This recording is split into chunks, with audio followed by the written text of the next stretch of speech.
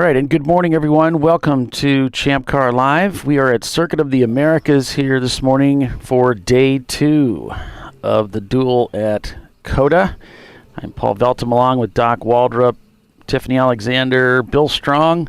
It's out there somewhere. Yeah, we're getting ready to fire off another 8 hours of racing here at Circuit of the Americas. Pretty exciting. We had a great day of racing yesterday with 11 tenths taking the win overall, and it was pretty exciting. We had several of those front-running cars on the lead lap at the end.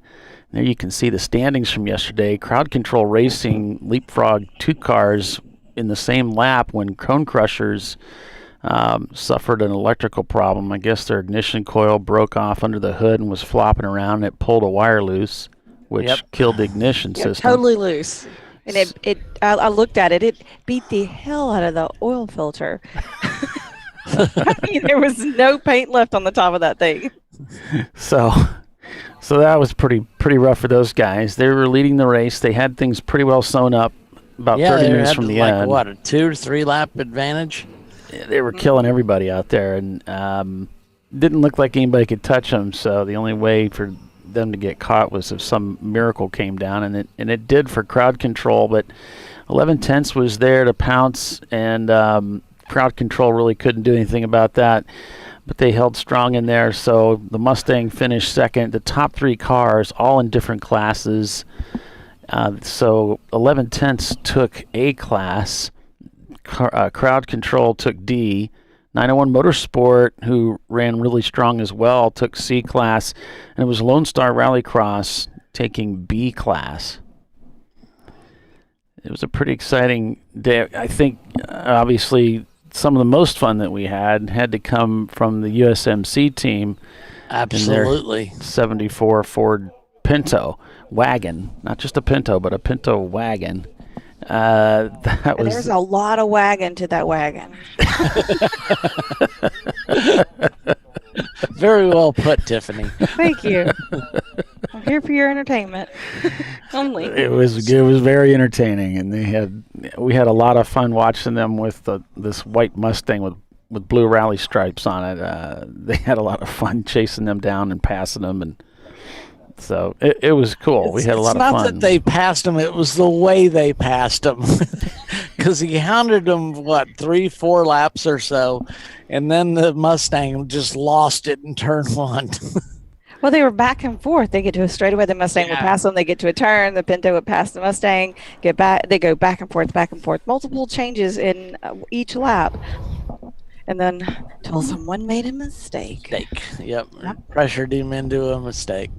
So, shout out to 901 Motorsport. Both their E30s in the top 10. Yep, well done by them. We thought that the Ergolab guys lost a differential. In fact, it was the engine that expired. The entire engine. They've replaced it, got a new one in, so... Yep. Yeah, I stopped by there last night, looked at that. They were getting, Jerry was incredibly dirty. They were working hard, but they thought they were going to have that ready to go. But I think they're putting a junkyard motor in there, so they're You can buy those Ecotechs on street corners now. Yeah. So who knows about that one? But they're wishful. We've got 94 Motorsports, a camera in that car. This is the SC300. Didn't do quite as well as they hoped yesterday. We'll see what they've got in mind for us. Their IS car took a big hit. Yeah, with some front end damage. So we'll see how things turn out for them. We had a Cameron Shots Fired Racing. It's a BMW, and that camera's working great, as you can see. And we've got the couple track cameras here looking at the beautiful racetrack here at Circuit of the Americas. And we got a camera that came in today from AutoSpec Racing. This is one of their feeds. Of course, we got Birmingham Racing. Also, some bad luck yesterday. Tiffany, what happened with Birmingham Racing yesterday? So this is it's almost a funny story if it wasn't my guys. But so they were chasing a noise, a vibration. They just had to kind of keep going at it until it got worse. They were worried about a lot of different things. I finally figured out it was a motor mount. But they figured out it was a motor mount after they had already loaned their motor mount to one of the other SC teams. I see. So then they had to go to another SC team and try to borrow theirs. Yeah, Didn't even look at evidently one. Brian Peel at 9-4 Motorsports had a set. Yep. And they had loaned theirs to the Castro Prefect team because they had motor mount failure yesterday as well. So that was interesting. But they have that fixed now, and they seem pretty positive about today. So we'll see. I know we've got a Cameron Crowd Control Racing. They put on quite a show yesterday, and a real battle with the 901 machine of 901 Motorsports going back and forth throughout the day. Managed to finish up ahead of them, but it was not easy. It was a difficult fight for them, and it was pretty exciting to watch. Yeah, I mean, the thing that hurt Crowd Control is they had to make extra stops. So yeah, they can't quite go 2 hours. So yeah, that Cobra really is fuel starved. It's thirsty. Then pull my finger. We just enjoyed hearing that 1968 Mustang roar around the racetrack. That engine noise sounded great. So we've got a camera in that car again, and hope they have good luck again today. They did have some contact yesterday, but for the most part, it seemed like their race went well. Yeah, we had a lot of attrition yesterday, and I wonder if it's just the heat from. Yeah, I mean, it was 95 degrees and sunny, or some of these race cars have been sitting for a while, so that's never something that's good in a race car either. So some of these drivers have been sitting for a while. Bill's certainly been sitting for a while. Set that one up nicely for you. Thank you. He had 17,000 steps on his Fitbit yesterday. Well, maybe he lost some weight then. He was definitely. I'm going to give him hell for around. all those crank jokes. The camshaft jokes, you mean? Or the cam jokes, yeah. You got some payback to do, huh? Oh, yeah. Okay. So Remind me not to get on your bad side. Cars are already rolling out onto the racetrack as we're getting ready to go green here at the top of the hour. It'll be 8 hours of continuous road racing here at Circuit of the Americas. It's the TireRack.com Champ Car Endurance Series. You're watching Champ Car or listening to Champ Car Live. Welcome, everyone. Presented by AutoZone. I'm Paul Veltum with Doc Waldrop, Tiffany Alexander, and Bill Strong is at the racetrack. We might hear from him today. Who knows? I don't know. He's really into masks right now. Yeah. So he's wearing a lot of masks for some reason. Maybe he's gonna about your countdown clock there, Paulie. Is it still messed up? Oh yeah, what's it doing? 8:27. I got it. A few extra minutes. Yeah. I'll fix that stupid thing. You can't get good help anymore. You know what I tell you. I'm just kidding because I care. We'll get that fixed. Well, mainly I'm concerned because I'll look at it and screw everything up.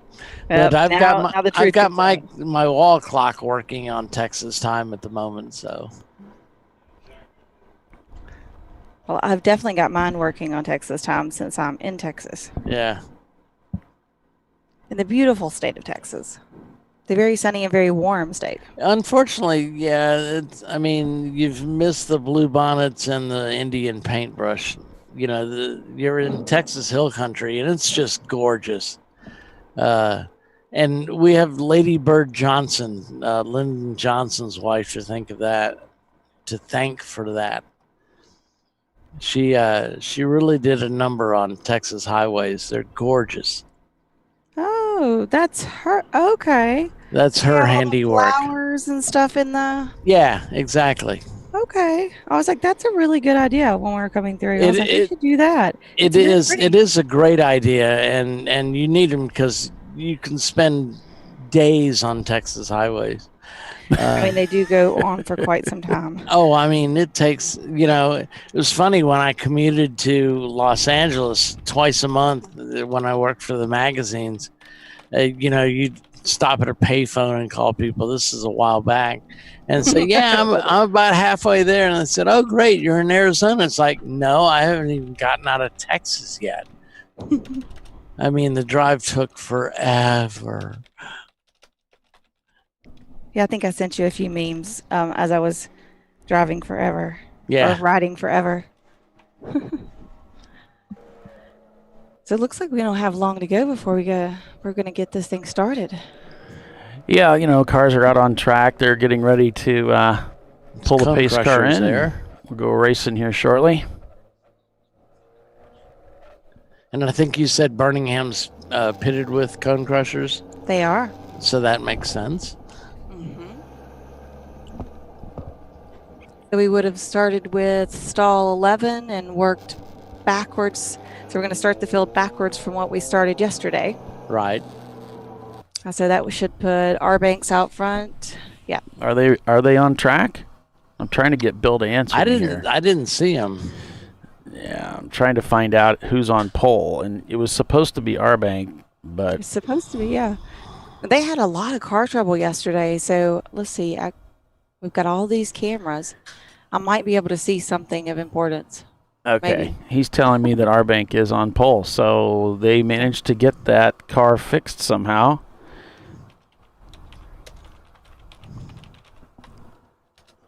And that's awesome. Good for them. So they were concerned about that car because, well, honestly, they really haven't had very good luck with it. It's actually an 07, which is kind of the curse of the Saab. They went in and they cleaned out all the tumors and turned it back into an 06. And That's they gave it an 07-ectomy. And 7-ectomy. yeah, like that. and unfortunately, it still bit them. They had a cooling system coupler break, and that emptied some coolant. The driver caught it and brought it in right away, but then they had concerns that maybe they had popped a head gasket. Now I don't know any details as to whether or not they actually did and fixed it overnight. But if Jay's there, anybody could do it. It'd be Jay. But anyways. They felt like, okay, we bombed this race, but we're going to be on pole tomorrow. If we can make it to that, we'll be in good shape. And they're out there. So That's quite the motivation. Hope springs eternal. yes. Mm-hmm. So, And there's nothing so much optimistic as a race car owner. Well, I mean, I think as the owner, you got to bring the optimism, right? Yeah. Well, you have to. Otherwise, you're just going to cry. Well, there's that. so some cars out here we're going to keep an eye on. Obviously, our bank racing, but they haven't had very good luck with that car. But the Birmingham Racing was strong yesterday. We'll be keeping an eye on them. Crowd Control really did have a good race yesterday, so we'll be keeping an eye on them. So some of those cars, some of those front runners yesterday started out fairly close to the front yesterday. Today, they're going to be starting out towards the back. Several of our quick cars are going to be starting out on the back. And I think, early on this morning, we're going to watch them work their way through traffic. That should be pretty entertaining to watch. Yeah, and really find their place. We'd be remiss if we didn't mention how good Cone Crushers was yesterday. They were Right, amazing. and they're starting towards the back today. So we'll keep an eye on them as well. Pull up let's see, make sure everybody's pinging and see who all's in the back to start. Yeah, if you want to follow along with timing and scoring, I think we should have something on Race Hero at some point here. They still haven't actually put the event in there yet. Oh, there it goes.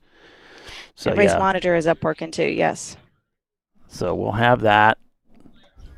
And both of those work. You can do them on your laptop, whatever computing device you have. You can watch those that way, or your smart TV. But you can also, they're apps, and you can use them on your phone. So either way, the ones that are live via the internet are free too, I believe. I know that Race Hero is. yeah, I'm still waiting. It gives for a that lot of good information. All right, so we're getting ready for this whole thing to go live here, and we'll see what happens as the cars come around the towards the start-finish line, completing a lap here at Circuit of the Americas. We shall see. believe we'll see a green flag soon. I think you're probably right. Let's see where the field is.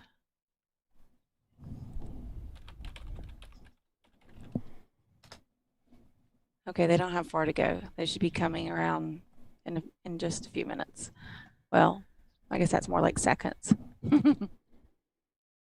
Less than a minute. Shots fired. Apparently concerned about tire temperature, getting that car scrubbed in. 9.4 Motorsports and their Lexus SC300. Looks like they might be towards the front here. So the lights are out on the pace car. They're going green this lap.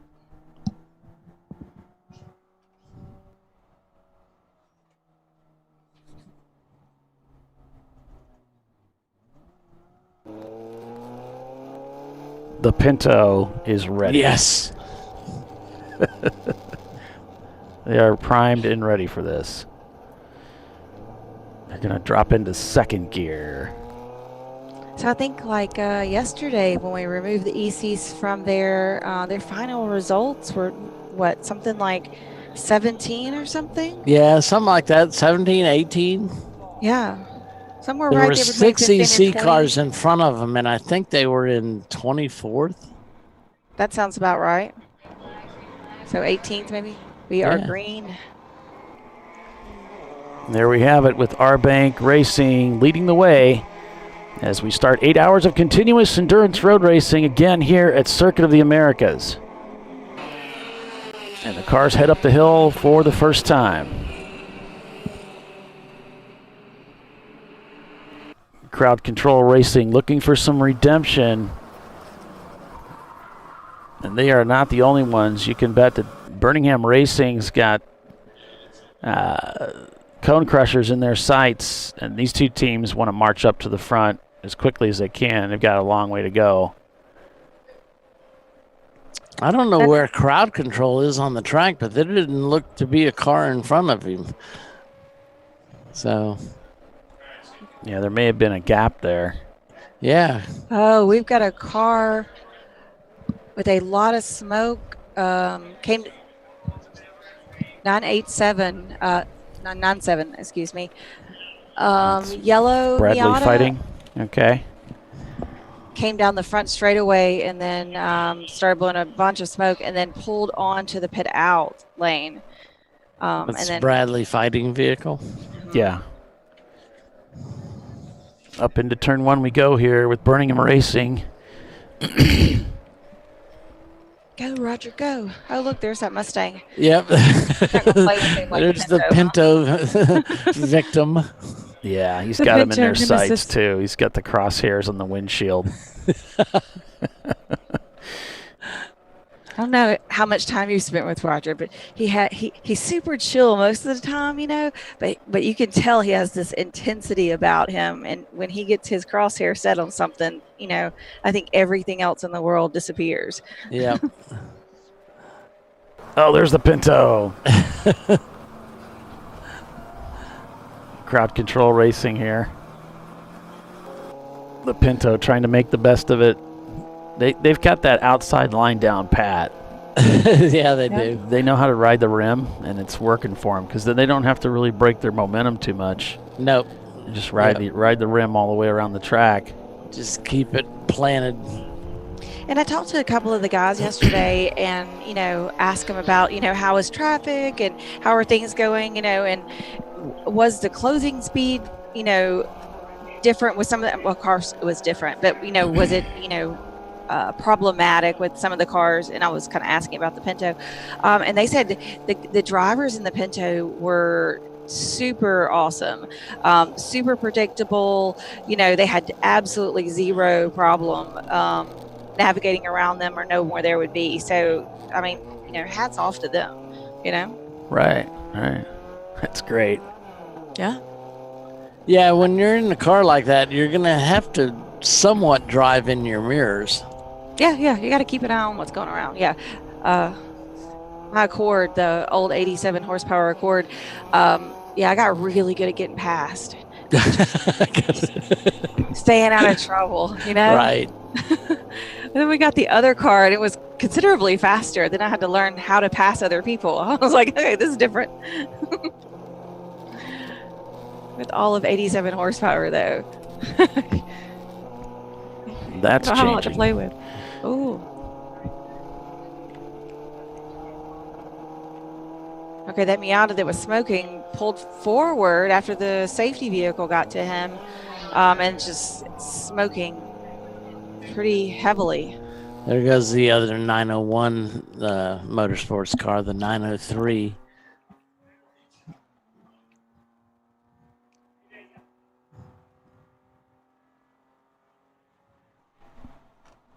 Yeah, we got our timing and scoring up a little bit sooner than the last time, so that looks good.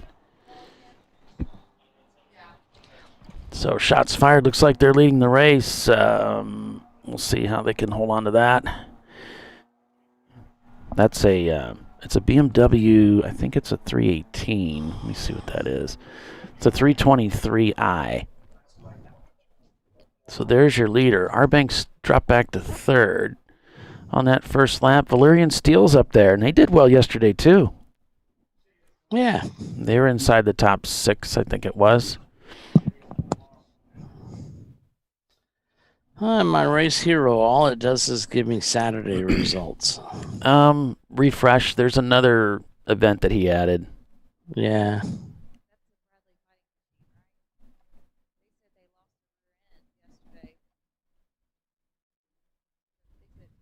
Tiffany, are you saying Bradley lost a rear end yesterday, and they're having? Yes.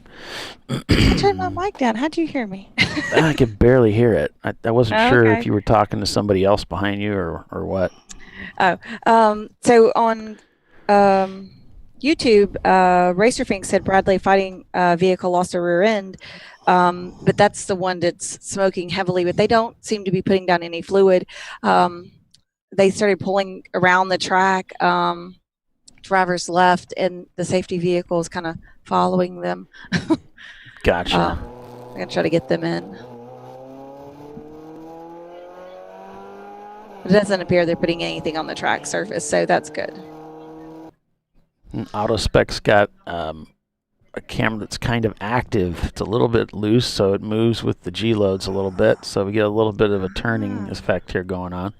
Our G-load monitor. Don't know what it is. I like that.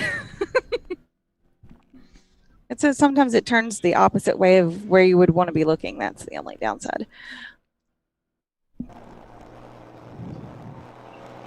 My first race car, I put one of those little hula girls in there so you could kind of see the G's as a little hula girl would shake one way or the other way. I named her Desdemona. Huge Buffett fan. Desdemona.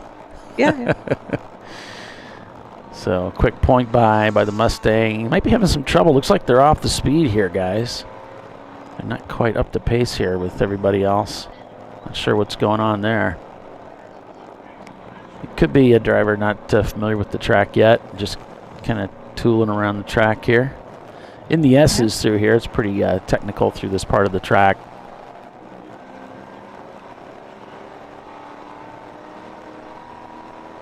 Having some fun out here at Circuit of the Americas.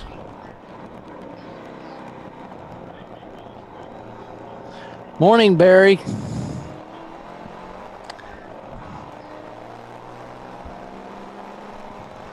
Oh, Barry's saying he's hoping the Cone Crusher's luck turns around. I'm sure they are too. I believe they were reinforcing the reinforcing of that part that came loose yesterday.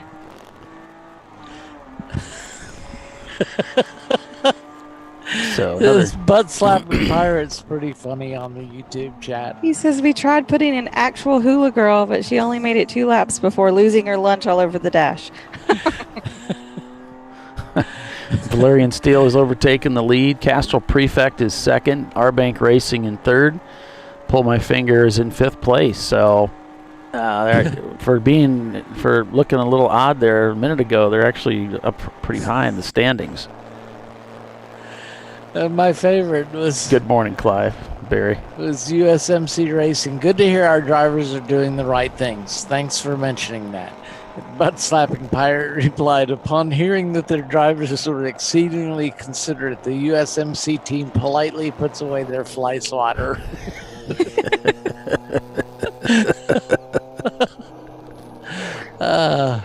Rude.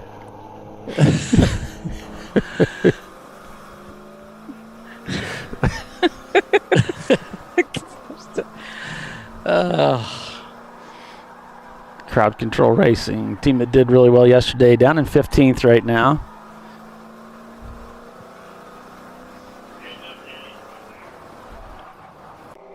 Let's see, it's just gorgeous out there again as Cone Crushers goes by the start-finish line. Castrol Prefect sets the fastest lap time of the day, leading the race in their Lexus. The lead, yep. Valerian Steel in second, R-Bank Racing in third. As they head up the hill to complete another lap here at Circuit of the Americas.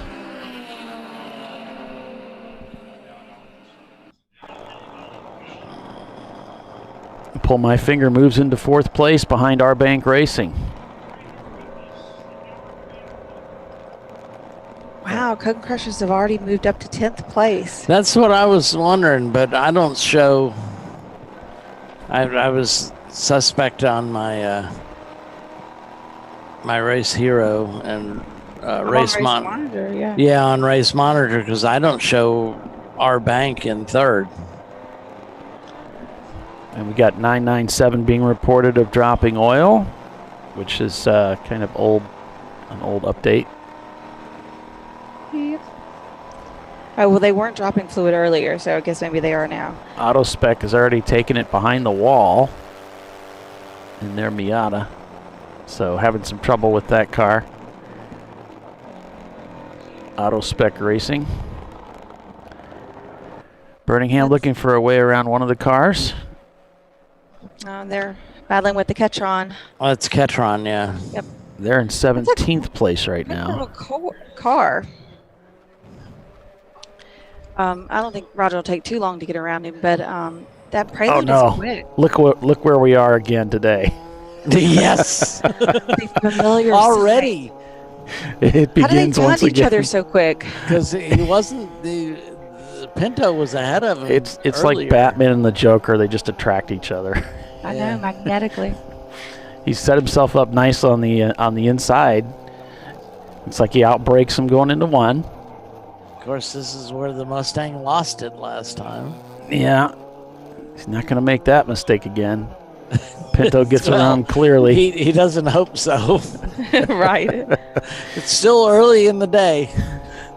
Mustang looking to the left side here. I think the Pinto points him by. Because he'll get him later. Got him right back. We're going to see this familiar battle again. Seems like we watched this race already. Are we watching a pre-recorded? I've seen one of these episodes.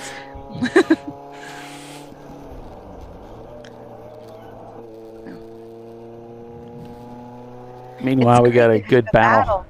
Yeah, Birmingham's got their hands full with all these cars up front, trying to get by Miatas, trying to get by other Miatas.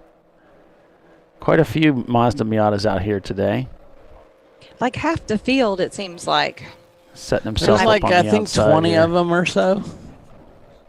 Pretty popular there's out quite a here. few, yeah. Takes I think the it's inside line. partially Texas state law. You have to own a Miata.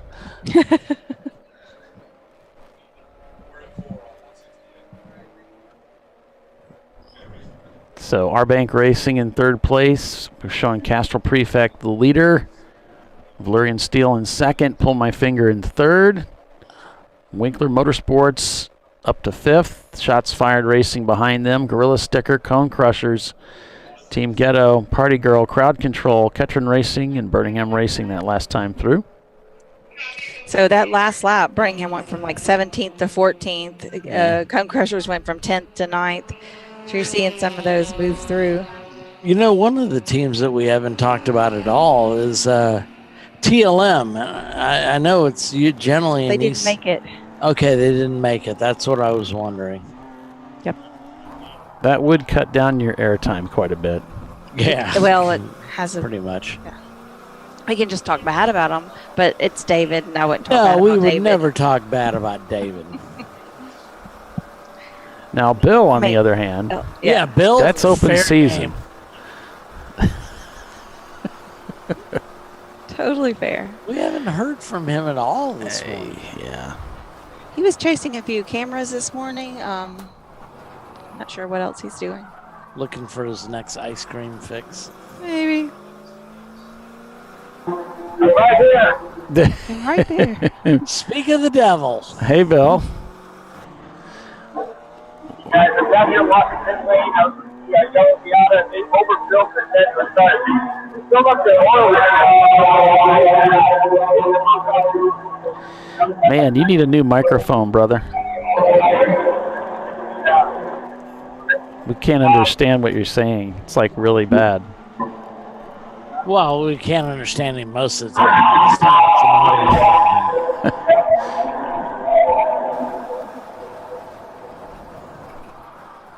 Looks like Pull My Finger has ducked into the pits out of 4th place. So something going on with that machine.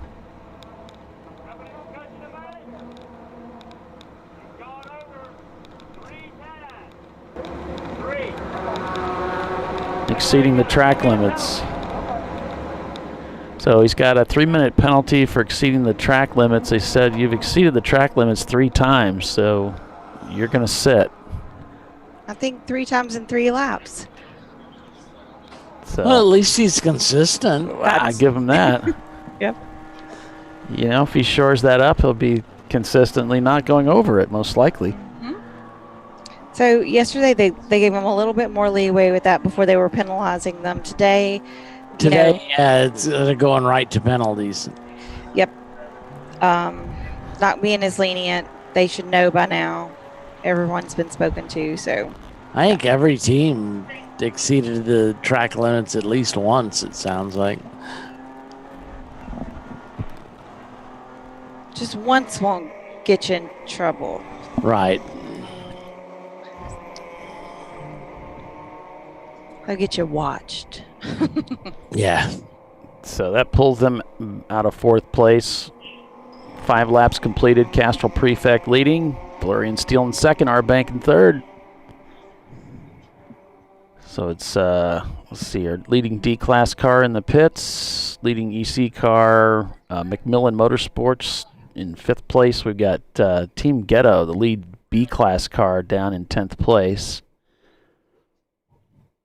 Our friendly pirate says the only track limits he was exceeding was the limits of awesomeness. That sounds like that should be a docism.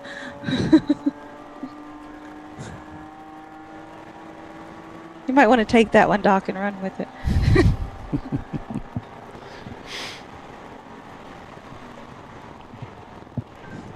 So who are we looking at today? What do you think? I was hoping they'll get that guy. Well, I don't know. I don't want to be the kiss of death today. All right, well, there's that. I'm going with Cone Crushers. I think they have the speed, they have the consistency and the fuel capacity to get up there. They're already up to 8th place. Yeah, they're moving up quick. And they're actually on the same lap. They haven't lost a lap, so let's see. They've moved up to actually the 5th now. Across that side, I think Cone Crushers looks good today. I think they also kind of almost just deserve is not a word I like to use very frequently, but the racing guys really slapped them yesterday, so you're hoping they would be in better graces with them today. Birmingham Racing also, I think they're going to be a threat for the win because they're able to run the same lap times as Cone Crushers. Again, they've got the fuel capacity, the consistency, so we'll see what's going on there. We'll see how they do today. Yeah, I'd like them to do well. That makes my ride home much more pleasant.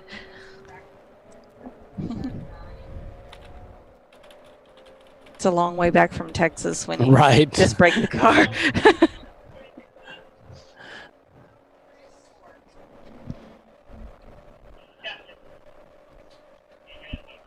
Roger Cohen's in the car, and he's doing well now. So Pull my finger being released from the pits. serve that penalty, and they'll be headed back out. So she just warned him if it happens again, it's 5 minutes. So keep it clean out there. Keep it clean. Keep it on the track surface. All right.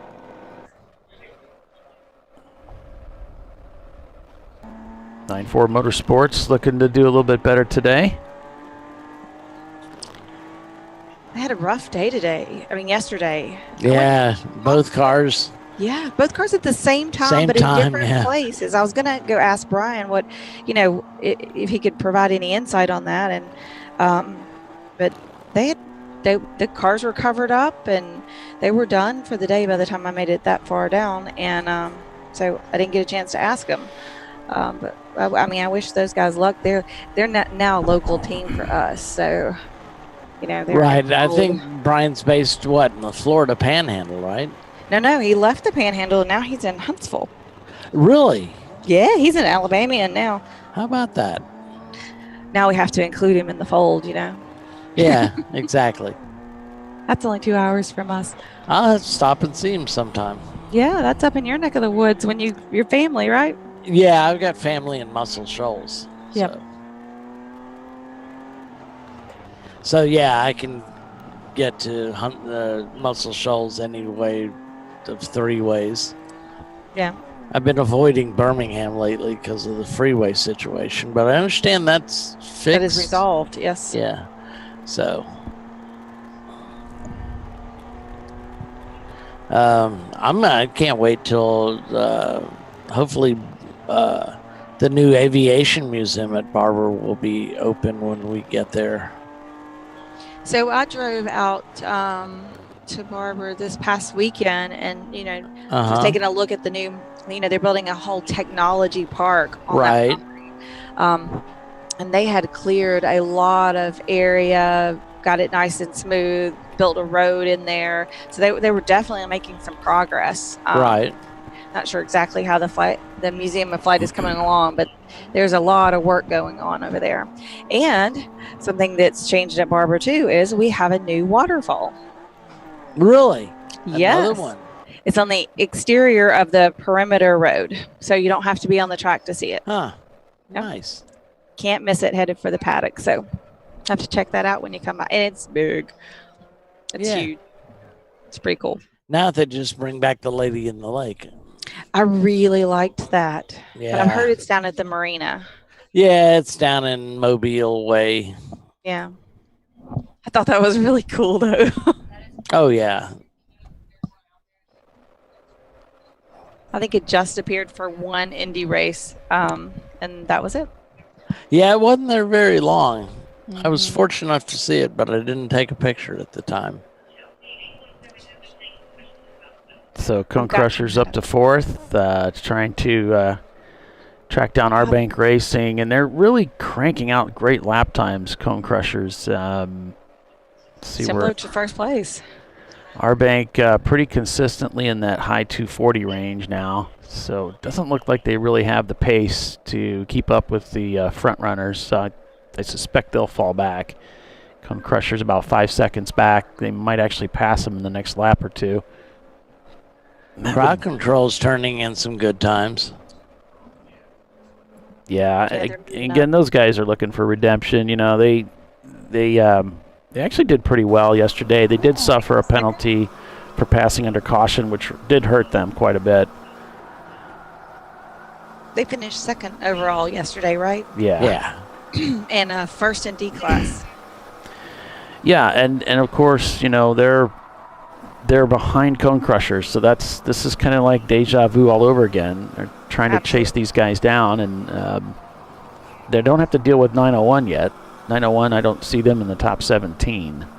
So that seemed to be their biggest challenge, was dealing with them. And they're down in 22nd place, so they've got quite a run to catch up with the front of the field. Looks like Arbank Racing did blow a head gasket yesterday. So, crowd control. Blew a head gasket. So they used the Australian head gasket in a bottle. Did great. Full boost for 2 laps. Says the boost was way down, just trying to survive. Yeah. We almost tried that at Daytona, and I decided, yeah, we shouldn't do that. Let's just save the motor for another day. We'll fix it so we don't blow it apart.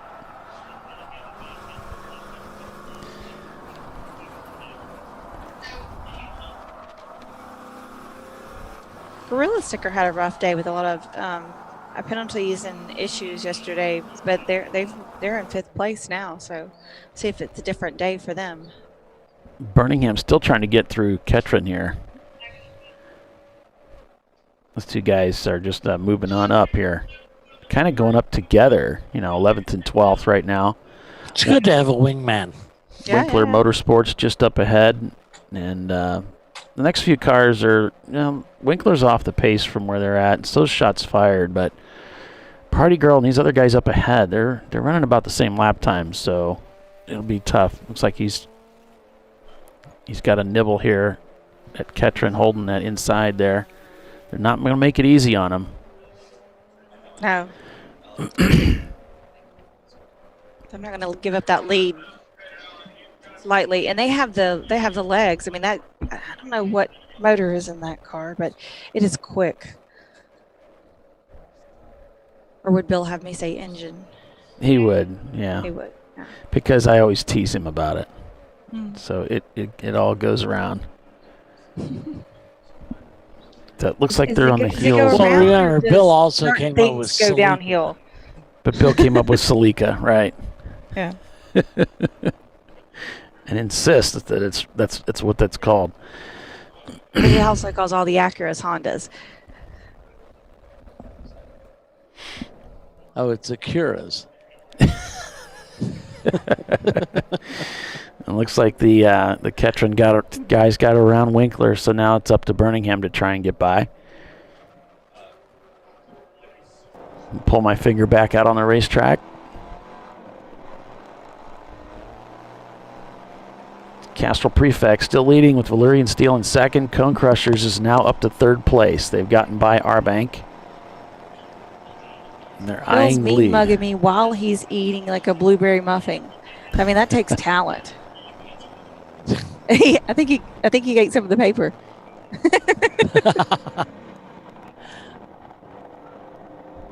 That's part of his charm. It looks like Bill's eating anything that comes near him. Oh, he rubbed his belly at you.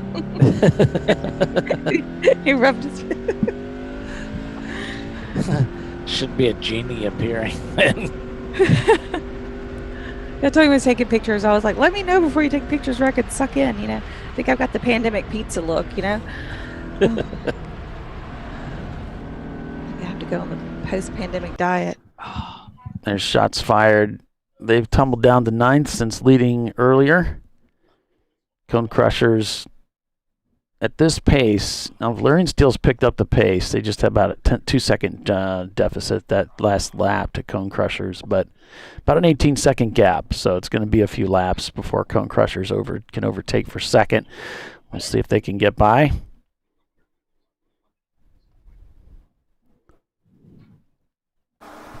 As we head to the bottom of the hour for our first commercial break. Stay with us, folks. We'll be back here in just a couple minutes. You're watching Champ Car Live, presented by AutoZone. Back in a moment.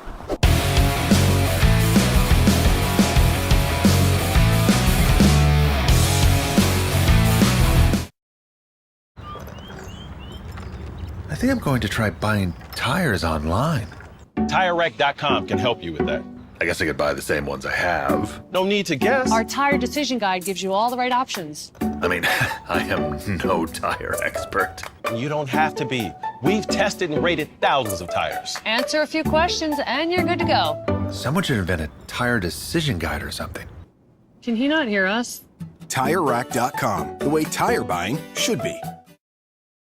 In 1977, Bill Wood set the standard for high-performance brakes. Today, every Willwood product is born from racing technology and is proudly manufactured in the USA. Engineered, designed, rigorously tested to deliver unsurpassed control on and off the track. Whether it's for cruising or absolute performance, Willwood has an application for the ultimate stopping experience. Race-proven, street-ready, drive Willwood. At AutoZone, you get what you need when you need it. Got a today job? Pick it up free same day at your local AutoZone. More of a tomorrow project? Order as late as 10 p.m. with free next day delivery. Getting the job done just got easier.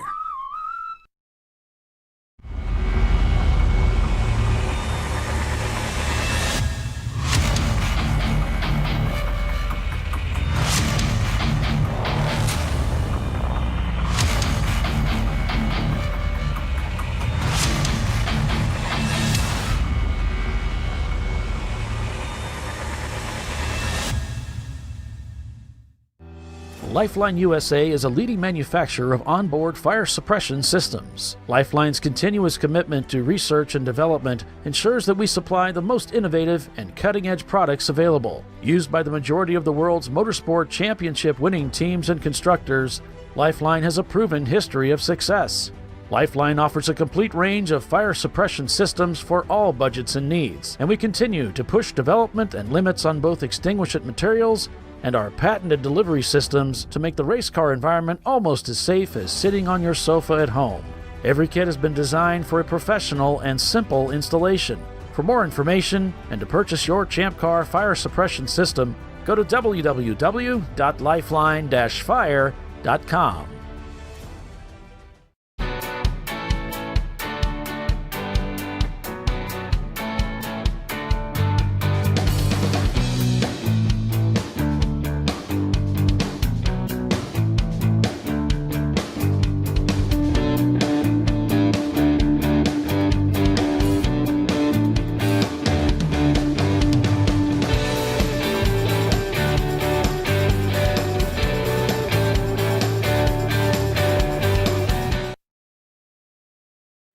Frozen rotors from diversified cryogenics deliver increased performance and a higher level of safety while significantly reducing braking system costs. Our proprietary 60-hour cryogenic process permanently and dramatically improves the usage life and stability of brake rotors, creating a distinct advantage in tensile strength, abrasive wear resistance, and rotor longevity. Frozen rotors. It's the cost-saving solution for better braking performance. Worn shocks and struts can be dangerous, so replace them with Duralast loaded struts to restore ride control and improve brake performance. They come with a new spring installed and compressed, so installation is safer and quicker, which means less hassle, more safety. Duralast loaded struts, available only at AutoZone.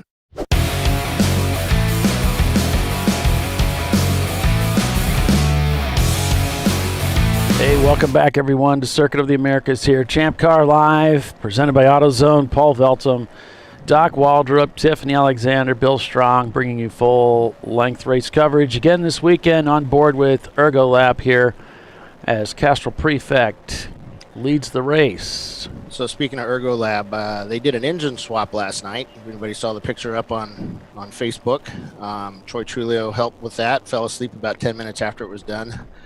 Little guy was tired. But just talked to their crew, and they said that this engine was much smoother than the one that was in the car yesterday, noticeably smoother. So hopefully it's not the smooth before it blows up, that it's proper smoothness. Good engine. Bill, we can hear you. Yeah, I'm actually sitting in with Tiffany. The air conditioning looked really nice in here, so I thought I'd walk in and... You're allowed, huh? Well, they have me sequestered in a corner. Gotcha. Quarantined, I think it is. Lucky they even let you in the state, Bill. They keep staring at me. Are they pointing yet? No, I think they're trying to figure out where they know me from. You know, because I'm famous on the internet. 11 laps complete. Yeah, Castrol Prefect leading with Valerian Steel in second. Cone Crushers third. Crowd Control fourth. Gorilla Sticker fifth. Our Bank Racing in sixth. Then it's Ketron Racing, Party Girl, Birmingham Racing, Shots Fired Racing, Team Ghetto, 9-4 Motorsports in behind.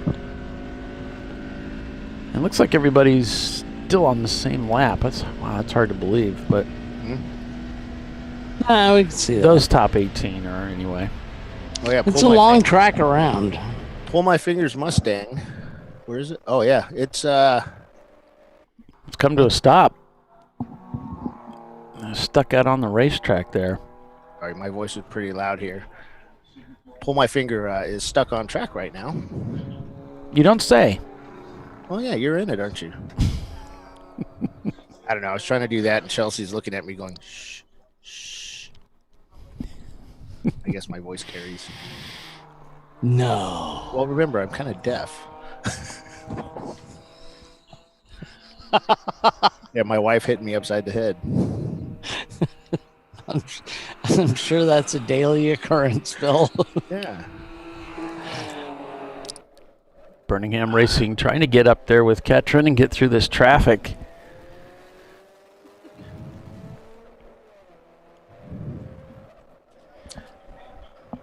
Passing around the outside here. Ooh. Just a little update from yesterday. The 9-4 Motorsports Lexus IS 300, I think it is. Yeah.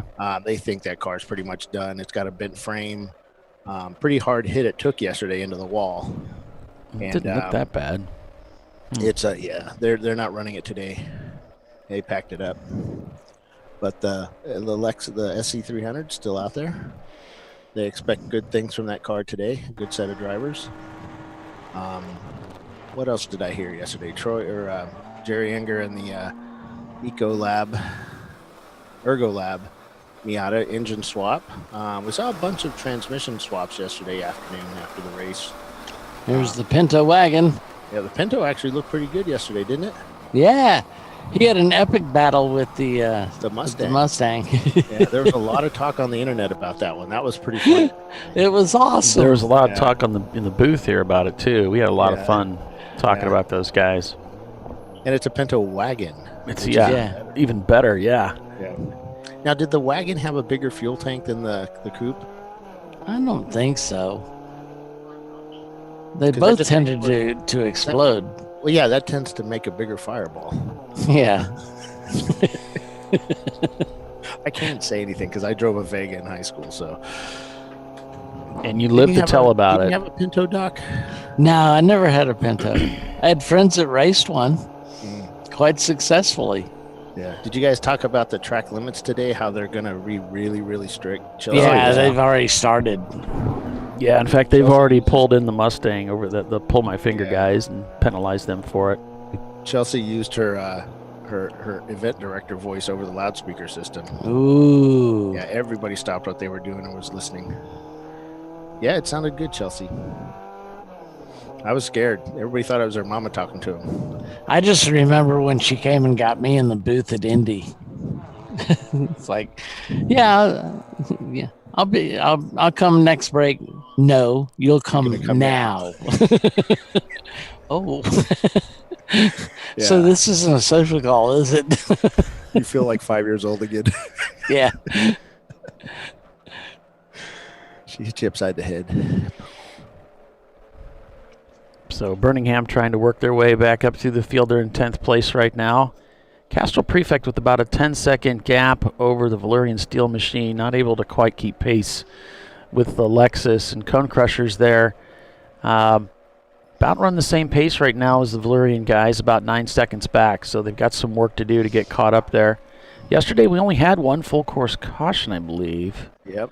So they're doing some hot pulls. They're getting the Mustang pulled off right now. So, Bill, evidently wait, we're having some passing under yellows by the where the Mustang is. So they're looking at video now. So they're going to be black flagging a car. Who's getting black flagged? 855 is going to be black flagged. Oh, 855 that number sounds familiar. That's the Birmingham machine. Yeah. For being too aggressive, passing cars, I find that hard to believe. Yeah, that's Roger. He's being way too aggressive. He's going to get his hand slapped. That's shocking. Passing under yellow, yeah. So the go ahead, Mustang getting pulled in. I was just going to say, I can't remember what I was going to say. Well, it'll come back to me. Evidently during the full course yellow that we had, and there was only one, Jackie was on a break, so you got to do the pace car, Bill? Yeah, so I'm the backup to the backup to the backup, and everybody seemed to be on potty break. So I was standing by the car, and I heard pace car stand up, and I ran over there and stood there. But I thought I just walked over nonchalantly and kind of looked around for Jackie. But no, the guys at pit outs said I ran. They said, y'all, When opportunity knocks. so y'all ready for me now? So y'all. Somebody said I couldn't say Is that what they y'all. say? Y'all? Y'all. We're in Texas. So you You're just in have to say Texas. y'all. They say Yeah, everything goes with y'all. So I hopped in that car and I accelerated up the hill and found out that a brand new 4-cylinder Camry in regular mode, not sport mode, does not want to accelerate very quickly. Because I heard Chelsea saying, accelerate now. No, accelerate. And I'm like, have it floored. I can't push My it foot's harder. still planted. Hey, don't talk to the Ford Pinto guys about not being able to accelerate, okay? You're kind of touching a sore spot there. Yeah. So it wasn't fun because I had to stick at 20 miles an hour. So driving COTA at 20 miles an hour is not fun. Wait. Here you go. The battle is at hand once again. Yes. Let the games begin, folks. It's the white Mustang versus the Ford Pinto wagon. Are they together again? And you know how this usually ends. The guys that drive that Mustang must be incredibly discouraged today. I mean, there's got to be morale's got to be at an all-time Damn near low. suicidal. That's funny. Why am I even here? But you know what? When you're racing, it doesn't matter what the car is. Oh, it matters when you get passed by the Pinto. Believe me, it matters. Hey, trust me. I was at the coming out for my car was Daytona, and the only car I passed was a JB Bugs, and I had to work for it. And that was the old JB Bugs when it was still like a not the Porsche powered one. Right. This was just the regular slow Volkswagen Beetle, and I guess it was a tired motor or something. But I had to work to pass it. When I passed him on the banking, I was like, He's a little slow getting into third gear, and I think that cost him the battle. It'll take 5 laps to get over that little 2-second misstep there. Well, okay. when you make that corner, it's really slow corner, and the Pinto, that 2.3 liter. Here he goes. Does not have a lot of. Oh. And he did that in 1 gear. Is that a 4-speed? Yeah. Yeah, and 4th gear is really tall, so I keep thinking he could probably downshift into 3rd heading up the hill. Don't you know that Mustang's looking his Here he comes. He's got the bit between his teeth, man. Pinto has crosshairs. Here we go. We're in the S's like here, man. This is the sweet spot for the wagon. Painted up like the Red Baron. He seems to be really good in the braking zone, too. That's really where he caught him at the top of the hill, was in the braking. So the car was basically a stock car, and I guess they had friends at Racer Walsh, which anybody knows, old Fords, the Capris, the Escorts and such. Racer Walsh was and is still the premier American old Ford parts place at racerwalsh.com. But they used a lot of parts from that, and there's a huge amount of experience from this car. I know in I don't know where you're from, Paul, but in the Mid-Atlantic SECA on the East Coast there, the Mid-Atlantic Road Racing Series had a spec Pinto class up until I think the late mid-2000s, somewhere around 2007, 2008. And it would gather, 25, 30 cars for a sprint race. And it was fun watching them Pintos go around. Well, if you remember, that's how the Salins guys got started. That the dad was racing Pintos in the SCCA, I think he said it was. That's right. So it was a popular series. Yeah. And that 2.3 raced worldwide. I mean, it was the engine used in the RS 500, the Cosworth Ford Sierra. I think they call it the Mercure XR4 Ti here. And that had the 2-liter. Yeah, those were campaigned for a couple of years in IMSA. Yeah, but that wasn't the same engine. Oh wait, no, they did have the 2.3 turbo, or they at least a 2-liter turbo, maybe. That's right. Yeah, that was a fast car. I remember watching Willie T run the Mercuries. I think they had Mac Tools sponsorship. Yep, Mac Tools. And they ran at Firebird one time when I was out there, and I went out there and watched it. And that was the first time I got to meet Willie T Ribbs. A really cool guy. Oh yeah. And that was just a fun race. And when he jumped on the top of the car, the collective gasp from the crew was hilarious because they have to pound all that metal back out. Oh, look at this. The setup for the pass heading up the hill. Go, Pinto, go, baby. Oh, he's got him. On the inside. He's got him totally. He's got the braking down. He's got it. Here we go. He grabs second gear. Oh, yeah. That's beautiful. Ford pull in right behind. Yep. Yeah, he's back on the left side there. He stuck it to him. And he's pulling away. Take that, Ford. Take that. Mustang. Pain in All right, my rear. guys. This is way too much work for me. I'm going to head back out on pit lane and sit around and just stare at people for a while. Eat bonbons? Yeah, eat bonbons. Because the food truck just pulled up, so. Oh, that's your cue. Yeah. Well, you want to get out there before the ice cream melts. Mustang looking to the right, looking to the left. Yeah. Where am I going to pounce at? Oh, no, here comes a faster car. Going to let him around the inside here. Oh, it's the EC Mini.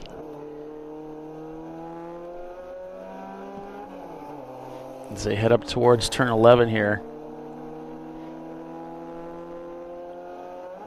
So this leads them to the back stretch where the Mustang has a little bit of an advantage. Although I was kind of surprised to see the Pinto catch the Mustang on the front straightaway. He just needs to get a good run out of here. Yeah, he had to pedal it a little bit there. Checking those rearview mirrors. He sees him coming.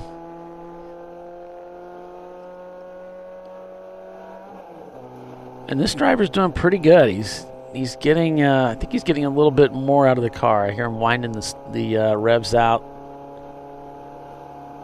He's giving a pat on the dash saying, "You're doing all right." He's got quite a bit of time, let's face it. This is a big, fast racetrack, and there's a lot of time out there. All right. He lets a couple Miatas slip in underneath him. Doesn't phase him a bit. I don't see the Mustang in his mirror. I don't either. I think he's broken their spirit. He's despondent. He's pulled off the track damn near suicidal. They're sending a grief counselor out. Exactly. We should probably do something about that in ChampCar. Have a place on the website you can go to for grief counseling. Maybe that's a side business that Tiffany could open up. We got consulting services for ChampCar racers. Oh my gosh. Cone Crushers narrowed that gap down to 6 seconds now to Valerian Steel, looking for second place. Crowd Control has worked their way up into this whole thing too. They're right behind them. David Haynes has joined us. Oh, hey, David. Hey, David. Welcome.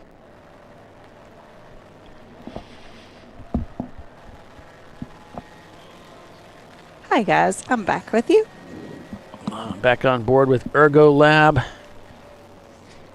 Gorilla Sticker up there, too, in 5th place. They just turned their fastest lap time of the day so far, in 5th place right now. But Crowd Control, this is definitely where they want to be early on here. They've made up the deficit of being back further in the pack.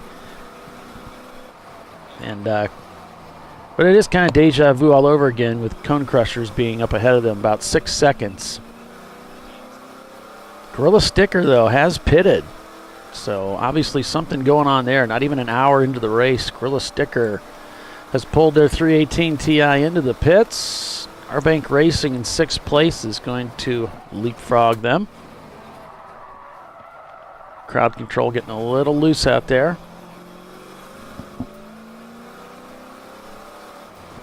Yeah, that's definitely not a intentional, a planned stop for Gorilla Sticker. Oh, it looks like They've got the fastest time of the day, though. Looks like. Oh, they're in Black Flag for exceeding track limits multiple times. Yep. Okay. Aero Lab back in 20th place right now. They've climbed 13 positions so far since the beginning of the race. Birmingham Racing down in 27th now. Man, that penalty cost them a lot of momentum they had going forward, It cost them a lot of track position because we're so early into the race. Right. So they'll have to dig from the back again. If only the track was a little easy, the track limits were a little easier to see. Maybe if they put some paint on them. Yeah, made them a bright color or something, I don't know. A girl can dream. Speaking of girls, Party Girl has moved up to 8th place. I talked to those guys yesterday. They had a rough day yesterday. I think they broke most things, but they were really hoping for a good day today. So it looks like they're doing well so far. Pull My Finger is in the garage, as well as Auto Spec working on their machines. Sorry to see that for those guys. Back on board with Crowd Control. Looking to make up some time here on Cone Crushers. Both cars turning 243s on that last lap, and both of which faster than the first and second place cars. And really, Valyrian Steel is really in jeopardy. 0.7 seconds now, the gap from Cone Crushers to Valyrian Steel. Look for an overtake there. Oh, Miata losing control up ahead. The car catches it, drifts off the track. Crowd Control getting by cleanly there. And just a reminder, I don't know if y'all have mentioned it so far, but the pit lane speed here is only 25 miles an hour. And that is being enforced. So for any of our racers out there that are here and listening, remember to remind your drivers 25.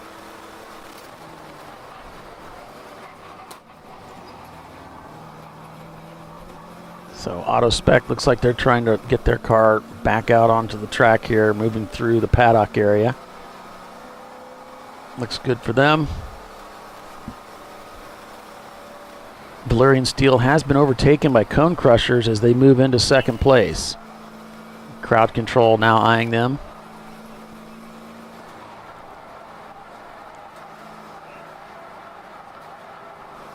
Maybe if they could say in second, they wouldn't incite the race gods to come after them. Not true. No, that didn't work. No, the race gods can strike at any moment. They really can. 17 seconds the gap from first to second now. They're really vicious. As Cone Crushers looking for first place. Crowd Control looking for a Mazda Miata up ahead.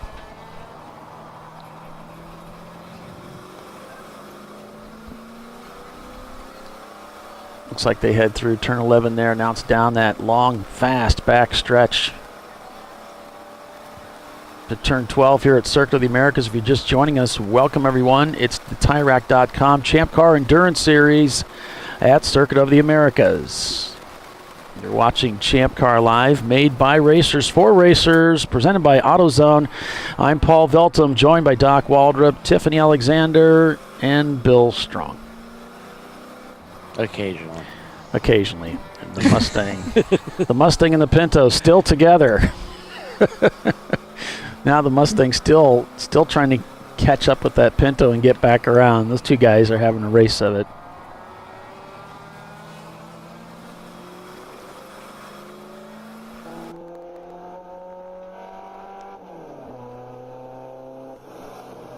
There's Crowd Control coming by. A little bit of a delay in the Pinto camera. But you can see that Mustang taunting him in the rearview mirror. Did you think I would go away that easily? No. I'm back. God, it almost reminds me of like this, what it was, a Skunk and the Cat cartoon back in the day? Pepe Le Pew. Pepe Le Pew and the cat. Yeah. Yes, here I come again. Mon chéri. Mon chéri. Yes. Just keep showing up.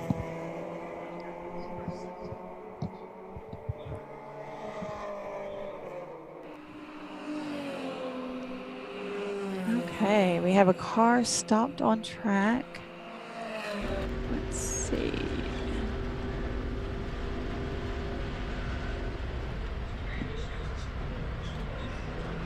Arbank Racing just sets their fastest lap time of their race at a 2:45, so getting those lap times down just a little bit, that will serve them well. I believe it's turn 7, maybe. That's down heading through the S's here at Circuit of the Americas.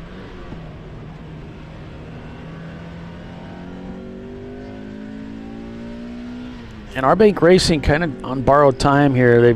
They poured some liquid gasket into the engine, hoping to seal up a blown head gasket. And we'll see how that works out for them. So the car stopped on track is really in kind of a dangerous spot. It's right in the track out of the previous turn. So they're sending safety pretty quick out there. To try to. I haven't seen him yet. I've been looking for him. I think they said it's 7. The cameras aren't marked.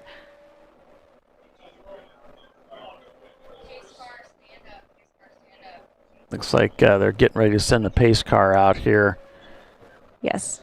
Take over the field to get control of things so that they can get that car taken care of. Yeah, it's just not in a good spot where, cars are kind of tracking out right towards where the car and the safety crew is. It just we're going to risk something happening. Looks like we're going full course caution here, folks. As Pull My Finger is rolling down pit road in their 1968 Ford Mustang, the oldest car in the field, heading back out onto the racetrack.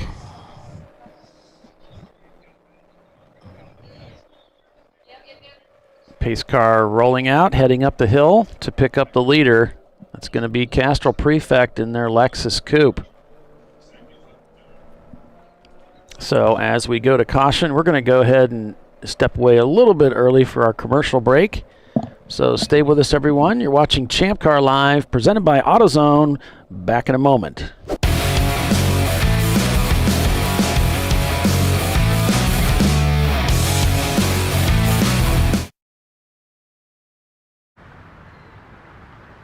I probably need new tires. You do. What if they sold tires online? We do. We're TireRack.com. They could offer lots of tires. We have so many tires. And help you find the right tire. It's called the Tire Decision Guide. Oh, and they could ship them to a nearby mechanic. We shipped to over 7,000 independent recommended installers. This is an amazing idea. Sorry. TireRack.com, the way tire buying should be. I did it. You see how it's... That's it. We did it. You did it. You can do it. The path to I did it starts at AutoZone. Get in the zone. Hey guys, this is Chad Thornton, and on behalf of Racing Radios, welcome to the 2020 Champ Car Endurance Series. Since 1979, Racing Radios has pioneered communication systems for the sport of racing. With a long-running history and passion for motorsports, Racing Radios supports those who build it, run it, break it, fix it, and run it again, pushing the limits of what's possible with the resources available. We built Racing Radios on these same values. As a 2020 Champ Car sponsor, Racing Radios will provide our experienced support team and trailer at select Champ Car events throughout the year. Free gear and exclusive discounts for the winners of the Racing Radios 14 Hours of Charlotte event. And most importantly, 15% off orders for all Champ Car teams. It's time to kick off 2020 right. Build it, bring it, race it, get out there and go racing.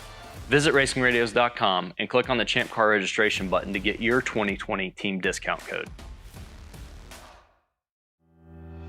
Lifeline USA is a leading manufacturer of onboard fire suppression systems. Lifeline's continuous commitment to research and development ensures that we supply the most innovative and cutting-edge products available. Used by the majority of the world's motorsport championship-winning teams and constructors, Lifeline has a proven history of success. Lifeline offers a complete range of fire suppression systems for all budgets and needs, and we continue to push development and limits on both extinguishant materials and our patented delivery systems to make the race car environment almost as safe as sitting on your sofa at home. Every kit has been designed for a professional and simple installation. For more information and to purchase your Champ Car fire suppression system, go to www.lifeline-fire.com.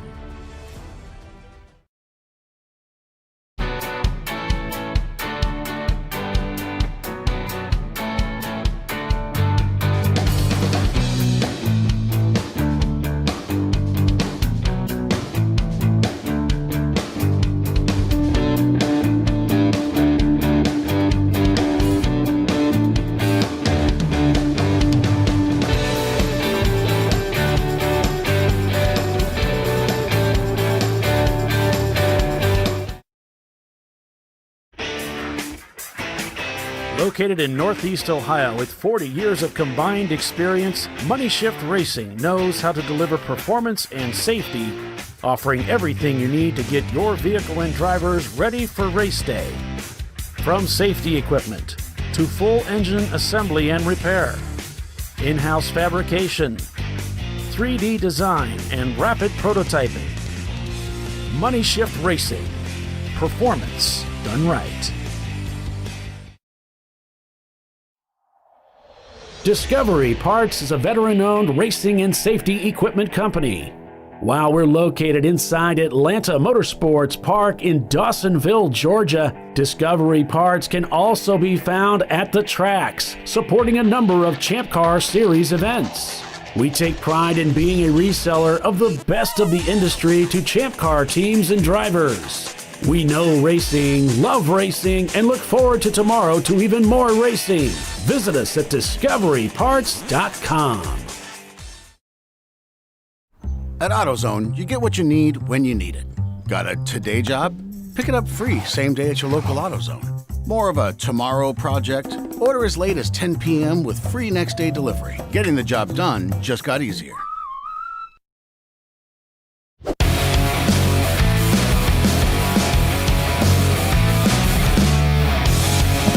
And welcome back, everyone, to Circuit of the Americas here on Champ Car Live, presented by AutoZone. 21 laps complete. We're under full course caution right now. We've got a car that was stranded in a bad spot, so they went out to pick up that car. We've also got a report that the 614 car, that's the EV racing team. Which was it? I'm sorry. Get it down here. CV, that's better. CV Racing.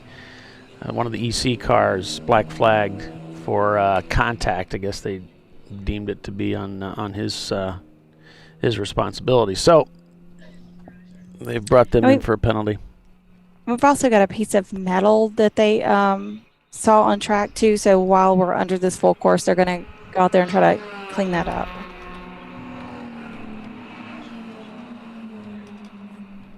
So they've left the field under yellow for the moment. Makes sense. So just a quick rundown of what's happened so far. Good morning, everyone. Thank you for joining us here on Champ Car Live. I'm Paul Veltum, joined by Doc Waldrop, Tiffany Alexander, Bill Strong. Occasionally. Yeah, occasionally he's here, which isn't all bad, really. No.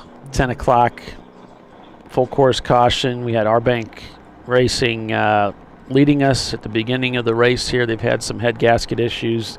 They didn't have the ability to fix it, so they put some of that stuff you pour in the engine that's supposed to help seal it up. So we'll see how that works out for them. So far, they're in 6th place. So far, it's working. So far, it's working out for them all right. Wow, they're way off the pace, though. 4:06 on that last lap. I wonder why. Well, I think everybody's around that time. Oh, okay. Birmingham Racing working their way up through the field. Black flag for passing under caution earlier, so that set them back a ways. But Cone Crushers, who started almost in like dead last, is up into second place already after 21 laps, with Crowd Control right there in fourth place. So both those guys, it's kind of deja vu all over again for where we were yesterday with those two teams. And now the gap closed up quite a bit for Cone Crushers. This kind of helps them a little bit. They don't have to work quite as hard to catch Castrol. And we'll see what they're able to do with them. Looking over at their lap times, running 44s, 45s, 46s, a couple 43s. I think Cone Crushers is going to have the better of them, running consistent 43s and 44s throughout this morning so far. So then we got Valerian Steel, Crowd Control, now about a 4-second gap. So this is going to help Crowd Control and Cone Crushers quite a bit. Probably not what Valerian Steel and Castrol were hoping for, but so early on it was kind of an inevitable situation. And I look to see Crowd Control passing Valerian and Cone Crushers. Those two will probably be running 1-2 within a few laps after we go back to green. Our Bank Racing still sitting there in fifth place if you pull the EC car out, which they've jumped into the pits apparently. So then it's Ketron Racing, that pesky Honda Prelude. Then it's Party Girl, McMillan, another EC car, 9-4 Motorsports in the 840. They're right there, back in 8th spot. Let's see if I can get my cameras organized here. Shots Fired Racing, who actually led the race for a short period of time today, back here in 9th place. Team Red in 10th place. Finished real well yesterday. They were in the top 5. So we'll see what they've got for this race today. Team Ghetto's right there as well in their Mazda. They call it a Maxda Miata. We got Dirty 30 Racing right there as well behind them. 901 Motorsports. Their two cars, the 903 and the 901, side by side as we go back to green flag racing here at Circuit of the Americas. Also, be reminded of the iRacing League, the ChampCar iRacing League. You can find out a lot more information about that on the ChampCar website, and in the forum is really where you're going to end up. There's a lot of good information every there. Wednesday night, 7 p.m. Our next stop will be, let's see, we just got finished with COTA, so the next round 9 is going to be Mosport Park.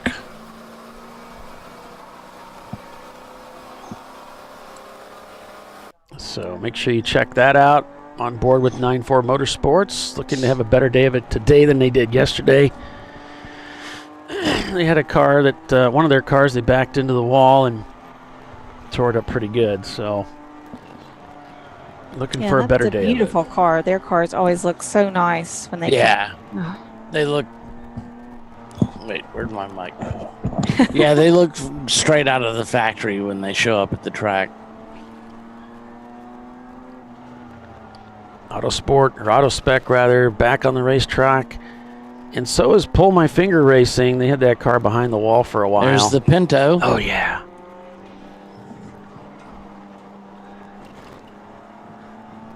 So I don't know if we mentioned it before, but this track has something that's different than some of the other tracks. When they're black flagging someone, or if they give them a meatball, they have an electronic system here, from kind of like with the F1, with the flagging system, but it also has one where it'll pop up their number. It'll flash their number on the screen at them. Makes it really hard to miss that you've been flagged. Drivers will miss it anyway. Makes it really hard to have that be a believable argument. Yeah. Right. It sounds like a challenge. Challenge accepted. Birmingham Racing suffering a black flag penalty, but it was very early on here today, so they have that opportunity to make that up. Tough to do so when you got such strong competitors up front like Cone Crushers and Crowd Control. Absolutely. I'm not going to make it easy for them.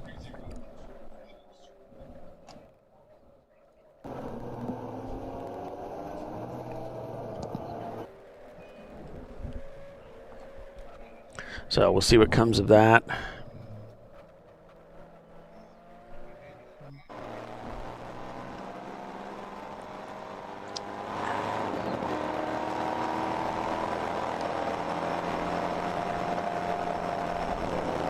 Taking a look at the racetrack, there you have it, folks. 3.41 miles, 42 to 52 feet. The width of the racetrack, 11 left-hand turns, 9 right-handers, 130 feet of elevation from the lowest to the highest point, which is no doubt turn 1. The track completed in 2012. Then the only track in the United States currently playing host to Formula One. It is Circuit of the Americas. A state-of-the-art facility. Absolutely. We've got so many great racetracks that we get to visit being a part of Champ Car. You think of Barber, you think of IMS, you think of Daytona, Watkins Glen, Laguna Seca, Circuit of the Americas. It's just really amazing. It really is. You know, the things you've grown up watching, some, the pro races we go there too. We get to race those same tracks where they've made history before and continue to.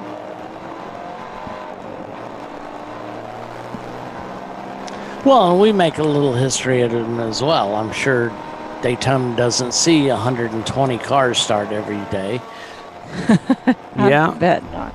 We made history at Indy as well with the 2 10-hour races, endurance races there. At least that's what we tell ourselves. No, we did. We did. The longest race, yeah. Yeah. No, I don't think we can claim the longest race. Somebody said there was another one a ways back that lasted, 14 hours or something.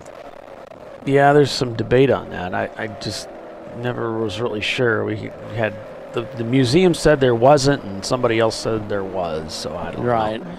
Not definitive confirmation either way, huh?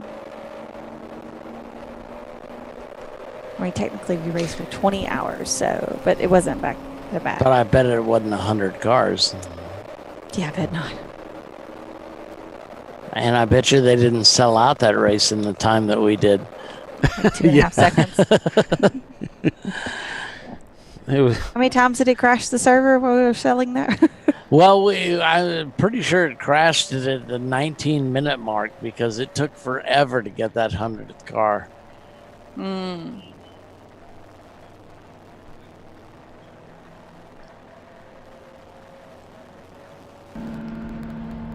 So it crashed it prior.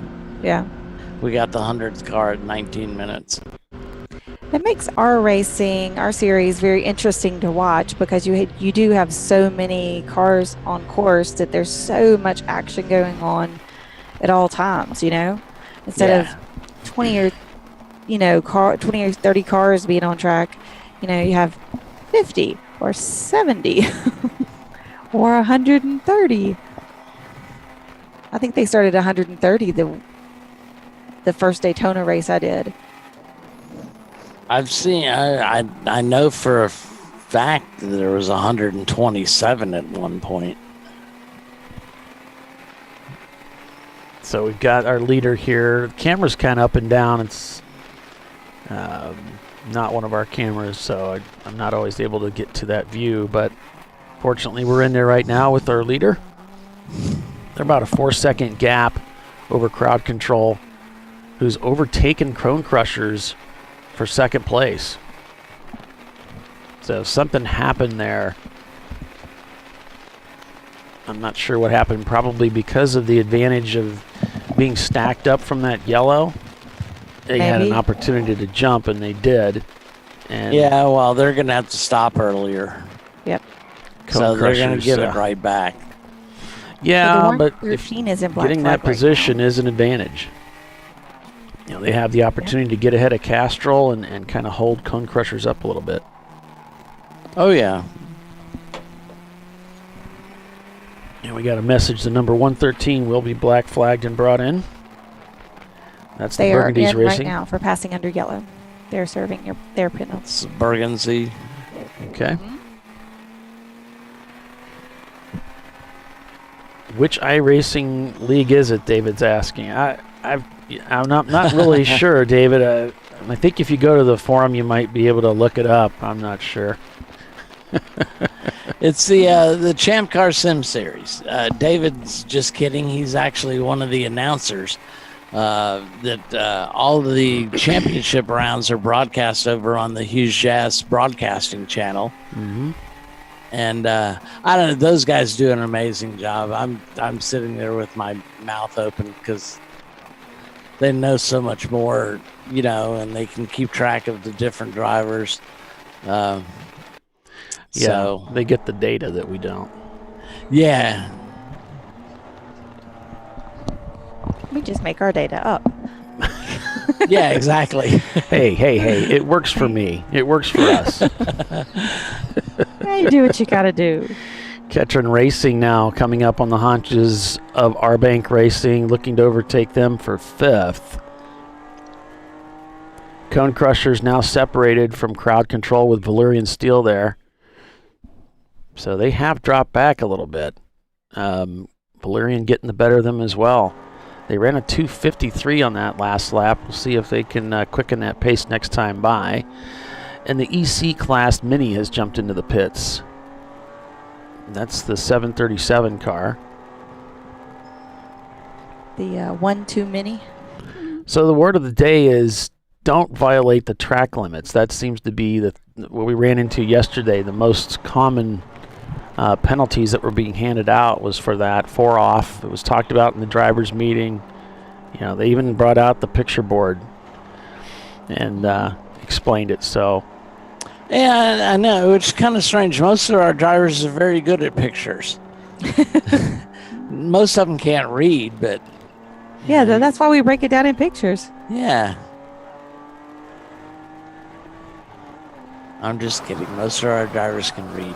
It's comprehension that they have a problem with. Well, they're engineers, unless it's got mechanics in it, they're not going to pay attention to it. Looking to put the move on Castrol Prefect, about 2 seconds in the rears. Crowd Control, that may be them up ahead. I'm not sure what the Castrol car looks like. It's red, white, and green. Okay.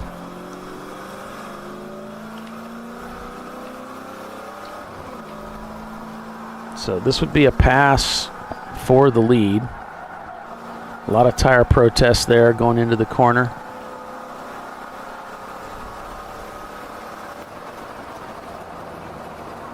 And the Castrol camera's down, so we'll just keep an eye on Crowd Control here.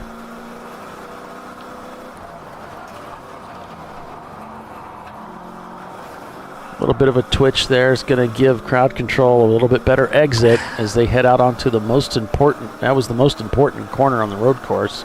Maybe the second most. Yeah, that's Castrol Prefect in front. Got a good run. Unfortunately, he's going to be on the outside. He gets covered. It's clear. Yeah, I don't think so. I mean, that turn is so tight. It's really hard to make it work around the outside. So head through the S's here. Crowd Control really needs to set him up to get him on the inside going into 11 if he can't get him through the twisties here.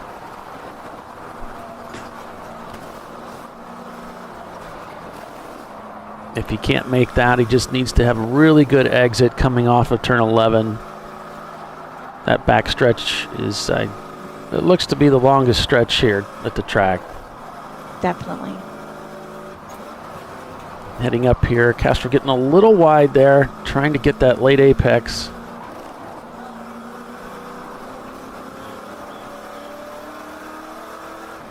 Got a car up ahead that might play into this a little bit for Crowd Control. He's going to go left. He's a little far away. That spun in, I believe, turn 5 and is stalled. Okay. They're trying to get that one going again. Okay, I think it's gotten that going now. Ketron Racing has gotten by R-Bank Racing for 4th place.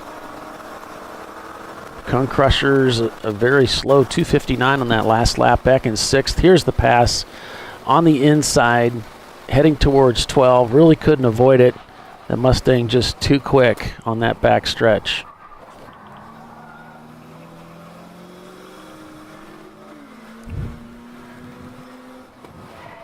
Castrol looking around the outside here. Really difficult to make that stick.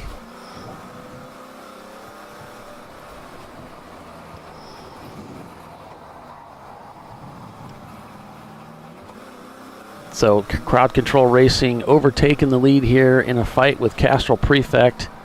Seeing if he can hang on to this position as he comes back to the start-finish line here at Circuit of the Americas to complete 26 laps, heading to 27, or complete 27, I guess that would be.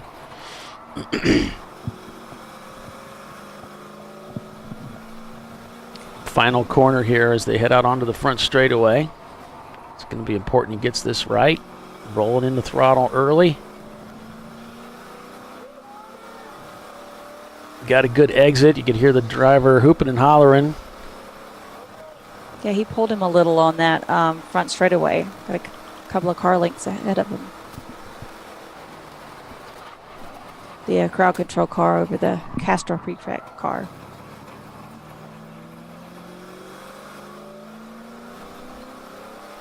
So 0.5 seconds the gap now as Crowd Control in their Ford SVT Mustang take over. Their Cobra takes over. Cone Crushers diving into the pits. Obviously a problem for them in the 917. That's an unscheduled stop for sure. Yeah. Goodness. Something's up with the car. They were falling off the pace, and they've brought the car in. Back on board with Pull My Finger. They've been Party Girl's in too.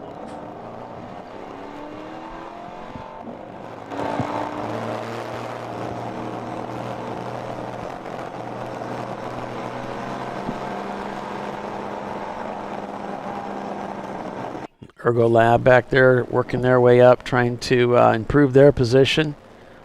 Yesterday lost an engine, replaced the engine yesterday late afternoon.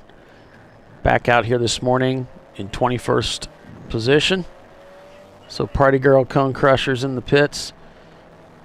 So is Night Fury 1-2 Mini. Burgundy's Racing was black flagged in. Braking Badly, CB Racing, the USMC, one of the Crown Vics, and Bradley Fighting Vehicle also in the pits right now. 27 laps completed so far. Looks like we have another car stalled in turn 13. Driver's right on the inside of the turn. He's just stopped in the painted area of the course.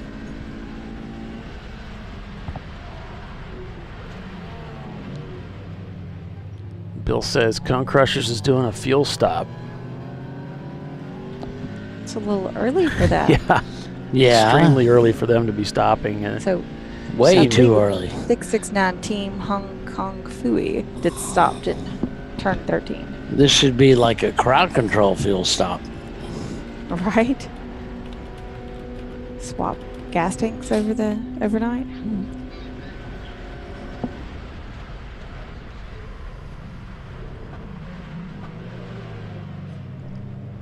Even crowd control's got 5 more laps they can run.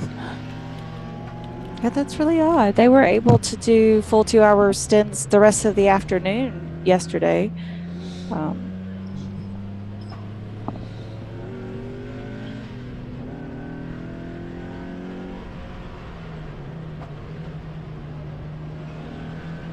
Meanwhile, Birmingham Racing still trying to get that Lexus back up through the field. Down in 18th place now. They have improved their position, even with that penalty from where they started the race by 11 spots. They got some work to do. Crowd Control now enjoying the lead of the race. And it looks like with Cone Crushers pitting here, and there's got to be more to it than that, than just a fuel stop. This is what Crowd Control was hoping for yesterday. Looks like things are coming around for them here. Our Bank Racing doesn't look like to be much of a threat just yet. Of course, we're only in the first stint. Yeah, there's plenty of racing to go. And Bill's reporting they're having problems with that ignition coil wire again on the Porsche. So it looks like they're fixing that.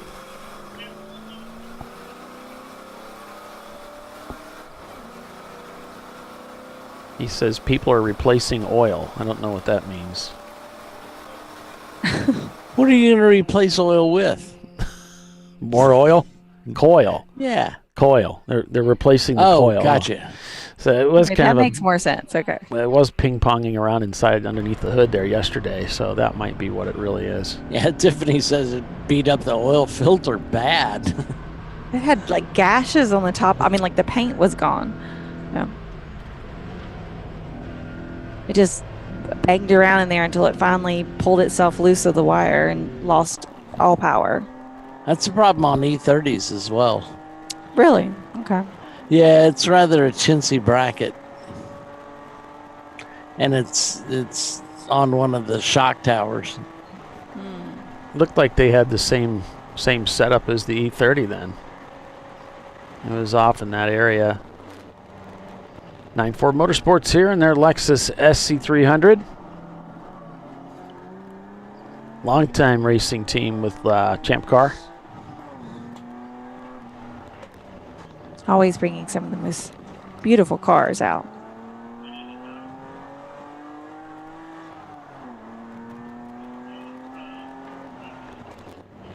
.901 Motorsports also in the pits right now. The 901 car. The 903 car continued on. They're in 11th place with that car. Dirty 30's up to 10th. Team Red, who finished in like the 3rd place, I think it was yesterday, 3rd or 4th. Let me check my notes here. Team Red finished in 4th place. Yeah, they're in 8th spot right now. Actually 7th when you pull out the EC car. So 9-4 here is in 6th place. They're right behind R Bank Racing. About they're shown about a lap back, but I don't think they're quite been. I don't think they've been lapped. No, it's 14 seconds. Excuse me, 44. 44 seconds. They're also several seconds quicker on that last lap than R Bank, so starting to close the gap a little bit there for them. Ketron Racing in 4th, looking for Valyrian Steel. 10 seconds back, so still some pretty tight gaps here. Castrol Prefect hasn't lost a lot of ground to crowd control. They're back half a second. Yeah, they're kind of hanging with them. Valyrian Steel back 13 seconds from them in 3rd.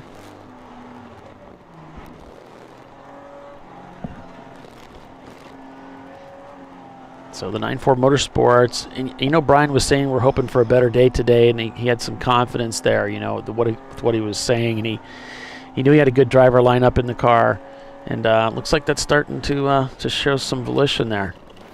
Here's Castrol looking at the back of crowd control, really hounding him here. He's just not letting him go.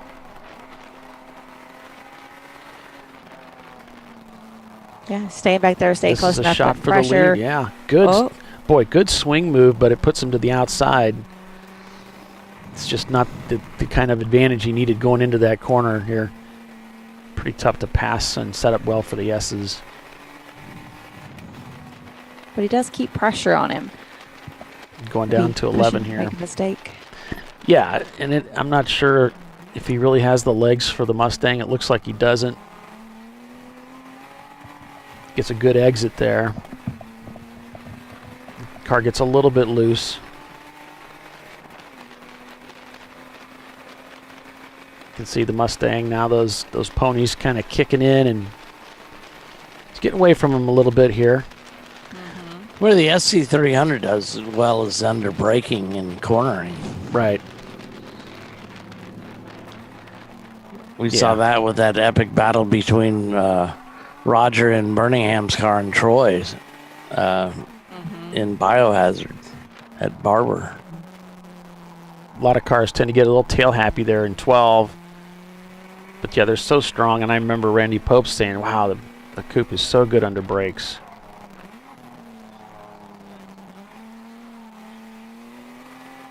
So keeping tabs on that Mustang, not letting him get away, is Castrol Prefect. Valyrian Steel down 14 seconds as he's trying to reel him in. So we got a real race on our hands here, folks. Stay with us. We're going to be back in just a couple seconds after commercial. You're watching Champ Car Live, presented by AutoZone. Back in a moment.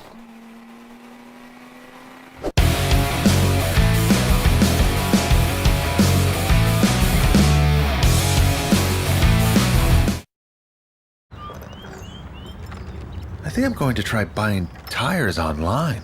TireRack.com can help you with that. I guess I could buy the same ones I have. No need to guess. Our tire decision guide gives you all the right options. I mean, I am no tire expert. You don't have to be. We've tested and rated thousands of tires. Answer a few questions and you're good to go. Someone should invent a tire decision guide or something. Can he not hear us? TireRack.com, the way tire buying should be. In 1977, Bill Wood set the standard for high-performance brakes. Today, every Willwood product is born from racing technology and is proudly manufactured in the USA. Engineered, designed, rigorously tested to deliver unsurpassed control on and off the track. Whether it's for cruising or absolute performance, Willwood has an application for the ultimate stopping experience. Race-proven, street-ready, drive Willwood. At AutoZone, you get what you need when you need it. Got a today job? Pick it up free same day at your local AutoZone. More of a tomorrow project? Order as late as 10 p.m. with free next day delivery. Getting the job done just got easier.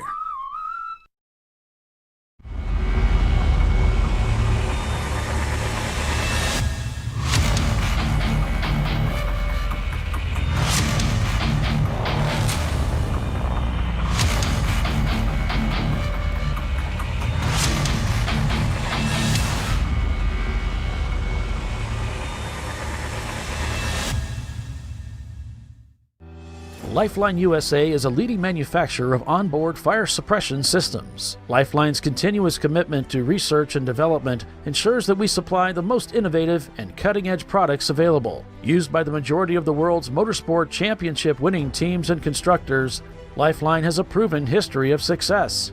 Lifeline offers a complete range of fire suppression systems for all budgets and needs, and we continue to push development and limits on both extinguishant materials and our patented delivery systems to make the race car environment almost as safe as sitting on your sofa at home. Every kit has been designed for a professional and simple installation. For more information and to purchase your ChampCar fire suppression system, go to www.lifeline-fire.com.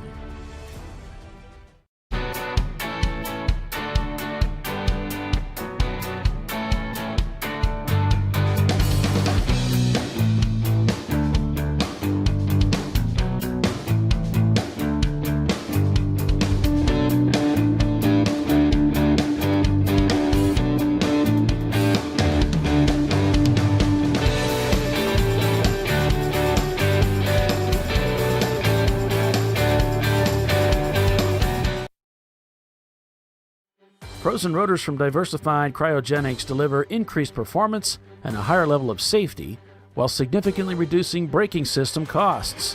Our proprietary 60-hour cryogenic process permanently and dramatically improves the usage life and stability of brake rotors, creating a distinct advantage in tensile strength, abrasive wear resistance, and rotor longevity. Frozen rotors. It's the cost-saving solution for better braking performance. Worn shocks and struts can be dangerous, so replace them with Duralast loaded struts to restore ride control and improve brake performance. They come with a new spring installed and compressed, so installation is safer and quicker, which means less hassle, more safety. Duralast loaded struts, available only at AutoZone.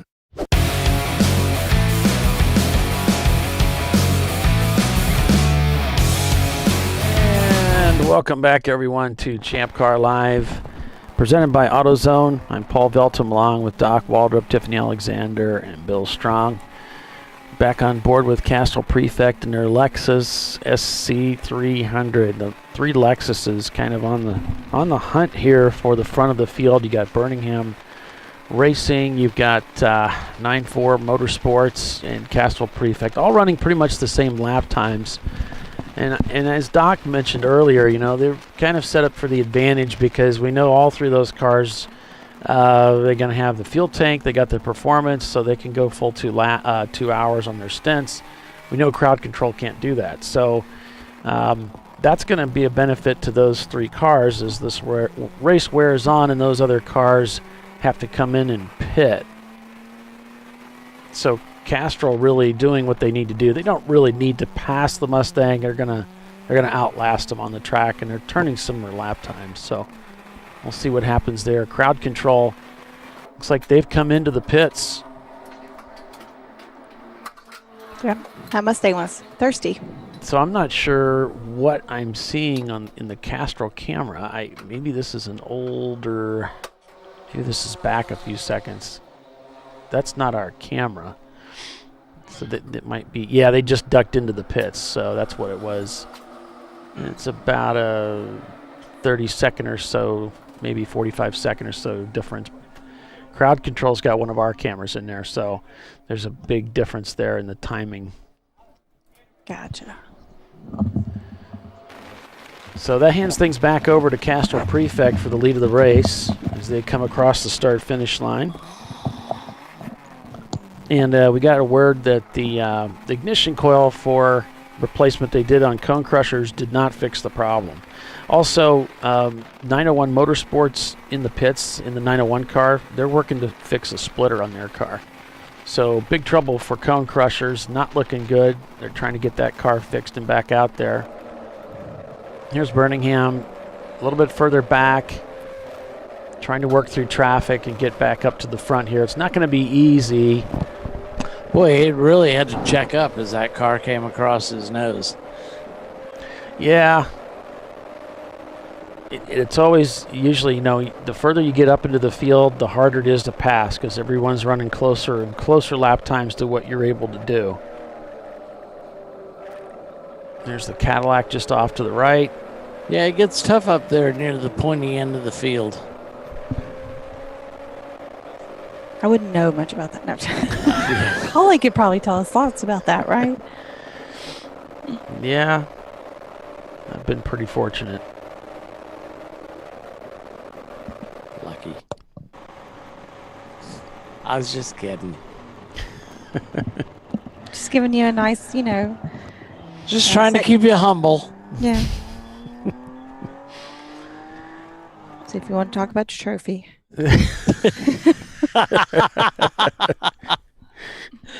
Oh, jeez.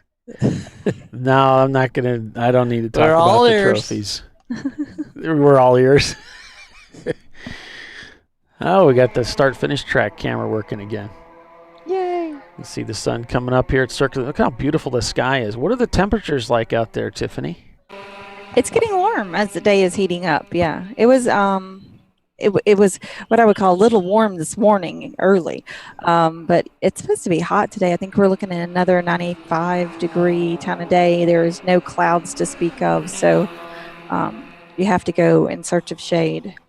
I lived in Dallas for a while. Well, I mean, I went to high school in Texas and stuff, and I remember, getting up at 8 a.m. and it was already 95. And it's like, man, this is ridiculous. Well, I heard we're having a cool spell right now since it was like 100 last weekend. Yeah. So I will take that. That's a veritable blizzard. 95. And in Dallas, I think there was one year there was over 60 days in a row over 100. Wow. And it's just, God, and the humidity ain't that pretty in Texas either. Well, here today, I think it's maybe because that tropical depression or whatever that moves through. We've had a decent wind the whole time. Right. It's made it quite bearable. Yeah, because, in Texas summers, it just beats you up. Mm-hmm. It's not quite as bad as New Orleans, but Texas has no charm like New Orleans. No place hear has about that. Any charm like New Orleans. Both the Pinto and our Bank Racing are in the pits right now. Actually, I think that they're towed in the 180, and I think the 195 is stuck in pit in. They're going to have to maybe tow him as well. Who are these? The 195 would be our bank. Snake. 195 would be our bank. Correct. And 180 is that fake snake. That's fake snake racing. Yep. I just said that. Oh, sorry. We were agreeing with you. Sorry, I didn't know you were ahead of it. So our I'm normally not, so they're not in nobody's the pits. more surprised It's than stalled. me.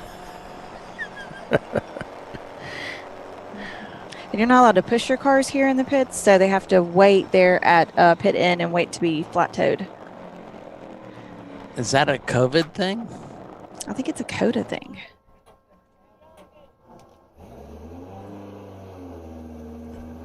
New driver in the Pinto wagon.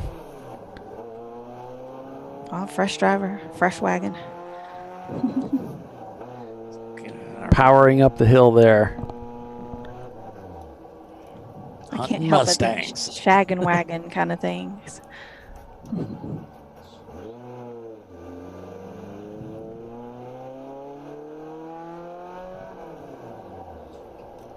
You know, since that car's painted olive drag, they should paint some Mustang profiles on the side of the car, like World War II fighters. Oh yeah, that would be great. What a wonderful idea. That needs googly eyes. It does need googly eyes. So No question USMC, about if you're that. listening, And they But need you know to, they are. not the little ones. They need to be big. How Oh, big yeah. are those? Like 4 inches wide in diameter? oh, or- the googly eyes, Yeah, you can 3 get them inches. like 8 inches. The ones you're carrying are what, like 3 inches? They're about 4 or Four? so. Yeah. We get the high performance ones. No, I'm serious. There's different qualities of googly eyes. Okay. You say No, so. seriously. Okay, good Lord. Okay, Doc.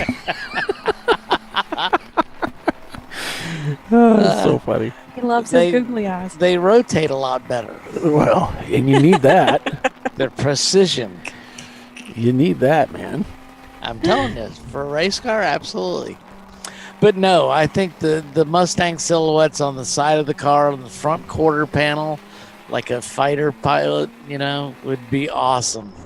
Yeah, that would be neat. I've seen a Datsun 510 mocked up that way, but it Yeah. was just it was an illustration. Right. It's a really cool look. A lot of 510 owners, they'll put yellow high beams on it, and that combination always looks good on the car, but you mix that in with that Spitfire or what that Mustang look to it, and it's really cool. Right. It's so cool. Yeah. So Birmingham's worked their way back up to 14th place now. All right, David, thanks for joining us. Take care, my friend.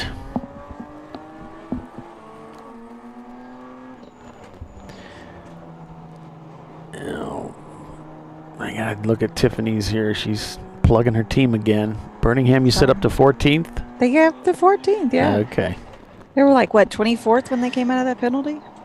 Yep. Yep. I was surprised to see them move up. I mean, like, move up that much. Yeah. Well, and I think as we're getting into these pit stops, this is where it's tough for those Yes. teams that can't make 2 hours. They're going to pass more cars. So I think things will shake out a little bit better after this first round of pit stops to see where they really are in the field. And the 195 is falling. That was the one that the R-Bank car that got stranded at pit in. So we see them falling through the standing. Yeah, that car's in trouble. It just that car just hasn't been working for them. It's a 2000. When they bought it, they thought it was a 2006, and then after they got it, they realized it was a 2007, which is a death sentence. So they gave it a 2007-ectomy, as Robin put it, and put all 2006 stuff in it, wiring harness, control modules. They got rid of that stuff, but they're still getting plagued. I think, this weekend, when that coupler broke, I think that probably overheated the motor enough to damage the head gasket, and that's really what did it. So if it wasn't for that, it's always something, isn't it, Doc? It's always something. It's not one thing, it's another. If it's not one thing, it's something else. Just ask Cone Crushers. It's always something. At least it is today. Looks like the 130's in the Cone pits. Crushers had a win recently at AMP. Yep. 11 Tenths Racing is in the pits, looking at the rear end. Done. They've checked it out. Going back out. It says fuel driver. So Maybe fresh fuel and a driver. 11/10, of course, our winner yesterday. So, hoping for a repeat, having some issues here. Maybe, maybe not. 15 minutes, top of the hour, that's going to be the drop dead point for everybody to come in and make their pit stops. They're going to have to, who haven't come in yet. Because Champ Car rules is you can't leave a driver in the car longer than 2 hours for a stint. Oh, you can leave him in longer than 2 hours. He just can't drive. What? What do you even Okay. No, I don't think you can. I suppose I wasn't supposed to take that seriously. Because I'm still thinking about it, Doc. He can stay in the car longer than 2 hours. No, you just can't let him drive. Because I remember we asked them about having a co-driver, rally style. He said, no, you can't do that. No, you can't do that. It's pretty narrow-minded. Yeah, it is. Ketron Racing looks like going by up to the top of the hill there. The crowd control's really dropped down.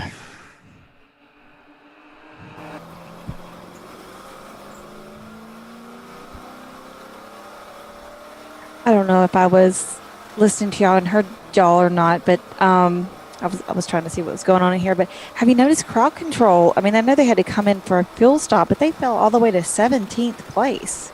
Yeah, that's what I was talking about. He just said that. Yeah, I don't know. Okay, yeah. See, I was afraid I 7. wasn't listening. They had almost an 8-minute lap there with that pit stop. So yeah, and that's about what we've seen for a pit stop time. Okay. Doesn't look like anything unusual then, does it? They had a 2:38 in lap, which was their fastest lap time of the day. That's good. Shouldn't call that their in lap. It was actually the previous lap, and then they had a 2:44 on the way out. So that's not bad. That's right up to pace with where they normally are. So maybe just because everybody's still in the same, yeah, so close in the same laps. Yeah. Yeah, I could see that. Yeah, and because everybody hadn't come through their fuel stops, yeah. Right. Fair enough.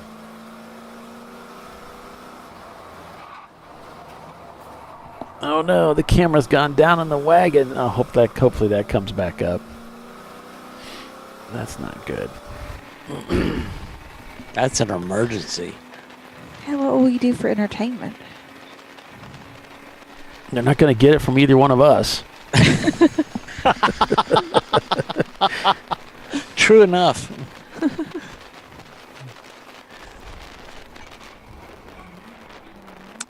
I've just had a car pull off course.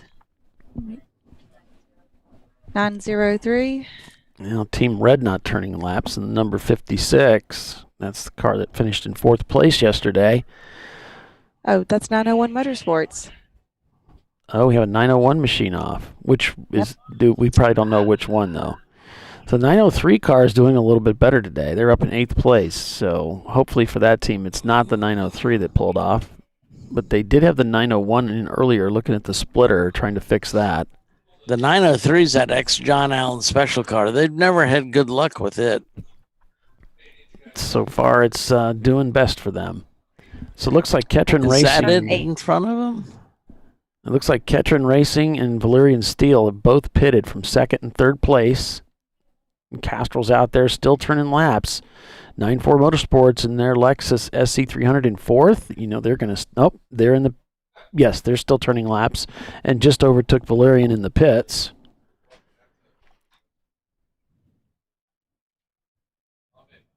Yeah, so the 903 is sitting in turn 8. Crowd They're control right on the back outside out. Okay, crowd control back out.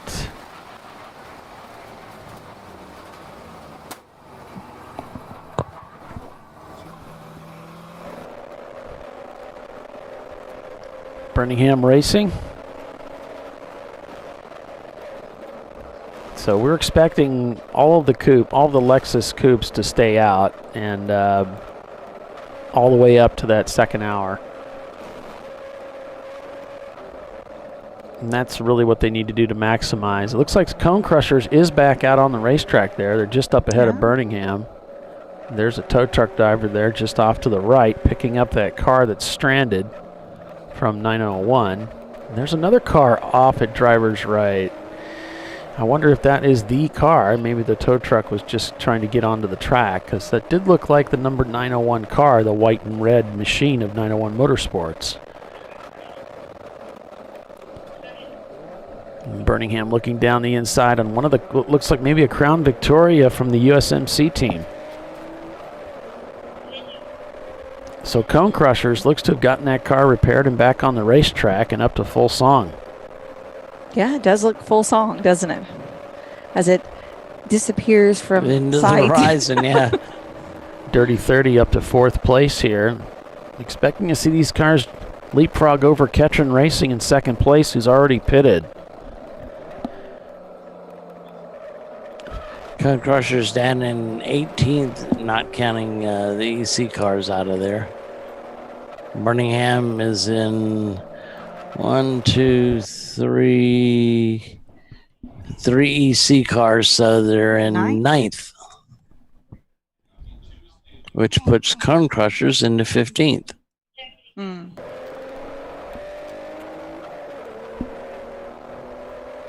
So Cone Crushers is in front of Birmingham, but technically they're behind them. What? Run that by me again. So you can see them in front of them, right? Cone Crushers in the front, but they're actually Cone Crushers is behind them. They need to make up that lap and come back around. Lap in arrears, yeah. Yeah. I see what you're saying. I'm a little slow today. I've almost finished a whole Diet Mountain Dew, which is my drug of choice. Oh, I'm awake now. The alarm clock went off super early this morning at about 5:30.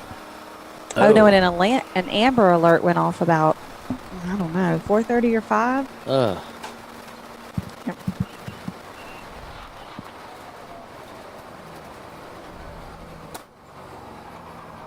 On board with Crowd Control Racing here, made their pit stop. They have to stop sooner with the limited fuel tank capacity that they have. They're shown down in 15th, but there's several EC cars in there. Now 901 Motorsports has gone salmon in the 903 car. That was the car that was doing its best for that team. And unfortunately, that's the car that they've run into some trouble with, as the 94 Motorsports Coupe does decide to come into the pits. Well, it's a little early, but not bad. Pull my fingers out. 998 stopped in turn 5. Oh boy. The 998 is the Pinto wagon. Now that's the one we have the cameras down. So that driver just went out a few laps ago. Shh. I'm hunting Mustangs. I mean, this would be a perfect time for a full course yellow to come out for some of these teams. Oh, yeah. Yeah, and it's not what the Lexus drivers want to see, though, because they want these teams to have to push through. Now, it wouldn't be bad. It wouldn't be bad if it only fell into the hands of the Lexus teams, but it's not. It's going to help all of those teams. So, well, I mean, all the teams that can make or that are close to the 2-hour mark would benefit to it. The ones that have already stopped, they wouldn't want that to happen at all. That's right.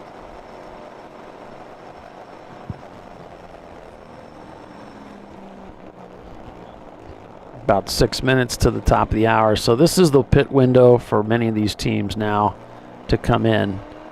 And as we said, 9-4 came in maybe a little bit early, making that driver change.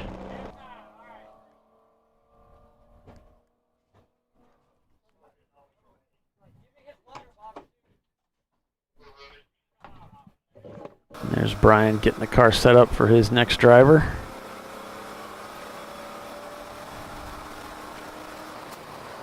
Back on board with Crowd Control Racing.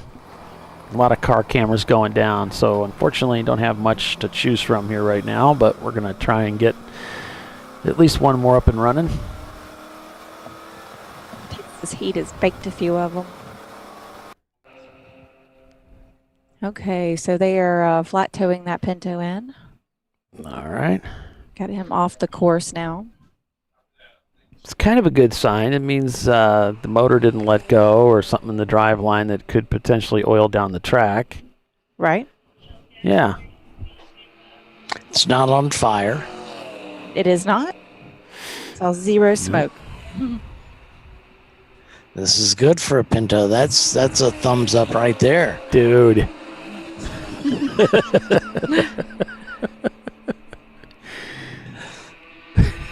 The Pinto, much maligned. Yes, it is. Much like the Vega.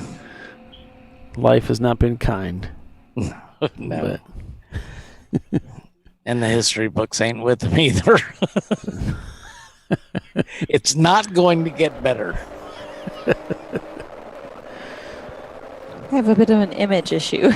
Well, maybe they could change that. You know, they brought back some of these other cars. You know, the Challenger and the Charger. Yeah. Could they bring back the Pinto?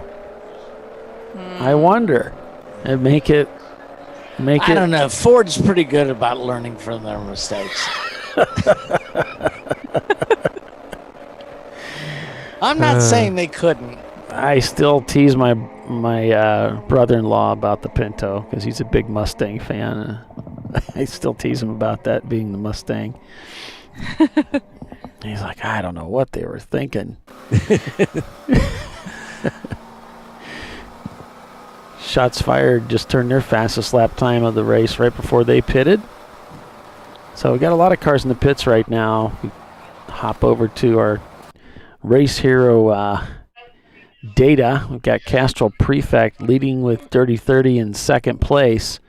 The next four positions are all in the pits as we've reaching the top of the hour. They're in that pit window. Birmingham Racing right there, and then it's Winkler Motorsports in eighth. Lone Star Rallycross, Crowd Control, Valerian Steel, Ketchum Racing, Ergo Lab, Cone Crushers, Party Girl, top 15. Some of those cars get pulled out. They might be EC. What else we got here? 901 Motorsports. There's the 903 car not turning laps after they were pulled in. Their brethren car right there in 22nd, still running.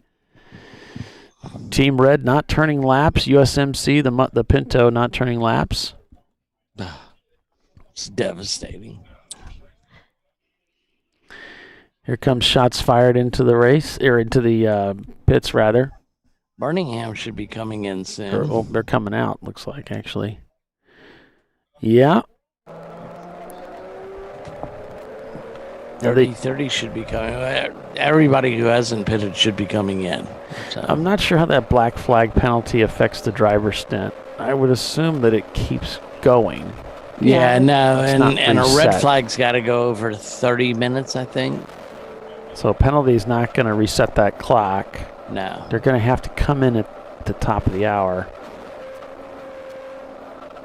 The Valerian car just spun, but went off course, but then was able to refire and continue. The 988.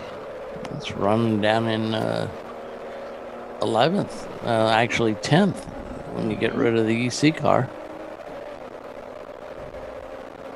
Just pushing a little too hard, huh?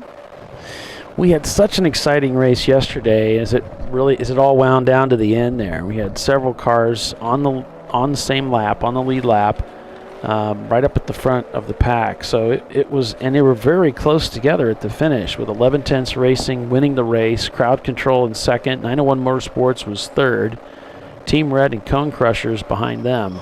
It's pretty exciting. Will we see something like that again today? It's very possible. And one of the things that played into yesterday's race was we only had one full course caution. Now, we've had that today, so will we see more of them today or not? We'll just have to wait and see. Castrol Prefect, your leader, is in the pits. So we're going to break for our own little pit stop here as we go to commercial break. I'll be back here in just a few short minutes. Stay with us, everyone. You're watching Champ Car Live, presented by AutoZone. Castrol Prefect Racing is your leader. Back in a moment.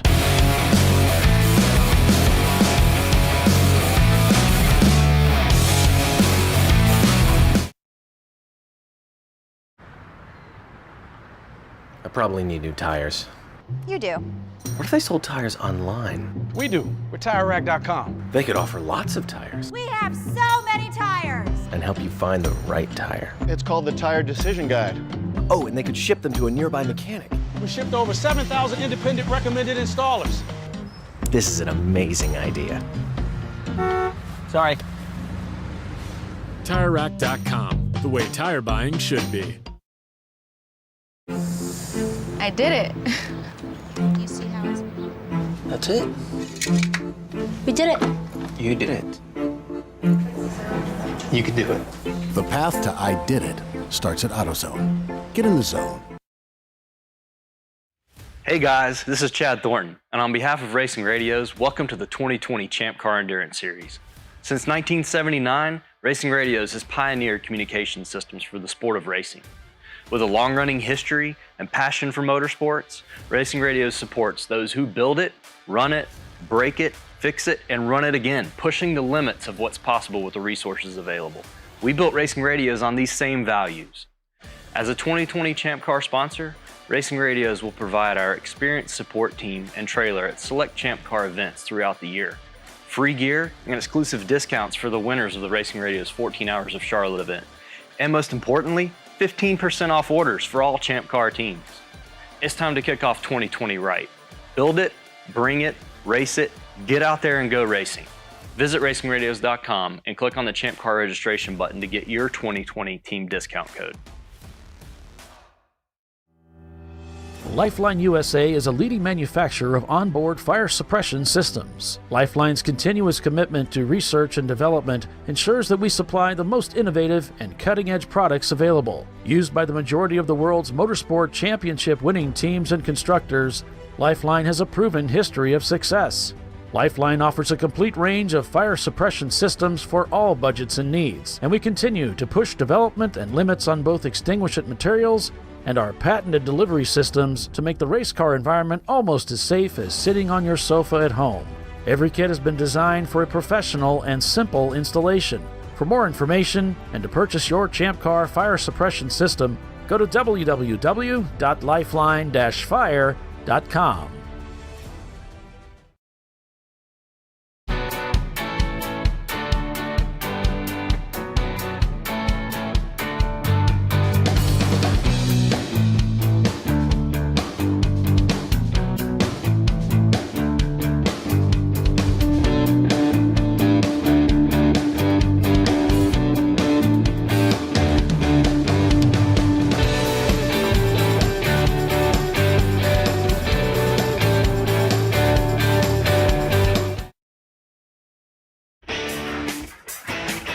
Located in Northeast Ohio with 40 years of combined experience, Money Shift Racing knows how to deliver performance and safety, offering everything you need to get your vehicle and drivers ready for race day.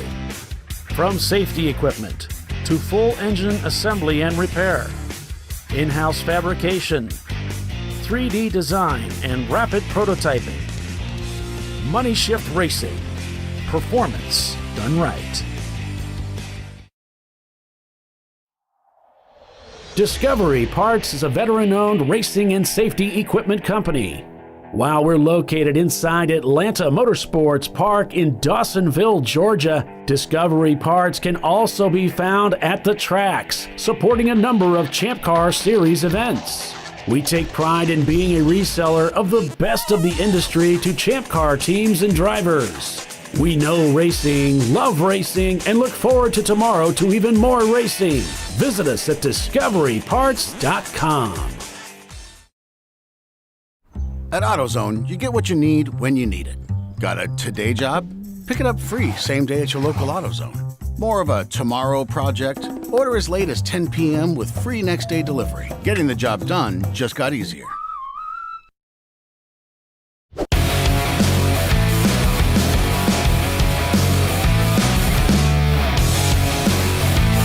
So with 41 laps completed here at Circuit of the Americas, we're back to green flag racing, and it is Castrol Prefect still scored in the lead as they have come into pit, as well as Birmingham Racing, who made it up to third place before they hopped into the pit. So right now, we're going to see some things change as Valyrian Steel overtook Birmingham, they dropped down to fifth, that is. So we'll see things change quite a bit up front on these standings as we go through these round of pit stops. After the first couple laps out, everything should shake out and we'll get a better picture of where everybody's going to end up. But thanks for joining us, everyone, here on Champ Car Live, presented by AutoZone. We're at Circuit of the Americas. Boy, this is great. Champ Car is back to racing again for this season. If you'd like to find out more information about what's going on in Champ Car, check out the Champ Car website at ChampCar.org. Champ Car's series sponsor, TireRack.com. And Champ Car is North America's home to real competitive endurance road racing.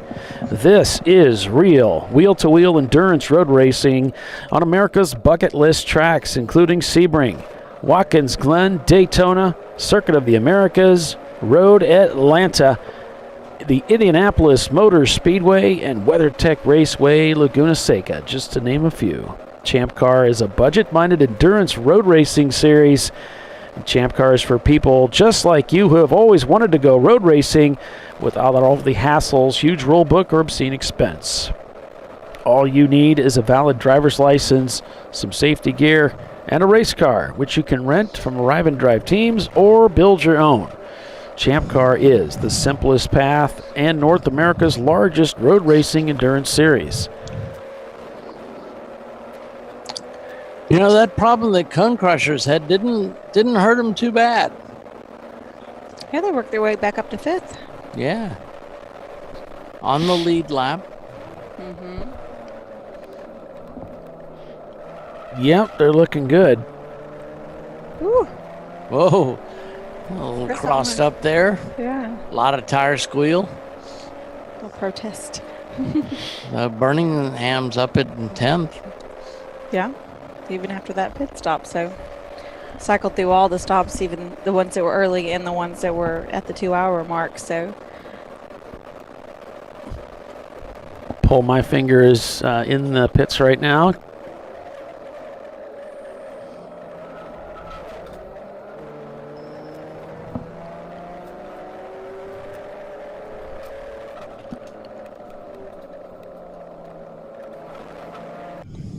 The beautiful Circuit of the Americas. For those of you that planned on being here but missed out, sorry we missed you, but there's so much more racing going on in Champ Car, both out west and, of course, in the east. So make sure you check out the schedule. Join us for another event. We've got a lot going on. This coming weekend we'll be at Willow Springs for an 8+7. The Watkins Glen event you probably heard has been canceled. But we'll be at Daytona July 1st, Charlotte the following weekend, running the Roval there, and of course Nelson Ledges the following weekend on the 18th, which is sold out. Then we've got the VIR 24-hour race in August, and a double with Gingerman Raceway and Calabogie in Canada, assuming they open up the border there, let us through. So there you have it. Like they haven't learned their lesson.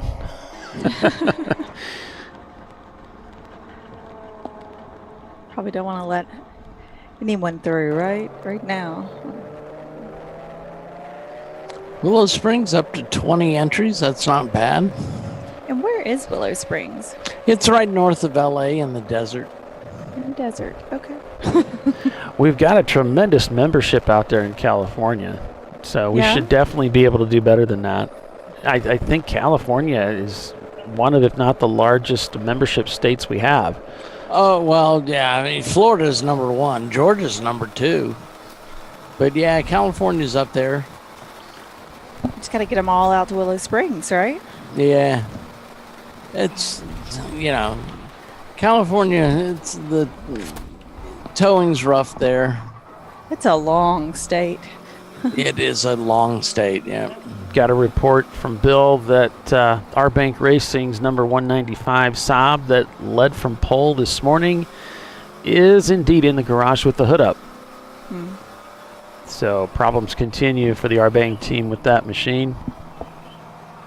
And confirmation the number 614 is in the garage also. That's the CV Racing Team car.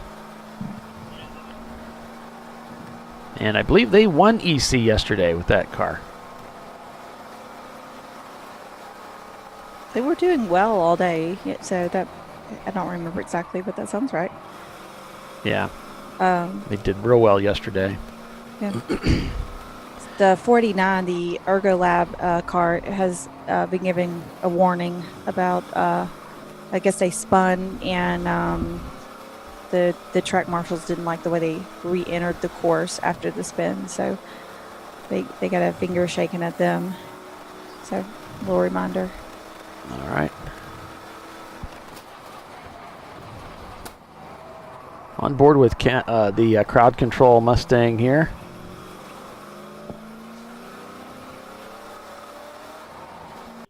And here's shots fired. Having a little trouble with that camera getting a clean video there. Oh, and by the way, I was thinking about this during the break. If I have some teams that they'll just email me a link to their stream. If they're going to stream from inside their car, you can just email me the link for that feed, and I'll put it in the show. Yes. So if you want to do that, feel free to do so. You can email me at paul.veltum@ChampCar.org. And if you don't remember the address, you can find it on the website. I'm listed there too. At least I used to be. So it should still be. I know they just changed the website. You can send it to me. Oh, you could send it to Bill too. There's this guy named Bill Strong that occasionally sends me things. So either one of us would be fine, really. But if you send it directly to me, it's a little bit easier. It'll make sure that Paulie gets it. Yeah, but if you send it to me during the show, it's less likely I'm going to see it because I'm a little busy. Yeah. But if you send it to me ahead of time, especially, morning of, day before, I'll see it. We'd love to have you on the show. We have limited attention span, so. Well, we've got a few other things to do besides check our email right this moment. Yeah, if you were to see my studio here in my home, I have 6 monitors running all the time with all kinds of stuff going on. You would think that I could do a better job. Clocks. He's got. I've got my solitaire game going. I've got a lot going on. So you would think I could do a better job with all that information, but this is. I only have 4 screens, and 3 of them are dedicated to Pornhub. Oh, jeez, Doc. No. I'm kidding. Jeez. I'm watching 19 screens of racing. Are you? All over this beautiful track, yes. Little racing porn. Mm-hmm. Speaking of, things are pretty tight right here. Yeah, that was Gorilla Sticker over on the left. Mm-hmm. And the CVS, the Cadillac just off to the right there as they split the two. Birmingham gets through cleanly. But Cone Crusher's just ahead of him. Mm-hmm.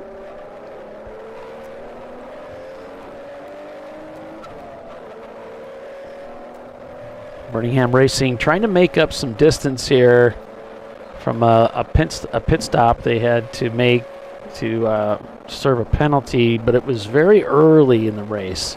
Where did Birmingham go? They're in 13th. Yeah, they're down to 13th right now. They had to take fuel at the top of the hour. Yeah, but I thought they came out of that better. Yeah, after everything shakes out that first couple laps, then you really see where you are. So they still got a ways to go. So that pass on Gorilla Sticker was 4 position. And they're getting passed by another competitor there. Not sure who that is. Looks like an E46 or something. That's Gorilla Sticker. That is Gorilla Sticker. Okay. Oh. It's got that BMW paint scheme similar to Elon's car. That's a 318 Ti. Yeah, that's a popular livery. It's an iconic BMW look, yeah. Looks good. It's just used a little too much. That's a cool look. So these guys are going back and forth for that 12 and 13th position. Okay, we got a report from Bill, and I should know this. It's Fake Snake Racing. Okay, they've got a clutch that's slipping, but they're going to go back out on track anyway. Nobody. Who needs a clutch? Yeah.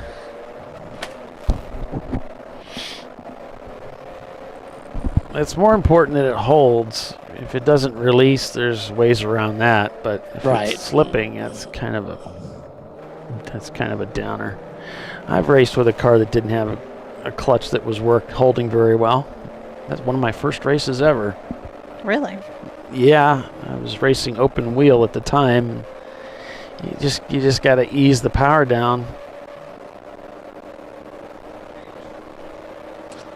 Here we go. All transmissions are synchro mesh if you get it right. That's right.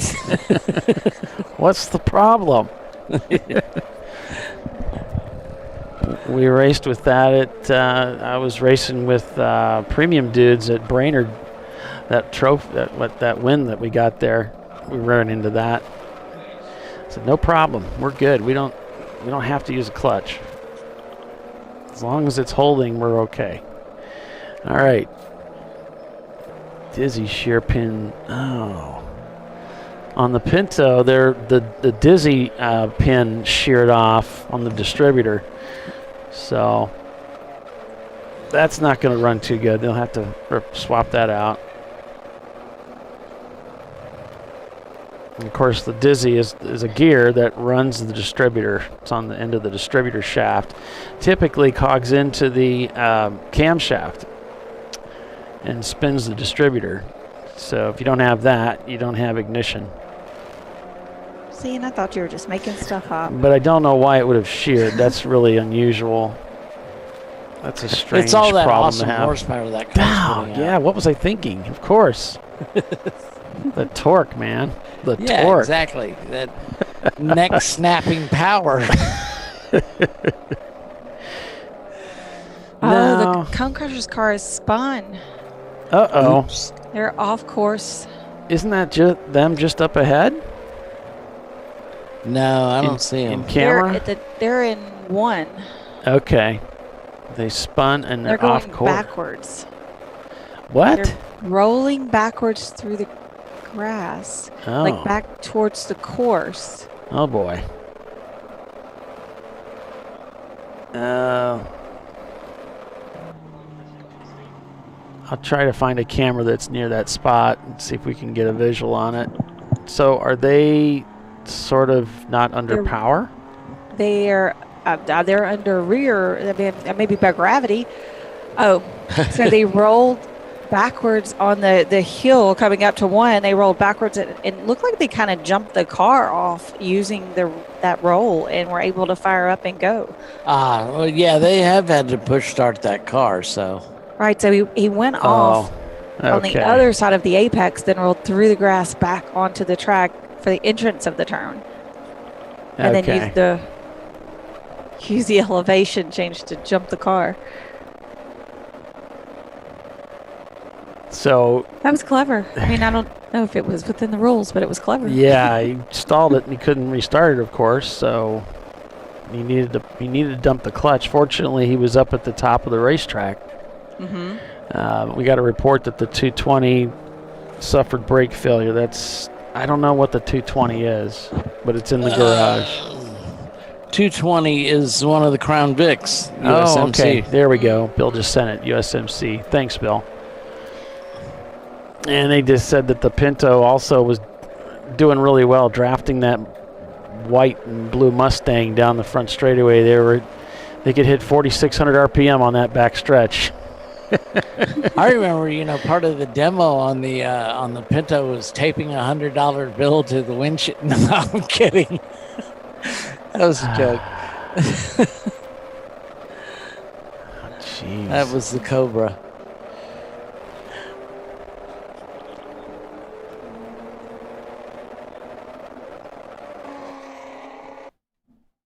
Yeah, the camera's a little. Castrol Prefect here leading the race. They've got to be a pretty happy crowd. Crowd control behind them, 24 seconds in second place. You won't be behind him long with the laps he turning versus Casserole Prefect. Yeah, he's really got to trim these lap times down. He did turn some 247s right after his pit stop. Yeah, I don't think that's going to get it done either, though. No, crowd controls turned like 4 laps in a row, 243. So they're not sitting still at all. And that's some big difference right there. So, and that's 6 second. What's that? 5-6 second differences. That's not going to work. Cone Crusher's down in 241s. Okay, so car number 141, Shots Fired Racing, is being brought in for exceeding the track limits. Wow, they're running in 7th place.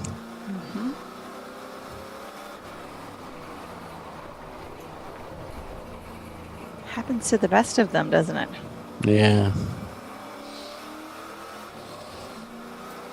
Crowd control on the heels of the Mustang. Pull my finger, and there's 1968 Ford Mustang. There goes crowd control on by.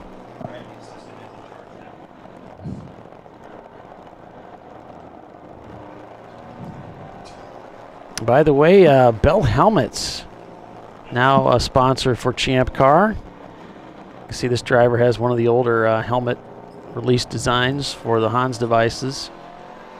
That they no longer use those anymore. Looking for a new helmet? Looking for a new Hans device? Check out discoveryparts.com. I got to get my Hans recertified. I tried to get by to see Ron at this latest track day, but I never could find the time. Because they will recertify a Hans at the track. Mine was so old I just had to buy a new one. I could have recertified it, but it wouldn't have lasted long, and that was due. I wanted something that didn't have, the duckbill was a little bit shallower, so it was easier to get out of the car. And it had that old Hans smell to it. So annoying. You want that new Hans smell.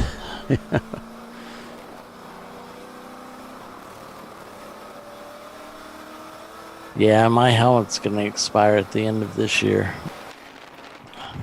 Yeah, I'm getting a new helmet at the end of this year when the new ones come out. I've already been shopping. Yeah? What are you looking at? The one with the built-in comms. Oh, Gotcha. Stilo. Well, there's several. There's Stilo has that. The Stilo Row, one, yeah. Rue, whatever it is. The Stilo is the one that I bought. I was going to say my Bell had the channels already cut for it. Cool. So it was fairly easy to slip it in. Just took out the cheek pads and ran the wires in the microphone. You were ready to go, huh? Yep. All right. And if you notice, I don't know if you guys noticed or not, they've got a lot of vibration up at the top end here on the racetrack, and that's it's going into the camera there, and I've seen that before in a car that I owned at one point. It was a driveline vibration. It had a U-joint that was failing. So you get kind of a humming, and then it'll vibrate. It's usually more prevalent at the higher speeds. The details you can pick up, Polly, it just blows my mind sometimes. I've got the same camera footage in my race car. It would do the exact same thing. I've seen this before. Yeah.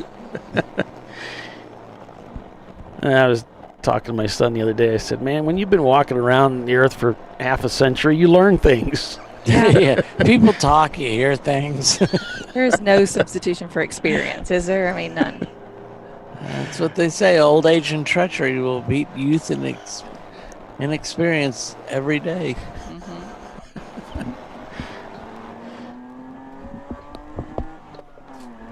Or as the old, more popular saying goes, youth is wasted on the young. Totally wasted.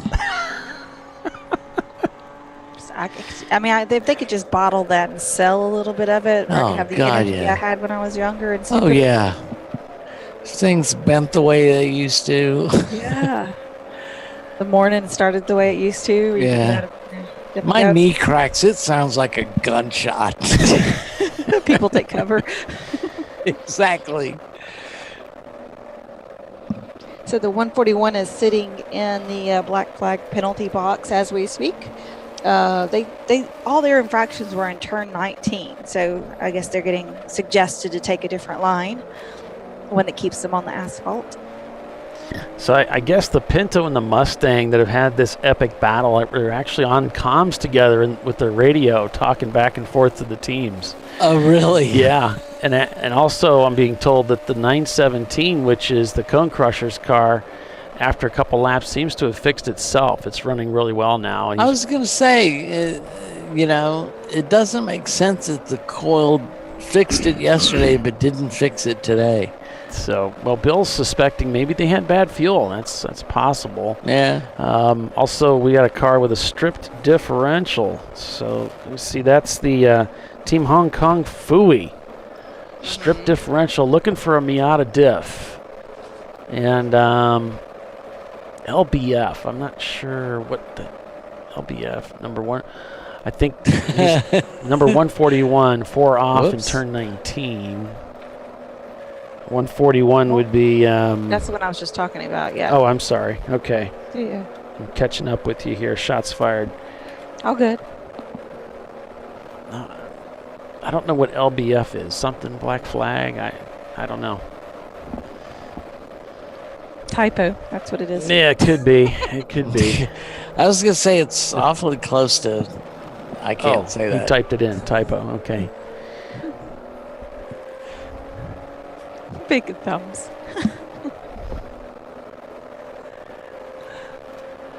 Oh, Bill. So crowd control looking good. They keep cutting that time down. 18 seconds on the previous lap. Now 15 seconds the gap. Still turning out these 244s with Castrol turning 247s. Driver changes. It's going to change things up. That's one of the things that's really cool about Champ Car. I love it. Because you're always putting new drivers in, and you don't know what's going to happen. It's pretty cool. No idea. The 141 has completed their penalty, and they've been let go. All right. They lost their job. They dropped out of ninth. So shots fired heading back out.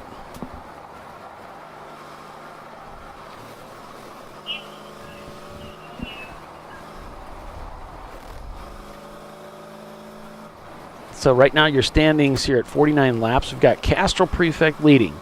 Then it's Crowd Control Racing rapidly catching up with Castrol. Valerian Steel, Ketron Racing in fourth. 9-4 Motorsports in the number 840. That's the Lexus. Then in sixth place it's Cone Crushers back up to speed. Then it's Party Girl in seventh. Team Ghetto in eighth. Dirty 30 in ninth. And Birmingham Racing is in 10th place. So we saw them earlier getting passed back by Gorilla Sticker. They've gotten back around him.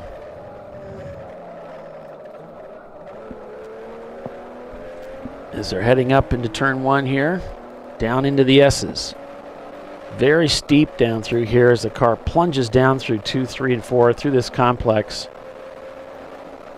And as Mario Andretti said, this part of the track, it's so important, or it bombs the whole rest of the lap to get the car set up properly going through these series of corners. The track completed back in 2012. 3.4 miles is the distance. Pretty big racetrack. Everything's big in Texas, Paulie. That's true. I've heard that somewhere.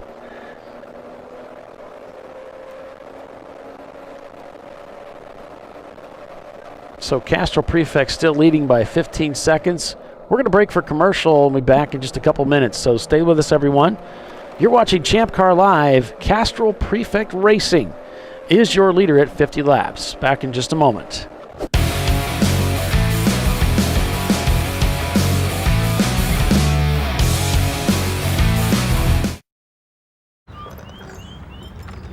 think I'm going to try buying tires online. TireRack.com can help you with that. I guess I could buy the same ones I have. No need to guess. Our tire decision guide gives you all the right options. I mean, I am no tire expert. You don't have to be. We've tested and rated thousands of tires. Answer a few questions and you're good to go. Someone should invent a tire decision guide or something. Can he not hear us? TireRack.com, the way tire buying should be. In 1977, Bill Wood set the standard for high-performance brakes. Today, every Willwood product is born from racing technology and is proudly manufactured in the USA. Engineered, designed, rigorously tested to deliver unsurpassed control on and off the track. Whether it's for cruising or absolute performance, Willwood has an application for the ultimate stopping experience. Race-proven, street-ready, drive Willwood. At AutoZone, you get what you need when you need it. Got a today job? Pick it up free same day at your local AutoZone. More of a tomorrow project? Order as late as 10 p.m. with free next day delivery. Getting the job done just got easier.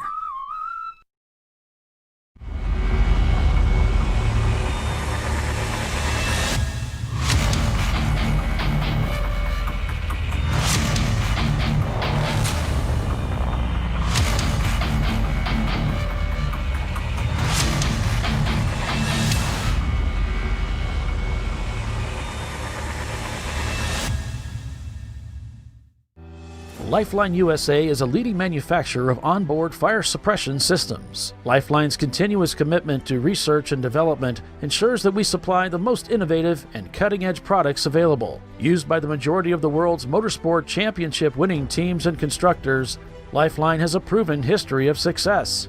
Lifeline offers a complete range of fire suppression systems for all budgets and needs, and we continue to push development and limits on both extinguishant materials and our patented delivery systems to make the race car environment almost as safe as sitting on your sofa at home. Every kit has been designed for a professional and simple installation. For more information and to purchase your ChampCar fire suppression system, go to www.lifeline-fire.com.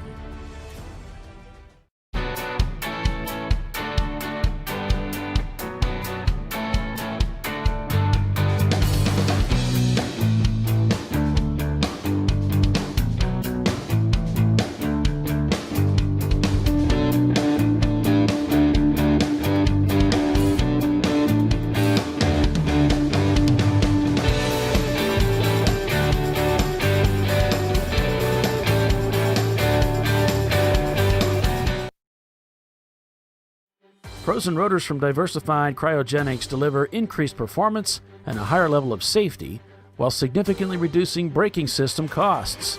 Our proprietary 60-hour cryogenic process permanently and dramatically improves the usage life and stability of brake rotors, creating a distinct advantage in tensile strength, abrasive wear resistance, and rotor longevity. Frozen rotors. It's the cost-saving solution for better braking performance. Worn shocks and struts can be dangerous, so replace them with Duralast loaded struts to restore ride control and improve brake performance. They come with a new spring installed and compressed, so installation is safer and quicker, which means less hassle, more safety. Duralast loaded struts, available only at AutoZone.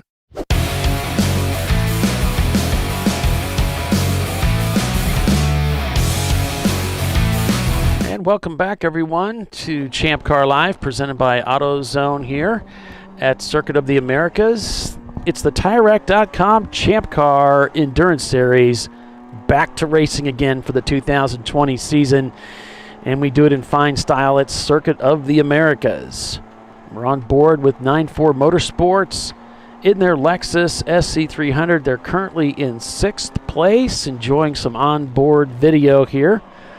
By the way, if you've ever thought about running a camera in your car for live streaming, you can do that. In fact, if you go out to the Champ Car forum and look at the live streaming thread, I've created 2 how-to videos for using, one for using the Yi Action camera and the other for using the GoPro camera, which you'll find out using the Yi Action camera is quite a bit easier to pull that off. But I've got some instructional video out there if you're not sure on the technical side how to get it done.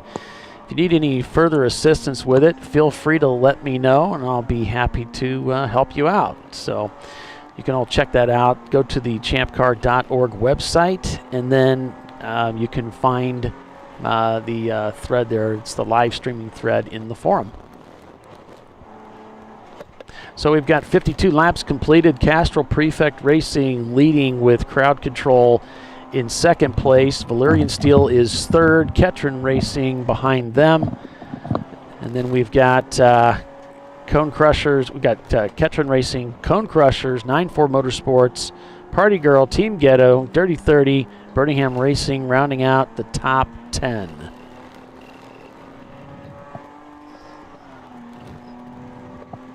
So we've been watching Crowd Control. During the break, they've cut like over 10 seconds off that gap since we were at break. Now just 4 seconds in the rears to Castrol Prefect. You know, we can look for them to retake the lead of this race within the next couple of laps. Here we're on board with Crowd Control in their Mustang Cobra, the carbon fiber machine.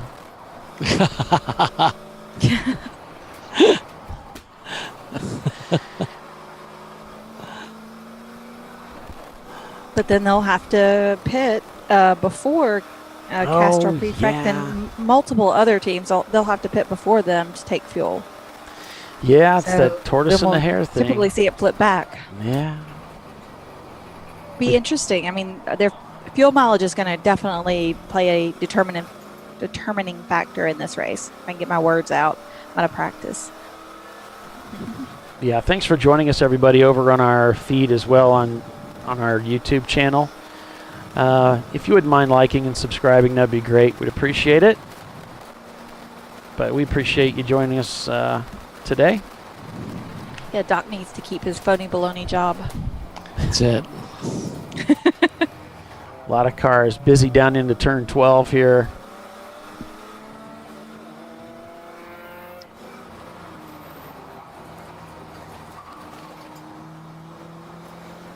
Not sure why only the right channel is working on our in-car feeds. For some reason we're not getting audio from the left side, but that's okay. I know you guys can't hear that, but our listeners are able to hear some of that in-car noise from the Mustangs. Sounds good. So came out to the track. Go ahead. Go ahead. Well, I was just going to say the Cone Crushers, this morning they've ran into a few problems, but they're still in 5th place. So yeah, they seem to have recovered well. As much time as they spent in the pits there. Wow, that was close. Close with Party Girl there. Yeah. And the Party Girl's running in 7th.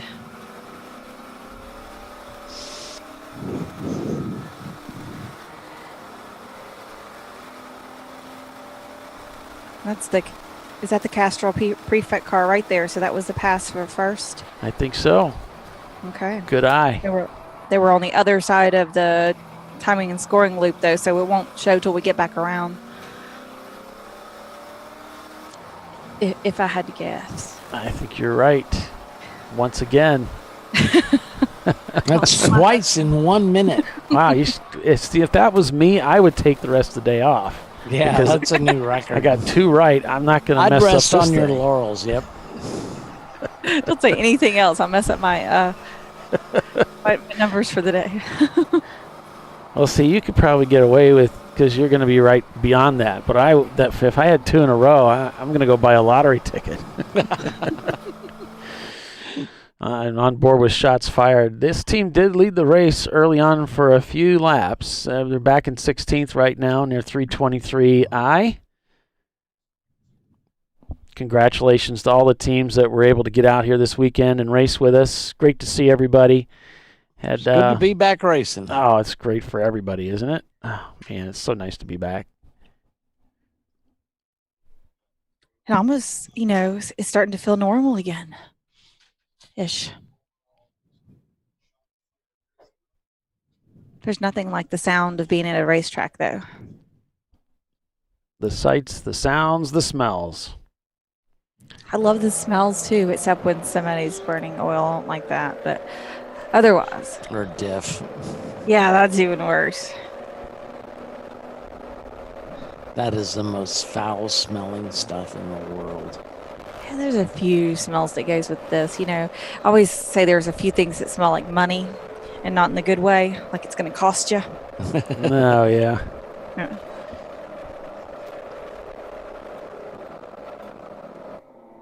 Smells like vacation going away. we were in Winston-Salem doing a huge wedding one time, and my client was from Winston-Salem, and so we were out on the back loading dock of this country club smoking a cigarette, and she comes out, and it was one of the first times we had ever worked with her, and she says, I mean, she had a North Carolina drawl like you wouldn't believe. I mean, her rear teeth never left each other. So it was like, y'all smell that? And one of the guys is, yeah, it smells like they're curing tobacco. And she says, well, that's one way to put it. The other way is they're printing money right now. Because, of course, North Carolina, big tobacco state. I mean, we're, of course, in Winston-Salem, a town named after two cigarettes. Right. And that's what everybody called Winston-Salem, is Two Cigarettes, North Carolina. Really? I've never even heard that. Oh, yeah. It looks like I have a cousin who lives there. It's a beautiful little town. Plus, it has Bowman Gray Stadium, which is some of the best racing there is. You can always count on a fist fight or two. Oh, yeah. But it's a great, I mean, if nothing else, it's home to Krispy Kreme. Come on. But it's smells pretty better. little town. Like Racer Fink says, there's nothing that smells better than Cam 2 in the morning. You remember Cam 2? Oh, yeah.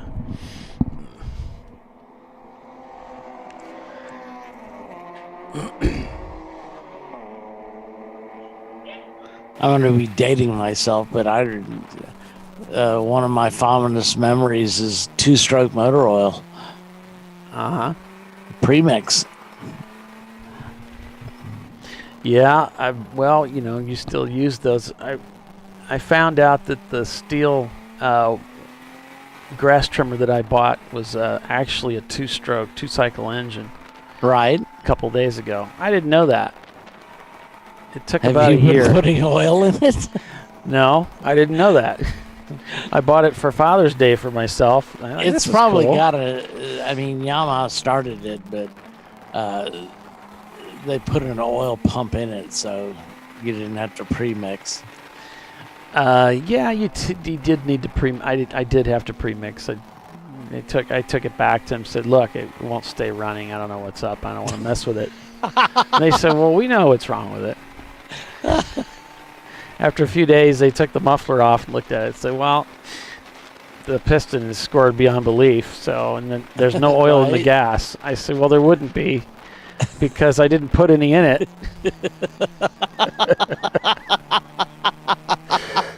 And she said, well, that's going to be a problem.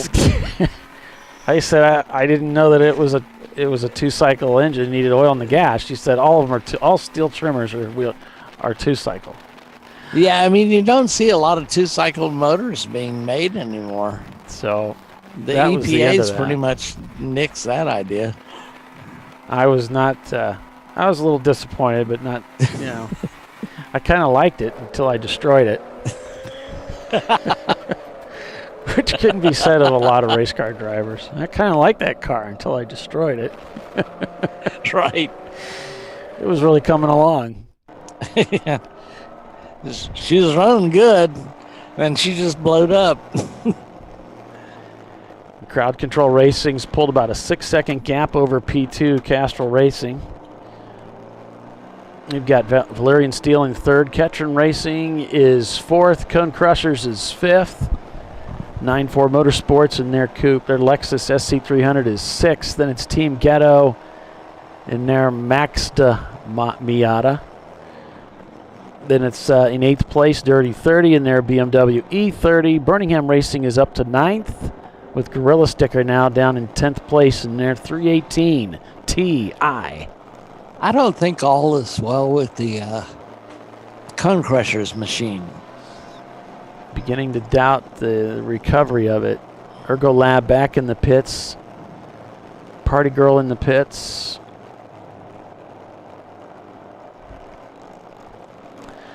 The number 90, well, the number 903 of 901 Motorsports is back on the racetrack. I just wanted to get that out there. But what were you saying about sequence, Tiffany? Well, I mean, you know, the ones usually your top 10 are on a similar sequence of you know, around the 2-hour mark. I know Crowd Control is being able to make up some of theirs because they have to come in a little early, but I didn't expect to see Party Girl come in quite this early. So I wonder if something's going on. I know they were plagued with issues yesterday. Guess we'll see.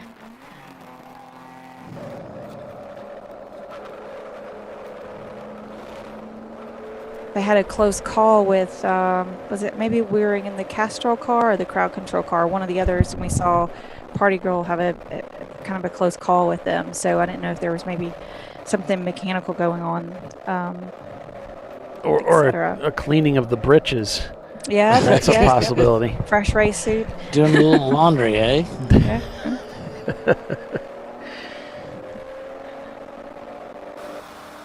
Crowd Control Racing in command of this race. Their biggest disadvantage is they can't run 2 hours on a load of fuel. So with an 8-hour race, that's a problem. So they did have to pit early. And this is they went through this yesterday. But if they can stay out of the penalty box, they've got a good shot at this race today. We'll see what happens. You know, I kind of expected 9-4 to be a little bit closer to the front. They just turned a 2:51 on that last lap. Their lap times after the driver change, they're just not really quite up to speed with what the Mustang is doing up front. So that's going to hurt them. Birmingham, on the other hand, they're doing a little bit better. Still similar lap times to what they were running with Roger in the car. So they should be able to work their way up here, but they've got some work to do. Definitely. So we'll see what happens. Castrol, you know, sometimes you got a driver that's maybe not quite as up to pace with everybody else on the team. So if that's the case here with this driver, then what he needs to do is just do the best he can, turn the laps, try to stay as close as he can till the next driver gets in. That's what a lot of these teams do. You know, that's part of team racing. You just go out there, do the best you can, and don't make a mistake. Don't make a mistake. You know, and that's kind of, you know, I've raced on teams like that where you got a guy that maybe 3 or 4 seconds off the pace from the rest of the guys. But the cool thing is usually those guys are going to be, you know, safe, and they're not going to be taking big risks out there. So right, and they're going to bring the car back in one piece. Yeah, and they don't. And sometimes they're not putting the wear on the car that other 2 or 3 seconds might be. You know, you don't get in a car and the tires are toast, and you know, right, and they're all flat spotted. Yeah. Which for some reason the owners don't like that. I don't know why. No sense of humor. Because it gets expensive. Yeah. Narrow-minded owners. Getting in a car. I hate to go last. That is like the one position I dislike of any of the really? spots. Yes, I hate I driving love going last. Yeah? Oh, yeah. The car's usually pretty wiped out, and I go out there, and it's just the glory. And it's just a handful all the way around the track. And then it doesn't surprise me. I like to go first or second. You know, I'm like, hey, I won't tear up the car. I will bring it back. I have an excellent record of bringing the car back. I'll bring you something that's got some wheels left on it. You know, I especially like the idea that I don't have to go through a second pit stop. It's just I have to go through it to get in, and I don't have to mess with it when I get out. So that's a good point. Yeah, that's kind of my thing about going last. And the checkered flag's kind of cool. Yeah, but it's mainly the pit stop thing. I'm just lazy. I've been meaning to speak to you about that. You have. You have long legs. I'm sure it's a lot to get you in and out of a car. You know, it's a pain. Hold you up. And actually, my knees are usually feeling it when I get out of the car, so I'm a little slow walking around for about 5 minutes. And I don't really want to hop out in a hurry. There's a great video of Rob Severinsen lifting me out of the car at Daytona. Oh, I had leg surgery like 3 weeks prior to the race. And so pretty much a full stint. I mean, my legs were gone. I've been lifted out of a car a time or And two. he gave me a bear hug, and deposited me on Daytona's pit road. And the other thing, of course, is, I mean, this is the first Champ Car race, and there's 3 teams to a pit stall. And so the pit boxes are long at Daytona, though. They're like 30 feet. They're crazy. So they waved me in. I saw our pit board, and I stopped at the pit board, and I got out of the car, and I hopped over to the wall, and it's like I didn't recognize a single person. And you can see me look around like, who in the hell are these people? You're like, did I stop at the wrong box? And it was the John Allen special team. So now, of course, we're all friends and stuff. And Running Bulls was pitted with us as well. Oh, But, loss of control. Pull my finger. Turns it around. Yeah. Just a nice Facing slow the right 180. way. Oh, nice move. Let out the clutch, backed it up. He's just going to wait. You can see up track, Yeah, need to wait for a upstream, as it safety- were. Safe entry. I mean, the thing you don't want to do is you don't want to lose the car and then pull back onto the course, like right in front of somebody who's tracking out at full song, etc. Right. That's just, no tolerance for that, You got to wait. I mean, you lost it. You got to wait for a place to safely re-enter and not affect other people's race like that. But I'll see if I can find that video and send it and post it on ChampCar.Live, because it's pretty funny. I'm like looking around like, who are these people? Why are they in my pit box? You say that like that doesn't happen every time. Who are these people? Yeah, true. Now it's because I don't want to know them. If I pretend like I don't know them, maybe they won't speak to me. Yeah. I'll ruin my reputation. Maybe they won't ask me probing questions. Right. We tried that tactic with Bill, but that doesn't seem to work. No, nothing seems to work with Bill. Bill doesn't seem to work with Bill. Looks like he's got a camera in his hand. He must be moving cameras around again. I wonder how many steps he'll have by the end of today. More than me. Oh, we got a car off. Let's see. By the big Texas Star. Hey, Tiff. Yes? I'm sorry. Can you check the Slack when you get a sec? Yes. Thanks. Thanks for that info on the car that's off.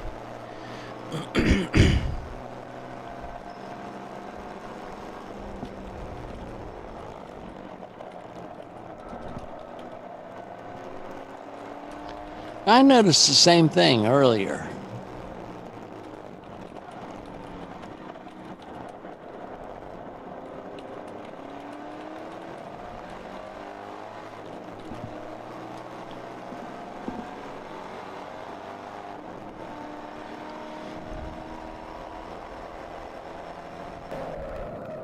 Back on board with Birmingham Racing here as they're trying to recover from being down a few laps. So they started at the back of the pack, so they've got some work to do.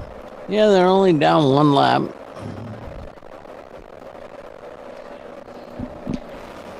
But ever since that little misstep there, they haven't put a foot wrong. Polly, we're taking a look if All you right. want to get back to that camera. Thanks.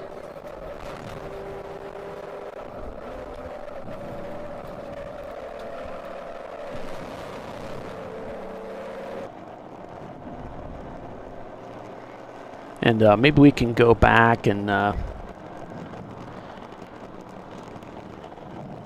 take a look at that spin that we saw a little bit earlier from Pull My Finger and just kind of kind of get an idea of what maybe happened there.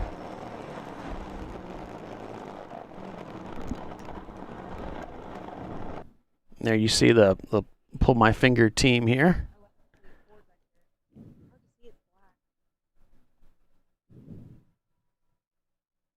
That's his front one. So somewhere in here, he was driving along and just kind of lost control of the car. It turned around on him.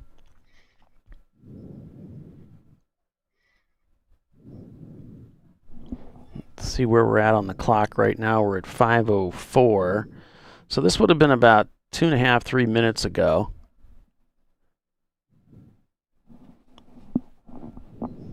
And one of the things some of these drivers get into trouble with is the track has some undulation going into the corners, especially turn 12. We saw it yesterday with crowd control going into 12 there. And I think what's happening is they go into the corner, they've got a lot of brake pressure that they're applying.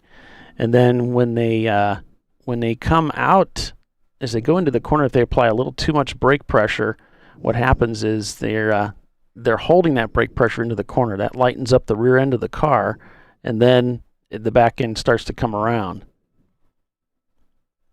So I'm not sure where that spin took place. I'm trying to roll back and find it, but it seems to be, with a track that's got all the turns and twists and changes in elevation, you can see you see a little bit of that. So you see what I'm looking at there?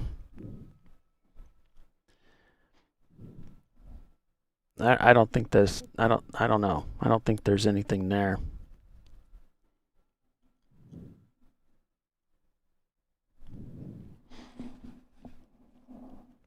So we'll come back to that. I'll see if I can find that clip where he came around on that car, but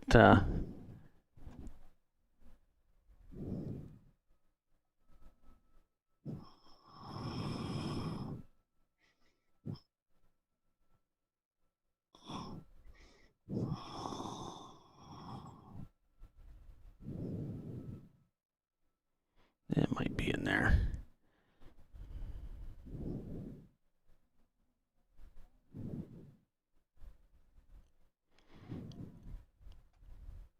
It might be on there. The latching mechanism on the helmet looks like it's in place. I've run those types of latches before. We're just looking at this helmet latch. We're a little concerned about the driver that maybe they don't have their Hans device snapped in on that tether. And we're just not quite sure. Maybe it is there. It would be to the rear of it. And just when they were off when they had spun earlier, I was looking at it, like, gee, I don't know that he's got that secured or not. But now maybe I'm thinking he does. Right there, he has a lot of mobility. I don't see the strap. I mean, the helmet's black, but maybe it is there. And it's just right up against. Yeah, it is there. I saw it buckle as he turned his head. So I guess it is there. So I take that back. We want to keep everybody safe. Absolutely. So I take that back. He's looking good. So you were able to see it? Yeah. In place? Yeah, he's got it. So y'all can quit looking now. Thank you.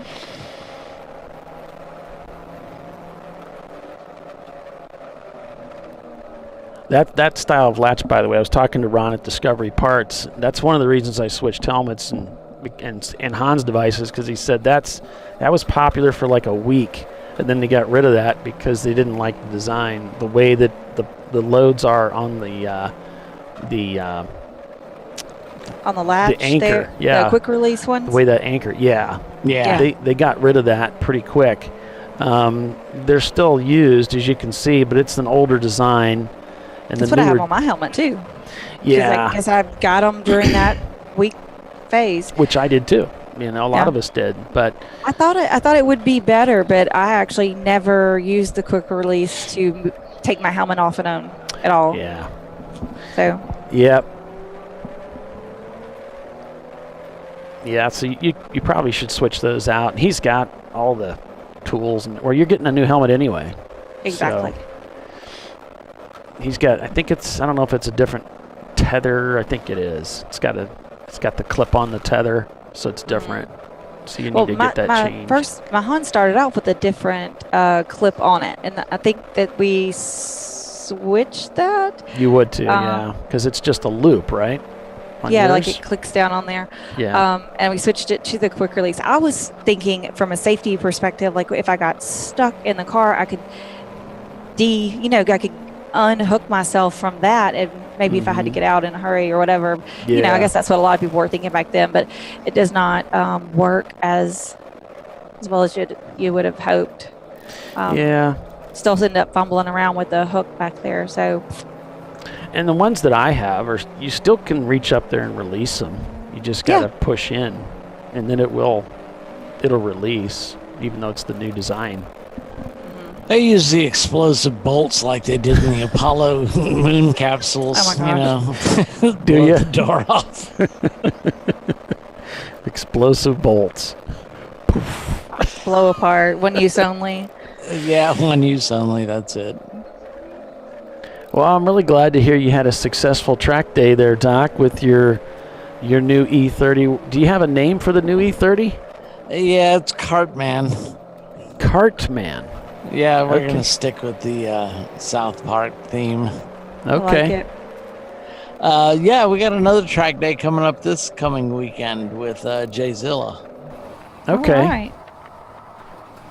Back on board with your leader here. Get that got a right. work day on Tuesday on the car. Yeah? Yeah. Yeah, there's a bunch of small little things we need to take care of. It has one too. Oh God, he's back. Yes, Bill. Okay, well that didn't work as planned. We've got to put a surge tank in it. Okay, well, I need to break for commercial, guys, so we'll take a quick break and be back in just a few minutes. So stay with us. You're watching Champ Car Live. Back in a moment.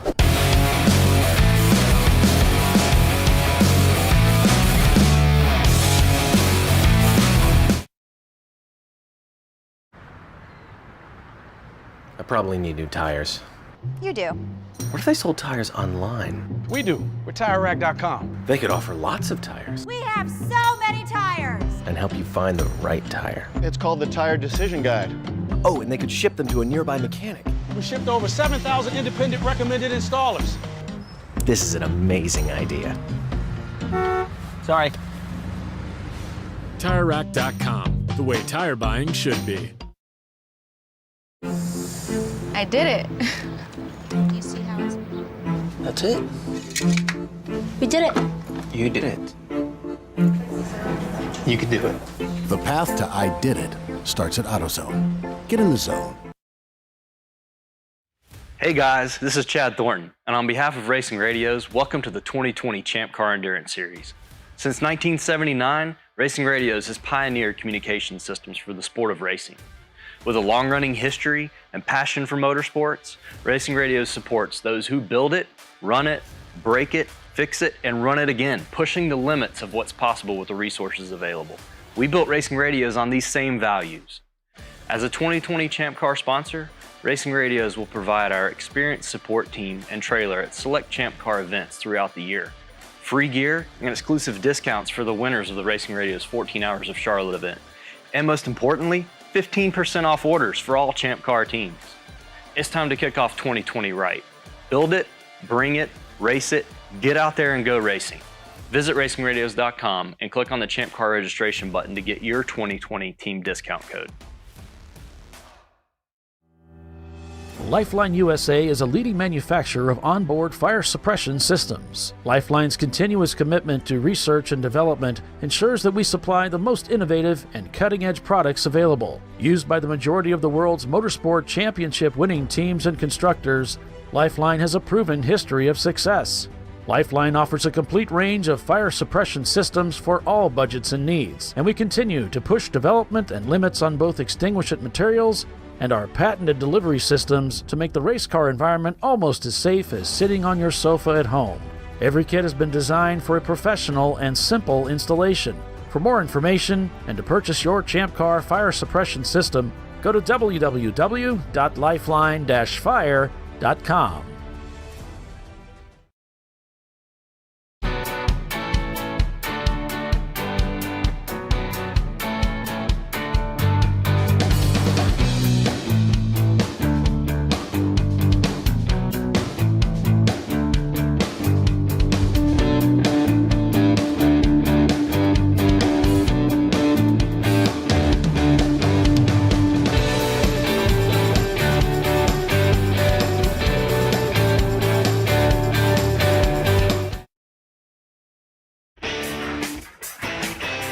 Located in Northeast Ohio with 40 years of combined experience, Money Shift Racing knows how to deliver performance and safety, offering everything you need to get your vehicle and drivers ready for race day.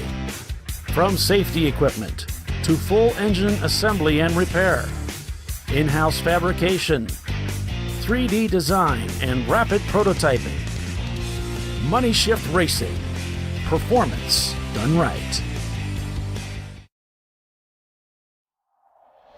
Discovery Parts is a veteran-owned racing and safety equipment company. While we're located inside Atlanta Motorsports Park in Dawsonville, Georgia, Discovery Parts can also be found at the tracks, supporting a number of Champ Car Series events. We take pride in being a reseller of the best of the industry to Champ Car teams and drivers. We know racing, love racing, and look forward to tomorrow to even more racing. Visit us at discoveryparts.com. At AutoZone, you get what you need when you need it. Got a today job? Pick it up free same day at your local AutoZone. More of a tomorrow project? Order as late as 10 p.m. with free next day delivery. Getting the job done just got easier.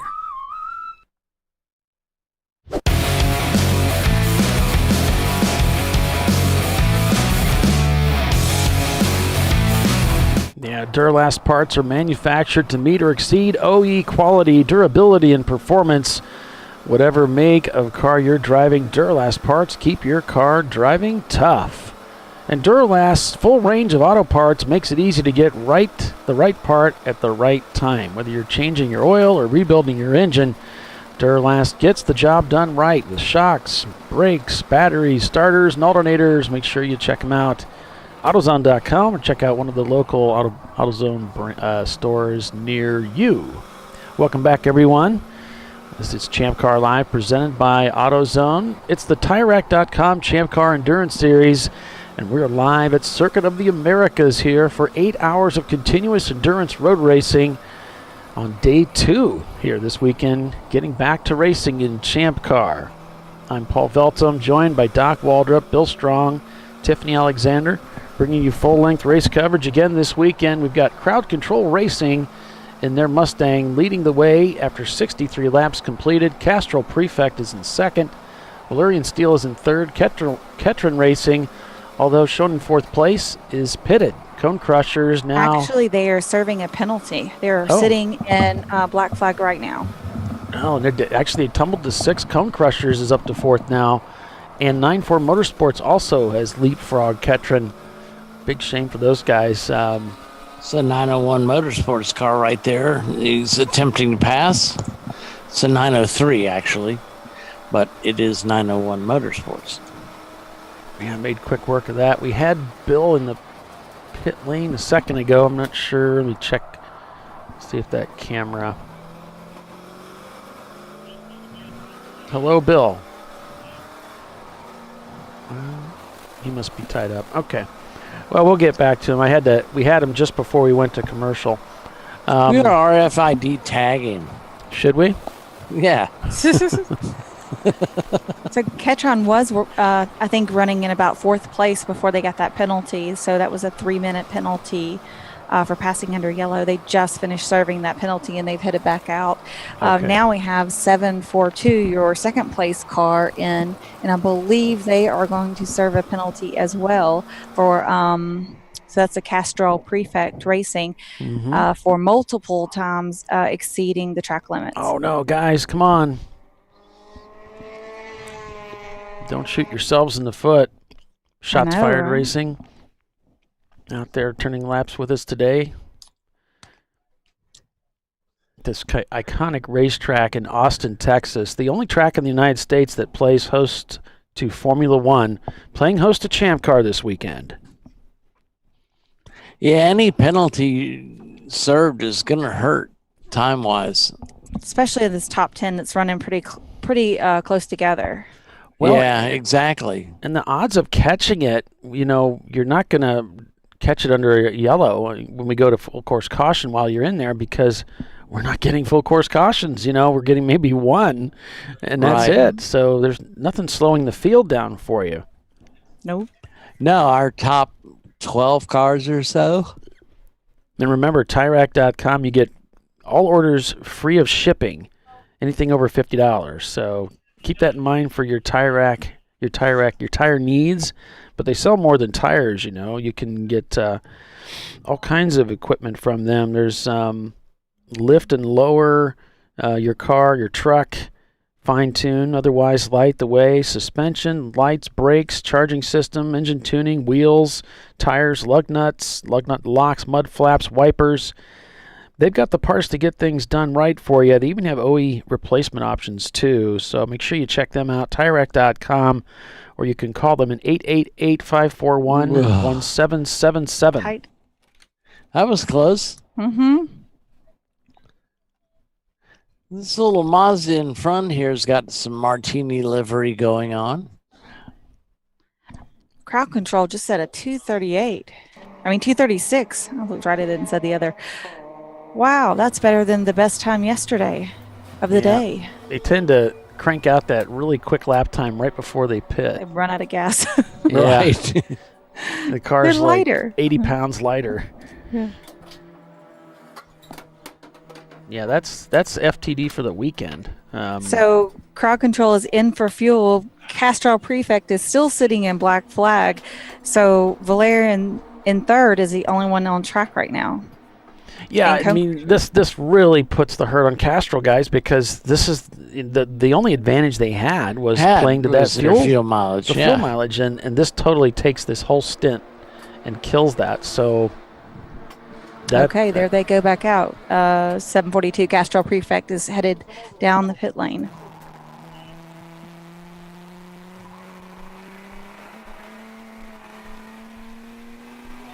So we see Valerian still move into the second place.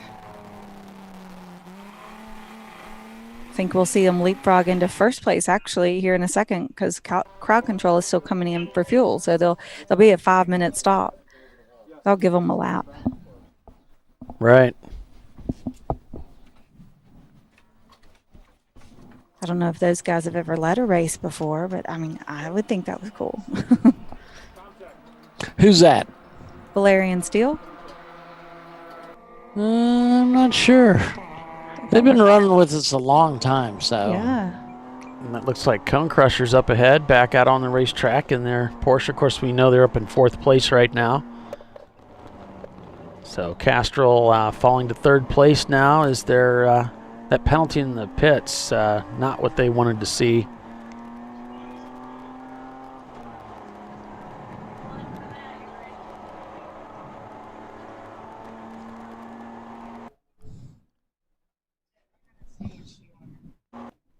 Hop out of that car right now, having some camera trouble in some of these cars.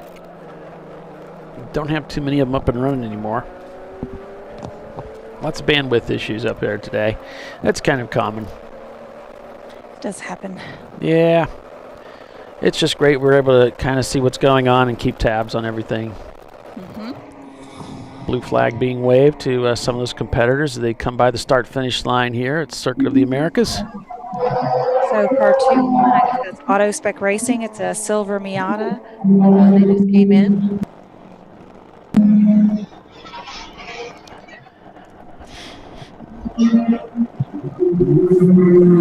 So we've got 65 laps completed here. Sounds like Bill's got his mic open. Bill, can you hear us? Or was that an accident? I hear a lot of background noise. I guess he decided to mute himself. Okay. 94 Motorsports Lexus goes zooming by. Sorry about that. Got me now? Yeah, we can hear you, Bill. Yeah, sorry. Just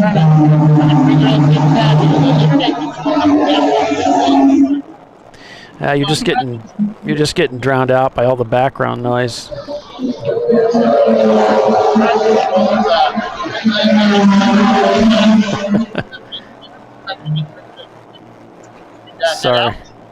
Sorry, we can't hear you. It's like a lot of background noise. That's really all we hear. Don't know why. There might be something wrong with that microphone. We're getting like just certain frequencies. We're not really getting much of your voice. So 917 Cone Crushers in third place right now. They're about to be brought in for a black flag. Oh, no. Really? Yes. Okay. The penalties are really just going to set this race. Yeah, 9-4. Outside track limits in turn 18, so they're going to get a black flag and serve a penalty for that. Okay. Just send a message to Bill. That camera's down. So they went all four off into the green painted area and completed a pass.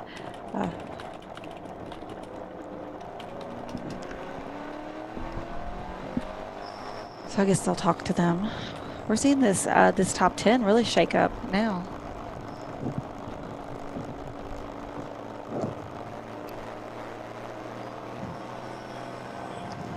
And 681 is coming in.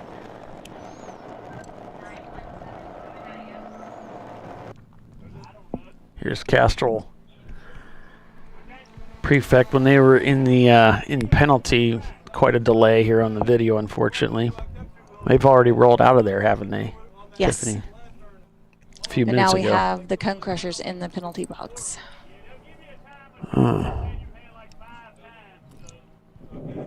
I thought it was 9-4 that was coming in. No, the Okay. Cone Crushers. Okay. Sorry, 917.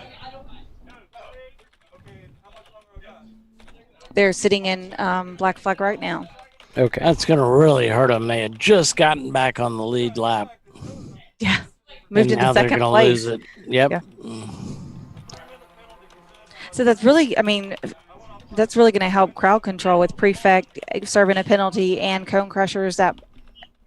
Yeah, I mean, Prefects Wow. dropped down to 6th.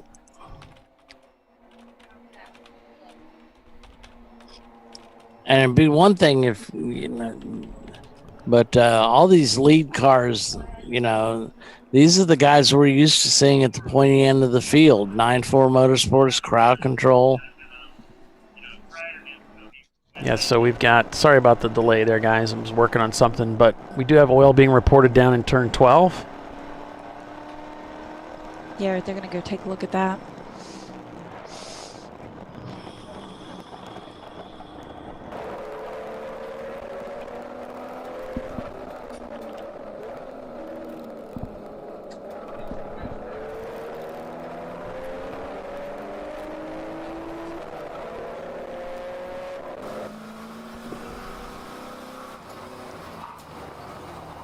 Okay, looks like it was the Ergo Lab machine blew a rear seal. That's the report that we're getting.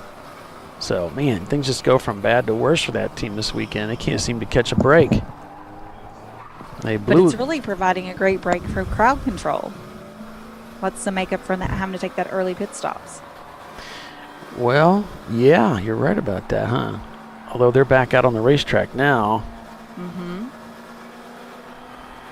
They fell from first down to 8th while they were taking that pit stop, but then Cone Crushers is falling, Prefect fell.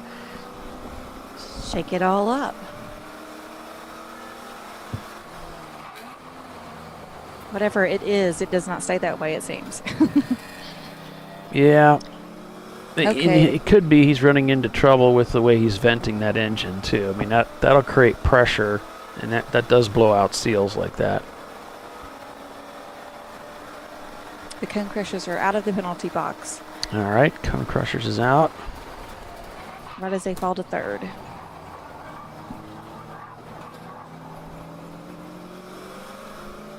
Yeah, I mean, you don't go down a whole lot taking a penalty because the track is so long. But Well, a 3-minute penalty will cost you 1 lap, yeah. yeah, Yeah, a lap and a little extra between coming and going.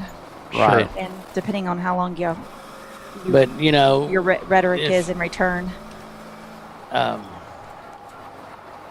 It's just gonna kill you though. Mm-hmm. Trying to make up a lap is, It's the time. yes. People talk about the laps a lot, but it's really the time that I'm not sure it really matters. I don't know. Maybe it does. I'm not much of a strategist on this kind of stuff, but it seems to me that the time is more relevant than the lap. Maybe I'm wrong.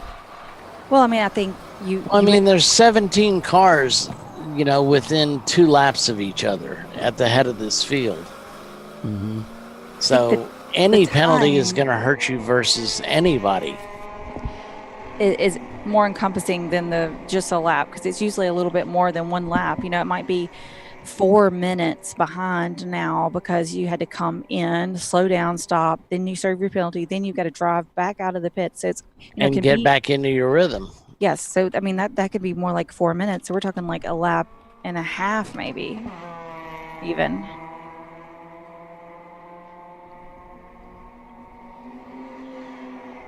Or 4 minutes to make up, kind of. So I'd say I'd go with you, Polly. I think it's the time. You're trying to make up that time. You can drive the fastest. You can be the fastest person out here, but if you're serving penalties or taking too long in your pit stops or having mechanicals, you're never going to be at the pointy end of the field. Doesn't matter how fast your lap times are. It's about consistency and being there and enduring, making it to the end cleanly. Yeah, I mean, we were talking about you can be the slowest driver, just don't make mistakes, don't pass under yellow, don't exceed the track limits. Mm-hmm. So we're not talking about loafing. We're talking about even if you're 10 seconds a lap slower, in 25 laps, if this guy gets a 3-minute penalty, you've made a position up on him. Exactly. It's hard to come back from. And Birmingham's in 6th place, trying to come back from that really early penalty. They're still trying to make that up. So it's helped them out that some of the other front runners have had to serve a penalty as well. It's kind of even the playing field as you would on that.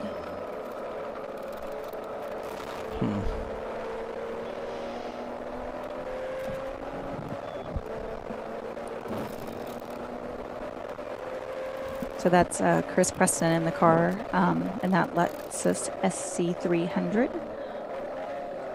of Birmingham, which is a play on words of Birmingham, which is where the majority of that team is based. I guess it's kind of between Birmingham and Mississippi.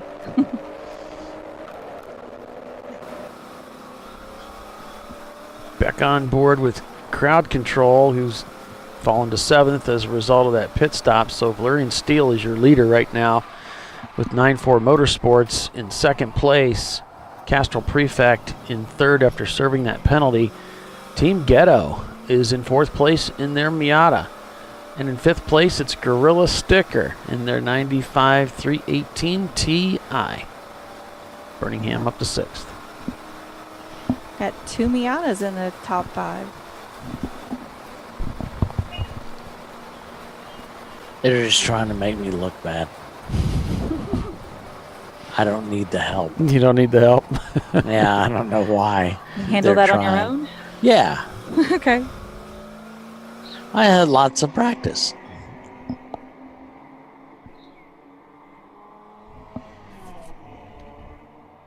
A look at Circuit of the Americas. You can see just a few clouds overhead on this warm day in Austin, Texas. Pretty much Chamber of Commerce weather. Yeah. A beautiful day. Light little puffy clouds. That's about it.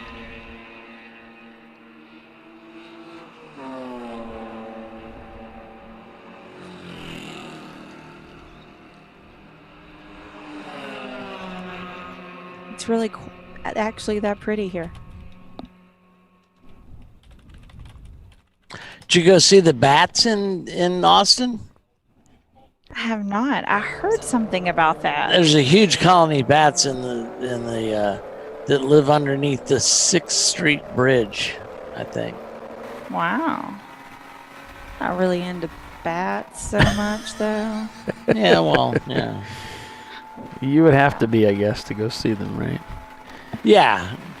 Well, I mean, it's one of the largest urban bat populations in the world. Although I do appreciate the bats. With the amount of bugs that they Yes, exactly. I am a fan in that way.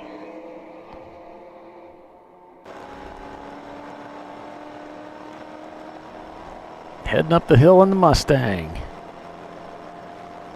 Having a pretty good race of it, really. Austin's got some great steakhouses. Oh, Now that's what I was going to be looking Smith forward and to. Walensky. Cone Crusher still shown in the pits, down in 15th place with that penalty. And this race has just been so self-defeating for them. They just not able to really put this race together. Not the way they would like. No, not at all. They may have decided to go ahead and do fuel driver. I don't know why they're here. I can't see quite down to their pit box from here, but I would assume they are, because they've dropped way too many positions relative to their penalty. right. I think they were, what, third? They dropped a third as they left the penalty box, so their continual fall makes me think that they must have went ahead and incorporated their stop with that. So now I think things have really shifted towards 9-4 Motorsports and watching them here as this race unfolds or unravels, depending on how things are going for you today. Well, the broadcast is unraveling. Well, yeah, it was like it was ever tight, yeah. It was a loose braid at best. Yeah.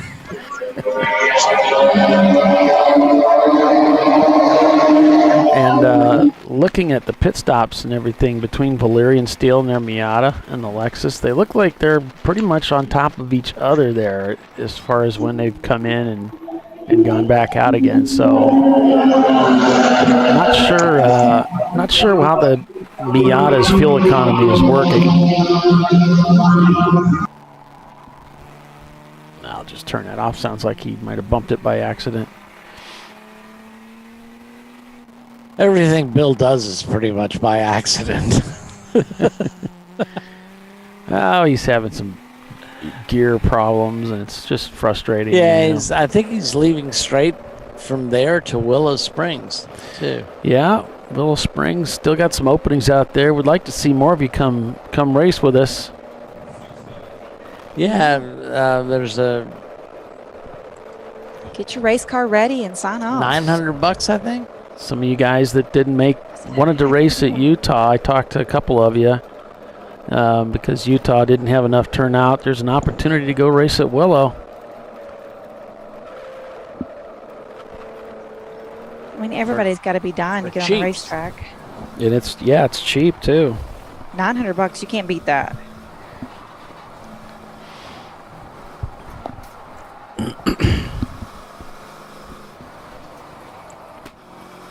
I want to get out there and try some of those West Coast tracks. That's a long way from home for me.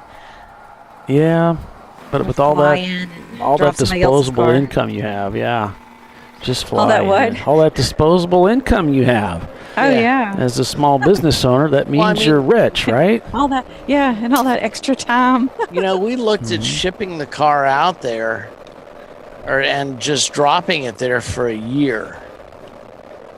Just flying out and doing West Coast just flying races? out and doing Yeah. West Coast races, yeah. Okay. I know one team did do that last year. They left it. Was it non-4? No. It was Visceral Visceral Racing left their car out there for the championship. Yep.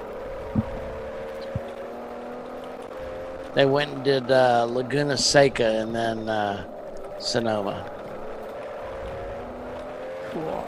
Yeah, I thought I remembered somebody doing that. You just got to find a landowner that's willing to let you park a trailer Yeah. there. And then organize the prep in between the races, right? Yeah, exactly. Maybe a local shop, or maybe you arrive early and have a place to And work have on a it. work day on the car. All right, guys, we're going to go to break, see if we can get Bill back into the broadcast here with us on our return. So stay with us. It's okay, Why Doc. would we want to do that? It'll be okay, Doc. It'll be okay. Be back here in just a couple minutes, folks. Stay with us. You're watching Champ Car Live. Back in a moment.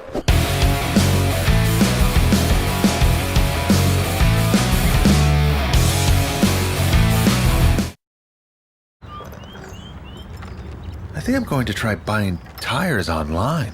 TireRack.com can help you with that. I guess I could buy the same ones I have. No need to guess. Our tire decision guide gives you all the right options. I mean, I am no tire expert. You don't have to be. We've tested and rated thousands of tires. Answer a few questions and you're good to go. Someone should invent a tire decision guide or something. Can he not hear us? TireRack.com, the way tire buying should be. In 1977, Bill Wood set the standard for high-performance brakes. Today, every Willwood product is born from racing technology and is proudly manufactured in the USA. Engineered, designed, rigorously tested to deliver unsurpassed control on and off the track. Whether it's for cruising or absolute performance, Willwood has an application for the ultimate stopping experience. Race-proven, street-ready, drive Willwood. At AutoZone, you get what you need when you need it. Got a today job? Pick it up free same day at your local AutoZone. More of a tomorrow project? Order as late as 10 p.m. with free next day delivery. Getting the job done just got easier.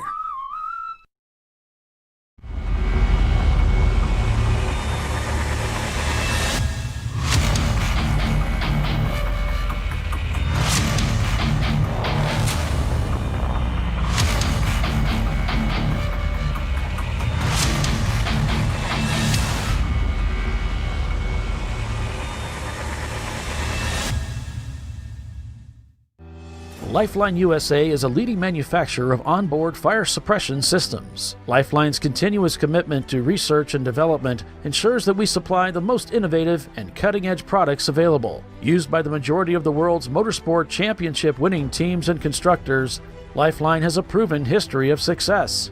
Lifeline offers a complete range of fire suppression systems for all budgets and needs, and we continue to push development and limits on both extinguishant materials and our patented delivery systems to make the race car environment almost as safe as sitting on your sofa at home. Every kit has been designed for a professional and simple installation. For more information and to purchase your Champ Car fire suppression system, go to www.lifeline-fire.com.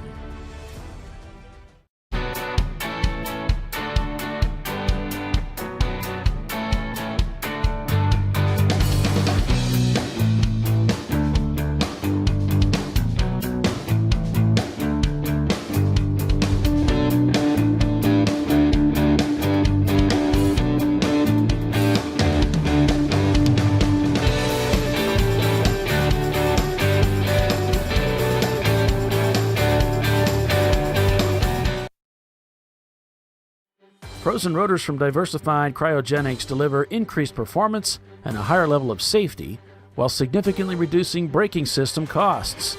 Our proprietary 60-hour cryogenic process permanently and dramatically improves the usage life and stability of brake rotors, creating a distinct advantage in tensile strength, abrasive wear resistance, and rotor longevity. Frozen rotors.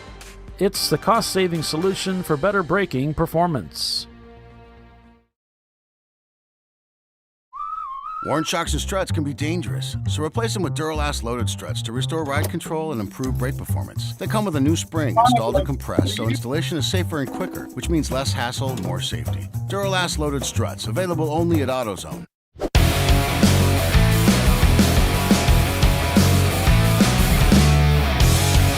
And welcome back, everyone, to Circuit of the Americas here on ChampCar.Live, presented by AutoZone. It is the TireRack.com Champ Car Endurance Series at Circuit of the Americas.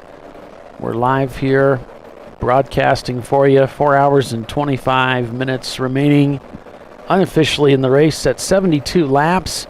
Castrol Prefect is not turning laps again, having problems. I'm not sure if it's their what's happened with that car. I don't know, Tiffany, if you have any information on the 742. Apparently she's not back at her desk yet, so we'll see if we can get back with her. Maybe she arrived. Oh, I was just That's noticing. the only part I heard. Okay, well, Tiffany, I just noticed as we came back from break, as I looked at the standings, that the Castrol Prefect car doesn't look to be turning laps now, and they've tumbled to 9th. Didn't know if you had heard anything. I have not heard anything. Okay. I was under the assumption that maybe they were taking fuel after their penalty. And then we've got a car stalled on the front straightaway right prior to pit out. They're trying to get right now. They're alternating between holding cars and pit out right now. That's Castrol Prefect. I can see they're rolling forward here. And again, their feed's a little dated. So that's why they're tumbling then. Yeah. Okay. Right now, the safety truck is in front of the car. I can't see it. So, yeah, that's exactly where they stopped. So, yeah, that's them. He didn't quite get to pit out, so he's on the other side of the wall. It's terrible. Mm-hmm. All right, we're going to try and get Bill Strong back in here. I've been muting him because of all that noise you heard, and now I feel bad because he's trying to talk. Don't feel bad. So now I feel bad, and he said... No. It talks like, don't feel bad. Guilt is a useless emotion. So he's Might trying want to to mute me though. I'm eating a snack. Okay. Well, we'll see if we can get Bill in here, and I'll unmute his microphone, see if he's there. Bill, are you there? They've got pit out closed right now as they're towing the Castrol Prefect car past the, they're kind of coming over on the blend line. Then they'll get that car.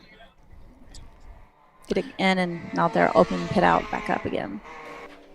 But it looks like it didn't hold up anybody who was, trying to come back on the track. So that worked out really well, actually. Excellent coordination going on in here. So he's got, the car will crank, and one option he could try, and I don't know, maybe he's too far out. He could put it in gear and release the clutch and drive the car forward with the starter. You can't go very far because it really heats up the starter, but it looks like he's quite a ways from that wall, so it probably wouldn't work out. In fact, I used it at Barber to get my car further off the track. Just a few feet, you can do it. Yeah, and he was a good car length, or probably more like 2 car lengths at least from the end of that wall. Yeah, it looks like he's even further than that in the camera view, although it can be distorted, but he's got several car lengths by the look of this, and I don't know what good it would do him, really. Right, and they're not going to let him roll back down the pit out. No, yes. I'm just thinking getting off the, the cars are doing pretty good speed through there, but they do have a yellow at the start finish. I saw them waving. Full drivers left, and everybody's full drivers right. It's fairly wide through there. They have good room. Bill, can you hear us? We can't hear you, Bill. I don't know if he's trying or not, but I heard some noise earlier. I thought he was trying to plug in. There's a little bit of noise there. As Doc would say, he's very trying, but just thought I'd... All right, well, I'll mute that for now since he's having some trouble with it, and maybe we'll get him back on here in a minute. But after 74 laps turned, Valerian Steele has pitted. So your leader coming into the pits. So it started off today with Castrol Prefect leading, with Valerian Steele in second and Arbank in third. After Arbank led us across the start-finish line to start the day. But Arbank ran into some problems, and right around 10 o'clock, it was the Birmingham team that were black flagged for passing under caution. They were brought in, served that penalty. Then it was Castrol Prefect, Cone Crushers, Valerian Steele, and Crowd Control in that order. And then Cone Crushers came into the pits right away with an electrical problem. Kind of a follow-up, they thought, maybe after what happened to them yesterday. This was around 10:30. 901 Motorsports came in with the 901 car, fixed a splitter, and the car died. On the 903 car died on track. Yeah, Birmingham and Crowd Control seem to be matching times. And Ergo Lab had a rear main seal failure, so they came in from that. And they've been looking at that yesterday or today. Today. Yesterday was a blown engine. Today it's a blown okay. rear main seal. And then Cone Crushers found themselves in the penalty box for a track violation as well. Yeah, a lot of our top teams have visited the penalty box along with a few of their comrades. Yeah, yesterday it was mechanical failures. Today it seems to be mental errors. Mm-hmm. And the Pull My Finger Mustang giving a thumbs up there.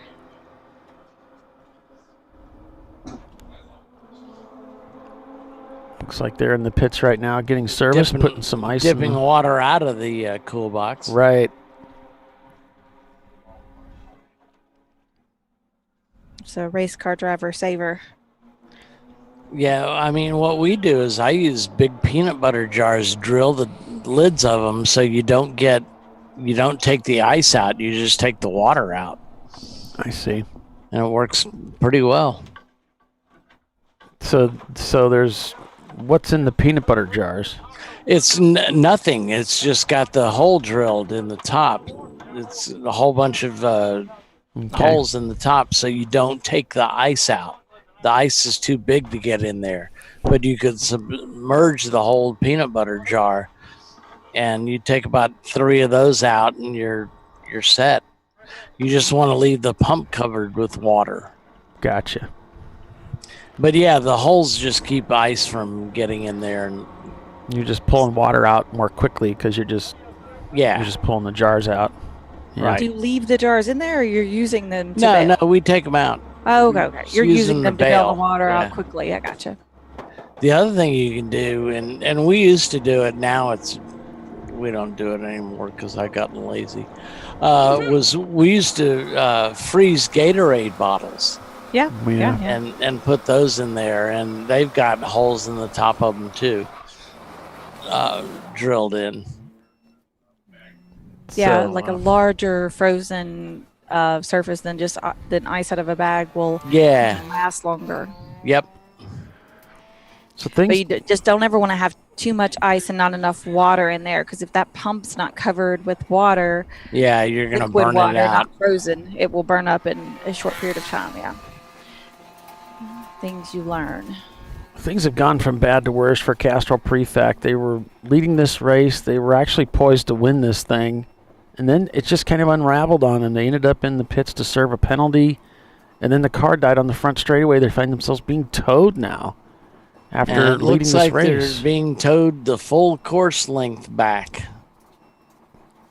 Jeez, what a mess. Yeah, just bad to worse, like you said. It is a game of attrition, isn't it? It is. Wow, that attrition has got Birmingham all the way back up to third, but they're going to have to pit here soon.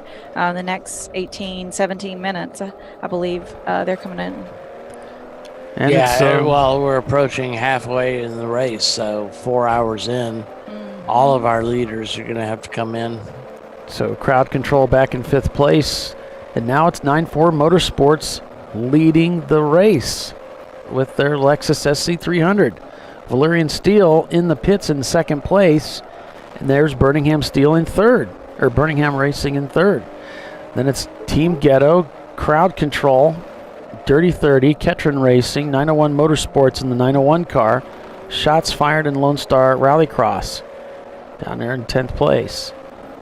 And there's a name we haven't called out all day. So, wow, big changes up at the front of the field here. So Valerian is in for a pit stop. So you see them coming down, and 9-4, it looks like they're due for one. So they should be coming in at the same time Birmingham is. So we should see all of those top teams cycling through their pit stops very quickly, while as Crowd Control already had theirs because they're on a little bit different sequence. So we might see them leapfrog a couple of teams as they cycle through the pit stops. Yeah, they'll probably come out in the lead, but again, like you said, they're on a alternative fuel strategy, i.e. their car can't make 2 hours. So they're having to stop a little sooner. almost to the halfway point here. Super close to it. About 16 minutes to the halfway.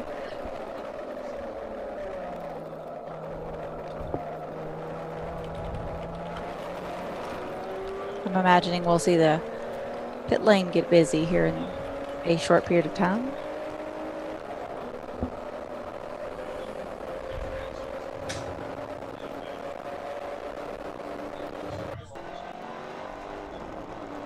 Back on board with Pull My Finger in their Mustang. Not really in contention for the win of this race, but not doing too bad today. They did have a penalty earlier today, as I remember they had to serve, but got their Mustang in 28th spot. They were behind the wall for a little while in the garage working on that car. Looks like whatever the issue was, they've resolved it. That was earlier today. And they're up to full speed. Looks like they just came out of the pits in that classic Mustang. Kind of miss seeing Looney Tunes out here, so it's good to see another 68 Mustang out here. Mm-hmm.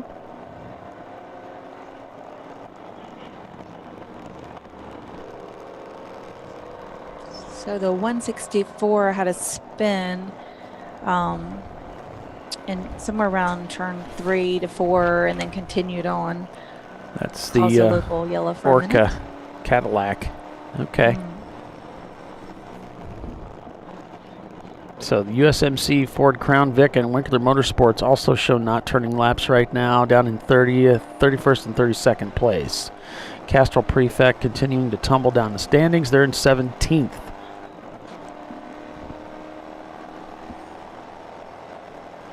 So looking at your positions of your cars by class, Class A sponsored by Krispy Kreme Donuts, it's Valerian Steel, 11 Tenths Racing, and Cross Canyon Racing. And down to B class, sponsored by DiscoveryParts.com, it's Team Ghetto, Ketron Racing, and Lone Star Rallycross. To C class, sponsored by Money Shift Racing, it's 9-4 Motorsports and the number 840, Birmingham Racing, and Dirty 30. To D class, it's Crowd Control, Pull My Finger, and Orca in their Cadillac. And for EC, your leader is TK Racing. There will be a trophy awarded, I believe, because they're exceeding 4 in the field for EC cars. So they had 9 cars that started, I guess, in EC. Yep. So they get someone to pick up some hardware.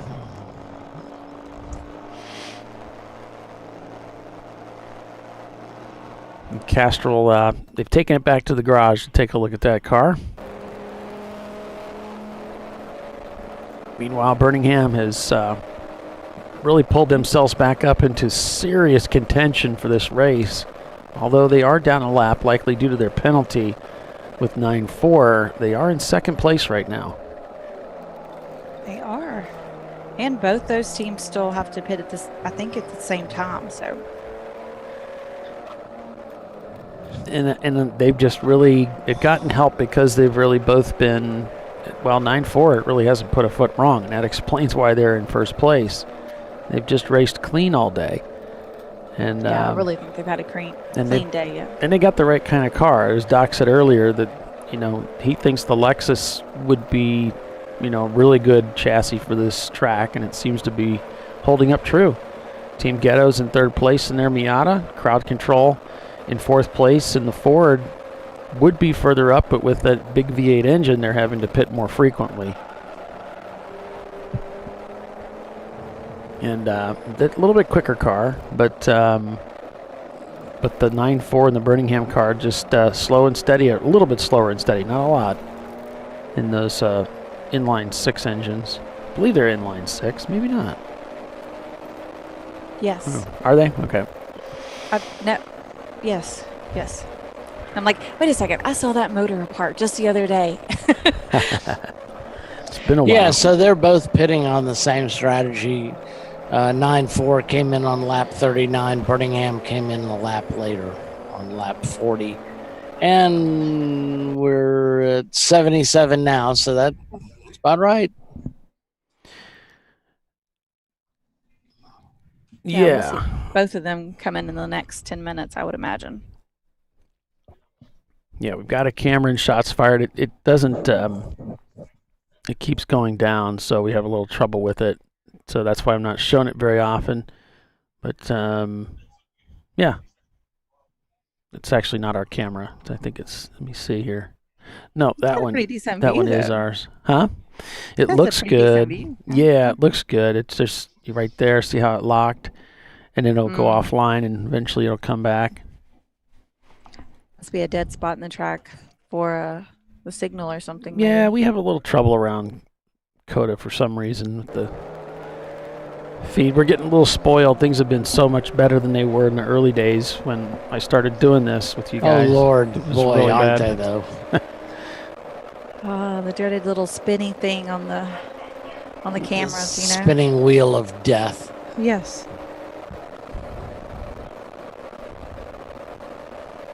I remember back. Oh, yeah. And here's crowd control. Yeah, we only have a handful of cars out there that cameras are working. But that's okay. We got a pretty good idea of what's going on. Crowd control holds the fastest lap time of the day, and they're in 4th place. They've got I was going to say, you may have a good idea of what's going on. Speak for yourself. Whoa, a little bit of loss of control there again for crowd control. Again, that turn 12 just biting them.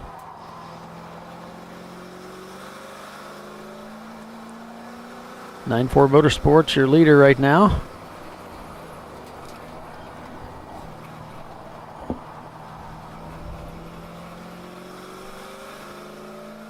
So coming up this weekend, it's the race at Willow Springs. Still got some spots available there if you want to come racing with us. It's not going to be covered by ChampCar.Live. Our next show is going to be for Daytona on the 5th of July. We're not doing Willow? No. Bummer. So I got a track day anyway, so. You're going to be at Daytona, aren't you? Yeah. Oh, yeah, okay. 181 is being called in. That's You say it, Doc. You say it better. What? Reposado. Oh, yeah, tequila. Yeah. We're exceeding track limits. Reposado. Reposado, yeah. I just call it tequila and make sure it says 100% agave on it, you know, and there's a lime involved. And ice cubes, and salt Yes. on the rim. Yes.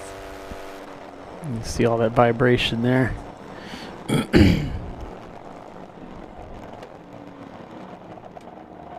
I especially like it because nobody else in my house drinks it. So good tequila that I purchased stays in the cabinet till I'm ready for it. Geez, a bottle of tequila around here doesn't last hardly at all. Now it goes quick. Yeah.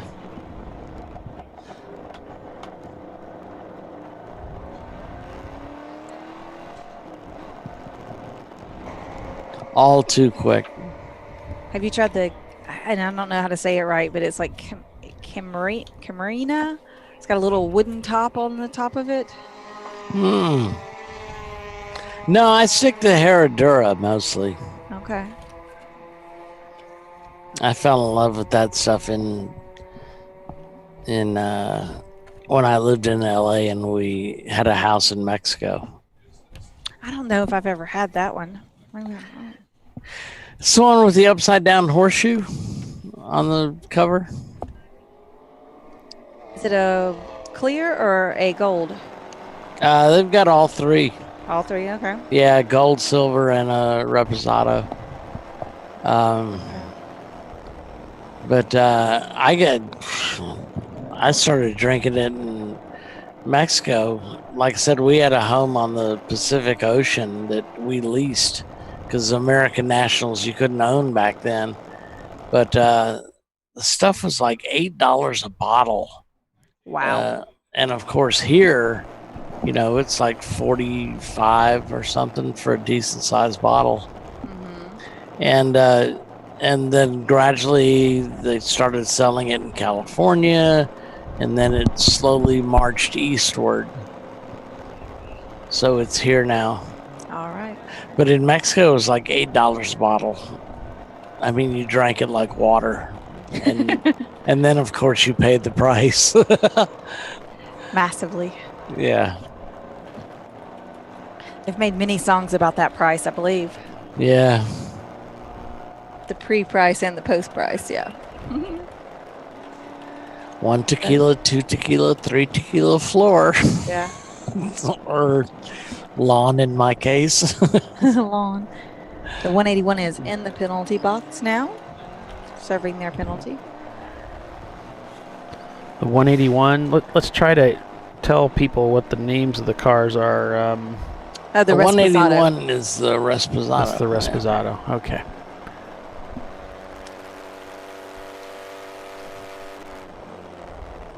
Bill didn't send me our list in like numerical order, so I have to like look through my alphabetical order each time. I posted it in the file. He typically puts it in the file, and I do my own, but I create it so I've got a sheet with both alphabetical and numerical on the same sheet, which is fine for the smaller races, but when you get to Indy, it's like really microscopic. I was gonna say, you might be able to read that, but I work can't. at Daytona, yeah. I print front Well, to back. my days are numbered, brother. It's not gonna last for long. Get it while you can. That's right. Enjoy it while you're young. Yeah, I think you made yours, put it in there, Doc, after I'd already left, so I left my printer at home. Yeah, I got mine late because I kept looking at the 2020 COTA folder, which is empty. Ah. So, and then Bill sent me a link for another folder that was populated. Much better than the empty one. Yeah, well, it's much more useful. And all sorts of stuff was in there. But I don't know why we have a 2020 COTA folder that's empty. And it's in the media share folder. Okay. On board with Birmingham Racing in second place. I'm just going to quit asking questions. He's talking about shop here, but there's not a whole lot going on track right now. There probably is, and we just don't see it. No, we're just waiting for somebody else to shoot themselves in the foot. I think everybody's just circulating the track, waiting for those, pit stops to come in. We've got these drivers in they're their going to last start laps. any second now. Yep. Yes. I'm sure they're hoping a full course yellow would come out or something like that, but we just haven't seen much of that at this track at all. They're really good about getting out really quick and doing hot poles and just getting the track clear so fast. Jerks. Okay, so much maligned COTA staff. I believe I just saw 9-4 Motorsports come in. Let's see. I'm at pit in right now. Waiting. Both Jay and Ray look busy. Yep. So the 840 is in. I was going to say, it shows pit. They're headed to their pit stall. 9-4 Motorsports coming into the pits there, folks. Our leader heading into the pits, and we can expect these other teams to be doing so as well as we've reached the top of the hour. That's that point when teams that can stretch it out 2 hours, they're going to have to pit and get that driver changed. And, of course, they'll go ahead and put fuel in the car while they're at it. So we're going to break for our commercial again, and we'll be back here in just a few short minutes. So stay with us, everyone. You're watching Champ Car Live, presented by AutoZone. And 9-4 Motorsports, who's your leader, has just pitted. Stay with us.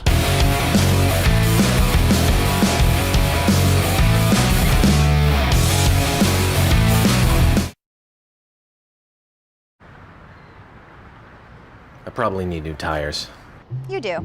What if they sold tires online? We do. We're TireRack.com. They could offer lots of tires. We have so many tires. and help you find the right tire. It's called the Tire Decision Guide. Oh, and they could ship them to a nearby mechanic. We shipped over 7,000 independent recommended installers. This is an amazing idea. Sorry. TireRack.com, the way tire buying should be. I did it. You see how it's... That's it. We did it. You did it. You can do it. The path to I did it starts at AutoZone. Get in the zone. Hey guys, this is Chad Thornton, and on behalf of Racing Radios, welcome to the 2020 Champ Car Endurance Series. Since 1979, Racing Radios has pioneered communication systems for the sport of racing. With a long-running history and passion for motorsports, Racing Radios supports those who build it, run it, break it, fix it, and run it again, pushing the limits of what's possible with the resources available. We built Racing Radios on these same values. As a 2020 Champ Car sponsor, Racing Radios will provide our experienced support team and trailer at select Champ Car events throughout the year. Free gear and exclusive discounts for the winners of the Racing Radios 14 Hours of Charlotte event. And most importantly, 15% off orders for all Champ Car teams. It's time to kick off 2020 right. Build it, bring it, race it, get out there and go racing. Visit racingradios.com and click on the Champ Car registration button to get your 2020 team discount code. Lifeline USA is a leading manufacturer of onboard fire suppression systems. Lifeline's continuous commitment to research and development ensures that we supply the most innovative and cutting-edge products available. Used by the majority of the world's motorsport championship-winning teams and constructors, Lifeline has a proven history of success. Lifeline offers a complete range of fire suppression systems for all budgets and needs, and we continue to push development and limits on both extinguishant materials and our patented delivery systems to make the race car environment almost as safe as sitting on your sofa at home. Every kit has been designed for a professional and simple installation. For more information and to purchase your Champ Car fire suppression system, go to www.lifeline-fire.com.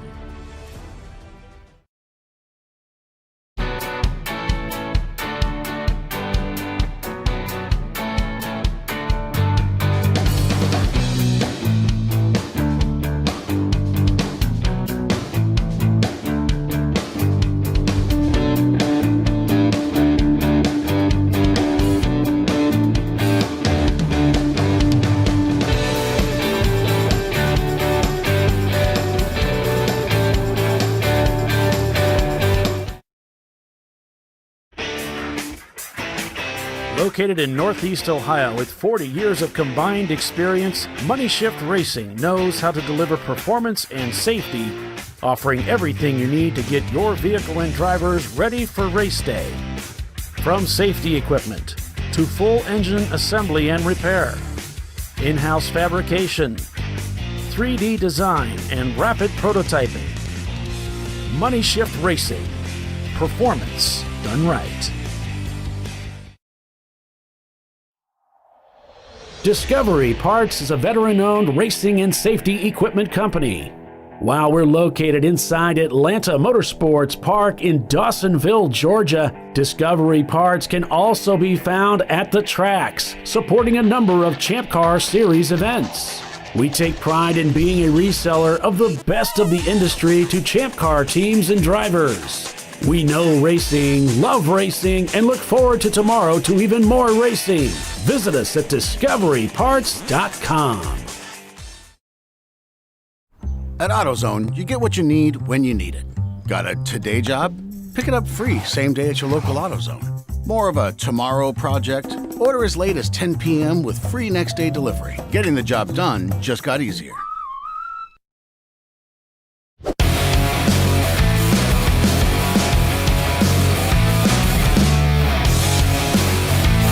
And welcome back, everyone, to the TireRack.com Champ Car Endurance Series live broadcast. It is Champ Car Live, presented by AutoZone. I'm Paul Veltum, along with Doc Waldrop.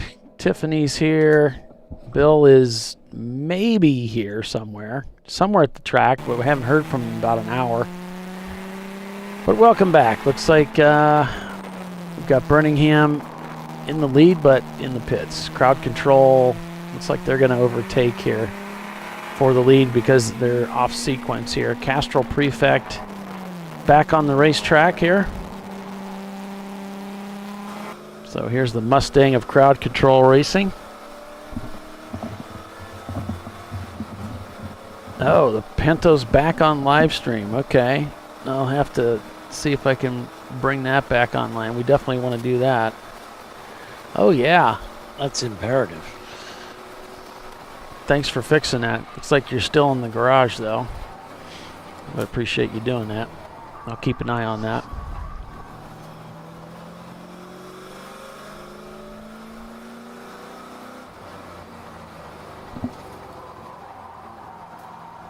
Get that fitted in. There we go.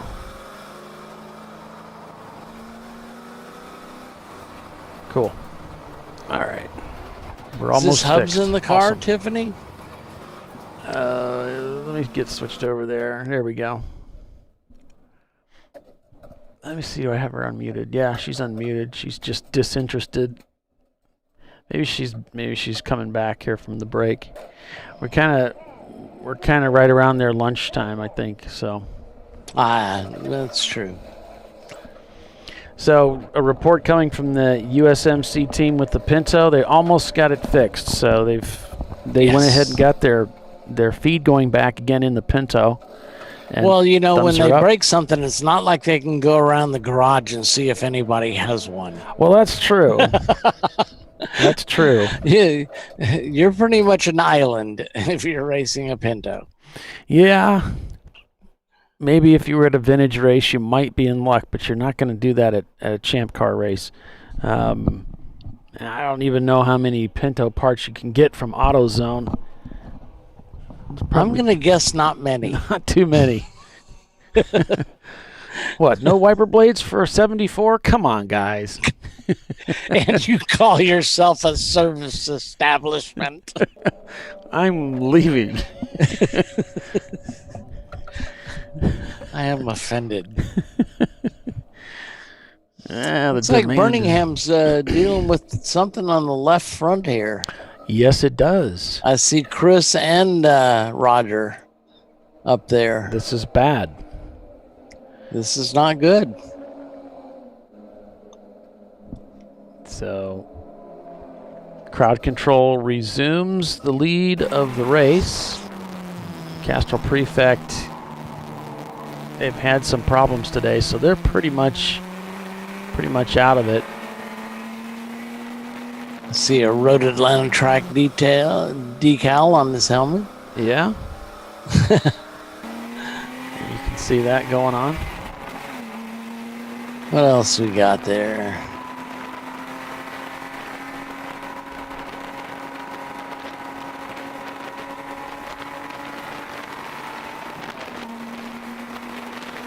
Not sure. Yeah, Road Atlanta is the only one I recognize. One of the cars way off track. Oh, yeah.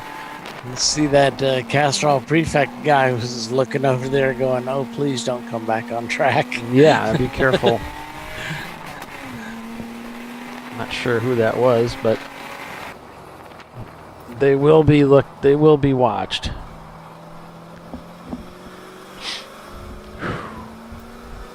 On board with your leader again, Crowd Control Racing. It's just do-si-do. Whose turn is it this time? My turn, your turn? Right now it's Crowd Control Racing leading.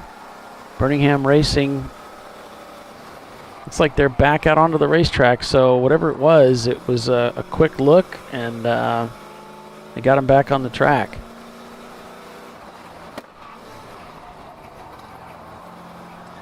Cone Crushers refuses to go away, running in fourth.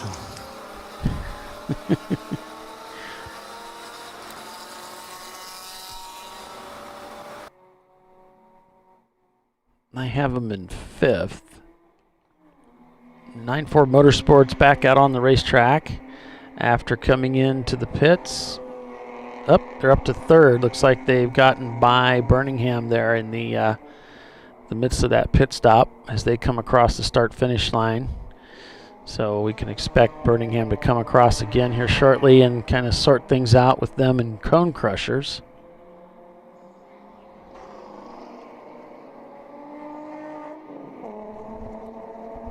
Checking to see if I can get that camera back online, but it's just really being disagreeable. The 9.4 11 tenths have made a nice recovery today.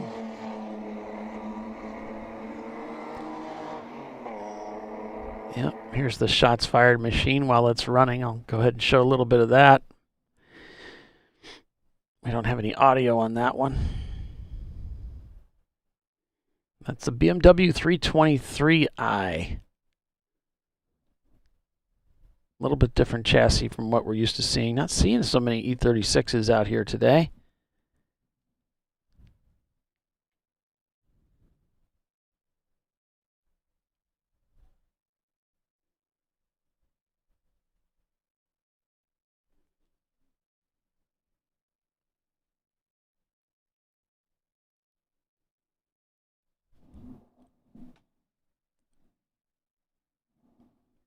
So looking at the standings here so far, folks, at 84 laps, you got Crowd Control leading with Varillion Steel.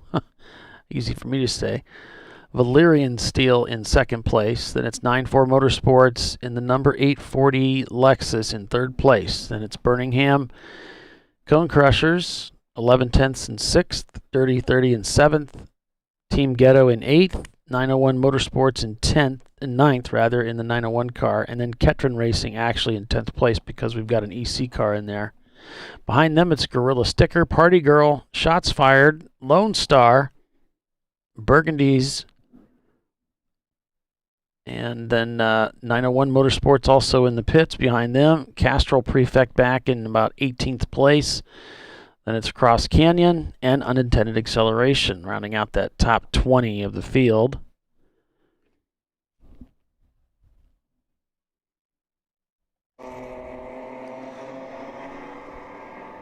And still just a beautiful day out there at Circuit of the Americas.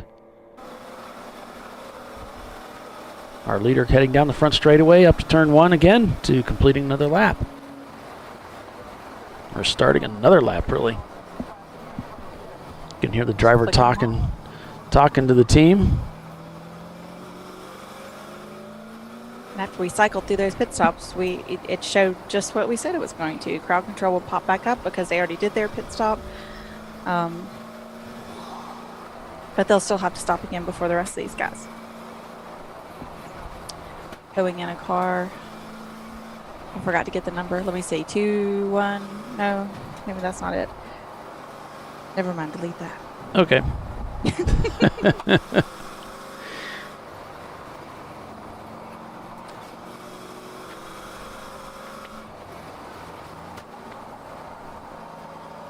Thought I saw the number, but I don't think I was.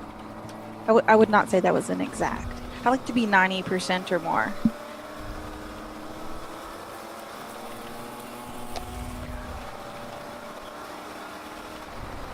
How are you doing, Polly? Tired. Yeah? Yeah. I brought like a 2-liter of Mountain Dew, so I'm almost wired. Oh, wow. Cool. So Andrew Sides is saying Indy and VIR were 2 of the helmet stickers on there. Oh, okay. Good job. Andrew with the eagle eye there. I should have recognized VIR.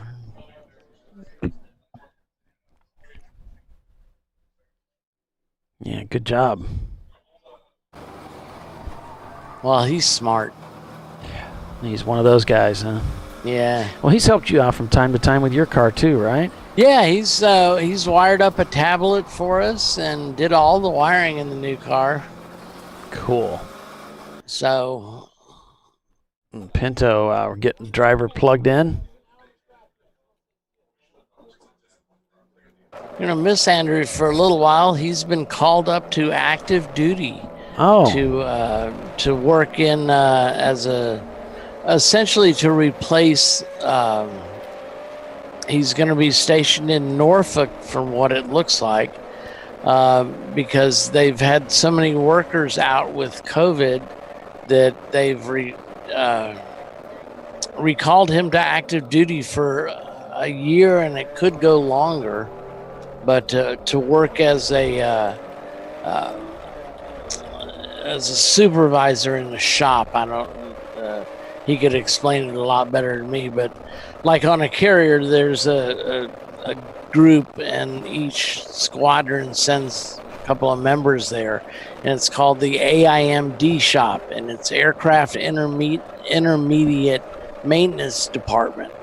And basically what they do is they don't work on a specific plane, but they work on replacing systems, as it were, repairing, hydraulic modules and stuff like that. So, cool.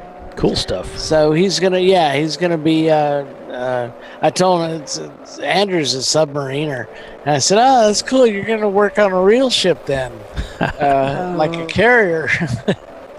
I'm thinking going from one extreme to the other. Yeah. From the under the water to the sky. Whoa. Yeah. Okay. Look at Cone Crushers go. Yep. That's the hubs in the car. Hubs gives them a nice friendly wave, like, thanks for not losing it in front of me and taking us both out. Right. Because Cone Crusher's a little crossed up through there.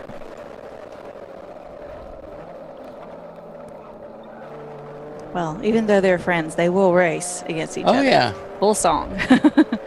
And it's just Rich and Scott and Cone Crusher, so I assume this is Rich again. I think they have one other guy that's driving with them. Oh, really? Okay.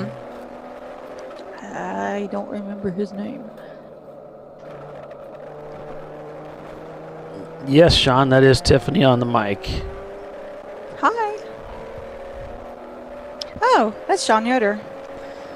Hi, Mr. Yoder. That's one of my buddies from back home. 86 laps complete. We got Crowd Control Racing leading with Verilion. I can't get it out anymore. Valerian Steel in second. 9-4 Motorsports third. Birmingham Racing. Got passed by Cone Crushers there, so they tumbled to fifth. Then we've got 11 tenths. Not much of a tumble, just a swap. Dirty 30 is in seventh. And we've got Ketron Racing, 901 Motorsport in the 901 car. And then finally Team Ghetto for the top 10.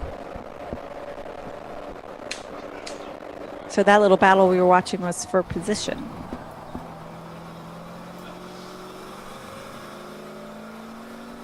Back on board with Crowd Control Racing here. We'll just see what they can put together. It's going to be a good battle between those three, and somehow Cone Crushers, got themselves back into the mix of this thing. I don't know how. I totally counted them out. Good, clean living. Well, you think about the amount of time they've spent in the pits. It's just, how in the world are they? The penalty, yeah. They had electrical issues and couldn't figure out what was wrong with it. And how did they get back in fourth place? You just can't keep a good team down.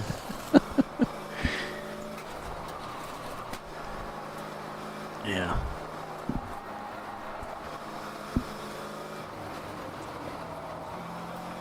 I wonder if they went ahead and did a pit stop after their penalty. And so maybe they haven't had to stop when some of the other teams have. But that may put them with an extra stop at the end, who knows, depending on the timing of things. We will see. Right. 11 tenths is down there and knocking on the door in sixth place. That car was quick yesterday. So they're, got to keep an eye on them. I assume, you were saying that Cone Crushers might have gone ahead and made a pit stop when they were serving that penalty. I'd say that's pretty good chance. Their pit stop was at 10:27.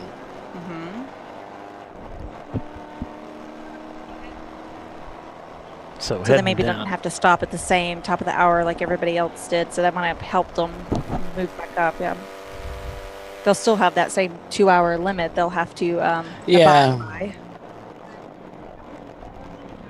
They really need to change those U-joints out. It's going to come back to bite them. It only gets worse. It'll start rattling stuff apart, and it'll eventually break on them. Just got done with that back straightaway, heading up in through another rather technical part of the racetrack as they head through these corners.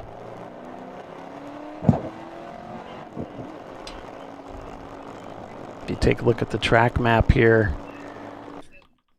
shots fired. I don't know if they had a penalty or not. They may have just come into the pits for a regular pit stop, so I'm not sure. I saw them come in and the camera quit, so I couldn't really see what happened there. But you can see. I don't think our cars are quite getting up to the speeds listed on this track map. yeah, probably not. 155 miles an hour. I think we're a little shy of 196.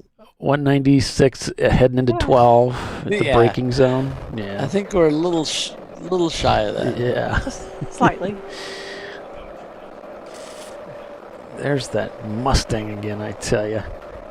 I'm sure the Pinto could do a 196. Off a cliff, yeah.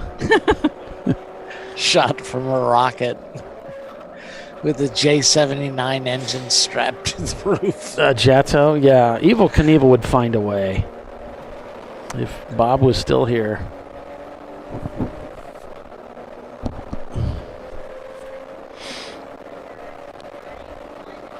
So back on board There's with Birmingham. The Pinto. Speak of. Yeah, they're back out there. Their camera's not online, so I can't show you anything, but I just sent a message out. It's good to see him back out on the racetrack. Okay, so we've got 910 Winkler Motorsports and 742 Castrol Prefect are both being brought in for black flag. Oh, passing geez. under yellow. Oh, no. Castrol Prefect, man. Just from bad to worse. I know, right?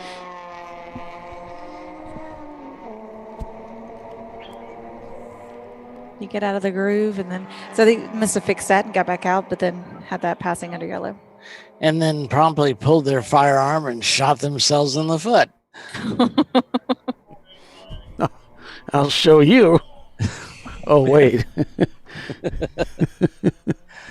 Oh.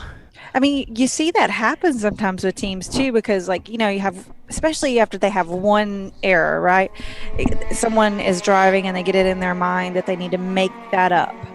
And right. so kind of start pushing the car a little harder than probably is their ideal place, you know, their ideal comfort level in the car. And maybe they miss a flag or, you know, or run off track a little too much, or, you know, you get involved in something, and then it just penalties and problems. Skyrocket, yeah. Like you said, you start trying to make up for a past mistake, and you make another mistake.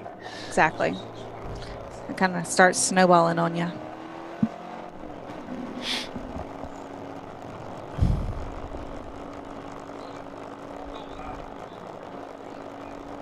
Pull my fingers. Done well today. They were in for a penalty, but I think just one. Yeah, I don't remember them in a lot at all.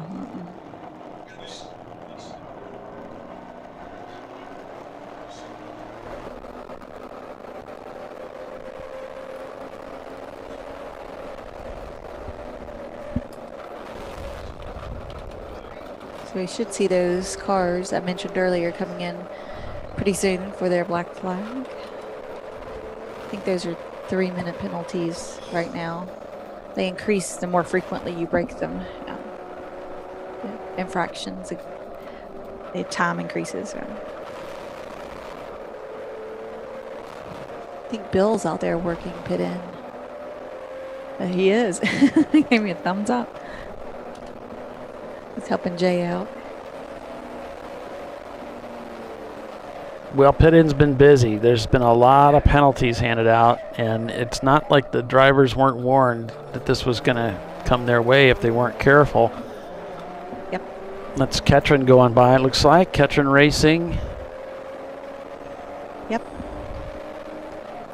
That prelude is quick, especially in a straight line. It's like a little rocket, a little yellow rocket. That could be us at the end of this year. I know, right? They could be saying that about us, Tiffany. It's like, Little man, rocket.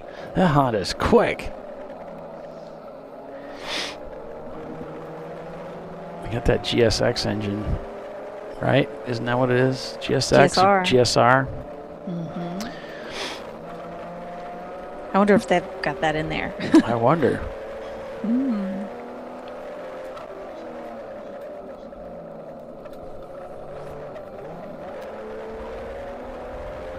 Well, if they end up in inbound, they'll have to pop their lids, and I'll take a little peeky poo and see. A little peeky poo. Yeah. That's a technical term for those of you. All the right options. I mean, I am no tire expert. You don't have to be. We've tested and rated thousands of tires. Answer a few questions and you're good to go. Someone should invent a tire decision guide or something. Can he not hear us? TireRack.com, the way tire buying should be. In 1977, Bill Wood set the standard for high-performance brakes. Today, every Willwood product is born from racing technology and is proudly manufactured in the USA. Engineered, designed, rigorously tested to deliver unsurpassed control on and off the track. Whether it's for cruising or absolute performance, Willwood has an application for the ultimate stopping experience. Race-proven, street-ready, drive Willwood. At AutoZone, you get what you need when you need it. Got a today job? Pick it up free same day at your local AutoZone. More of a tomorrow project? Order as late as 10 p.m. with free next day delivery. Getting the job done just got easier.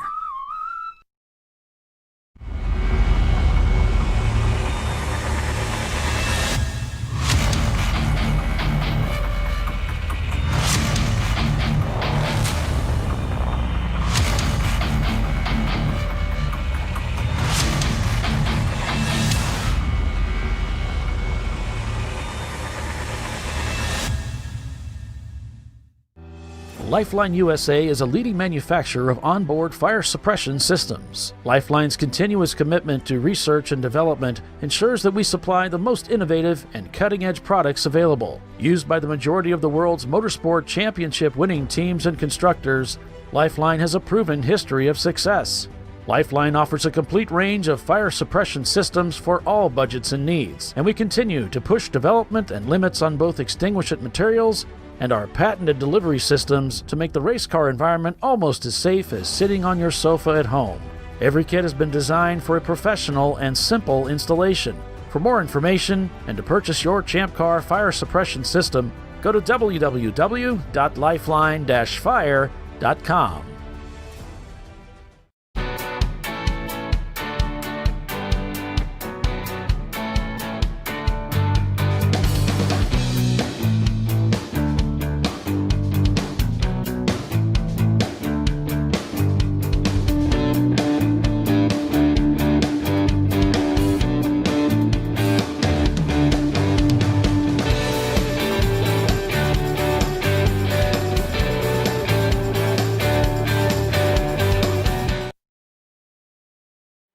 Frozen rotors from Diversified Cryogenics deliver increased performance and a higher level of safety while significantly reducing braking system costs.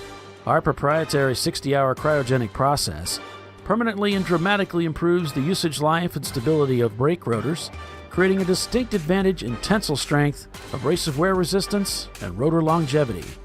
Frozen rotors. It's the cost-saving solution for better braking performance.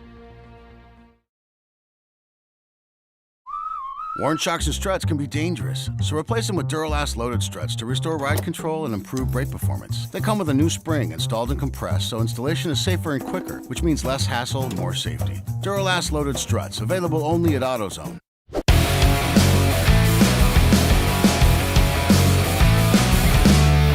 And welcome back, everyone, to the TireRack.com Champ Car Endurance Series. Here on ChampCar.Live, presented by AutoZone. 92 laps completed. We've got Crowd Control leading the race with Valerian Steel in second. 9-4 Motorsports is third. Cone Crushers fourth. Birmingham Racing in fifth. 11 Tenths Racing in sixth place.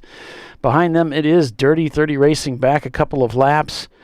Then it's Ketron Racing, Team Ghetto, and 901 Motorsports in the number 901 car in 10th place, your top 10. Back on board with Castle Prefect. Not the day they had hoped for as things continue to erupt for them, but they are back out on the racetrack turning some laps. Going on board here with our leader, Crowd Control Racing, and their Ford Mustang. Things looking good for them.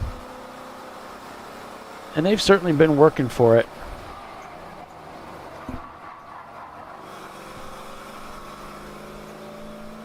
And we've got Birmingham Racing here.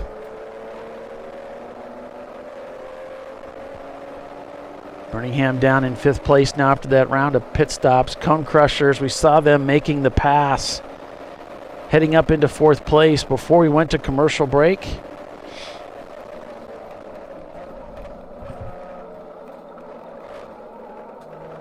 You've got 2 Lexus SC300s in the top 5, and both are really well suited for this race. They've got the larger fuel tanks, good performers, real good on brakes. So those cars look poised well for the final half of this race. Just about 3.5 hours remaining in this weekend of racing out at Circuit of the Americas.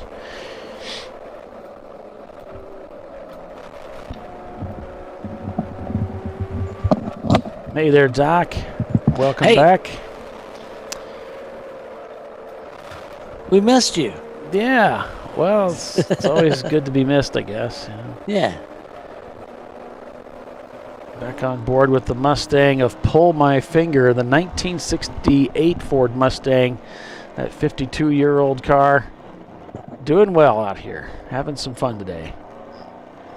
The Pinto back on the racetrack.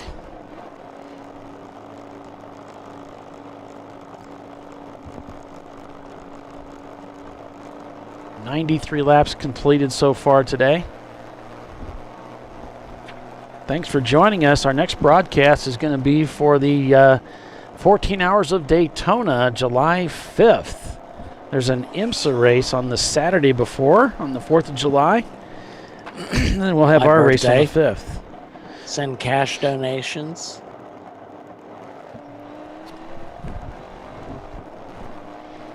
Yeah, it's nice to have a support series. Right.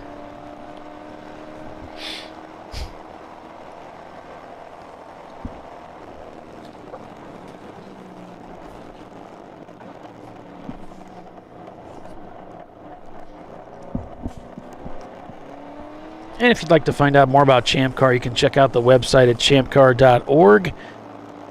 There's also plenty of opportunity to get involved, not only as a participant, as a driver, but you can also volunteer and you get paid, so it's a pretty good deal.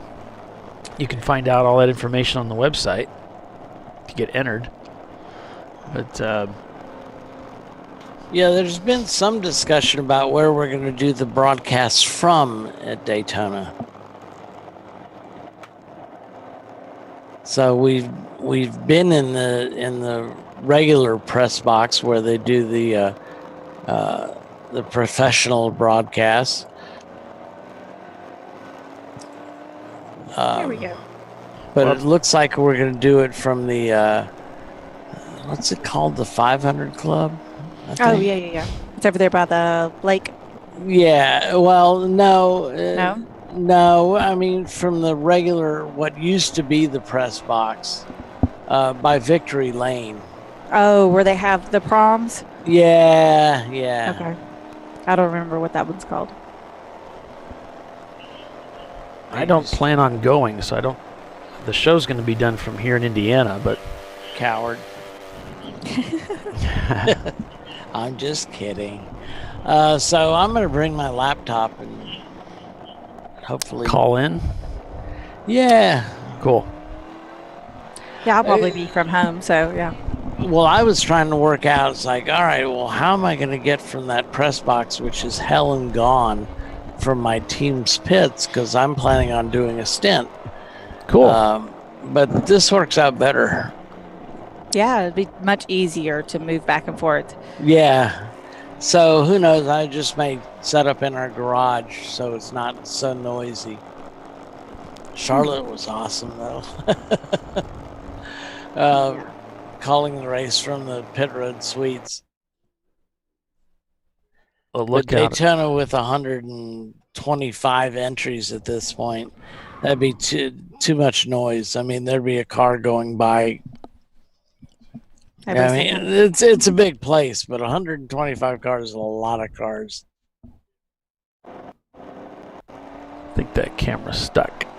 Let's see if I can. Yeah, there we go. There we go. Yeah, at first I thought that camera had frozen. It's like, no, it looks like we lost Paulie.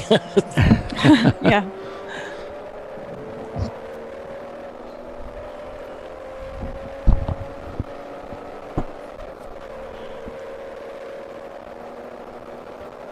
So let's look at some of these gaps. 1:15 from 9-4 up to Valerian, who's in second place. 20 seconds the gap from Birmingham to Cone Crushers. And not a very good lap from Birmingham on that last lap at a 250. 11 tenths did the same thing. A 250 back about 55 seconds. So not a lot as far as the close racing. 901 pretty close to Team Ghetto, about 7.5 seconds, that B-class machine. And Team Ghetto just turned in a 245. That's in 10th place. That's their fastest lap time of the day. And I think that's the tightest gap we got going right now. There is a 10-second gap from Castle Prefect to 901 Motorsports in the 903 car, as they're trying to recover from lots of things they've had going on today, from penalties to being stuck in the garage working on the car.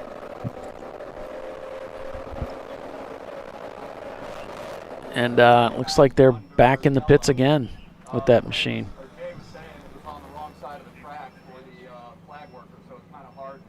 They've just really struggled with that car today. Well, that's disappointing for them. Oh, that's when they were serving their penalty, because their camera's a little delayed. Yeah, it's back a couple minutes. Because that's the Winkler Motorsports in front of them. I believe they did the passing under yellow both in the same place. All right.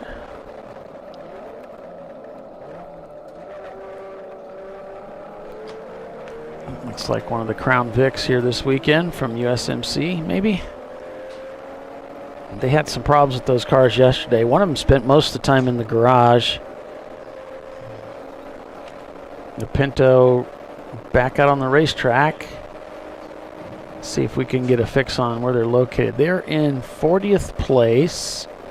They're in last place with the Pinto, the only car that's turning laps that's down that far. So they've got a car that's turning laps. The Let's Rock team in their Mustang also turning laps back there in 35th. And Killer BASA Racing in their Nissan 350 back in 36th. Also turning laps. I think it's Killer Bassa. Okay. Yeah, I think it's after someone's last name. Like maybe their name is Bassa or something like that. I see. That's the 350Z, right? Yeah.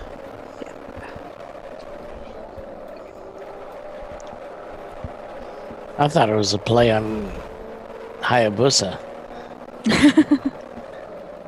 No, I think it's a play on, like, somebody's last name and maybe sausage or something. Like kielbasa. Ah. So in That's what I heard. It's a rumor. In Champ Car, the pit stops create a unique strategy situation for teams to work with. You can't leave a driver out there for more than 2 hours at a time without incurring a penalty. And after a minimum 1 hour break, they can get back in. But 2 hours is the maximum length for a stint. There's the fuel aspect of the strategy too. So you must remain in the pit a minimum of 5 minutes when you take fuel. However, there is no minimum pit stay for anything other than taking fuel. So you could, in theory, change drivers at the 2-hour mark and go back out immediately. And since the rules don't limit the size of the fuel tanks, well, the rules do limit the fuel tank size respective of the car. So most teams will struggle to make 2 hours on a single load of fuel anyway. So typically what we see are teams trying to make 2 hours on one tank of fuel without having to pit. That way they can take gas and change drivers at the same time, being as efficient as possible. Meaning in a 7 or an 8-hour race, you're going to have to pit at least 3 times due to the stint limitation. So ideally, you want to put fuel in the car only during those times, and then you can make, but you can make as many pit stops as you like. But obviously, you want to make as few as possible. Right. Depending upon the track, you may go 1 lap or 3 or 4 laps down.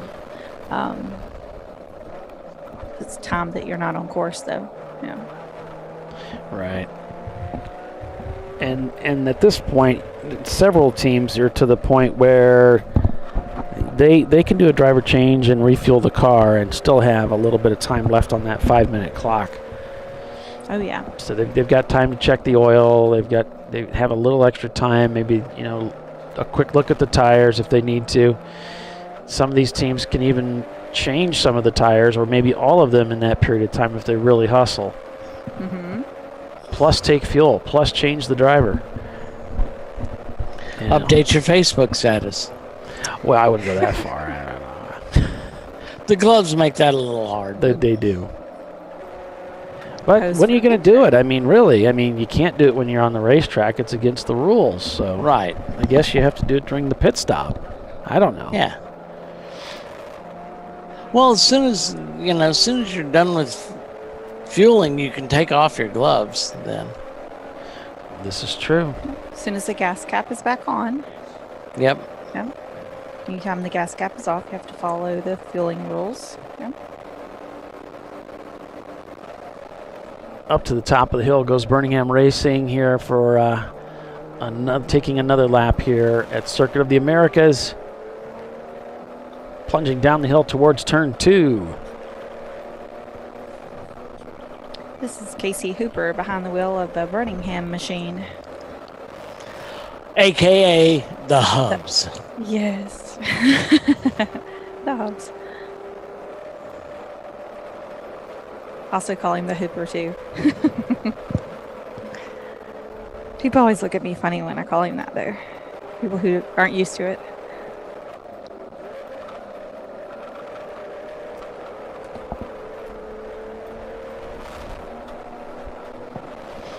Three hours and 15 minutes-ish.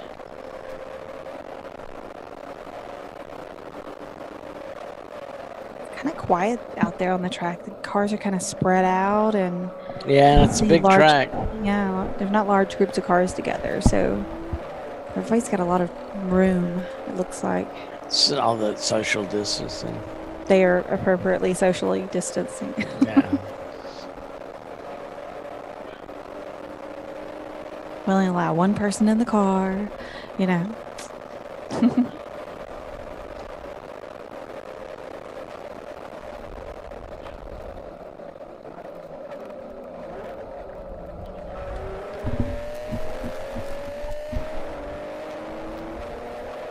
Bill and I have been chatting back and forth. Bill said, actually, there is no rule against updating your Facebook page in the car. And he said, do you think we need one? I said, no more stinking rules. But I'm thinking the guys in the Pinto probably do have enough time to update their Facebook page while they're racing.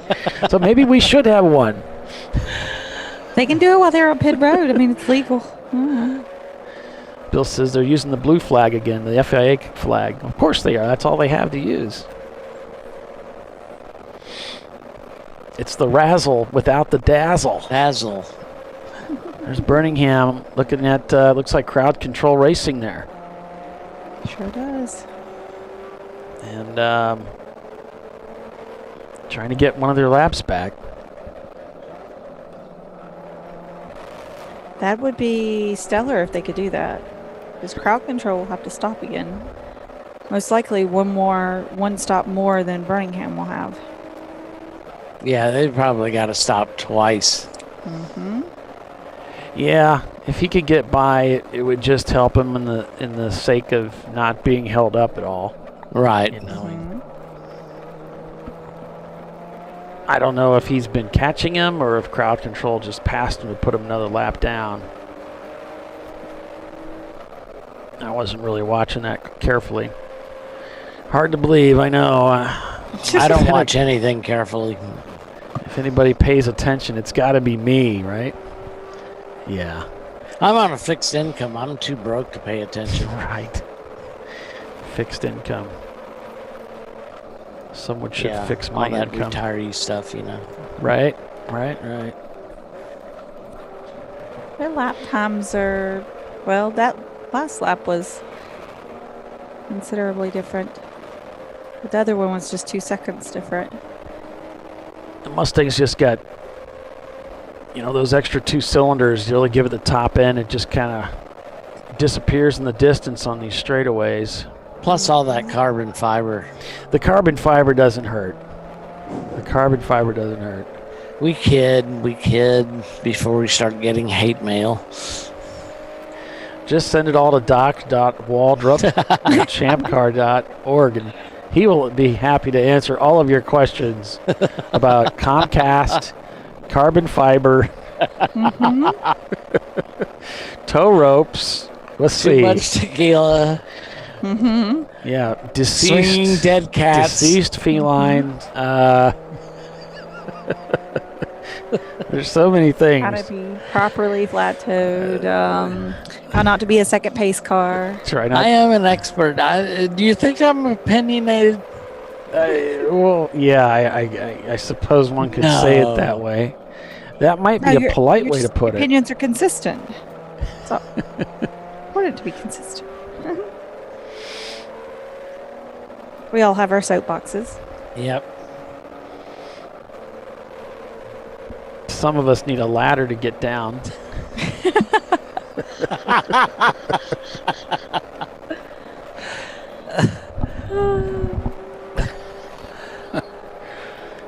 But, being Superman helps because we can leap tall buildings in a single bound. Oh, and I guess we had a car that one of the cars spun. Crowd control's coming into the pits. So looks like the might be time for a stop. Let's see here. Reposado Miata did spin, and you could smell a lot of 625. They could smell a lot of tire smoke down there. Bill said.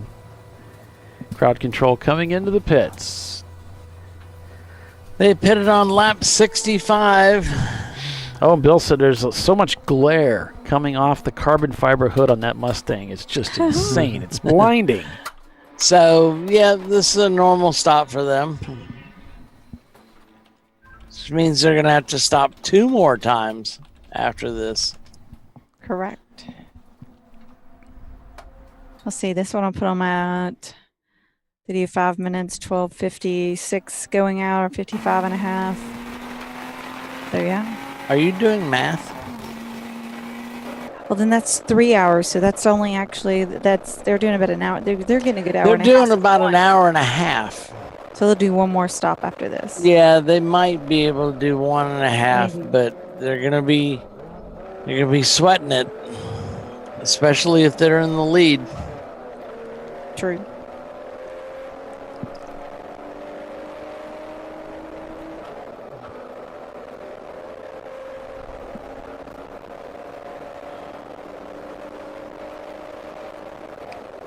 So we'll see this top 5 shake up again. Maybe. Valerian Seal should take the lead. Mm-hmm. Chances are 9.4 is going to go past them as well. I can remember when these Lexus were brand new, working in the dealership. I used to work for Lexus, and when these cars came in, I remember thinking, do I think the day would ever come when we might actually race these things? And I thought, I think that is the most ridiculous.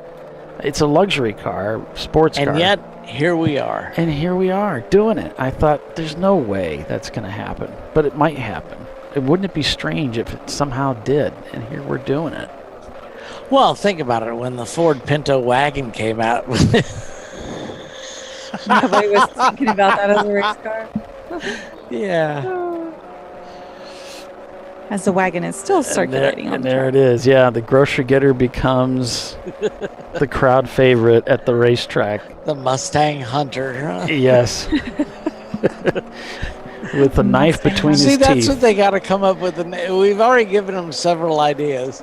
They need to come up with a catchy name, you know, like Vanquisher of Mustangs, you know. Stang Chaser. So the Vanquisher of Mustangs. Stinguish. Extinguish. It is a beast. That's funny. He's already agreed to do the Mustang decals on the front quarter panels. He has. Oh, yeah. So we need some nose art. Like a B-24 bomber, you know, or a B-17 bomber in World War II. You are getting a little lemonish in that, but that's not a bad idea. No, that's not a, come on. I mean, there's lemonish aspects to my car. Well, yeah, you're right. It's got the theme. The googly eyes and the beer tap on the, protecting the antenna on the roof. Yeah. I don't mean to be castigating dispersions against lemons. That's fine. It's a great series. That's fine. I don't even know why I brought it up.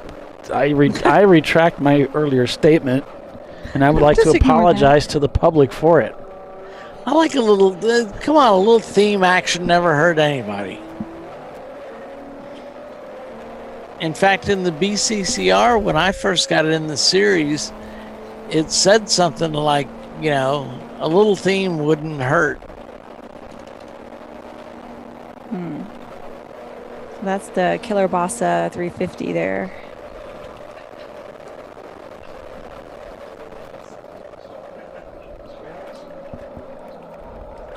So crowd control fell to second. And now they're all second, third, fourth, fifth, all on the same lap. 9-4 passed. Yeah. I don't think Cone Crusher's going to pass him. Or Birmingham, but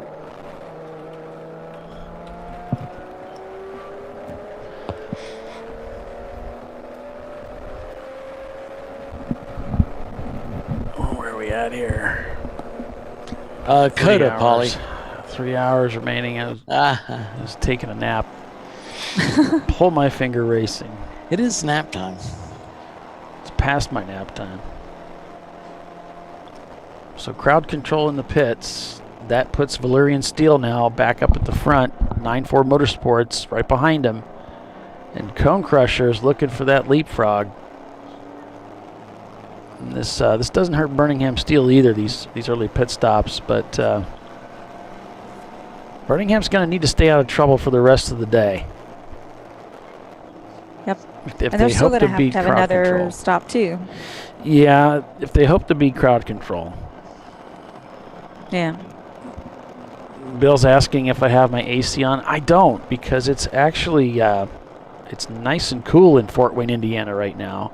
It was 46 last night. Wow. It was really cool last night, and I don't know. Let me see what the temperatures are right now. But it's 72. It's just we've just had one beautiful day after another here in Fort Wayne, Indiana. It's been gorgeous. It's been pretty nice up here at Hardwell too. I think the wagon is coming in for a pit stop. Okay.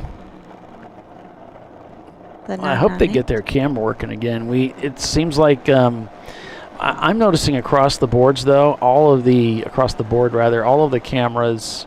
Of course, we typically you're using cellular services to broadcast. All of them are struggling quite a bit, so I'm having a really hard time keeping cameras running.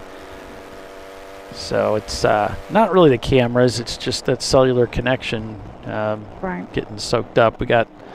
Still got a lot of churches using the bandwidth in the area for broadcasting, so might be a little low on bandwidth locally to the track. I'm certainly having a synapse collapse.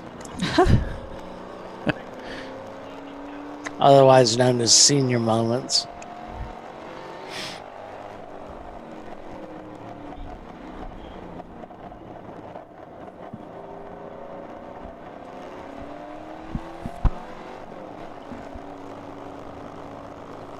So fortunately, we get a little bit of something coming from the car, so we can sort of keep tabs on what's happening out there. 100 laps complete now. And it's just so great to be back to racing. Thanks to all of you out there, our members who have supported Champ Car over the years and continue to support by coming out to the races and participating. It makes it so much more fun when you're there.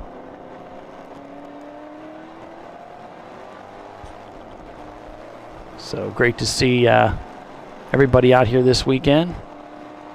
I wish that all of you could have joined us, but I know we understand that's not possible in some cases. So, but they can all join us here on the broadcast. Yep, that's true. Get in on the next race.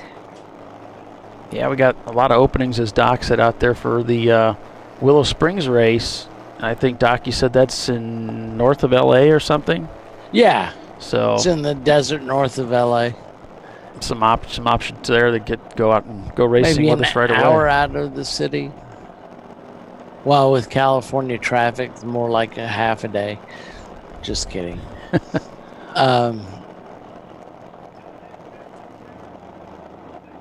Nice little track. Pretty much featureless. It's in a desert. But a lot of elevation changes, or a fair amount of them. If you've seen the movie Ford versus Ferrari, a lot of it was filmed at Willow Springs. Oh, okay. So that's Team Ghetto is 2.5. It's not on our list, Polly. Oh, okay. I believe they're bringing them in for multiple track limit violations. We've also got 901 Motorsports, I believe, is off track. Oh, no. Trying to see. That's a 903. It's hard to see. Yeah, 903. They had an impact in turn 9. Oh, no. And number 516, Bill said, was sideways coming through the corner. That's kind of his thing. Sideways. Yeah, but right now we're going to go to commercial break, and then we'll be back in a couple minutes, folks. So stay with us. You're watching Champ Car Live. We'll be back in just a few minutes, as I said. It's Valerian Steel leading the way here at Circuit of the Americas. Back in a moment.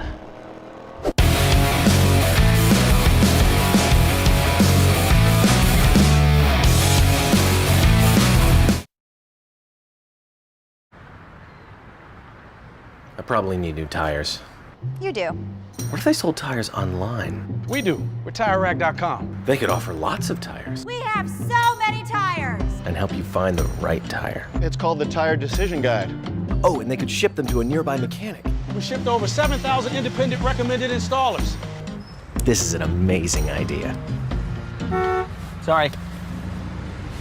TireRack.com, the way tire buying should be. I did it. Do you see how it's... That's it. We did it. You did it. You can do it. The path to I Did It starts at AutoZone. Get in the zone. Hey guys, this is Chad Thornton, and on behalf of Racing Radios, welcome to the 2020 Champ Car Endurance Series. Since 1979, Racing Radios has pioneered communication systems for the sport of racing. With a long-running history and passion for motorsports, Racing Radios supports those who build it, run it, break it, fix it, and run it again, pushing the limits of what's possible with the resources available. We built Racing Radios on these same values. As a 2020 Champ Car sponsor, Racing Radios will provide our experienced support team and trailer at select Champ Car events throughout the year. Free gear and exclusive discounts for the winners of the Racing Radios 14 Hours of Charlotte event. And most importantly, 15% off orders for all Champ Car teams. It's time to kick off 2020 right. Build it, bring it, race it, get out there and go racing. Visit racingradios.com and click on the Champ Car registration button to get your 2020 team discount code. Lifeline USA is a leading manufacturer of onboard fire suppression systems. Lifeline's continuous commitment to research and development ensures that we supply the most innovative and cutting-edge products available. Used by the majority of the world's motorsport championship-winning teams and constructors, Lifeline has a proven history of success. Lifeline offers a complete range of fire suppression systems for all budgets and needs, and we continue to push development and limits on both extinguishant materials and our patented delivery systems to make the race car environment almost as safe as sitting on your sofa at home. Every kit has been designed for a professional and simple installation. For more information and to purchase your Champ Car fire suppression system, go to www.lifeline-fire.com.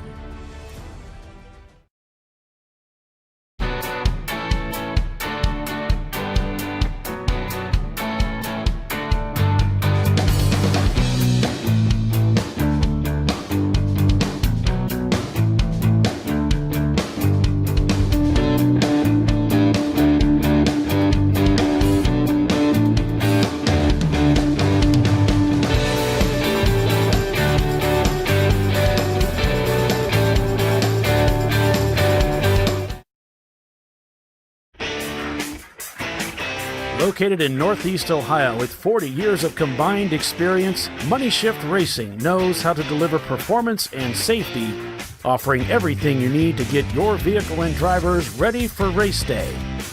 From safety equipment to full engine assembly and repair, in-house fabrication, 3D design, and rapid prototyping. Money Shift Racing. Performance done right. Discovery Parts is a veteran-owned racing and safety equipment company. While we're located inside Atlanta Motorsports Park in Dawsonville, Georgia, Discovery Parts can also be found at the tracks, supporting a number of Champ Car Series events. We take pride in being a reseller of the best of the industry to Champ Car teams and drivers.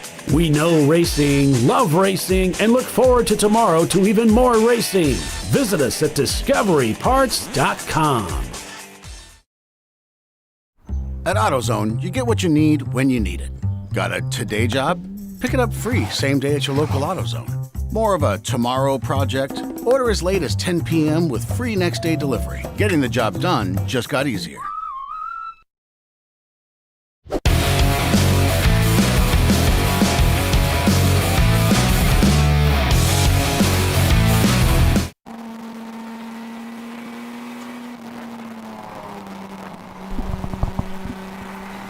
Welcome back to Circuit of the Americas here on ChampCar.Live, presented by AutoZone. We're on board with Castrol Prefect Racing, a team that had a real shot at today. Things didn't quite work out for them, but they were leading the race for some time this morning. It's a quick car. Hoping to salvage this event as much as they can and get the cars up front. Looks like we're under full course caution, though. We are. We had a car have an impact at the top of a hill, so it was kind of in a more difficult zone to see. So just for safety reasons, we went full course. We did not deploy the pace car because it was going to be a quick pickup, but they had to put them on the flatbed. They want to stall the race for as long. They wanted to minimize how much time we were under yellow, so they just went full course with no pace car and then back to green. We should see back to green shortly. They got that car loaded now. Okay. Urging this car to get up there. They are quick here. They can load a car. I'm impressed. And we've got some cars that did come into the pits that Bill reported. Let's Rock Racing. The Cadillac came in, so the 917 and the 93. I don't see the 93, but I don't see the 917 either, but the Cadillac is one of them that came in. So we're back to green. Should show on there in just a second. And we can just take a quick look at the standings here as we're under caution. So looks like Valerian's coming into the pits too, Tiffany. That's our leader. I don't know if you mentioned that or not, but I have not. That's what we're showing here. They're taking advantage of this yellow to hop in the pits. I saw the Cone Crushers come in too. Yeah, Ketron, Gorilla Sticker, also coming into the pits. Those are all in the top 15. Even the top 10, really. Yeah. So a lot of people, I mean, we still have 3 hours left, right? So one pit stop left regardless, I guess. So they went ahead and did that. We'll see if that works out for them. He is going. I am stepping on it. It has been stepped on.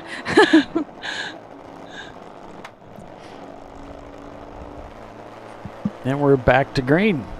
Yes, we are. Casey's showing a little frustration at that Pinto. Oh, it wasn't Casey. It was crowd control. Yeah. Those are the guys that yeah. yell at everybody. They're constantly yelling at people. It's funny. And we got a car passing under caution in turn 20.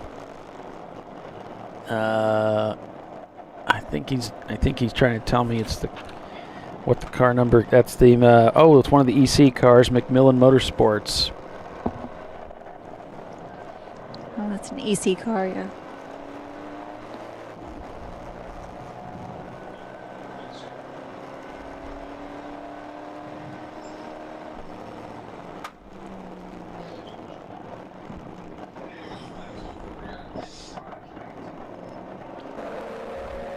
Looks like the green flag has come out.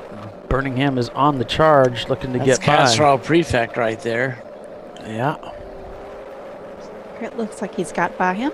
There's the Pinto wagon. Yep. Is that crowd control in front of him? Yeah. It is. It is. He was being held up by the Pinto. They didn't know that they needed to go faster, and that really put the advantage for Birmingham. Oh, yeah, that's for position. Yeah. Why, yes, it is. Go, Casey, go. Got a good run. Got really a better exit off that corner than crowd control. But Having to compromise that corner a little bit. But yeah, that Mustang makes up for it with the horsepower.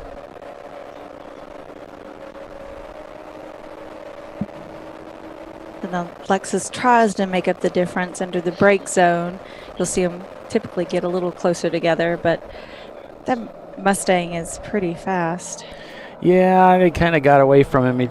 It's just not really fast enough to get by and stay ahead, I don't think. The Mustang's a little bit quicker. But all of this helps the Birmingham team. Any gains they can make is helpful. Even if he could have got around for a second, that would have slowed them down just a little bit. We've seen races come down to the last second. We've had a pit race that was less than a second. The cars were right next to each other at the end. So anything you can carve out of that lap, the better off you are. Right. It might come down to that at the end. Yeah, you never know. As long as you don't carve out a penalty, you're good. Yeah, you don't want any alone time right now. No. Had enough of that over the last few months. Sit and reflect over what you've done. Well, this is good. Just think about that for a minute. This is good. He caught back up to him going into the final corner there. So if you can keep him in sight, this is good. Well, I mean, the Lexus should have an advantage coming up once they get through turn 1 in those sweeping S's. I think it would handle a little better. I would have thought the timing would have updated. Oops, I hit the wrong button. A little bit of a botch at the top of one there. Probably not what he was hoping for. That slowed him down just a touch, but really through here, it's difficult to pass a car that's of like speed anyway. Absolutely. You just kind of keep the pressure and stay connected with him. If he makes a mistake, he's going to be right there to get by. Yeah, ready to pounce. There's still a lot of racing left in the day, so this is all good. As you said, Doc, he really reeled him in there through that real tight section to that 8, 9, 10 complex. Their lap times are within, 0.4 seconds of each other. This last the last time by. he got a good run out of the corner there. So that'll help him stay somewhat in touch with the Mustang through the backstretch. This is the longest part of the racetrack here.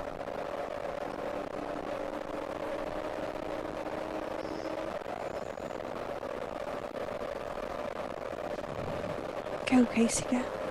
I also like how Casey's driving the car. You notice he's kind of shifting with his fingertips. He's not jamming the shifter into gear. He's pretty relaxed. He's just going through the motions. He's being gentle with the car, but he's doing what he needs to do out there.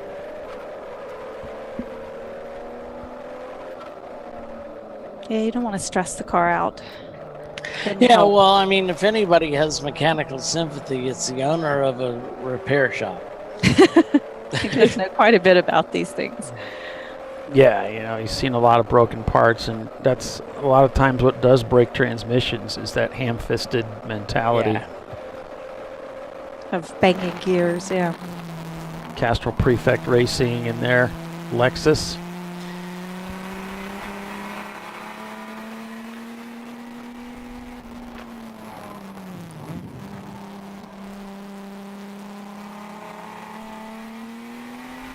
They're running back in 19th. A couple of EC cars in between. What happened to cone crushers? They came in during that yellow. Yeah, but I guess you lose more than I thought. Yeah. These drop way down. Yeah, he's in 11th now. Let's see, there's one EC car ahead, so he's in 10th. Yeah.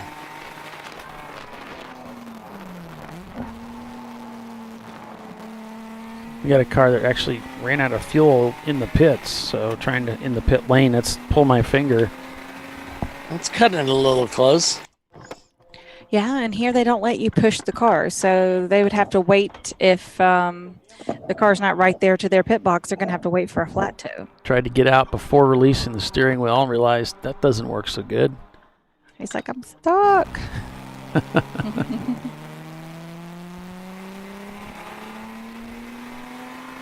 I'm about 50-50 on the steering wheel. Yeah? Yeah. Yeah, I can squeeze out without it, but I kind of like it there to brace myself on. Yeah. I can use it to pull myself out. I always think of it as I want to practice when I do my egress to get out of the car, the fire drill. I do it without taking the steering wheel off. Right. I figure I'm not going to have time to mess with that, so I better figure out how to do it without messing with that. Swing my legs out, do something. And in Robin's car, the steering wheel doesn't come off. So we've got a new steering wheel in our car, so cool. I've had more trouble with getting the steering wheel to go back on than anything. Yeah. Yeah. Had them go back on but not click into place, and so you're sitting there fumbling with that, and it costs you time. So I usually just try to get in and out without taking it off. Nah. We've got new Schroth belts in the car, so those are taking me some getting used to. Why is that? Break them in? Just the way they adjust. Oh, okay, the handles. Okay. Yeah. Pull part. The one thing I don't like about the Schroth is after Matt was in before me, and he has to have the belts all the way extended. Well, then I get in, I've got to tighten them up, and the way the Schroth is, it's got like a foam insert in the pull handle, and I'm just not used to them behind the buckle. So we're gonna play around with those, maybe put some pull tabs in them. Gotcha. The tabs can help you kind of see them too. Yeah, exactly. Yeah. Well, and then when they're brand new, they're a little harder. Any of the belts are a little harder to tighten and loosen than after they get a little wear on them. Right. They don't slide to near deal. as well as an old set, as it were. Right. And so, folks, we're not going to have a pit lane interview today. It just didn't work out very well yesterday, and we're just not going to do that. But so ask all you want. We're not giving it to you. Yeah. It's not going to happen. You just have to ask us questions instead. Where's your buddy Chris today? Who? My buddy? I don't know. Keeping tabs on me. Oh, that guy. My broadcast assistant, which I desperately need, by the way. Yeah, he was helping me out. He's like, hey, here's the gaps, and these are the guys on the move. Why do you have a camera in this car? What's going on?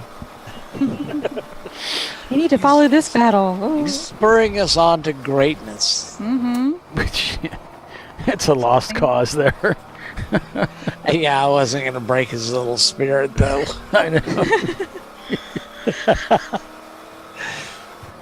know. Hope springs eternal. So at 107 laps, we've got 9-4 Motorsports leading. Crowd Control is in second. Birmingham Racing in third. Valerian Steel is fourth now. Dirty 30 is in fifth. 901 Motorsports is in sixth with the 901 car.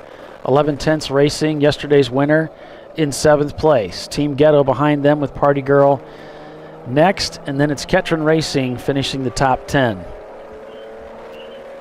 You can go through the standings by class, sponsored by just Krispy Kreme Donuts. Valerian Steel leading that class. It's a B class, sponsored by DiscoveryParts.com. It's Team Ghetto. C class, sponsored by Money Shift Racing, 9-4 Motorsports in their Lexus. D class, it's Crowd Control Racing, and EC being led by TK Racing right now in their Porsche Boxster.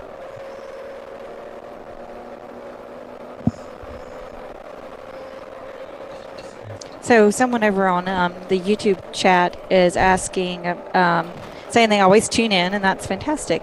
And they're going to be at Nelson Ledges, asking about the 24-hour format.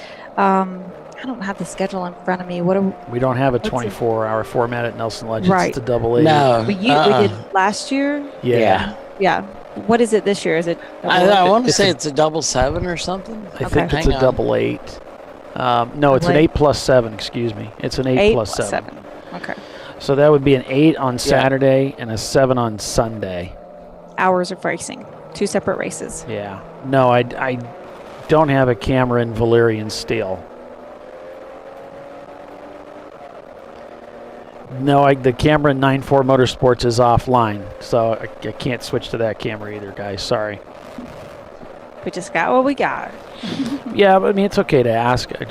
Yeah. We actually put a camera in that car, but that camera's offline. We've got several of them that aren't feeding, so I don't have a feed. I check them once in a while to see if they might have come back up, but they're not coming up. So let's see.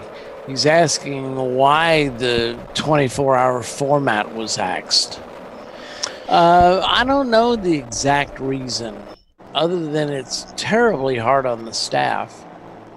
Well, I think it's because we couldn't really get the numbers. Yeah. We couldn't get enough people out to the track to run the race, and so it wasn't profitable enough for us to go out there. So Right. the thought was handed down that what if we did an 8 and a 7 or something like that, we might do better. And we did it. We're doing an 8+7, and we've sold out. So That's completely sold out. Yeah. yeah. Awesome. Yeah, and Bill said it was numbers. So it's entries. That's what pays the bills, guys. So Yeah. if we get enough people come out, yesterday were asking why we don't race at Brainerd anymore. same thing. It's same thing. Yeah. If you get enough people out, I think you can pay the bills as long as the track is laid out. Some tracks like we have Utah, trouble with. we had a great date out there, but Yeah. couldn't get the number of cars. There's not enough population density out there. Same thing with the Vegas race. So, unfortunately, due to a lack of interest.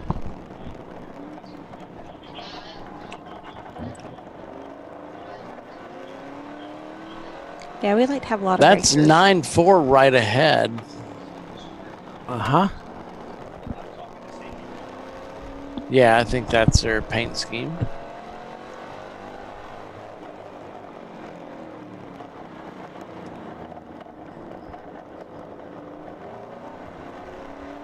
Kind of looks like one of the old AMC Javelins, which is kind of cool.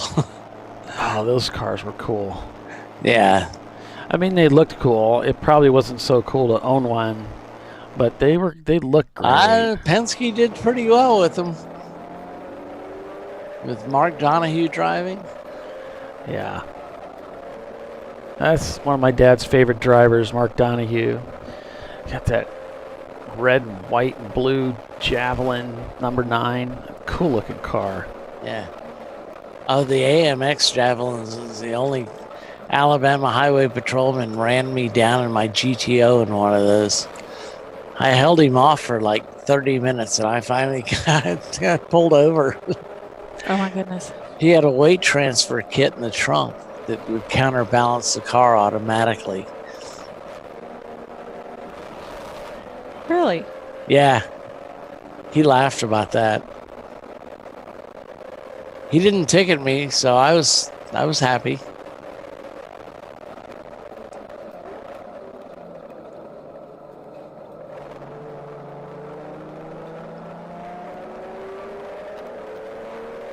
So on board with Birmingham Racing here. Birmingham in 3rd place, back about a minute from Crowd Control Racing. Crowd Control trying to reel in 9-4 Motorsports to retake the lead of this race. They do have the fastest lap time of the day at a 2:36.5.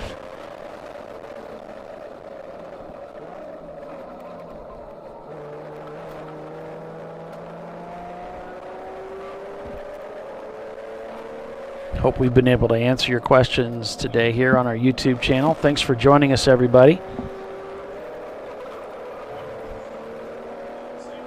If you like and subscribe to our channel, then you'd get those notifications whenever we go live, which is really just for the races. But you'd also get some notifications, I think, when we publish a new video. Yeah, here Justin Devane's asking a question on our YouTube channel that he has a Yi 4K that I've been playing with and used with the Verizon MiFi for Daytona. Planning on running the camera and MiFi on a 20,000 battery. What resolution works best? Well, here's the thing. We usually run 720 as well. The thing about Daytona is you'd think you'd have all the bandwidth in the world. Not true. Yeah, when we get all our cars out there, what we found, if you're running between 640 and 480, you should have a pretty reliable connection. Yeah, So everybody fires up their stuff and yeah, you go to 720. The problem is that, first of all, you are using a lot of data, and that's going to get expensive. But the real problem is the frame rate. So if you get into it, the nice thing about we're running these low enough that you get to see, it's a fluid. If you've seen my video on the in the forum, I go over all of this with the Yi and what to use and why. But that's why I certainly these are wouldn't smoother. go over 720. No, I wouldn't even try 720. It would just be too disappointing because once you're in the middle of the race, you can't change it. So you're kind of stuck, So if they go on the forum, Polly, where would they find the video? It's in the live streaming thread. Okay. And Bill said, 640 by 480. That's what I tell people to run. If you run that, you should be fine. Pull my finger waving people by. Something going on with that car? Yeah. Looks like he's trying to find a gear. Maybe. He might have got messed up. Yeah, that happens.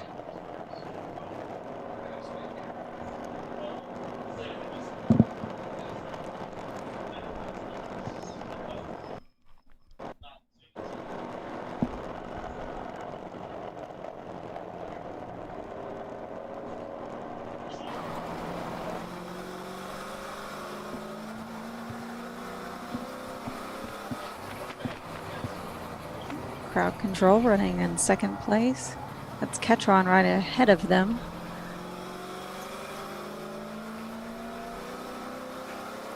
There's also some dead spots at Daytona up on the banking, so you want to keep that in mind too. The more you're trying to push up there, the more dead trouble you spot have. when my MiFi flew out the floorboard. There's a noticeable dead spot when I start talking.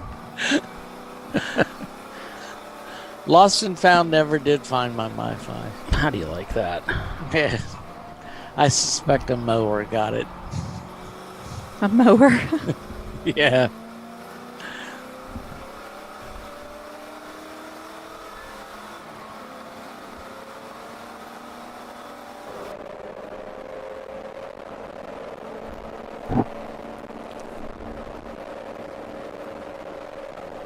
Incidentally, I had the same results at Nelson Ledges. I went out there and tested. You just need to run those low resolutions to get anywhere. So many of the racetracks are out in the middle of nowhere, unlike this one. So you just can't run super high def with the Daytona, you'd think, density we have. since it's in a highly urban area, it would be fine, but no.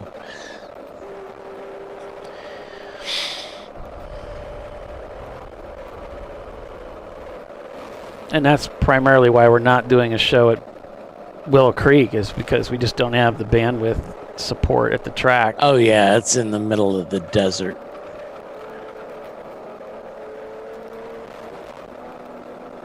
Cultural and otherwise. All right, so we've reached the bottom of the hour. We'll go ahead and break for commercial, folks. Be back in a couple. Stay with us. You're watching Champ Car Live. 9-4 Motorsports leads this race. Back in a moment.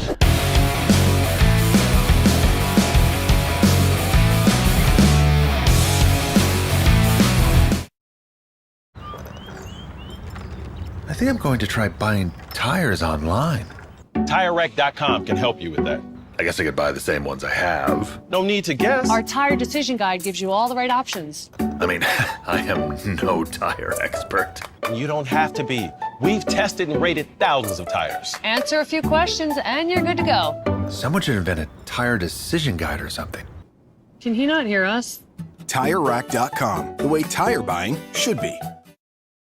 In 1977, Bill Wood set the standard for high-performance brakes. Today, every Willwood product is born from racing technology and is proudly manufactured in the USA. Engineered, designed, rigorously tested to deliver unsurpassed control on and off the track. Whether it's for cruising or absolute performance, Willwood has an application for the ultimate stopping experience. Race-proven, street-ready, drive Willwood. At AutoZone, you get what you need when you need it. Got a today job? Pick it up free same day at your local AutoZone. More of a tomorrow project? Order as late as 10 p.m. with free next day delivery. Getting the job done just got easier.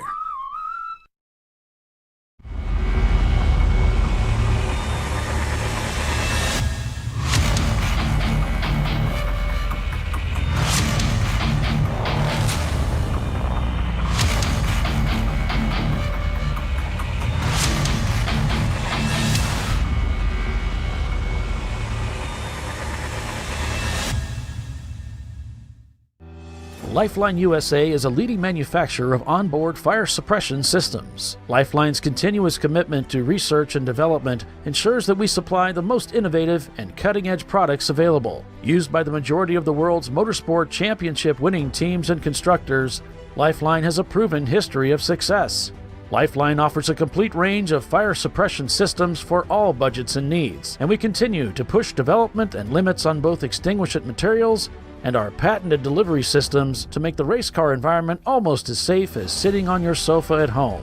Every kit has been designed for a professional and simple installation. For more information and to purchase your Champ Car fire suppression system, go to www.lifeline-fire.com.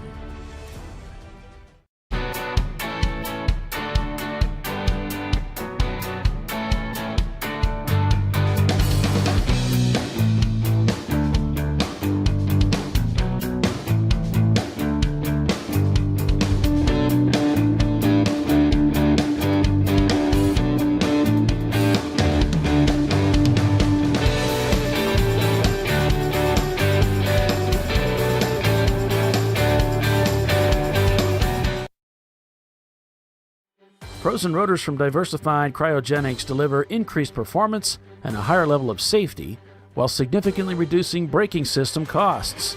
Our proprietary 60-hour cryogenic process permanently and dramatically improves the usage life and stability of brake rotors, creating a distinct advantage in tensile strength, abrasive wear resistance, and rotor longevity. Frozen rotors. It's the cost-saving solution for better braking performance.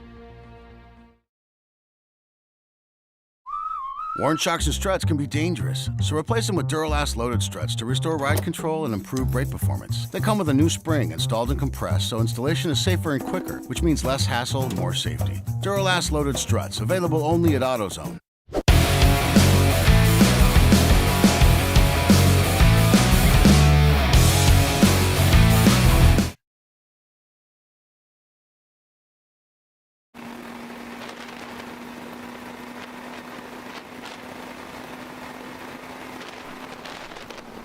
We're back at Circuit of the Americas, folks. Welcome back.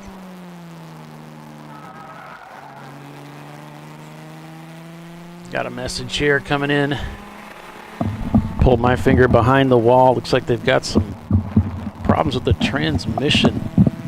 Pivot point for the clutch broke. So that's not going to work well for the fork, unfortunately. So, looks like that camera's offline now. Oh no, Bill's got it. Hey, we got a camera that's working.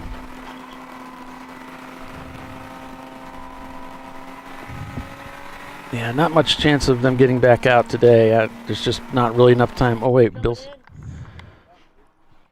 I thought he was talking, okay. I think he's looking for another car to put that camera in for us.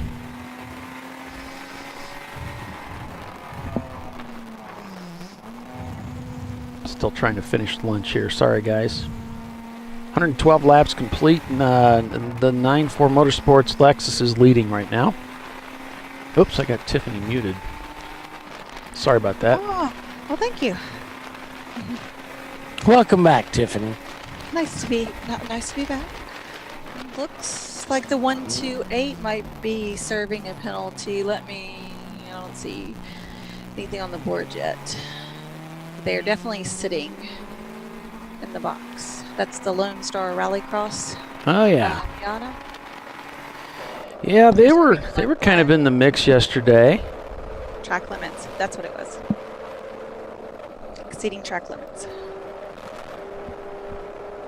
Yeah, they were in the mix. They were in the we saw them top 5-ish, right in there somewhere yesterday. Yeah, top 10.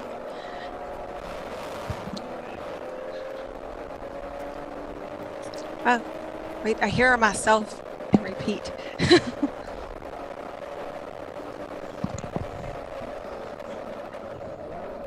Wait, I lost y'all though. You did. Wait, no, there you are. Okay. They're still here. Okay, sorry. Yeah, we're just disinterested. For just a second. Y'all were just quiet. Just not used to loafing. y'all being, loafing. That's basically what it is, Tiffany. We're loafing. You caught us. Goodness. Caught us red-handed on that one. All good, all good. Just trying to clean things up here, see if we can get something going here.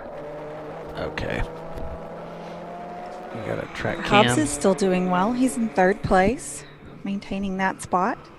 Yeah, it looks like 4 seconds back from crowd control, turning similar lap times, so drop back a little bit there. As long as he stays out of trouble, he'll be okay.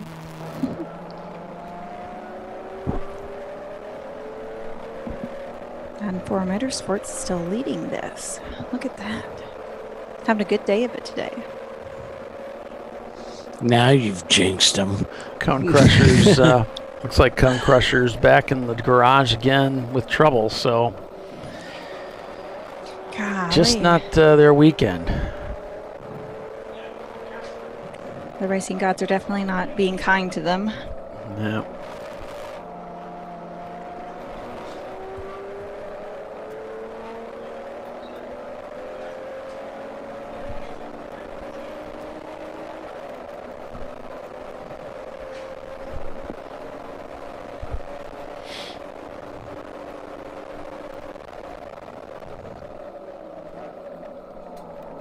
So looking at the standings here at 113 laps, you've got 9-4 Motorsports leading. Crowd Control Racing is in second place. Birmingham Racing is in third. Then you've got Valerian Steel, Dirty 30, 901 Motorsports, 11 tenths, Team Ghetto, Ketron Racing, Lone Star Rallycross, the top 10.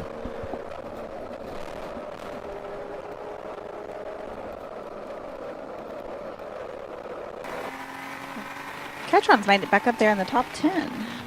A little prelude that won the tire rack $800 yesterday.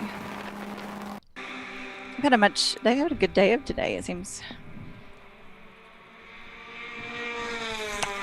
Today, a lot of having a good day is just trying to stay out of the penalty box. I think that's a lot to do with it. It's mechanical and penalty. I mean, that's changed things up. Back on board with Crowd Control in second place. Birmingham trying to chase them down or at least stick with them. As we know those two are going to be on different pit strategies. Well, they are. There's no gun about it. They are.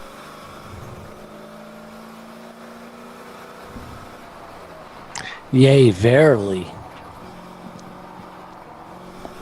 Oh, there's the Pinto wagon. It's back out there.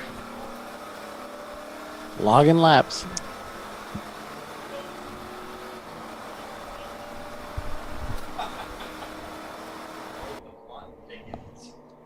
3030 is doing well at 212. Yep, they've had good runs in the past. Not much to speak of as far as gaps, anything tight right now. Everybody's got a pretty decent gap. You know, the closest might be Birmingham to Crowd Control. Birmingham to Crowd Control. 4 seconds. Yeah, that's the tightest one. I'm trying to see how far they are apart on track currently. I can usually find them with that other car being red. It's bright. There's the EC Boxster in the pits taking fuel. Tell them they're putting gas in the wrong end. It's not supposed to go in the front. It's got to go in the back. That's where it goes. No, that's wrong. No, that's where it goes. And I'll get into like what I call a regular car and try to put the key into the ignition, and I'm so used to putting it on the wrong side, I guess, that I get in another car, all the rest of the cars in the world, and I can't figure out, it's like 3 seconds. And I'm like, what, where's the key go? Look, I've been trapped in a darkened parking garage trying to find the door handle to get out. Yeah. Well, the gas being in the front like that is super convenient when it's a street car, because you can see where the pump place, you can aim it very nicely, right? You pull right up to it. You're not having to turn around behind you and try to line up with the pump. So we got the 817, that Mustang that the Pinto's in love with. They're sitting off course right now. Okay. I don't know exactly where that is. I'm looking.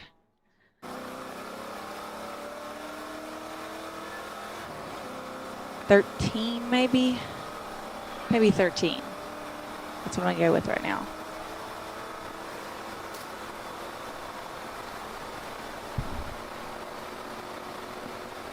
$14, somewhere in there, yeah. It had zoomed in, so I couldn't really see what was around it. Yep, so it's still sitting there, and they've got a truck on scene now.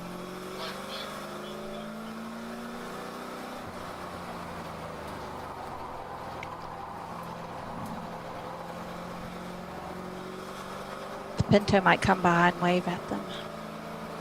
Be like, hey, dude. Still tipping fuel into the Boxster there. It doesn't look like it's going as fast as they might want it to. Just kind of sipping. I don't have them even on my list, but they are. I've got them somewhere.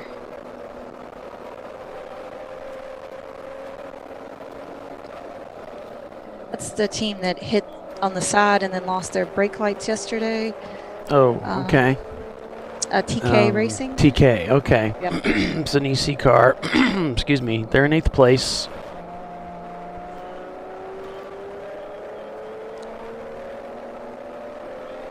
Getting their steering wheel fitted back on. Getting ready to roll back out there. Yep.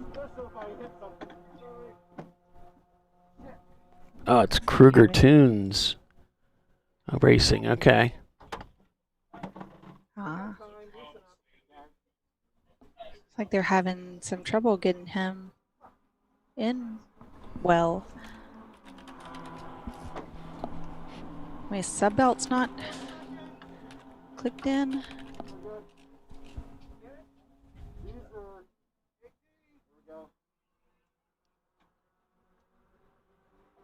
Yep. That's what it looked like. Getting it sorted out. Yep. And it's probably, you know, a rental driver. He may not have been in the car. You know, he's been in the car once or twice. He was in there yesterday and doesn't have a lot of practice getting ready and getting in there.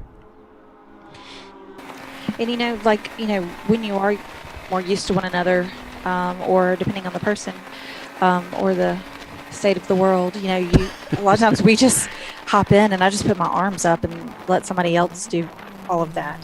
Just click me in, make sure everything's where it's supposed to be. Yeah. I certainly don't mind doing that with my teammates, and I make sure that they're, you know, the straps are over their hands and everything's as it should be, and then, you know, tighten to their comfort, and then maybe a half inch beyond. Yeah.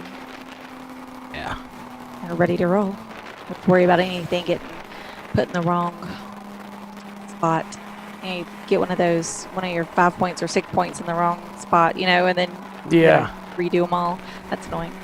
Right. I mean, it's pretty easy to get that shoulder strap underneath the Hans instead of above it, and then you get the pit out and you're messed up. You got to fix it. Yeah, it's just not. Yeah, that doesn't work. So it's much easier for someone to, you know, have eyes on you and make sure it's done right for a teammate. Yeah. Get in and fix all this. Hook you right up.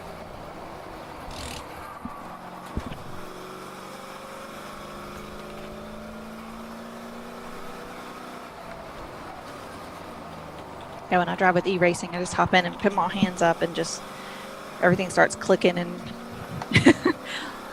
they help me get close enough to the steering wheel where I can actually reach everything. Usually come with a few like extra pads. It's a good way to go between drivers of different heights if the seat doesn't move a lot. Put those seat pads in there and make up a little difference. Yeah, I think I got it. Where you can see over the steering wheel, right? Right. Never a problem you've had, Polly, right? Yeah, I do the whole lift up the arms thing too.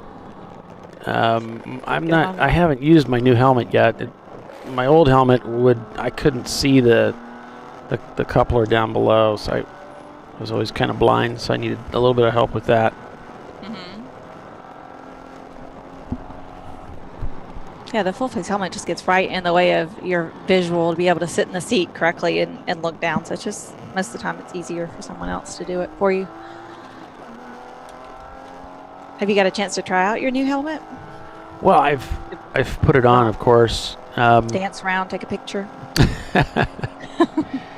No, what they did with Discovery is I wanted to have the comms put in it, and so what they had me do is they shipped me the helmet and had me try the different sizes to get the right one, because even when you take the measurement, it's not they fit tight, so you got to get the right helmet.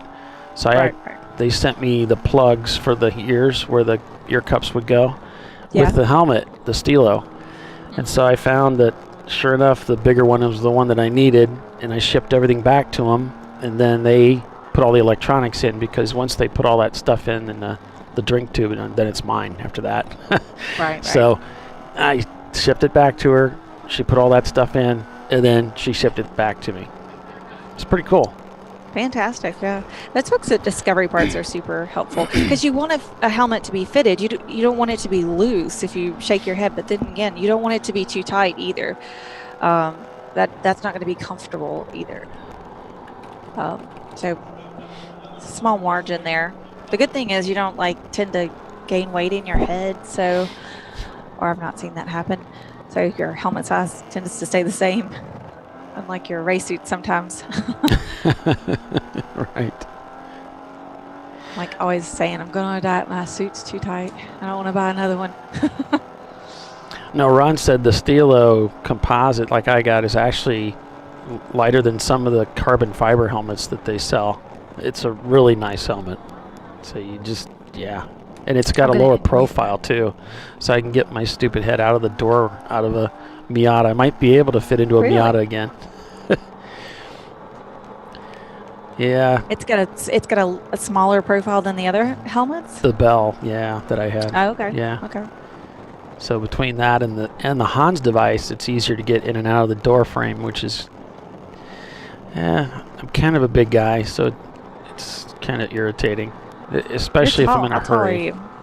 I'm 6 feet, but my shoulders are wide, so when I go to get out, I've done you practice to get out for a fire, and really smack my shoulder on the door frames trying to get out.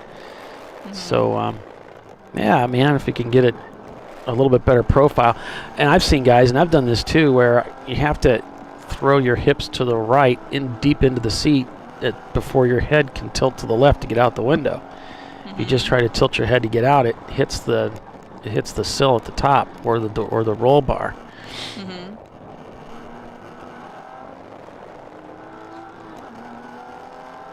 Yeah, and in the event of something happening, you don't want to be anything that would be in your way or slowing you down. Yeah. You have to get out. Yeah. Yeah.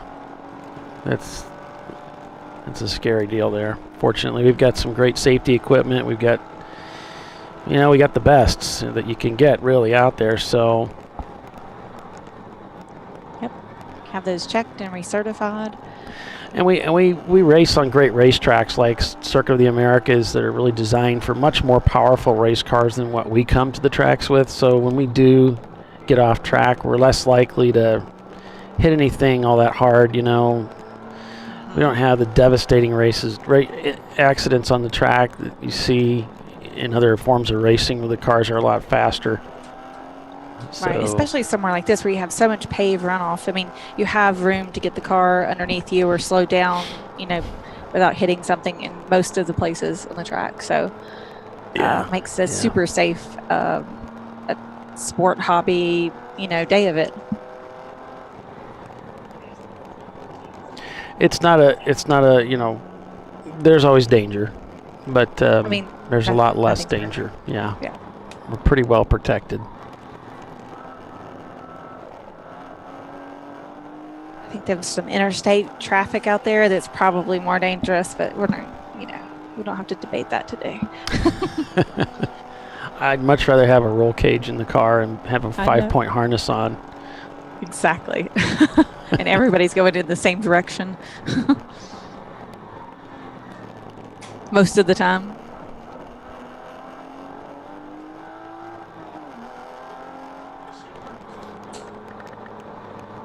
Just a purpose-built surface and area like this is just the way to go, especially if you like to go fast.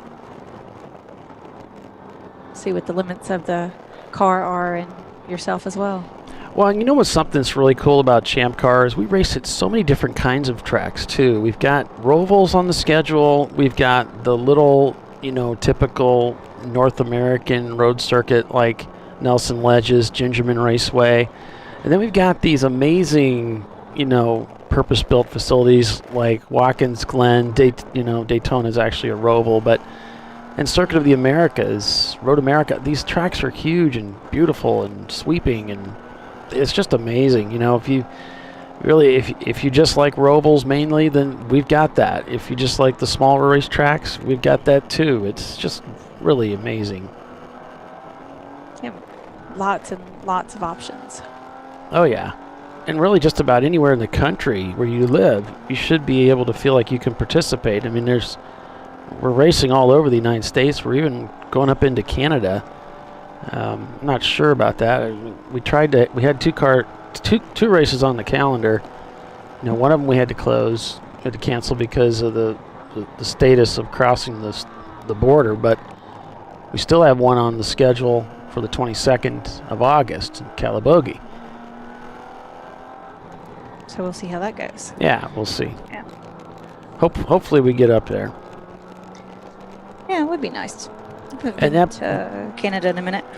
And that brings something up. There's still. I kind of watch the Facebook direct messages that come through. I see them and I try to answer them. But really, if you have event questions, folks, make sure you just contact the event director for your respective event if you have questions about races. And I mean, basically, most of what I hear is they're just people asking if the event is still on. And well, from my experience, the event is always on until it's called off.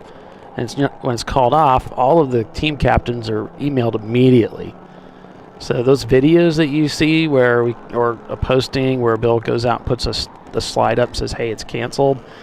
I mean, then by that time, the event director already knows about it, and an email's already been sent. So if you have questions, most of, 99% of your questions can be answered by looking at the supplementals that are on the calendar, and Bill works very hard to keep those up to date, and he's constantly, any changes he updates immediately. So yeah, he really make does. sure you check those out. That's a big part of his job, and then if you don't see it in there, then yeah, you could send an email off to the event director. Yeah, there's information there. There's information on the forum under the actual event. There'll be people posting. Now that's not official always. That might be just membership, but then sometimes someone officially will come in there and answer it. You can send questions directly to the event chair. We have lots of ways to communicate. And Bill's just let me know that Bill Strong, who's at the racetrack right now, he's letting me know that Brian Peel, who owns and operates the 94 Motorsports Racing. Gosh, I'm sorry. I'm just getting really tired. The Lexus is in first place right now. The two cars that two or three cars that he campaigns in his team. His family's watching from home, and he's still just a one-man shop. He runs two cars. Okay. Wow. And he's a one-man auto repair shop. So. And Brian runs a great campaign. Did really well last year at Sebring, I recall, at the end of the year there. So, yeah, you see them, those cars, that team in Impound quite frequently. Yeah. The races they're running, and now they're fairly local to us. I believe they've moved to the Huntsville-ish area in Alabama. So we're glad to have them in the state. Super nice people too, and they rent seats, right? Yes, that's primarily what they do. They're renting seats to people. That's his thing. So if that's something you're interested in, you could. He's probably on the website too and on the forum, so you could just send him a message about the details of that. There's several cars that do arrive and drive programs. If you want to just show up to the track and drive.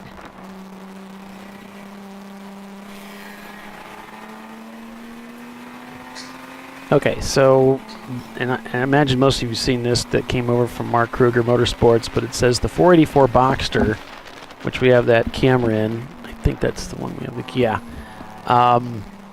is owned by Kruger Tune Racing, but the owner of Touchstone Racing is the team manager and organizing the car, hence the Touchstone and KTR to be TK Racing.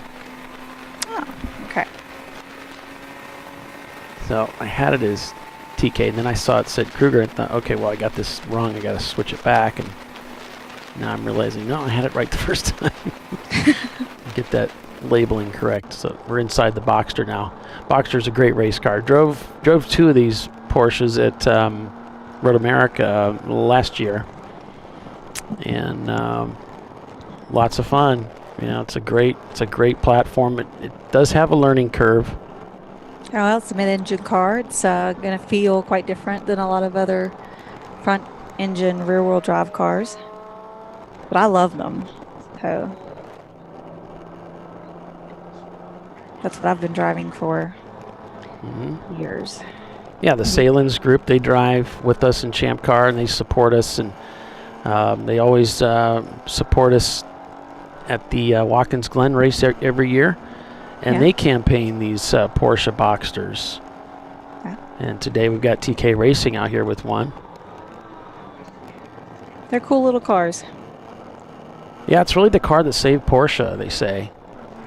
You know, Porsche had some financial challenges back when these cars came out, and this was the car that saved the company. They were more affordable, and that's why you see them in Champ Car. You can pick these up pretty affordably and make them into a race car. Yeah, especially these first generation Boxsters. You know, it has a little 2.5 motor in it. You see them, they're everywhere. You can't pull up a Craigslist and not find one.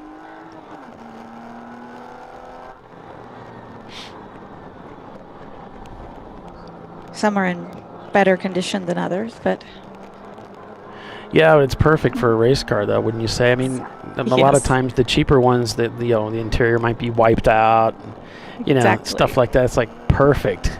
Yeah, I don't need that either. Anyway, I don't want to pay for a nice interior and then rip it out. Yeah.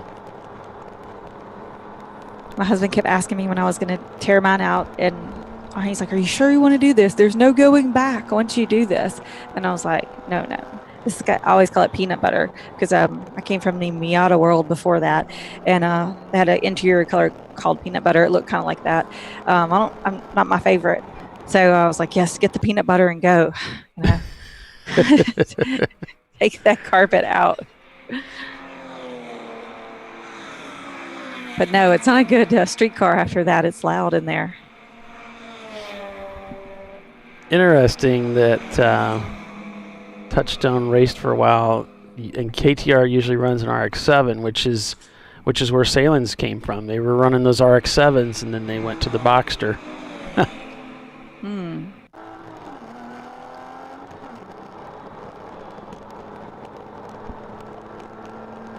Let's see, you're approaching 2 o'clock now. Yeah, I better head over to commercial and then be back in a couple minutes here, folks. So stay with us. You're watching Champ Car Live. Back in a moment.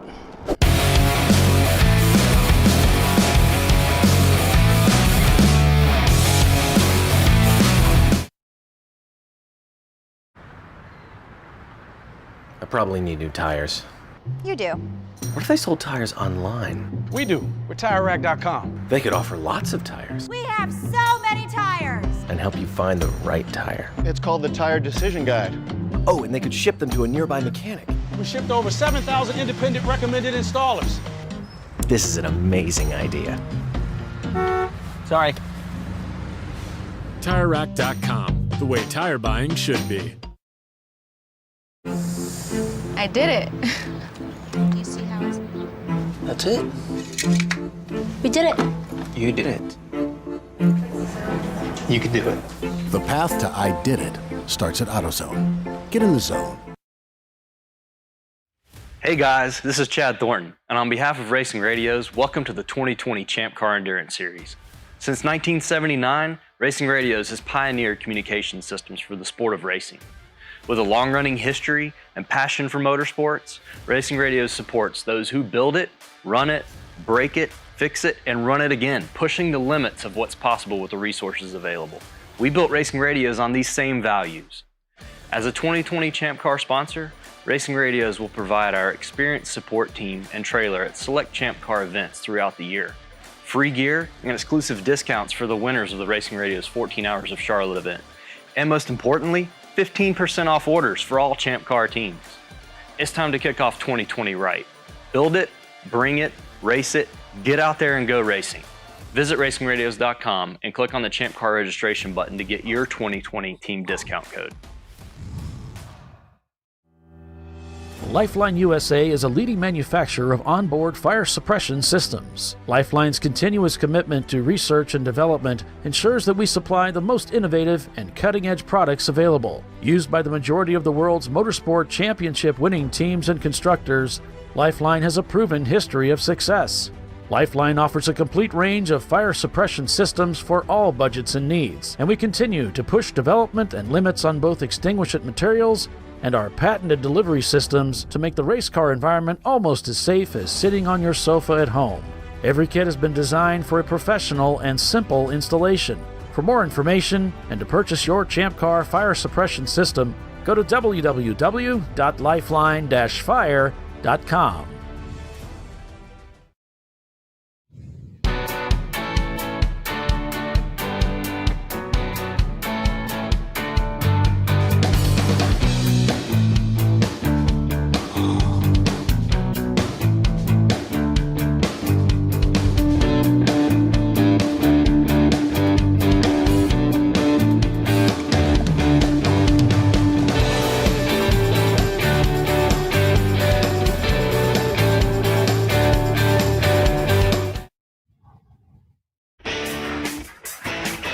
Located in Northeast Ohio with 40 years of combined experience, Money Shift Racing knows how to deliver performance and safety, offering everything you need to get your vehicle and drivers ready for race day. From safety equipment to full engine assembly and repair, in-house fabrication, 3D design, and rapid prototyping. Money Shift Racing. Performance done right. Discovery Parts is a veteran-owned racing and safety equipment company. While we're located inside Atlanta Motorsports Park in Dawsonville, Georgia, Discovery Parts can also be found at the tracks, supporting a number of Champ Car Series events. We take pride in being a reseller of the best of the industry to Champ Car teams and drivers. We know racing, love racing, and look forward to tomorrow to even more racing. Visit us at discoveryparts.com. At AutoZone, you get what you need when you need it. Got a today job? Pick it up free same day at your local AutoZone. More of a tomorrow project? Order as late as 10 p.m. with free next day delivery. Getting the job done just got easier.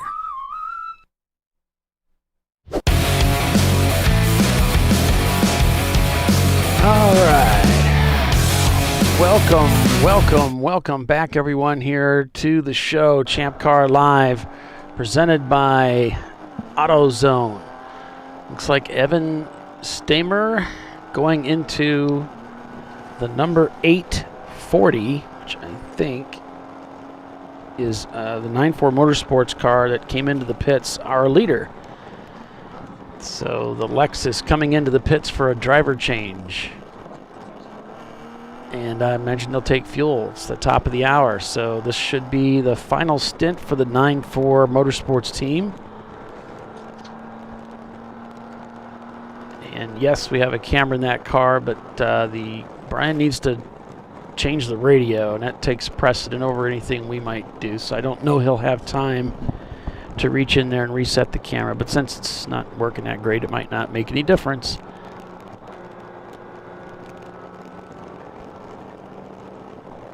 So here's Birmingham. They're coming in for their pit stop right at the top of the hour, just in time.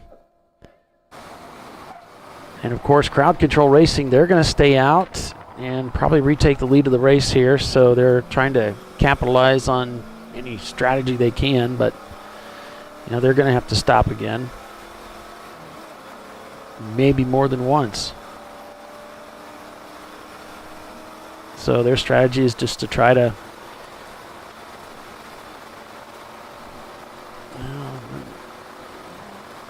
sorry, Doc, I can't seem to unmute you for some reason. I don't know why.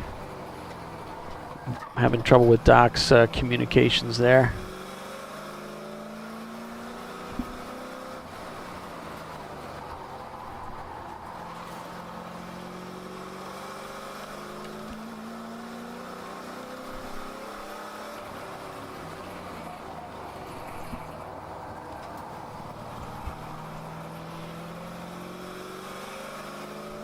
Birmingham in the pits. They're taking a quick look at the right front corner there.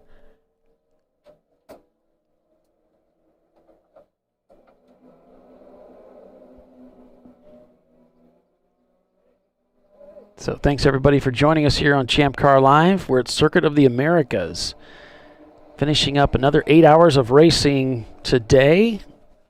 And after 8 hours of racing yesterday with only one full course caution, it was 11/10 racing, winning the race in a Miata. Crowd Control came in second place. 901 Motorsports was third. Team Red is fourth, and Cone Crushers finished fifth. Today's race looking quite a bit different.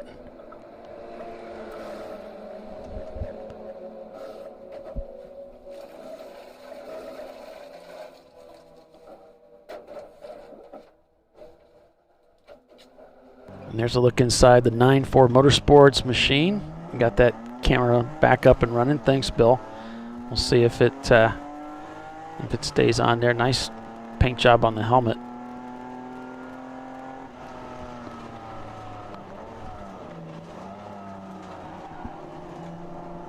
So 9.4 heading back out.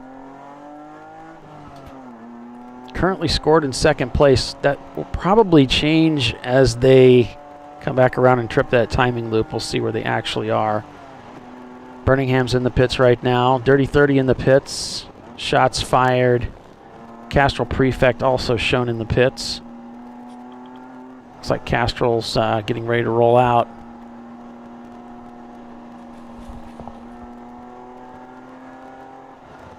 Birmingham changing tires.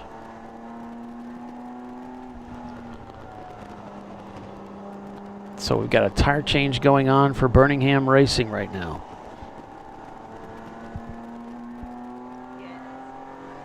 Can't hear you there, Tiffany. Sorry. That, I was there had you it go. down. There you go. Chelsea and I were discussing some rural things that were going on. We were looking, Gotcha. doing a little research.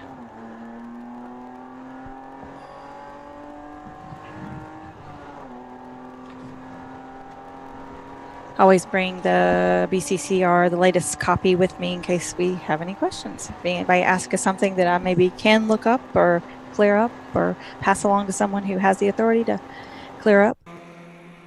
Sure. I mean, it's good for us to have. If I say the wrong thing, then I can look it up and make a note not to say that again. Might not convince me otherwise, right? The start-finish line here at Circuit of the Americas. You can see how beautiful that sky is out there. We'll have checkered flags in the air in less than 2 hours to determine the winner of this race. We shall see what's going to happen up here at the front of the field. Birmingham Racing with new shoes heading back out. That should be Roger Cohen going in the car. Looks like one of the other teams helped them change tires on their car for them. That's super nice of them. Might have been the Cone Crushers. The Cone Crushers. Trying to decipher the typo there. Oh, you have Mr. Bill, huh? Mm-hmm. Yeah, 917. Yeah, that's the Cone Crushers. So Roger Cohen, the team captain, is in the car, and he will be in there for the rest of their stint. Coming back out in fourth place.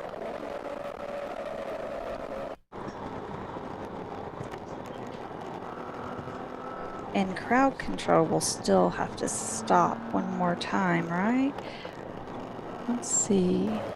They've got 2 laps on the field, or at least 1.5. The Ketron Racing team is right behind them. It just squeezed by as we were off on that other camera, and that's why I switched back. I wanted to see all this action here in the Birmingham machine.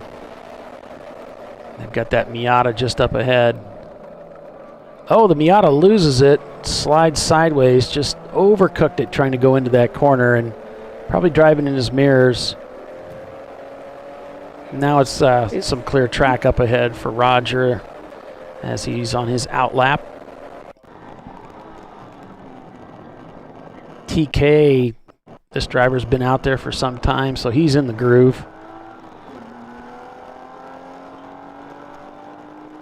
9-1 also just came out of the pits, so trying to get acclimated here.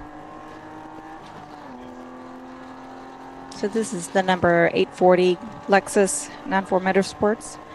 Yes. We're in first for a while, and then we're cycling through pit stops. Yep. Crowd control, of course. Valerian Steel, I think they're both off sequence, so. See, Valerian Steel, as Doc's trying to get signed in here.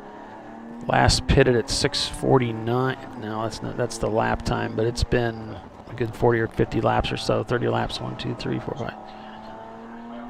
25 laps or so ago, so they'll be pitting relatively soon. 104, yeah, was the last, yeah. So 20.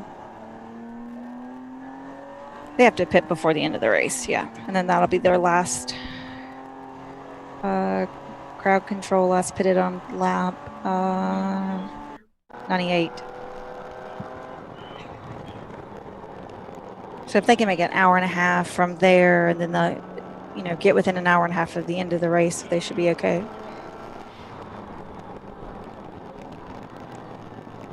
So far, so good for crowd control racing. They've had a pretty clean race of it.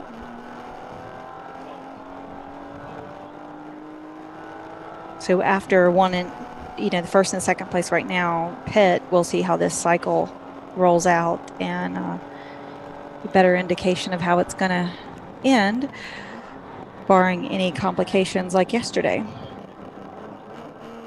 But we can never bar the complications, can we? That's right. It's always part of racing. And it looks like 9-4 actually might be right on the tail of the Boxster, looking for a way by if I recognize the body shape there and the color. It does look like it. Low resolution. It looks like that's the Boxster just up ahead.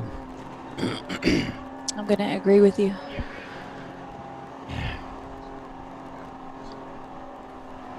So a lot of opportunity in the Champ Car Endurance Series to go racing. You can build your own and bring it, or you can rent from an Arrive and Drive team.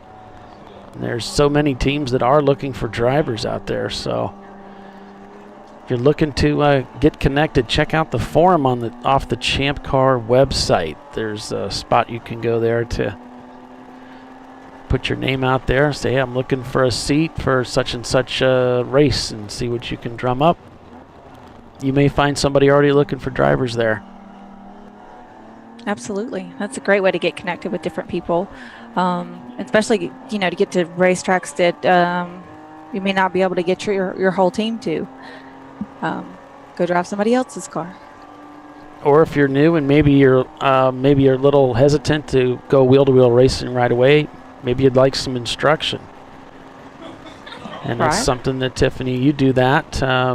I do. If someone wanted to get some on-track time and some instruction, how would they go? What's the best way to go about that? Is there organizations, or who do they go to? Well, they could always email me. They're in this area. I'd be happy to work with them. Okay. My email is tiffany.alexander@champcar.org. Happy to work with anybody, get them ready, answer any questions, help them source gear. A lot of the ladies have asked me questions about suits and whatnot, so sometimes that could be a little different when a lot of the stuff is built for boys. But I work with all kinds of folks doing all kinds of different HPDEs, track days, racing, and anything in between. I've even worked with teenagers, new drivers, and folks that have bought their first 5-speed in their life and they want to learn how to drive that. So just about taught anybody at any level how to drive whatever they have that I know how to drive. I don't drive tractors or 2 wheels. I don't do 2 wheels. I like 4. But yeah, if you have any questions or I can help in any way, feel free to email me. If you'd like to ask any questions, if you're new to Champ Car, about how to get involved, just anything you might feel like is silly, feel free to email me, tiffany.alexander@champcar.org. I'd be absolutely happy to help you answer anything I can. So what's the process like if I think I might be interested in this? What's it like when we get together, we go out in a car or something, and are you driving around and kind of showing me how, what is it what's the process you typically take with a student? I mean, what I do the most of is I work with them during like a track day, like a DE, which is not wheel-to-wheel racing. So we would start off with their car typically, and I would sit right seat with them in the car, and we'd learn the car, the track, the technology that they're working with, the limits of the car, tire pressures, the vocabulary that we're going to use to communicate and work on the skill set. But, I believe in starting everybody where they're at. Some people have background experiences in, karting or something like that. That's going to start at a totally different level than someone who's never changed the gears before. So we just start where you're at and set some goals that we can both agree upon and move forward. Gotcha. And then, maybe set some long-term goals of where you'd like to end up. And then, we're looking at where you are and where you're trying to go and see if there's, what's the best way to get you there. Sure. Cool. So they should check into you, send you an email for more questions if they have any other questions about that. Be happy to help. All kinds of stuff. There's so much different car stuff out there, skill stuff, just safety stuff, just all kinds of stuff. I'd be happy to pass along. That when I was coming up in this world, I kind of had to try to figure out the hard way. So you can just use my experience and just skip some of the other stuff. Sure. I'll just get you right along. I didn't grow up with this, so don't feel like you have to grow up in a racing family to do this. Everybody didn't. So anybody can do this who has the willingness. Anybody. Yeah. And that's one of the nice things about Champ Car. It really is an entry-level series. It's kind of catered. That's their niche of Champ Car, is to get people started in racing, and you can keep racing, of course, with them, which is what I do. And I'm a veteran amateur, and I race with them, so you don't have to just. It's a great way to get started in racing. That's kind of the focus, and so people like Tiffany will be there to help you along if you do need some coaching. And I think it's a great idea. If you're not, if you've never been on a racetrack before, that's a great place to start.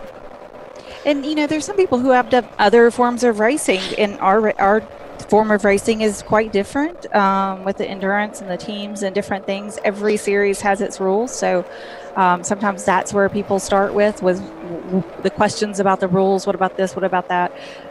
So I can usually help you, or either at least point you in the right direction to answer, if you've got a car question, or a if your experience level, like how that translates.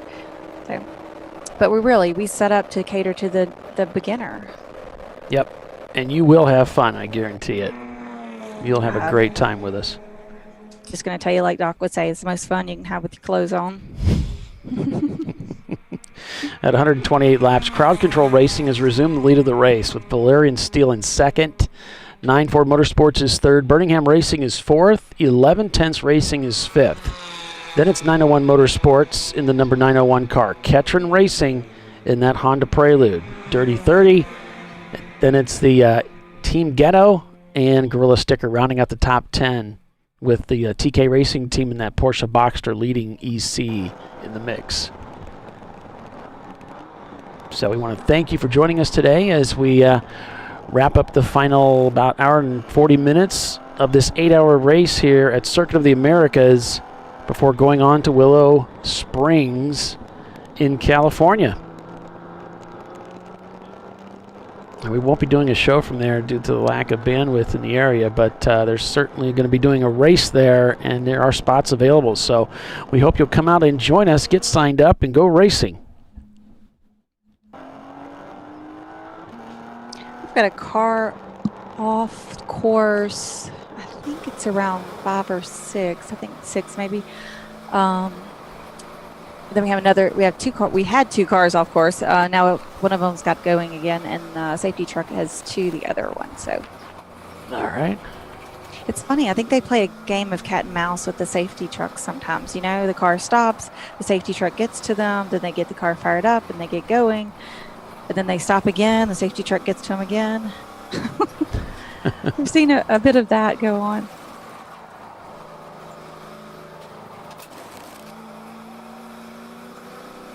Yep, on board with Crowd Control Racing, your leader right now.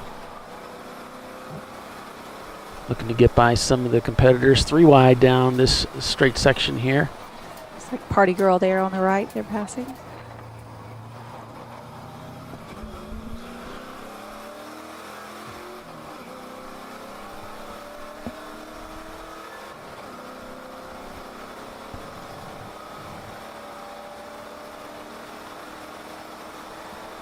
Do we lose Doc completely? Oh, yeah, he's having trouble with his bandwidth again. Hello. Hey, there he is. There he is.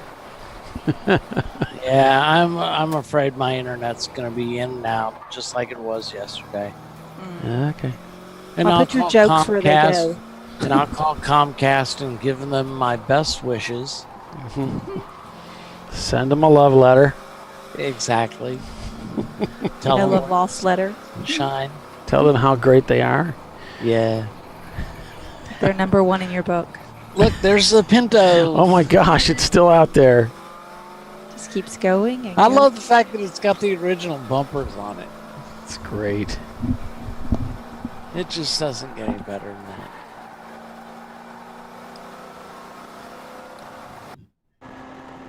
That is pretty fantastic. I hate we lost the camera in that car though. That was fun to watch. But he may be bored now because like he didn't have his buddy out there anymore. I don't know if that car went back out. Oh. 7. He's got nobody to toy with. Yeah, it's like Batman without the Riddler. What are you going to do? Well, I mean, yeah. I know. You got to have a villain. You sure if do. nothing else, a sidekick. Yeah. Everybody needs a good sidekick, yes. On board with 9-4 Motorsports and their SC300. Led the race just before the break, for the pit stop rather, and they find themselves in 3rd place now after the pit stop, but I think they're in a good spot. Valeria's still going to have to pit. Crowd Control's going to have to pit.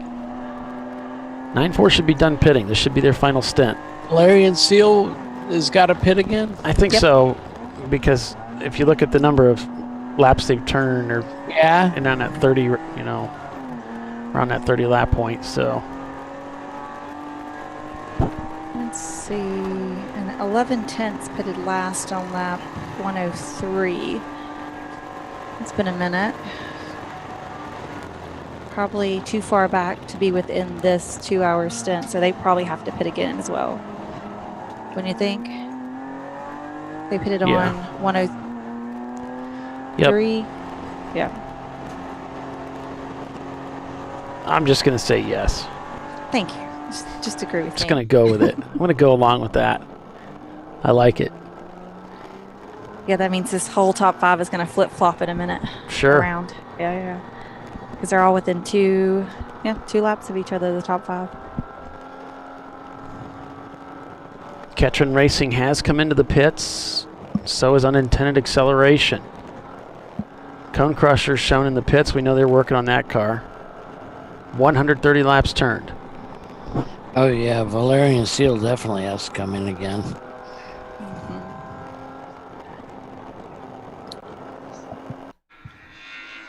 They last pitted,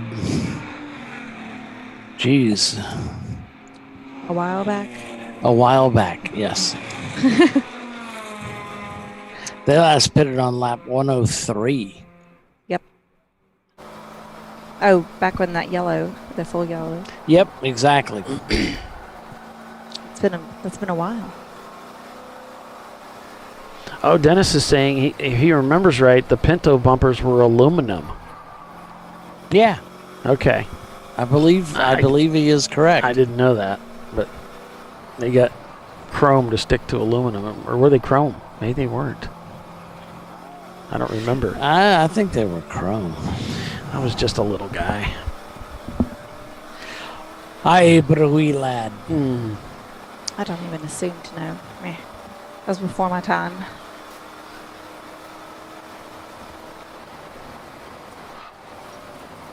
Yeah, 74. Yeah, that definitely before my time. That's a car you don't see on the roads too much anymore. Most of those have rotted and gone by the wayside. Thank God. No, I meant. Well, they weren't made to last, 40 years. No. They would just sell them and make some money and move on. I don't think my body was made to last 40 years either some days. I know mine wasn't. Over the warranty for sure. Yeah. Beyond warranty.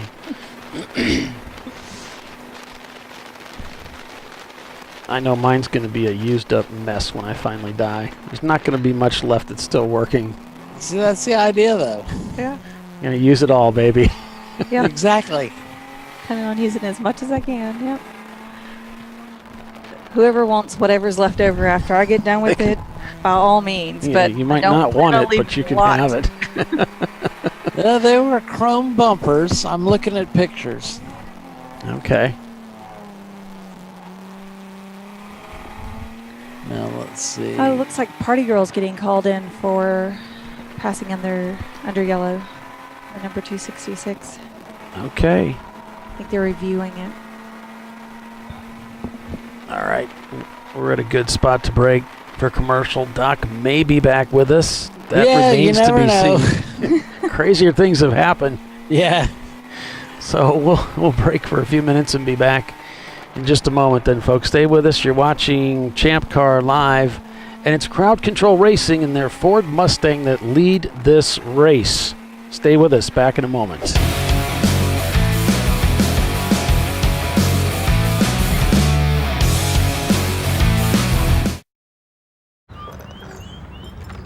I think I'm going to try buying tires online. TireRack.com can help you with that. I guess I could buy the same ones I have. No need to guess. Our tire decision guide gives you all the right options. I mean, I am no tire expert. You don't have to be. We've tested and rated thousands of tires. Answer a few questions and you're good to go. Someone should invent a tire decision guide or something. Can he not hear us? TireRack.com, the way tire buying should be. In 1977, Bill Wood set the standard for high-performance brakes. Today, every Willwood product is born from racing technology and is proudly manufactured in the USA. Engineered, designed, rigorously tested to deliver unsurpassed control on and off the track. Whether it's for cruising or absolute performance, Willwood has an application for the ultimate stopping experience. Race-proven, street-ready, drive Willwood. At AutoZone, you get what you need when you need it. Got a today job? Pick it up free same day at your local AutoZone. More of a tomorrow project? Order as late as 10 p.m. with free next day delivery. Getting the job done just got easier.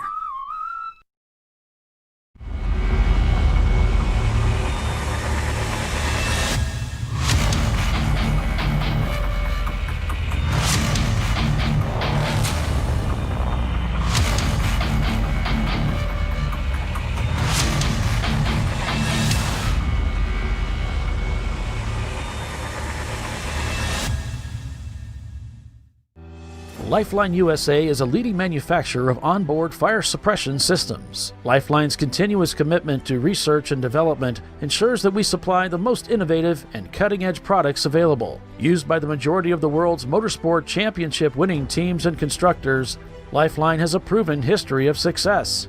Lifeline offers a complete range of fire suppression systems for all budgets and needs, and we continue to push development and limits on both extinguishant materials and our patented delivery systems to make the race car environment almost as safe as sitting on your sofa at home.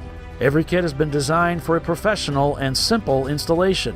For more information and to purchase your Champ Car fire suppression system, go to www.lifeline-fire.com.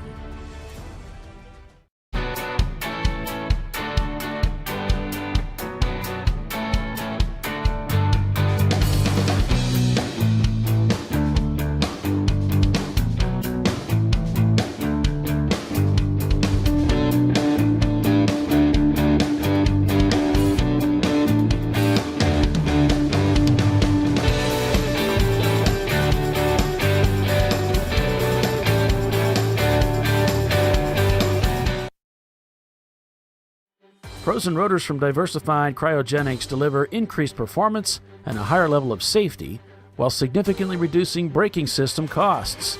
Our proprietary 60-hour cryogenic process permanently and dramatically improves the usage life and stability of brake rotors, creating a distinct advantage in tensile strength, abrasive wear resistance, and rotor longevity.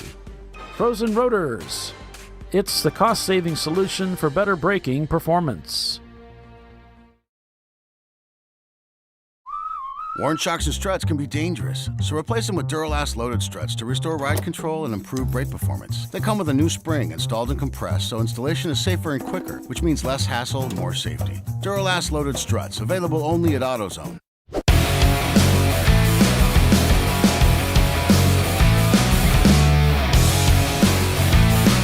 And we're back here to Champ Car Live, presented by AutoZone. I'm still here. Doc is still here. Watch out. I'm telling you, could get dangerous. We're at Circuit of the Americas with Crowd Control Racing, not only holding the FTD, but the lead of this race for the time being. Question is, Doc, who's in the best position to win this race? Let's see. I think it's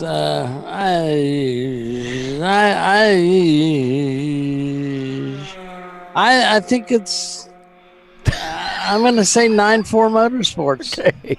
I don't want you to hurt yourself. I wasn't trying to grill you. I'm just curious. Well, no, I had to pull up my my lap thing to make sure I was looking at complete data. Crowd Control has pitted. I'm liking 9-4 for the win. Yeah. I'm seeing 9-4 in Birmingham. So. It's a 1-2 for the Lexus. For the Lexus breed. I'm seeing those two cars 1-2. And it's mainly because you think Birmingham's going to get second? Yeah, because I don't think Valerian can stay out. I think they have to pit. So they do have to pit. And I know that Birmingham won't, so I think they'll have enough time to get around and surpass. Yeah, it'll be a 1-2 finish for those guys. With that. Yeah. If they can get back on the same lead lap as 9-4 Motorsports, or back on 9-4's lap, which is 132, that'd be a great battle for the win. Well, because they can match times. Yeah, let me see. Very similar time. But Birmingham is one lap down to them. If they are a lap down, even a yellow isn't going to fix this. No.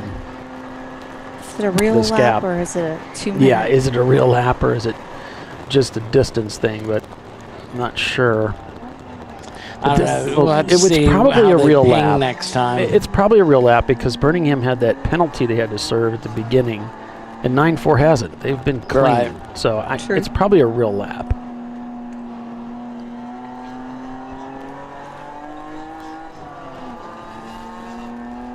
And I think 9-4 just had the advantage today because they also started ahead.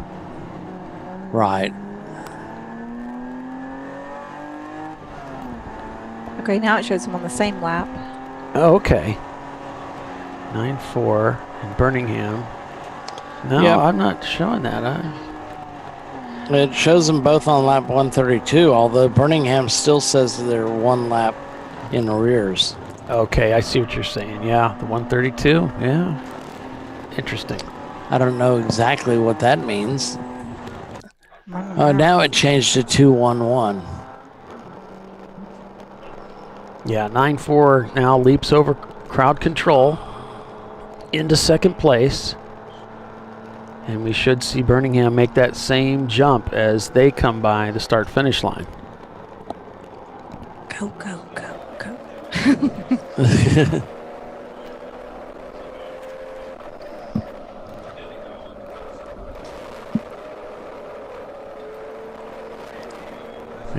The Bill party Salem girl is with getting us. called in again. They were just in to serve a black flag for passing under yellow. And as they went back out on the course after serving their penalty, they had a blend line violation. Yep. So now they're calling them back in. Just like we were talking about earlier, once you kind of get out of rhythm and those errors start snowballing sometimes. Yeah.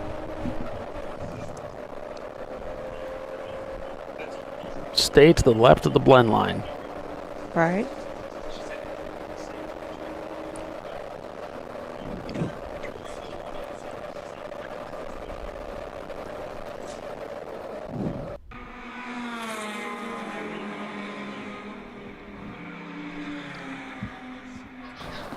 Back on board with crowd control.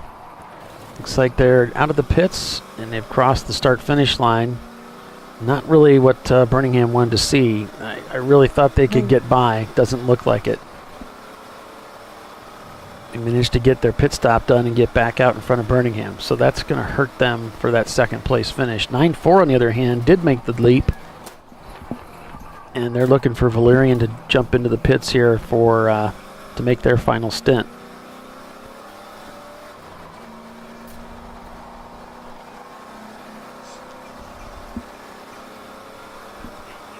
So it might be another bridesmaid finish for crowd control, although yesterday's better than yesterday, I think. Let's see, they had a... where did they finish yesterday? Thought I had it. Did you say what is yesterday? What they did yesterday.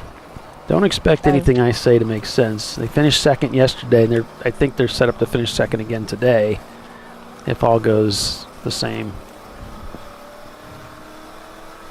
I was trying to watch the cameras and catch where they were on track, separated from one another, third and fourth.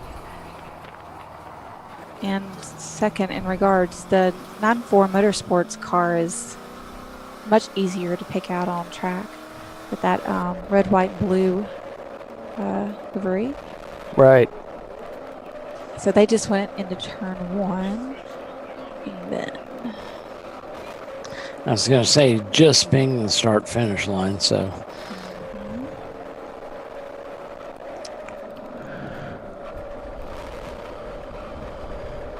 Bergenzy Racing in the pits in their Z car.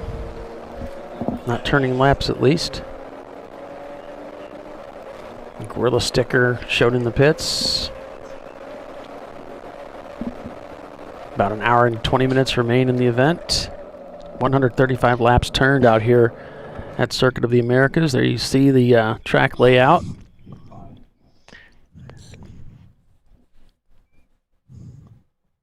.4 miles the distance, built back in 2012, 130 feet of change in elevation.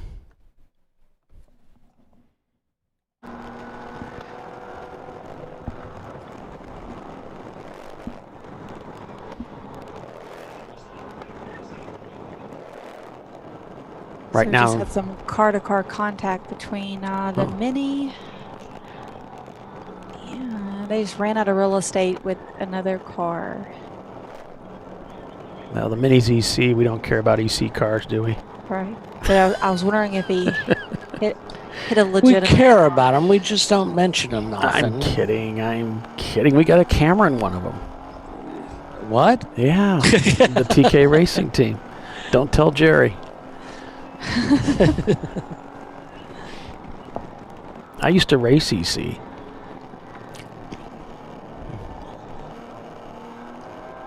Well, everybody has moments they're not proud of, probably. You're surprised I mentioned it, huh? Yeah. I wouldn't admit that. Your leader in A class is Valerian Steele.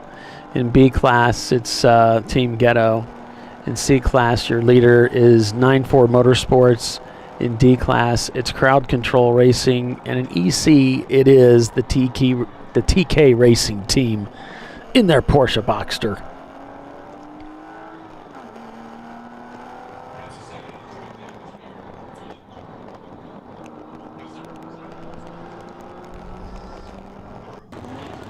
Here's 9-4 Motorsports. Poised to win this race today. It's been a little while since 9-4 brought home the win.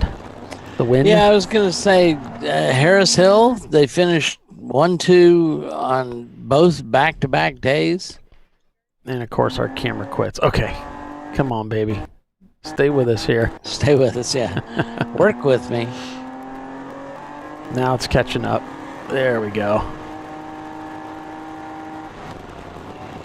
There's a look at that front Okay, straightaway. Go ahead, Tiffany. So the contact that I was mentioning earlier, I didn't get the number on the other one, but it was the car he hit was the Dirt E30 car that's in 6th place right now. Okay. Looks like he's in the pits too, huh? Yeah, they're going to come in. Take a look at the car.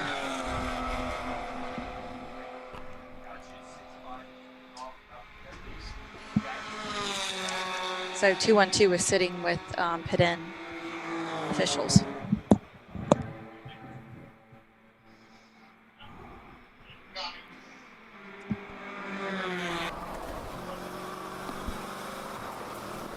It's probably going to leave 6th place open for 11/10ths.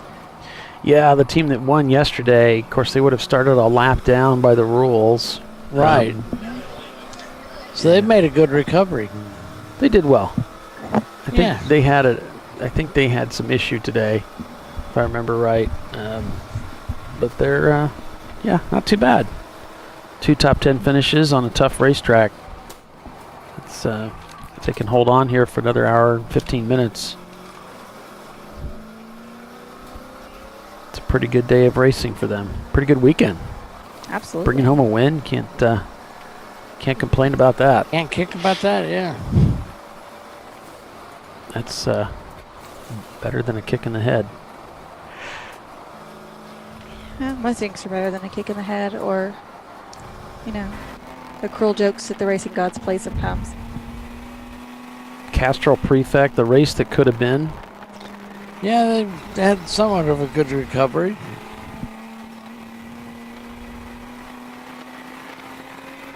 Been all over the map for those guys. Looks like they're inside solidly the top 20.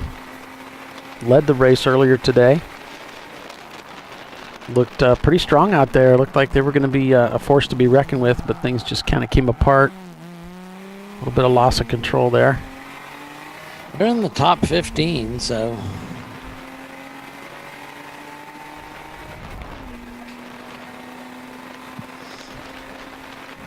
Ketron's been hanging out up there in that top 10 location most of the day.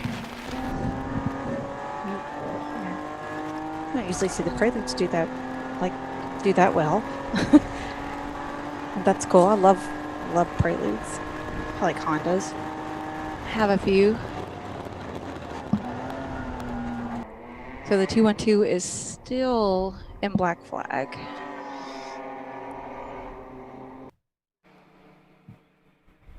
It looks like Valerian Still is now in the pits.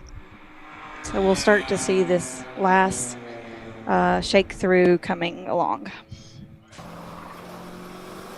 And you might remember that we were watching the Pull My Finger 68 Mustang quite a while today, and yesterday they broke that pivot point for the clutch fork, and so they're probably done. Be difficult to pull that tranny, fix it, get it back together. I mean, they could, but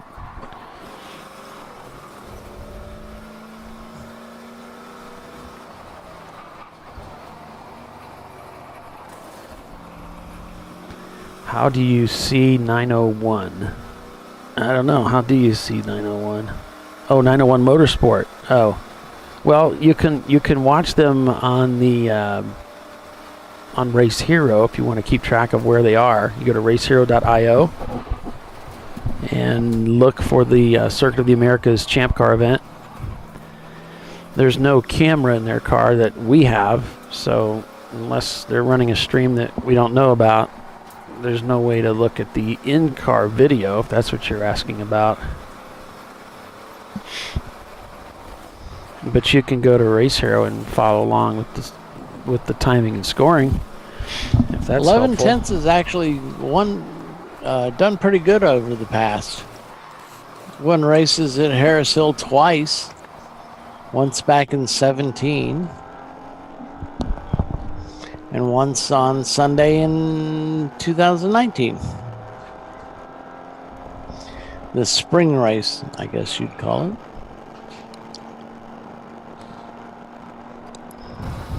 .11 racing. Yep.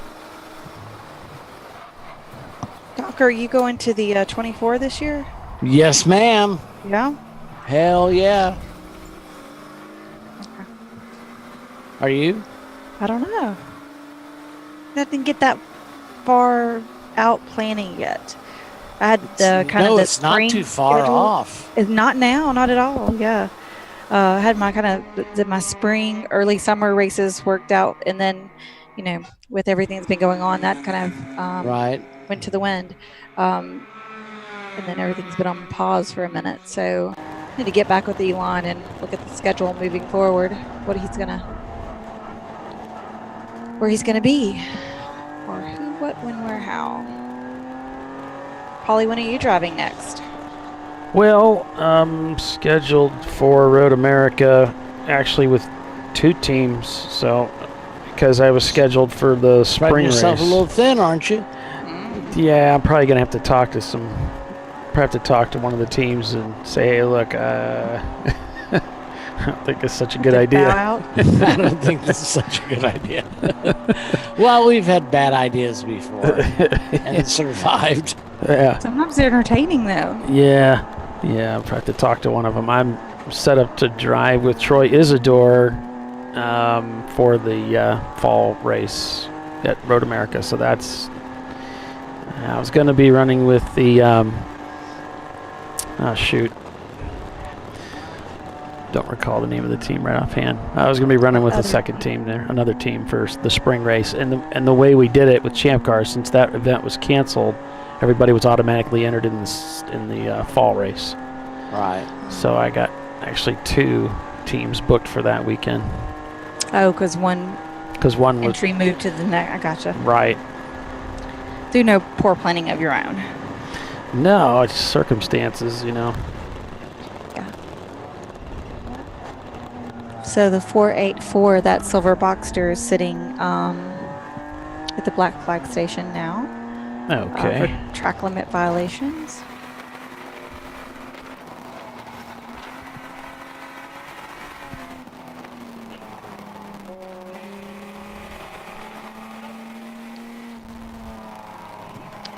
Dang, my boys are in 4th. Yeah. I think that have anything for crowd control just as far as speed, and now I think we're through all the pit stops now. Yeah, I think Valerian's just pitted, so I haven't seen them start falling yet, though. Yeah. Well, they got to cross that start-finish line. Or the others have to cross it. Yeah, and either they're way. down. Yeah, and they're down a lap on them. So we'll see. I haven't done the math. Looks like TK. Yeah, this is the one I was talking about. Yeah, they're sitting in the penalty box. In the penalty box here.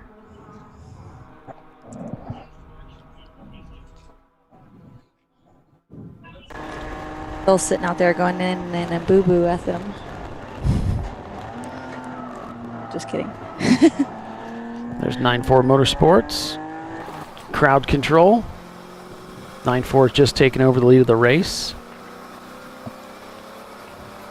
Now we'll still see them start leapfrogging. Yeah.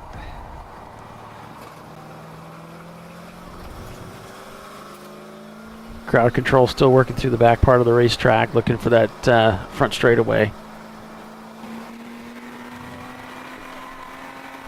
Castrol, Prefect, Birmingham as well, trying to get back to that straightaway.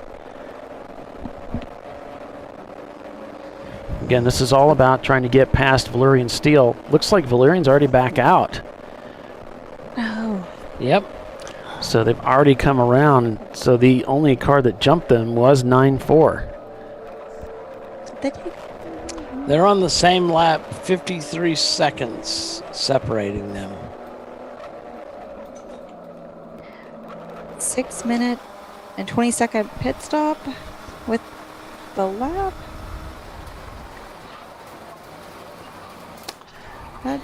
That sounds a little suspect, doesn't it? It does, because everybody else is 8 minutes. Yeah. When ish with their their either their in lap or their out lap time added to their pit stop. Yeah, they had a 2:41 in.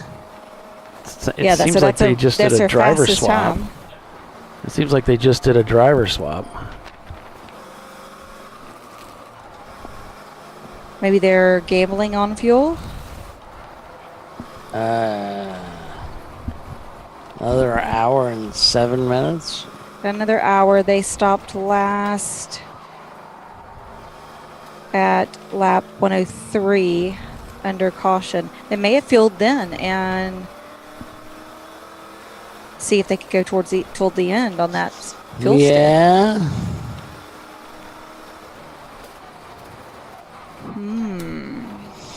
The plot thickens.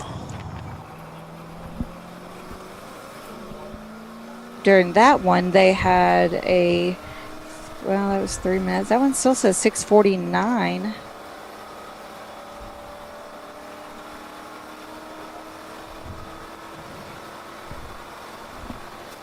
But why would you come in just to change?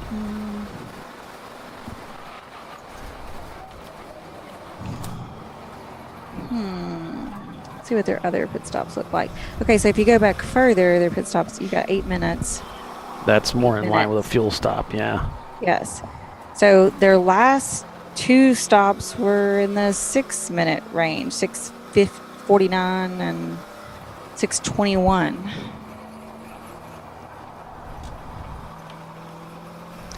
Well, I believe they skipped fueling on one stop, but not on both of them. Right. Otherwise, they wouldn't have put in fuel since lap 74. Yeah. Surely that's impossible to finish. In a Miata. I mean, maybe if you had a bus. Come on. Yeah, that'd be 65 laps. Like almost half the race so far.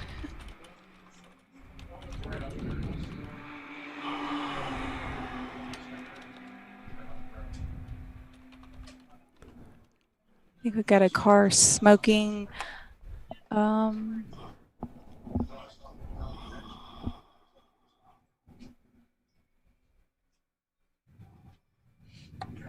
I can't quite make out which car it is. All right.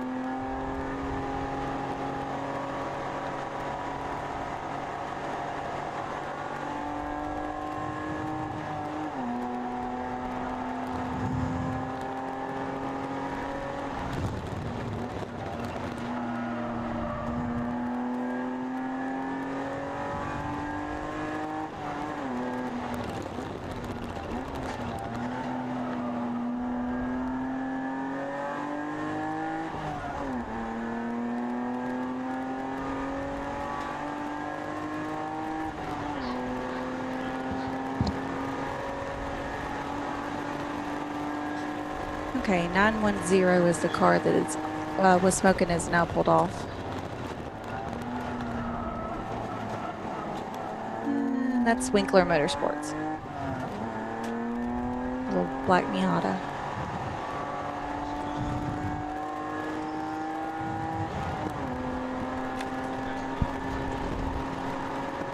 All right, coming up to the top of the hour here in a few minutes with 9-4 Motorsports leading at 140 laps. Valerian Steel shown in second place with Crowd Control shown in third. Birmingham Racing is in fourth. 901 Motorsport is fifth.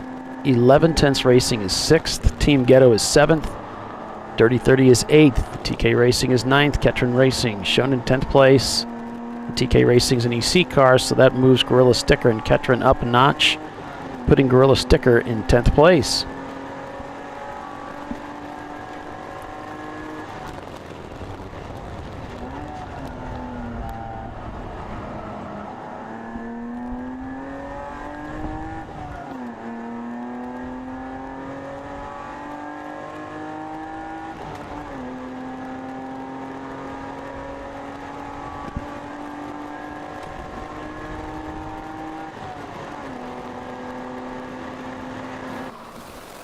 back to Crowd Control Racing here, trying to chase down Valerian Steele.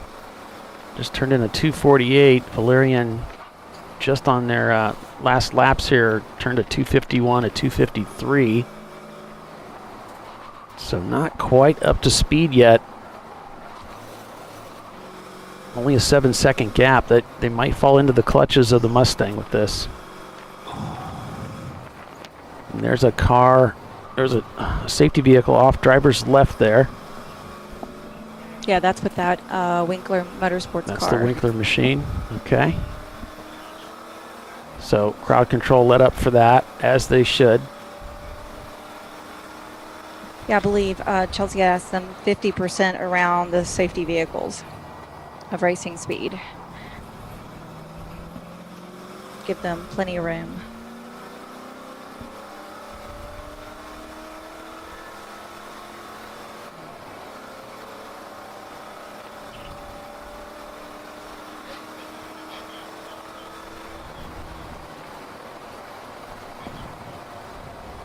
Did our commercial not run? No, I'm going to go ahead and run it here in a second. Okay, I'm just making sure I didn't miss something. No, no, we're going to go ahead and jump to commercial. Stay with us, everybody. Back in just a moment here on Champ Car Live. 9-4 Motorsports is your leader. We'll be right back.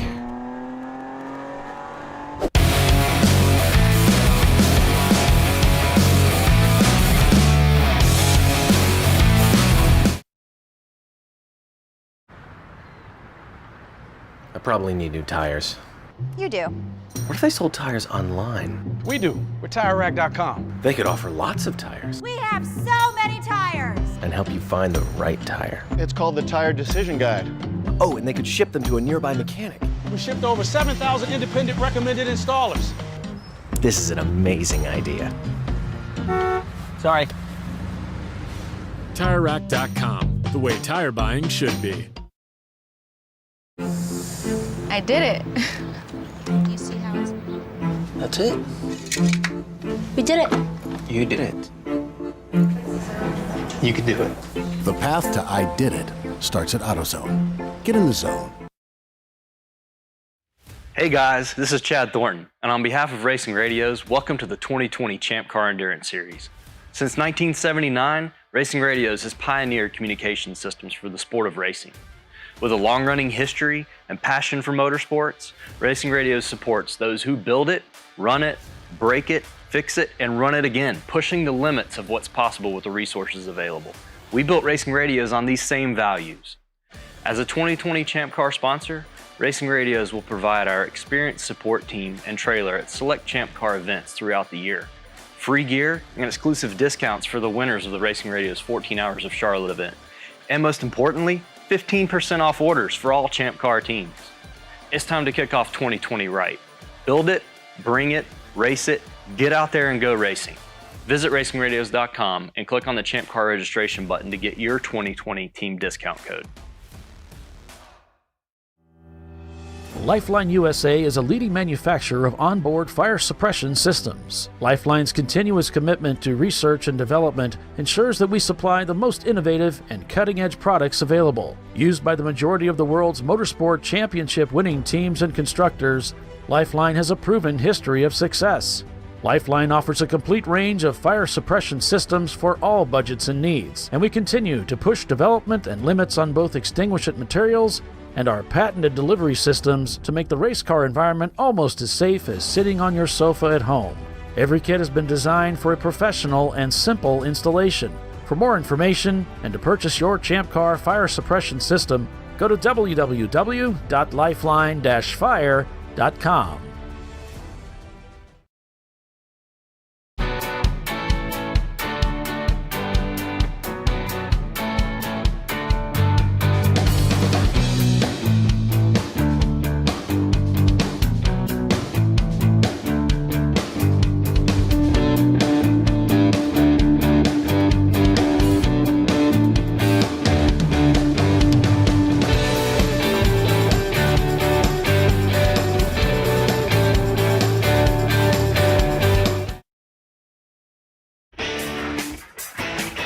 Located in Northeast Ohio with 40 years of combined experience, Money Shift Racing knows how to deliver performance and safety, offering everything you need to get your vehicle and drivers ready for race day.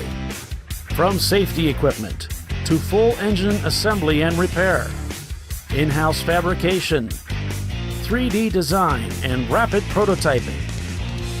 Money Shift Racing. Performance done right. Discovery Parts is a veteran-owned racing and safety equipment company. While we're located inside Atlanta Motorsports Park in Dawsonville, Georgia, Discovery Parts can also be found at the tracks, supporting a number of Champ Car Series events. We take pride in being a reseller of the best of the industry to Champ Car teams and drivers. We know racing, love racing, and look forward to tomorrow to even more racing. Visit us at discoveryparts.com. At AutoZone, you get what you need when you need it. Got a today job? Pick it up free same day at your local AutoZone. More of a tomorrow project? Order as late as 10 p.m. with free next day delivery. Getting the job done just got easier.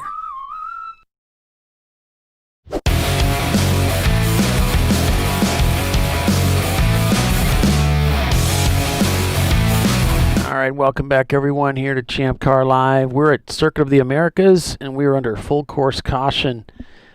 Tiffany, if you can hear me, I'm wondering if you heard anything yet. Yes, so when the Winkler Motorsports Miata, we saw that smoke and him pull off earlier. They loaded that car and realized that it was putting some fluids on the course, so they went full course. Jackie's out on the track right now, has gathered up the leader and all the cars, and they're going to do a cleanup. Gotcha. So there's the latest news from the racetrack guys. Got a number of cars that have dove into the pits as well. Kentucky Fried jumped in, Fury jumped in, Ergo, not Ergo, it's the, he said Ergo jumped in, but that's a different car, I think. It's because they're not, I don't think Ergo Lab's back out.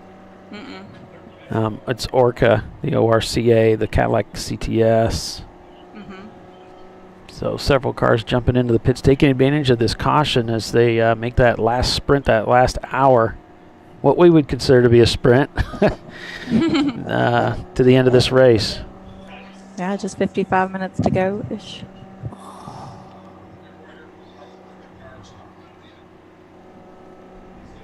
So they're trying to get all the cars collected. Some of the cars got held up behind the safety vehicles that were pulling, that was bringing that other car in, so that they can get the maximum amount of clear track to be able to clean this up.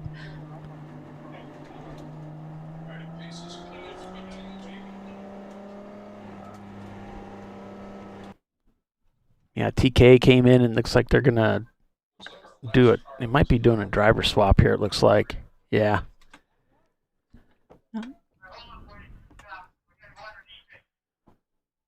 He's getting belted in there. Castrol staying out. Crowd control. They're staying out. Birmingham, of course, is going to stay out. Yeah, they don't have any reason to come in that I know of. 9-4. Of course, is going to stay out, holding the lead of the race. Would have rather stayed green all the way to the end, I'm sure.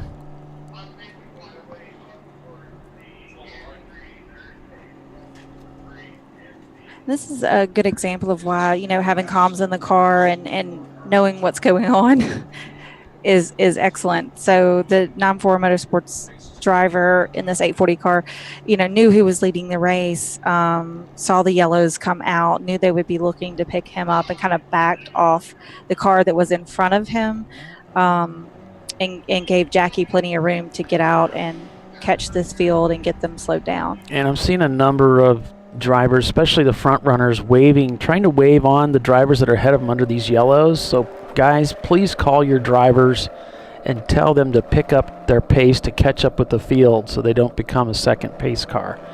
This was discussed in the drivers meeting, and it's kind of a constant across all of our races. This allows, it's a safety issue actually, allows them to have control of the field by having them stack like that. So They want please all the cars together. contact your teams. Looks like someone peeling off there to jump into the pits. But yeah, get them all, get your drivers to catch up with the field safely and get them stacked up. And we do, when there's an incident and there's car and safety workers on track, we want you to bring it down to like 50% around that incident and safely move around that incident or the safety vehicles. But, once they're clear of that, they can, then we want them to go ahead and get caught back up with the pack.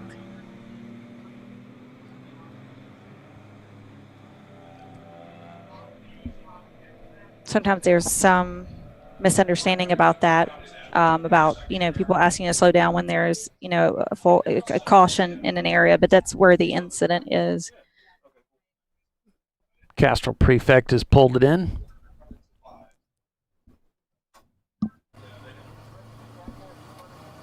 The day that could have been for those guys, but it just didn't work out. They've got a good platform. See what they can do with it at their next race.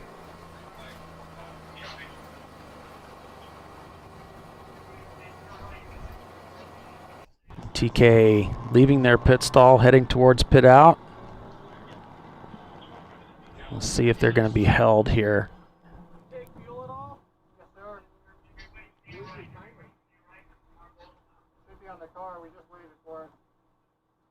Which one is the other?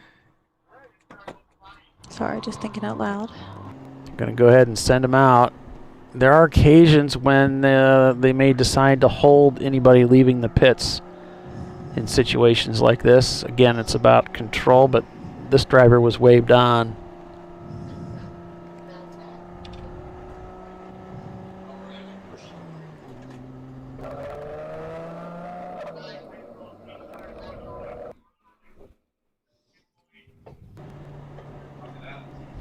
On board with the leader here behind the pace car. If you're just signing in with us, we're under caution here at Circuit of the Americas as emergency crews are cleaning up oil that was put down apparently from one of the other competitors. So does Valerian Steel. This plays into their hands. Yeah, if they're playing the fuel game like several of these teams are, absolutely. The USMC Crown Victoria is in pit lane. Bill's reporting that. And as I said, the Castrol Prefect car behind the wall.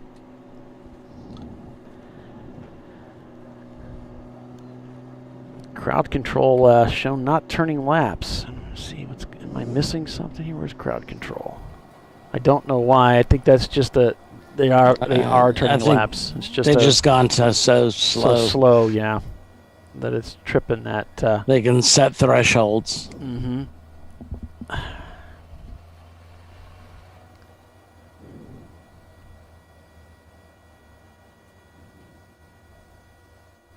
Oh, and so TK Racing's final driver is Josh.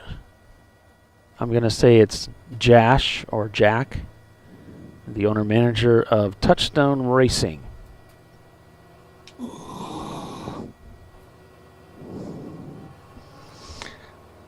Wow, that's a lot of smoke. It's the oil dry they're putting down to clean up the track surface, dry up that. There's a lot of it. Yeah. That's several bags of kitty litter. Yeah, that's going to be costly.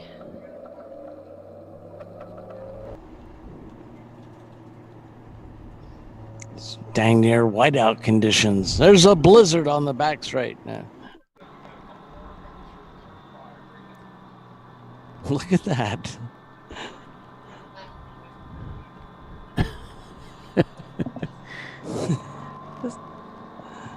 One car is going.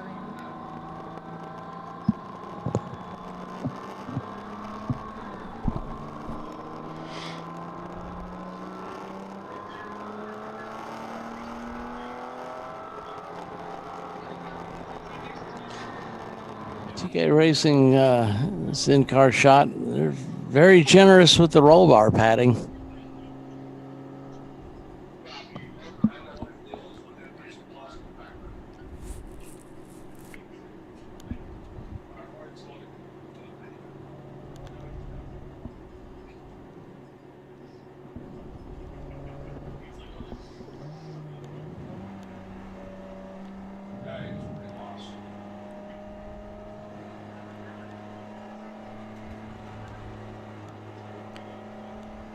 So lights still on the pace car here.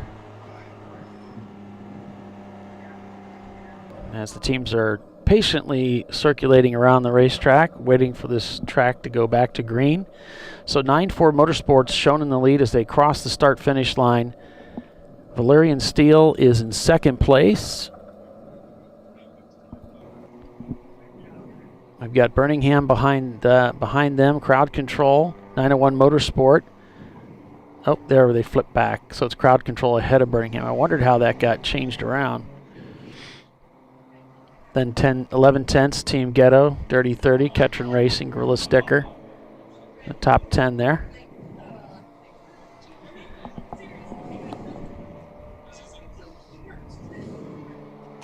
Crowd Control's not too far behind these leaders. No. And 4 seconds from Valerian Steel. If they don't have to worry about fuel, they can turn up the wick. I don't think they do. I think they're going to be all right. Let's see. You got 3, 4, 5, 6, 7, 8, 9 laps of green. Well, 45 minutes. I don't know. Yeah, they can go about an hour and a half. I think you're right. I think they should be okay. Yeah.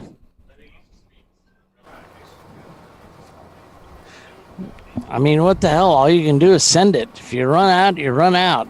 They've already got a second. Right.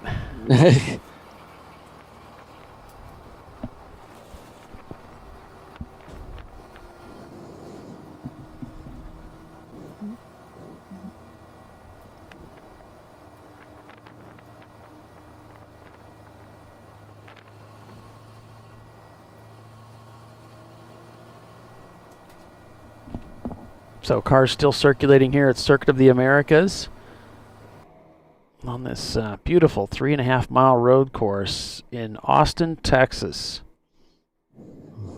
Formula One will be here later this year as the end of their season comes about.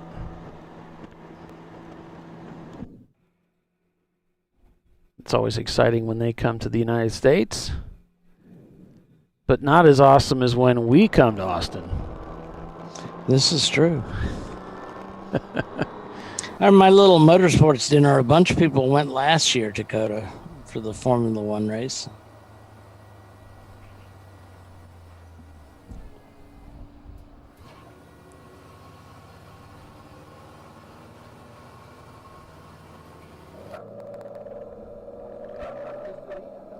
Can hear the driver inside the Birmingham car talking to the crew. I would guess that's Roger again, Tiffany? I think that's what she said, yeah. Looks like the lights are out on the pace car. I might be wrong. What was that, Doc? Sorry, I was trying to listen to something. I was just wondering if it's Roger driving. It is. I can't tell if the lights are still on the pace car. No, they're out. Are they? Okay. They're bringing them in this. They're going to bring them in? Mm-hmm. The pace car or the whole the pace field? car. The pace, oh, okay. The pace car. Gotcha. Polly got all excited there for a second.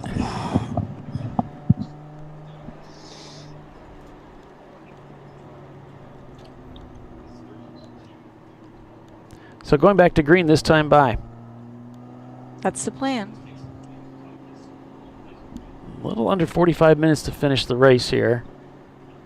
And crowd control within striking distance here. About 4 seconds back from Valerian Steel.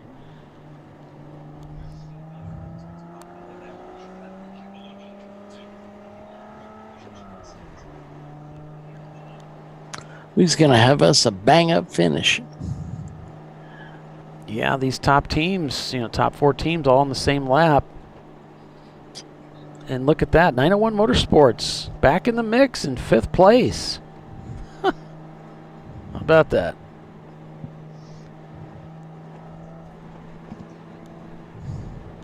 They've just been right up there the whole They were yesterday too. Just both their E30s with top 10 finishes. These top four are really where the race is. I mean, they're all on the same lap and relatively close together. Birmingham about 25 seconds back from the lead. Looks like we're going back to green here, guys. Caution got them all closer together, yeah. All within, what, 20 seconds of each other? Now we're back to green, yes. Okay, so a couple of cars in between each position in the top four. Trying to see if any of them were back to back with one another.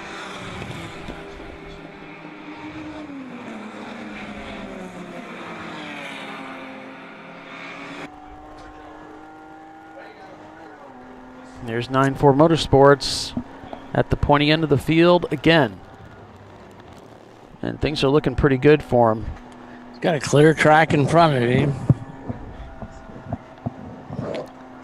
So I suggest he make hay while the sun shines. Exactly.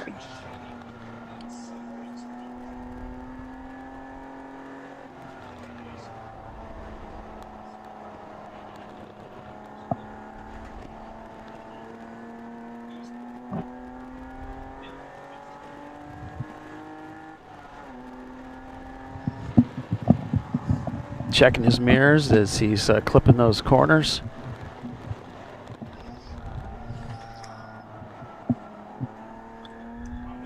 Back on the power early here. Keeps it in the track limits. Yeah, he's really doing everything that he needs to do. Crowd Control Racing looking for another opportunity to put that car in second place over the Mazda Miata Valyrian Steel.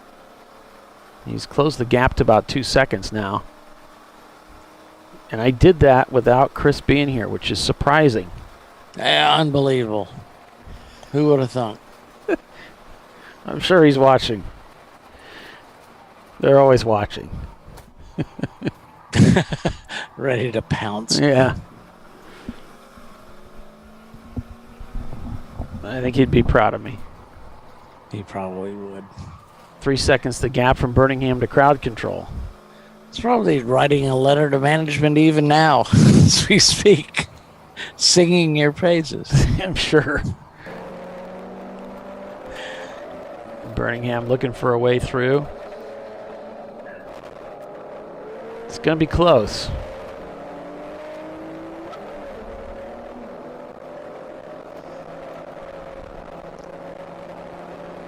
It's going to be close.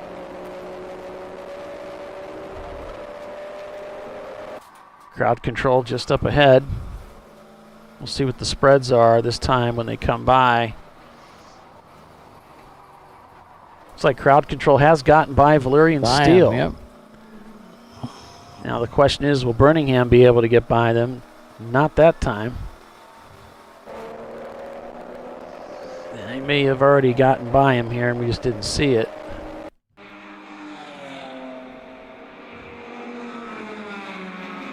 It's really hard to make out the cars in that shot. He showed that he was still about 4.5 seconds, about 4 seconds behind when they crossed the start-finish line. So he must be up here a little ways.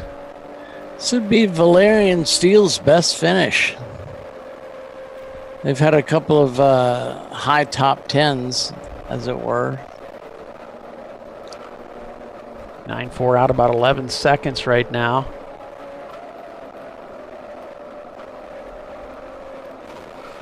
Over Crowd Control Racing. And Roger trying to use all that racetrack to catch up with that Miata to put themselves in third place.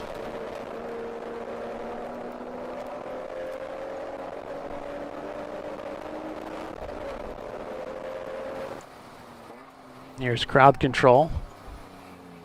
And I think that, I'm not sure what the 6 is. That Gorilla sticker? I'm not sure.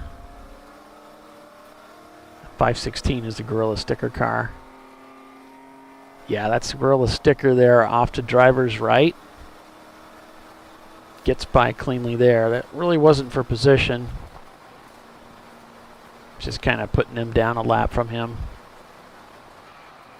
He's got about an 11-second run to catch up with the leader, so he's got some work to do. He is turning faster lap times by a couple seconds a lap, so he's got about 38 minutes to get it done. Might be able to do it. We'll see how these laps turn out as they get going here a little bit further. Then there's the question about Birmingham. Birmingham's turning in 250s. 248s rather. Valerian Steel turning in 250s.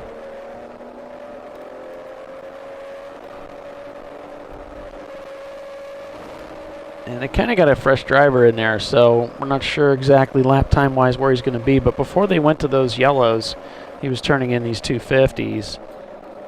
So that might be about all that he's going to be able to get out of that car. And with Birmingham only being down about 4 seconds, that let's see what we got here. Birmingham just sets the fastest lap time of the day for that car. And now they've closed the gap to 1.8 seconds to Valerian Steel.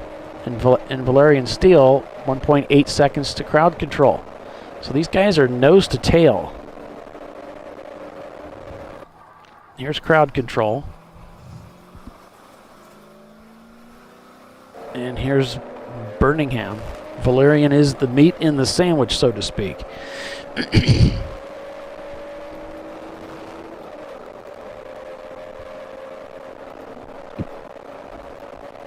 Crowd Control cut about a second out of that lead of 9.4 on the last lap.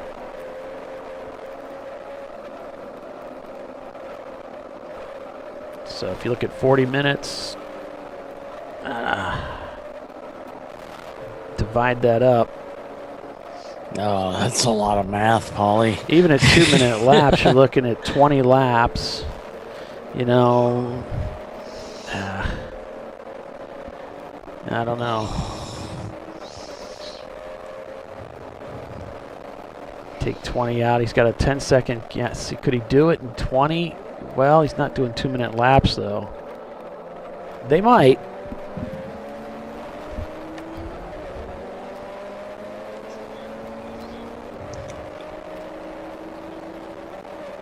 So, Paul, I put a message on Slack for you.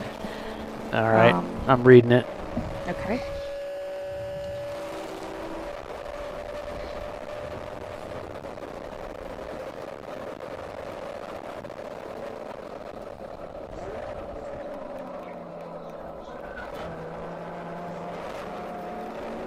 Go back and take a look at our leader here.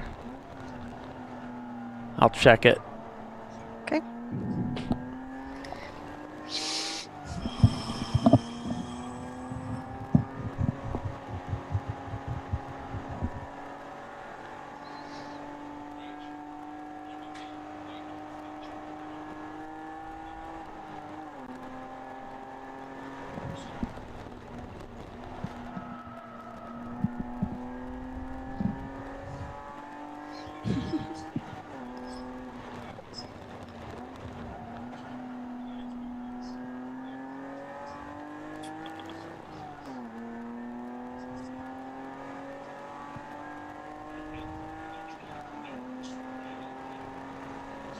We went to yellow during the break.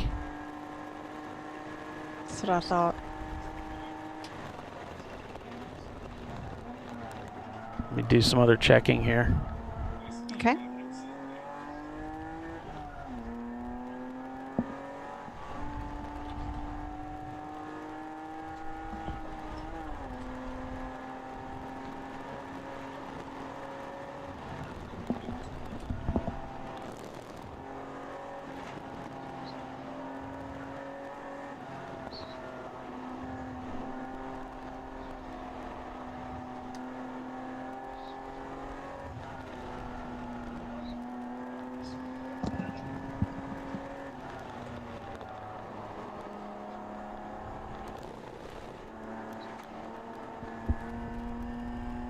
Sorry, guys, I can't say anything right now. If you two want to fill in a little bit, you can, but I'm doing some work right now.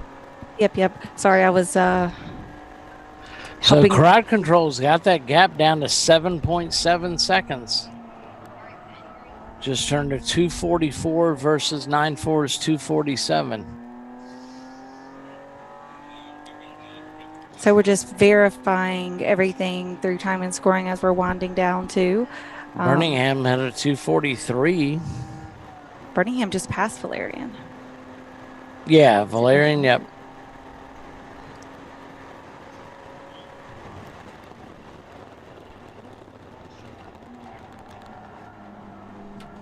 Just verifying. And then I'll just go around in the morning. 9-4 Motorsports is just clicking off laps like they're on a Sunday drive, but not loafing at all.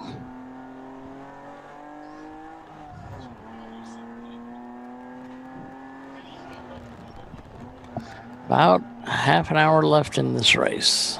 Yeah, we're definitely winding this down. It's down to show and tell time. You got what you got. Mm-hmm.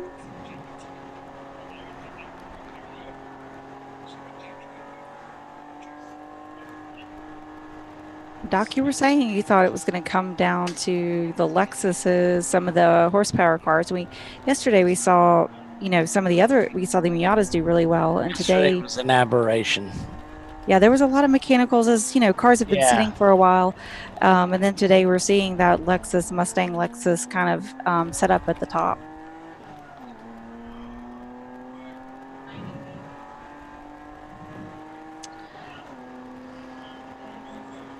There's our old buddy there. Birmingham's right on crowd control.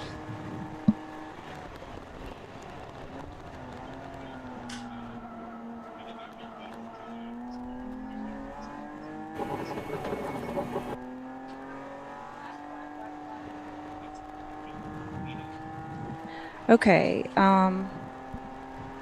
fairly sure this is official. The 988 is being black flag. That's Valerian Steele running in 4th place right now for a minimum pit time not being satisfied. So that car is being black flagged now and brought in. All right. Thanks. Was that the team that we were looking at with the 6-minute stop? Correct. We've had time and scoring go back through and verify their times. Right. Sorry, that's one of the things we were kind of looking at.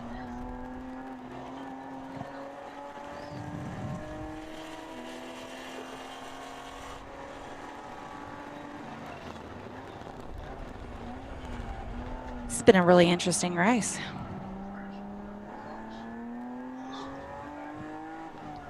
And the staff here at COTA, you can tell that they run a stellar program. There's so many cameras that this track is unlike, anything you've ever seen, but kind of like Barber, they can see every inch of this track, including. I was going to say Indy can as well. Yeah, blowing up one little area and looking. Blowing might not be the right terminology. Looking for a screw on the track. Right. What I mean? Is that something that's going to, be dangerous to a car? Cut a tire, or whatever. There's no place to hide out there. Mm-mm.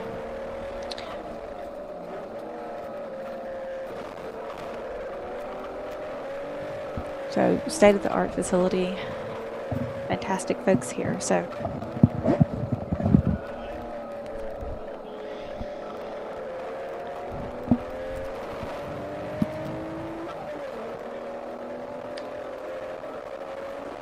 So you're doing Daytona, Doc?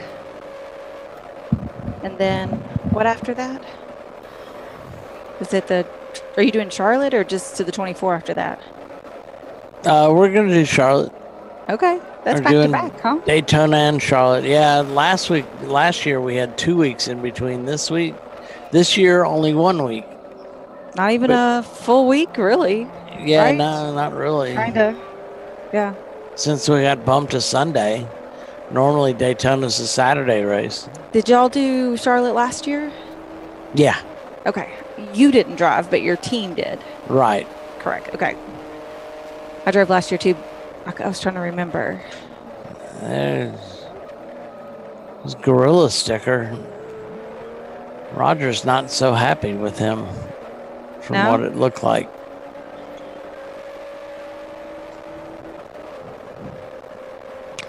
He gave him one of those, "Why are you messing with me?"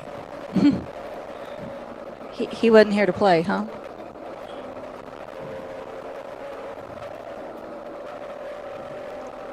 No, Gorilla Sticker's down in 10th on lap 145. Right. Whereas and Roger's on lap 150. Right. Messing with the leaders, so. Right. All the first through fourth place right now, but the fourth place is being called in, are all on the same lap. Crowd control's got the gap down to 0.543. Wow. So less than a second. They're reeling that 4 in. Let's see. Let's see if I can get them on the camera. The track cams and see where they are.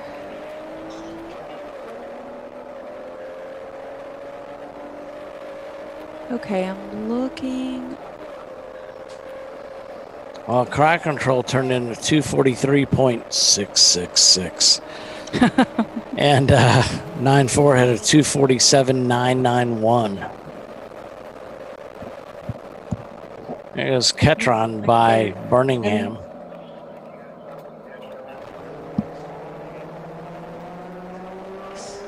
So we're guessing they should be kind of nose to tail versus. Hey, Tiff. Yes. You just let Chelsea know I got it. Okay.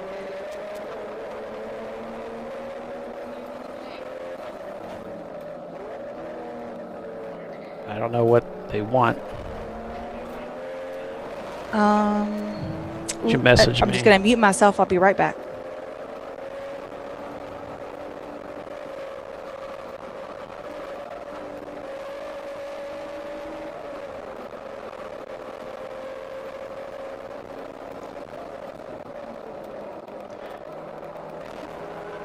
Yep, crowd control has taken the lead to this race.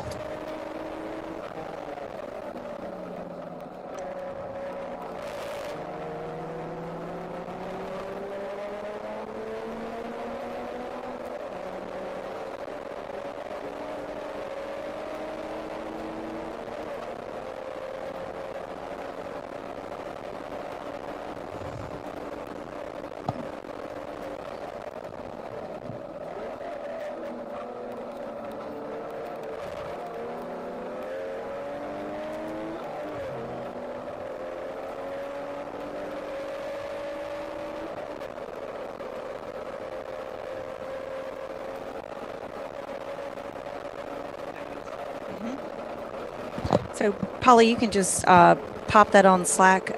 She's looking at that. She's viewing Slack. All right. It's probably too big to set up there. Give me a minute and I'll get it uploaded elsewhere for you. Thank you. So we're winding this one down. 25 minutes to go. Yeah, I think you were off, Tiffany, but crowd control's taking the lead of this race.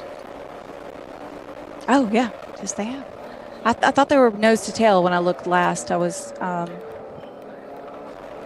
y'all know how I like to, investigate.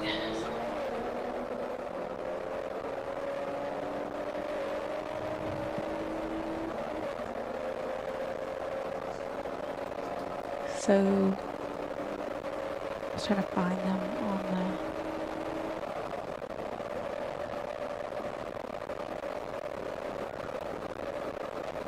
the end of this race is going to shake out very interestingly, I believe.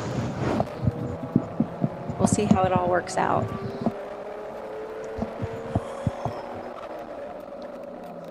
As we're looking at, Well, the big question is, crowd control got enough fuel? I mean, they do. I think that caution helped them. I mean, it had to have, right? Right. But it's about an hour and a half seems to be their max-ish. And it seems like it was right on that limit. I've got them coming in at 2:29. So that would be right at that hour and a half limit. So we'll see. I could definitely see if they wanted to, back it down at all just to make sure, but then they can't because, less than a half a second behind them is the 9-4 car ready to pounce.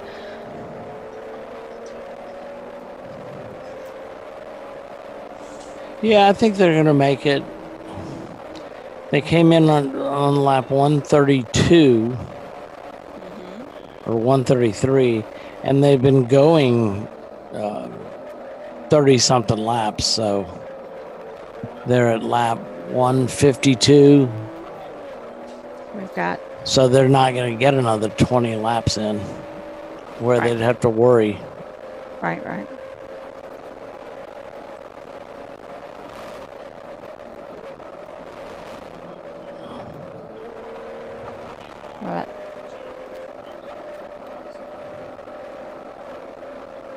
See, that's 412 is getting a meatball.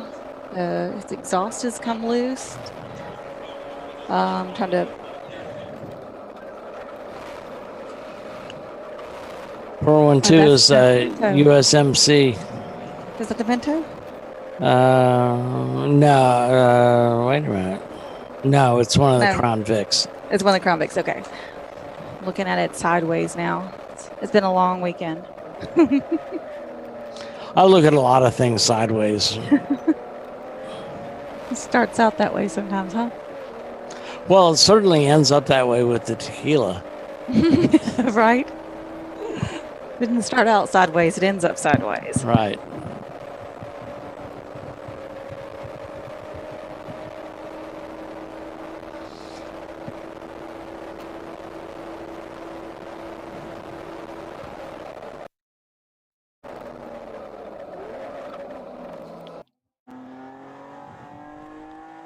Seems like it's really clean out there. All the cars are kind of, even with that yellow not that long ago, they've all spread back out, and everybody looks like they're kind of in open track zones, even though 1 and 2 were neck and neck the last time they came across the start finish line. I was going to say 0.55 or 566. I was going to try to find them on the course and see how close they are now.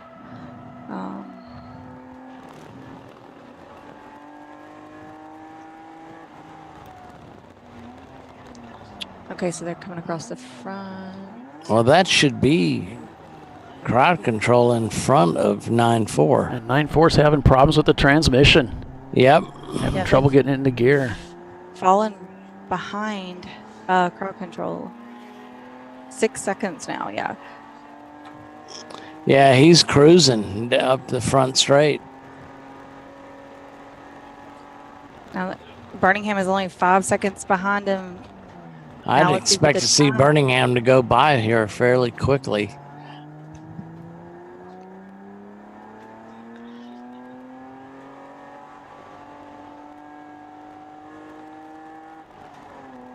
I've been looking at these track cams all day, and I still get confused some when I'm going different ones, going from one to the other about where I'm at, you know. Let's see. Looks like he's up to speed again now, Paulie.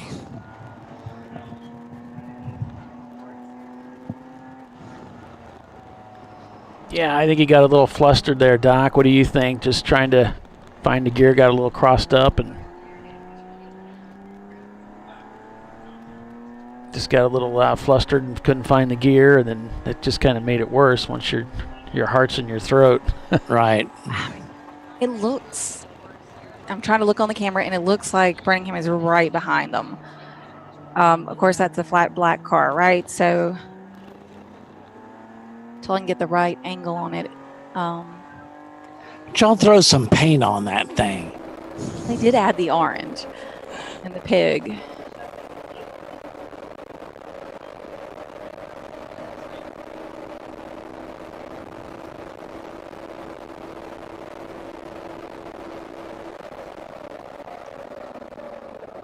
Hopefully when they get back close to the start finish, we'll be able to see. I think crowd control just passed. They just.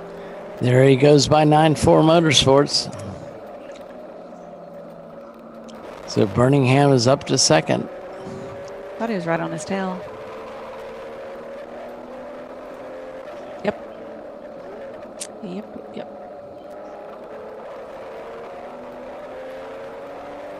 So when we see them come across start finish, we should see that flip flop, right? Yep. That's the way that works. That's the way it works.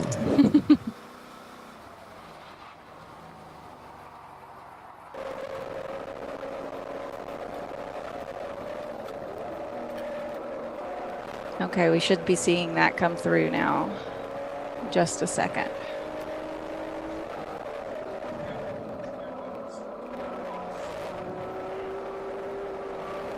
There it goes. Birmingham's moved into second place over 9-4 Motorsports. So we got Crowd Control in first place, Birmingham in second, and 9-4 in third as it stands currently with about 16 minutes plus to go.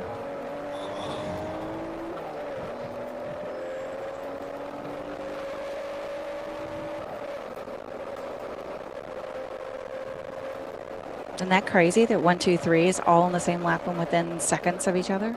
Yeah. It's unbelievable.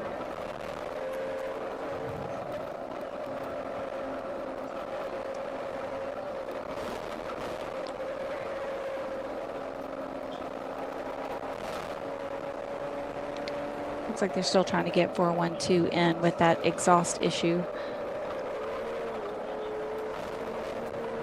Kind of, Doc, one thing you've talked about before is putting the number of the car that you're driving and your pit stall inside the cockpit of the car so that you can see that, especially if you have rental drivers. Sometimes they don't know, or sometimes you have to change your number because someone is already registered with that number and you have to do something. Right. And so that driver knows what number they are so they don't mistakenly think that maybe a call is for a different car and not them. Yeah, where it's really handy, I mean, that's certainly always relevant. And where you put your pit and your garage number is if you're at a track where you have the pit and the garage, the tow truck driver is going to ask you, do you want to go to your pit or your garage? Right. And the numbers may not mean anything to you, but they certainly mean something to him. Exactly. So they know what those are, right? Yeah, exactly. So you tell him I'm Blue Garage 19, he knows right where that is at Daytona. And if you tell him, you want to go to pit 13, he'll get you pretty close where the team can wave him down. We tend to pack a lot of teams into pit stalls. Right. It's not very helpful to not know what garage you're in, so you don't know where to tell them to take you. Right. So, I mean, as big a complex as Daytona is with as many garages, you could waste half the day.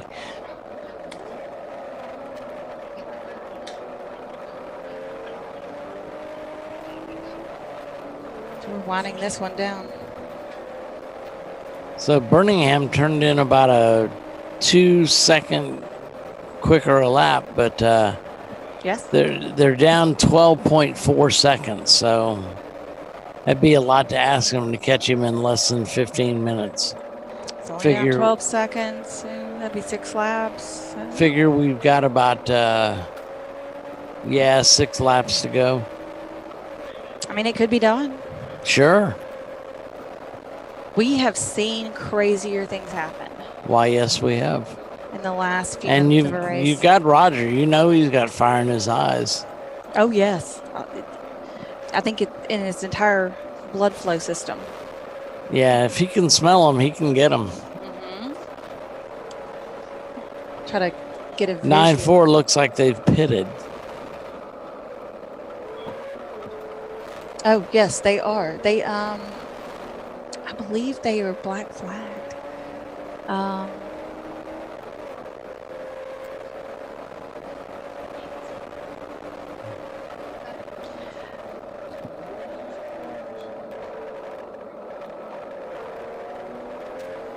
Oof.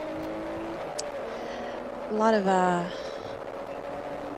saying the 516 nose got into the 855, the Birmingham Racing car, into the tail of the car in turn 10. That's Gorilla Sticker. Yeah, they're saying that car got in. But they're saying that Birmingham didn't give him racing room. But 855 is in second place, going after first. Gorilla Sticker is in 10th. Right. How much room do you want to give him? Right.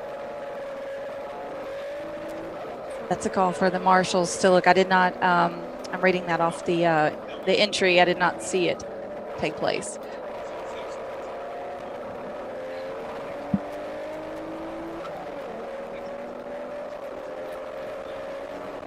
So I'm not sure. I know the 840 is still sitting at pit in. I think they were over track limits. I'm guessing. I mean, maybe like 75% on what that was about. He was having trouble with his transmission. He may have been trying to carry right. Keep keep the speed up so he didn't have to shift. Right. 840 has left the penalty box now. They're still shown in third place currently.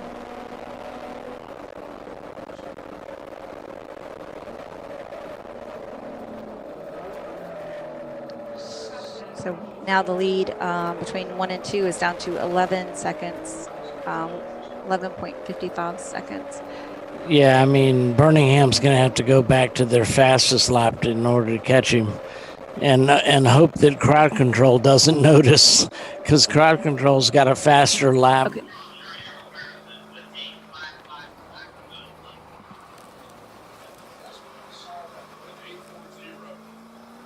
They just left. Yeah. Okay. Somebody said the leader was in pit lane, but that was not correct. It was the leadership has changed since then. So 9-4, the 9-4 Motorsports has come in. Here we've got a car with the hood up. 9-4 in the pits. What car is that? We got a car with the hood up.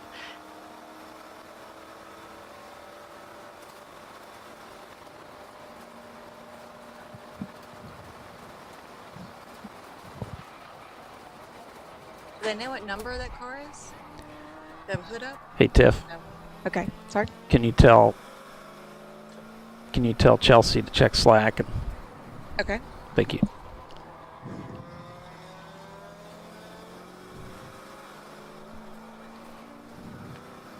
So, Bill's saying, nope, they're not in the pits. All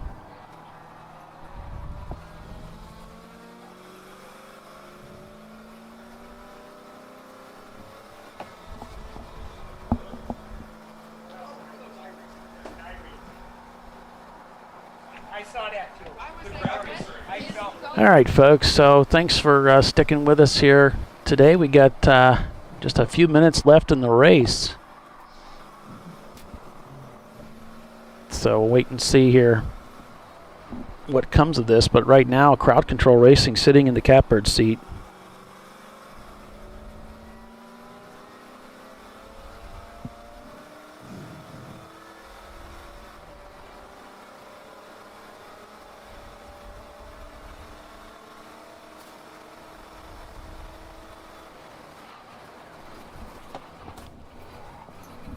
We got Birmingham in second place, Valerian Steel in third, 9-4 Motorsports currently, I don't know, I guess they're shown in the pits, but Bill's saying, nope, they're not in the pits. So that car that has the hood up just now is coming into the pits. The hood's completely up. It's on the windshield. Oops.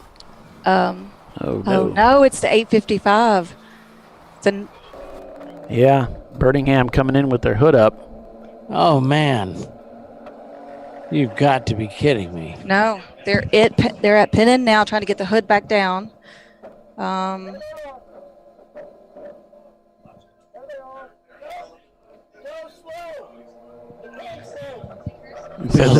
Go slow. The pin is broken, so. Wow. Oh, my goodness. After all that, the hood pins gave up the ghost, and here they are. In the last 7 minutes-ish, 8 minutes. Incredible. That's incredible. What a heartbreaker for those guys. Sorry, Tiffany. Oh my gosh. Crowd you tape control. it down? Put some duct tape on it? We'll have like a couple Well, if the laps hood to go. pin's broke, there's obviously a lot of pressure they under got that a hood. lap on so. Valerian Steel. Yeah. Not sure it's going to work out here with 6 minutes or so left, but Anybody got any super glue? looks like they're strapping it down with a toe strap. Yeah, you go from fender well to fender well. Why not? All you got to do is like 2 laps-ish. Yeah. So he's going to go back out there. That was Rich with Cone Crushers helping out. That was nice. And I saw Troy there as well. Don't speed. There you go.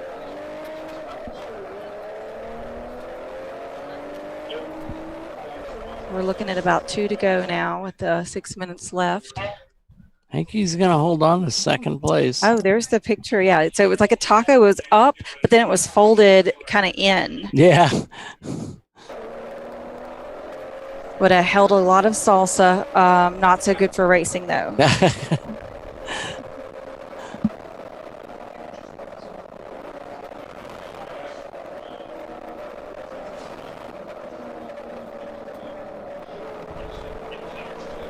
So currently they've held on to second place even with that. We're looking at 2 to go, or less than 2 to go.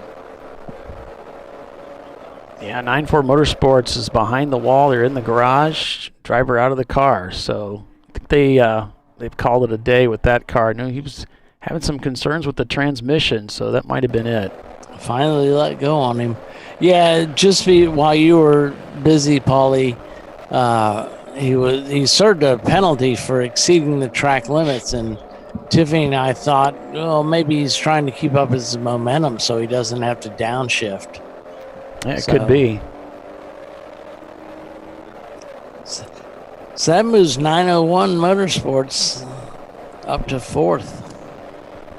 Someone's asking. 10th Racing, yesterday's winner, up to 5th. Someone's asking if Valerian got black flagged for how long. I don't. Have they been black flagged? They that was the word I heard about a violation of their minimum that's pit right. time. I You have said not that. seen them come Yeah. in, though.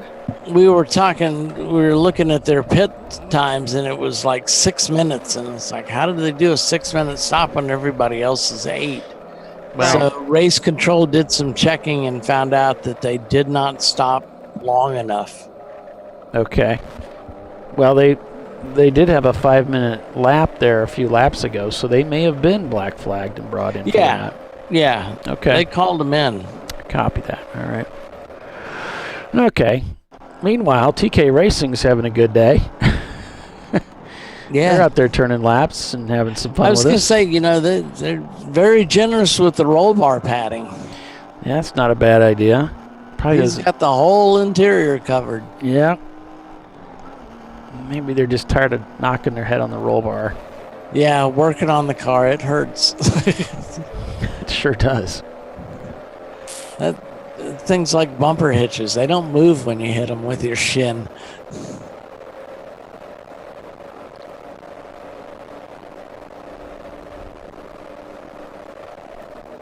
Okay, I just double checked that. They did come in a couple of laps ago on lap 152, 153.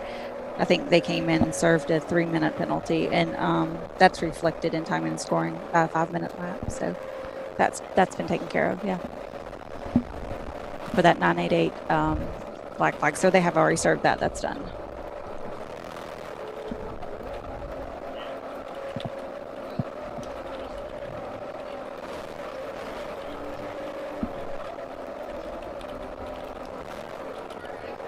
Okay, I think we're on 1 to go now. So Okay, we're gonna try preparing for the checker. I'm gonna try and get a camera pointed at that. I asked Bill if he could swing that camera around, otherwise we might miss the actual finish here, but we got crowd control leading, so we do have an in-car camera on them. at least. And if we can get the in-car, if we can get the track camera pointed around, maybe we can get that finish as well. Do the best we can here, folks. Absolutely. So we're looking to see a checker come out very soon. Haven't seen the leader come around turn 20 quite yet.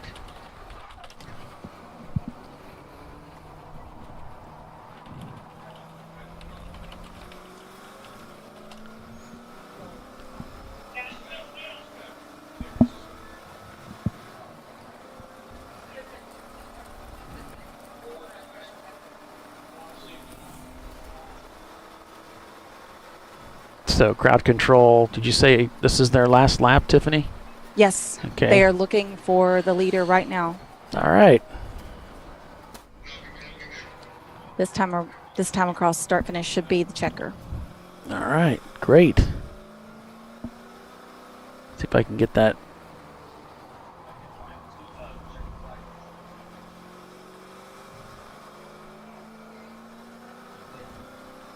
So crowd control coming down here. Last lap. Looking for the win.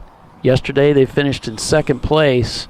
But today they are poised to win this race. It's been a hard-fought race, too. And I don't know, we really gave them the benefit of the doubt. We were thinking the Lexus we're gonna be up at the front and we're gonna win this race.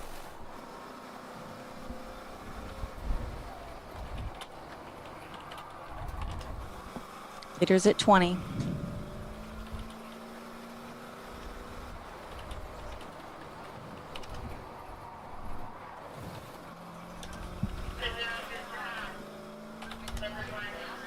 The checker flag is out. Okay, checker flag in the sky. And Crowd Control Racing takes the win here at Circuit of the Americas in the Ford Mustang. So along their second win. An 8-hour race, and they take the win. Birmingham Racing is going to come in second despite all of their challenges today. Valerian Steel picks up third. 901 Motorsport is going to finish fourth. Yesterday's winner, 11/10 Racing, is going to finish in fifth. Congratulations there, guys. Team Ghetto in sixth. Ketron Racing in their Honda Prelude in seventh. Dirty 30 in eighth. 94 Motorsports looks like they're going to finish in ninth, and Gorilla Sticker in 10th. On board with the Birmingham guys as they're coming around to take the checkered flag for second place. Woohoo! Super excited for them. Come on. God, can you believe the hood comes up with 3 laps to go? I'm sure Roger was like, oh, great. What else? I bet he didn't even slow down that much. Pull up his lap time on the hood up lap. I'm gonna see it. Because I know that crazy man. He wants this real bad. Let's see. Well, we had a 3-minute. There was a 3-minute lap, and then I think that was when he pitted. There was a 4-minute lap after that. That might have been the out lap, though. And kind of went together. Here it goes. Here we're coming. Still working his way around the back part of the racetrack here. Final turn before this front straightaway. Go, Roger, go, go. He sees it. And he takes second place then with the Lexus SC300. So just going through the standings here, folks, you've got Crowd Control Racing taking the win here in their D-Class Mustang at Circuit of the Americas with 160 laps completed. Birmingham Racing takes second. Valerian Steel third. 901 Motorsport in fourth. 11/10 Racing is fifth. Team Ghetto is sixth. Ketron Racing is seventh. Dirty 38th. 94 Motorsports shown in ninth. But behind the wall, Gorilla Stickers shown in 10th place.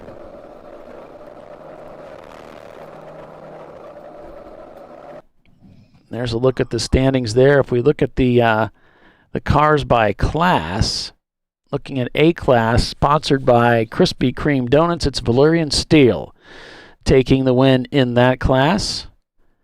Down to B class, sponsored by DiscoveryParts.com, it's Team Ghetto with the Ketron team in second and Lone Star in third, but Team Ghetto gets the trophy there.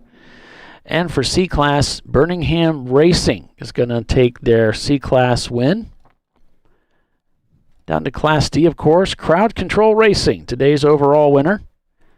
And for EC, it is going to be TK Racing in their Porsche Boxster. So congratulations, guys. Well done.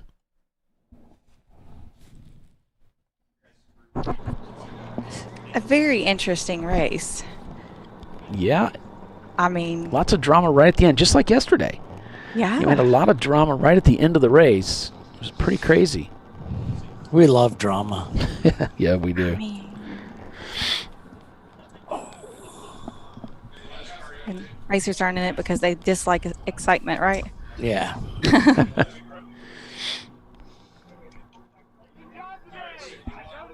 I was afraid when I saw that hood up, it looked black. Yeah. I was like, oh boy. So here's Crowd Control Racing. They've been brought into impound, and the driver's getting out of the car. So we're wasting no time in jacking up that car. Don't even let the driver get out. Jeez. Yeah. So cars come up, tires come off. About the top 6 or so cars will come in. They'll get the winner of the A, B, C, D class. Gets open. And they'll get the top 3 or so finishers overall. We're not going to be doing interviews today, of course, because Bill doesn't like us. No. Well, the connection is not worthwhile. The connection was not very good yesterday, rather. Yeah, you're right. I don't know. My internet was down. Yeah, trust us, it was bad. Well, Bill was involved, so. I'm just kidding.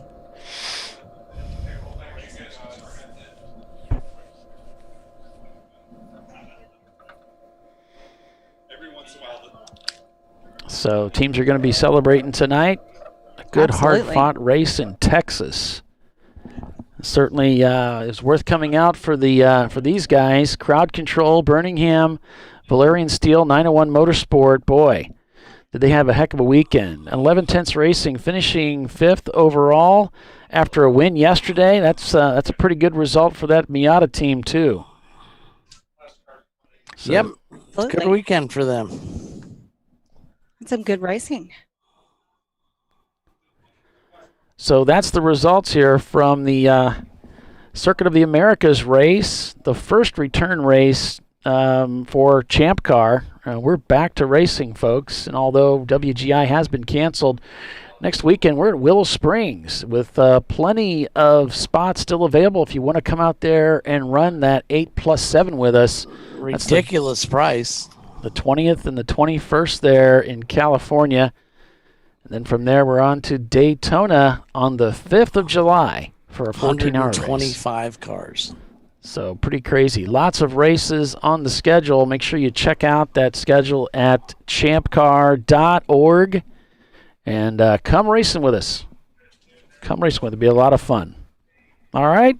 So I guess that's going to do it for us, folks. I want to thank everybody for joining us on the show here, Champ Car Live, presented by AutoZone. So for Bill Strong and Tiffany Alexander and Doc Waldrop, I'm Paul Veltum, and we'll see you at Daytona. So long, everyone. Bye. Bye. Bye.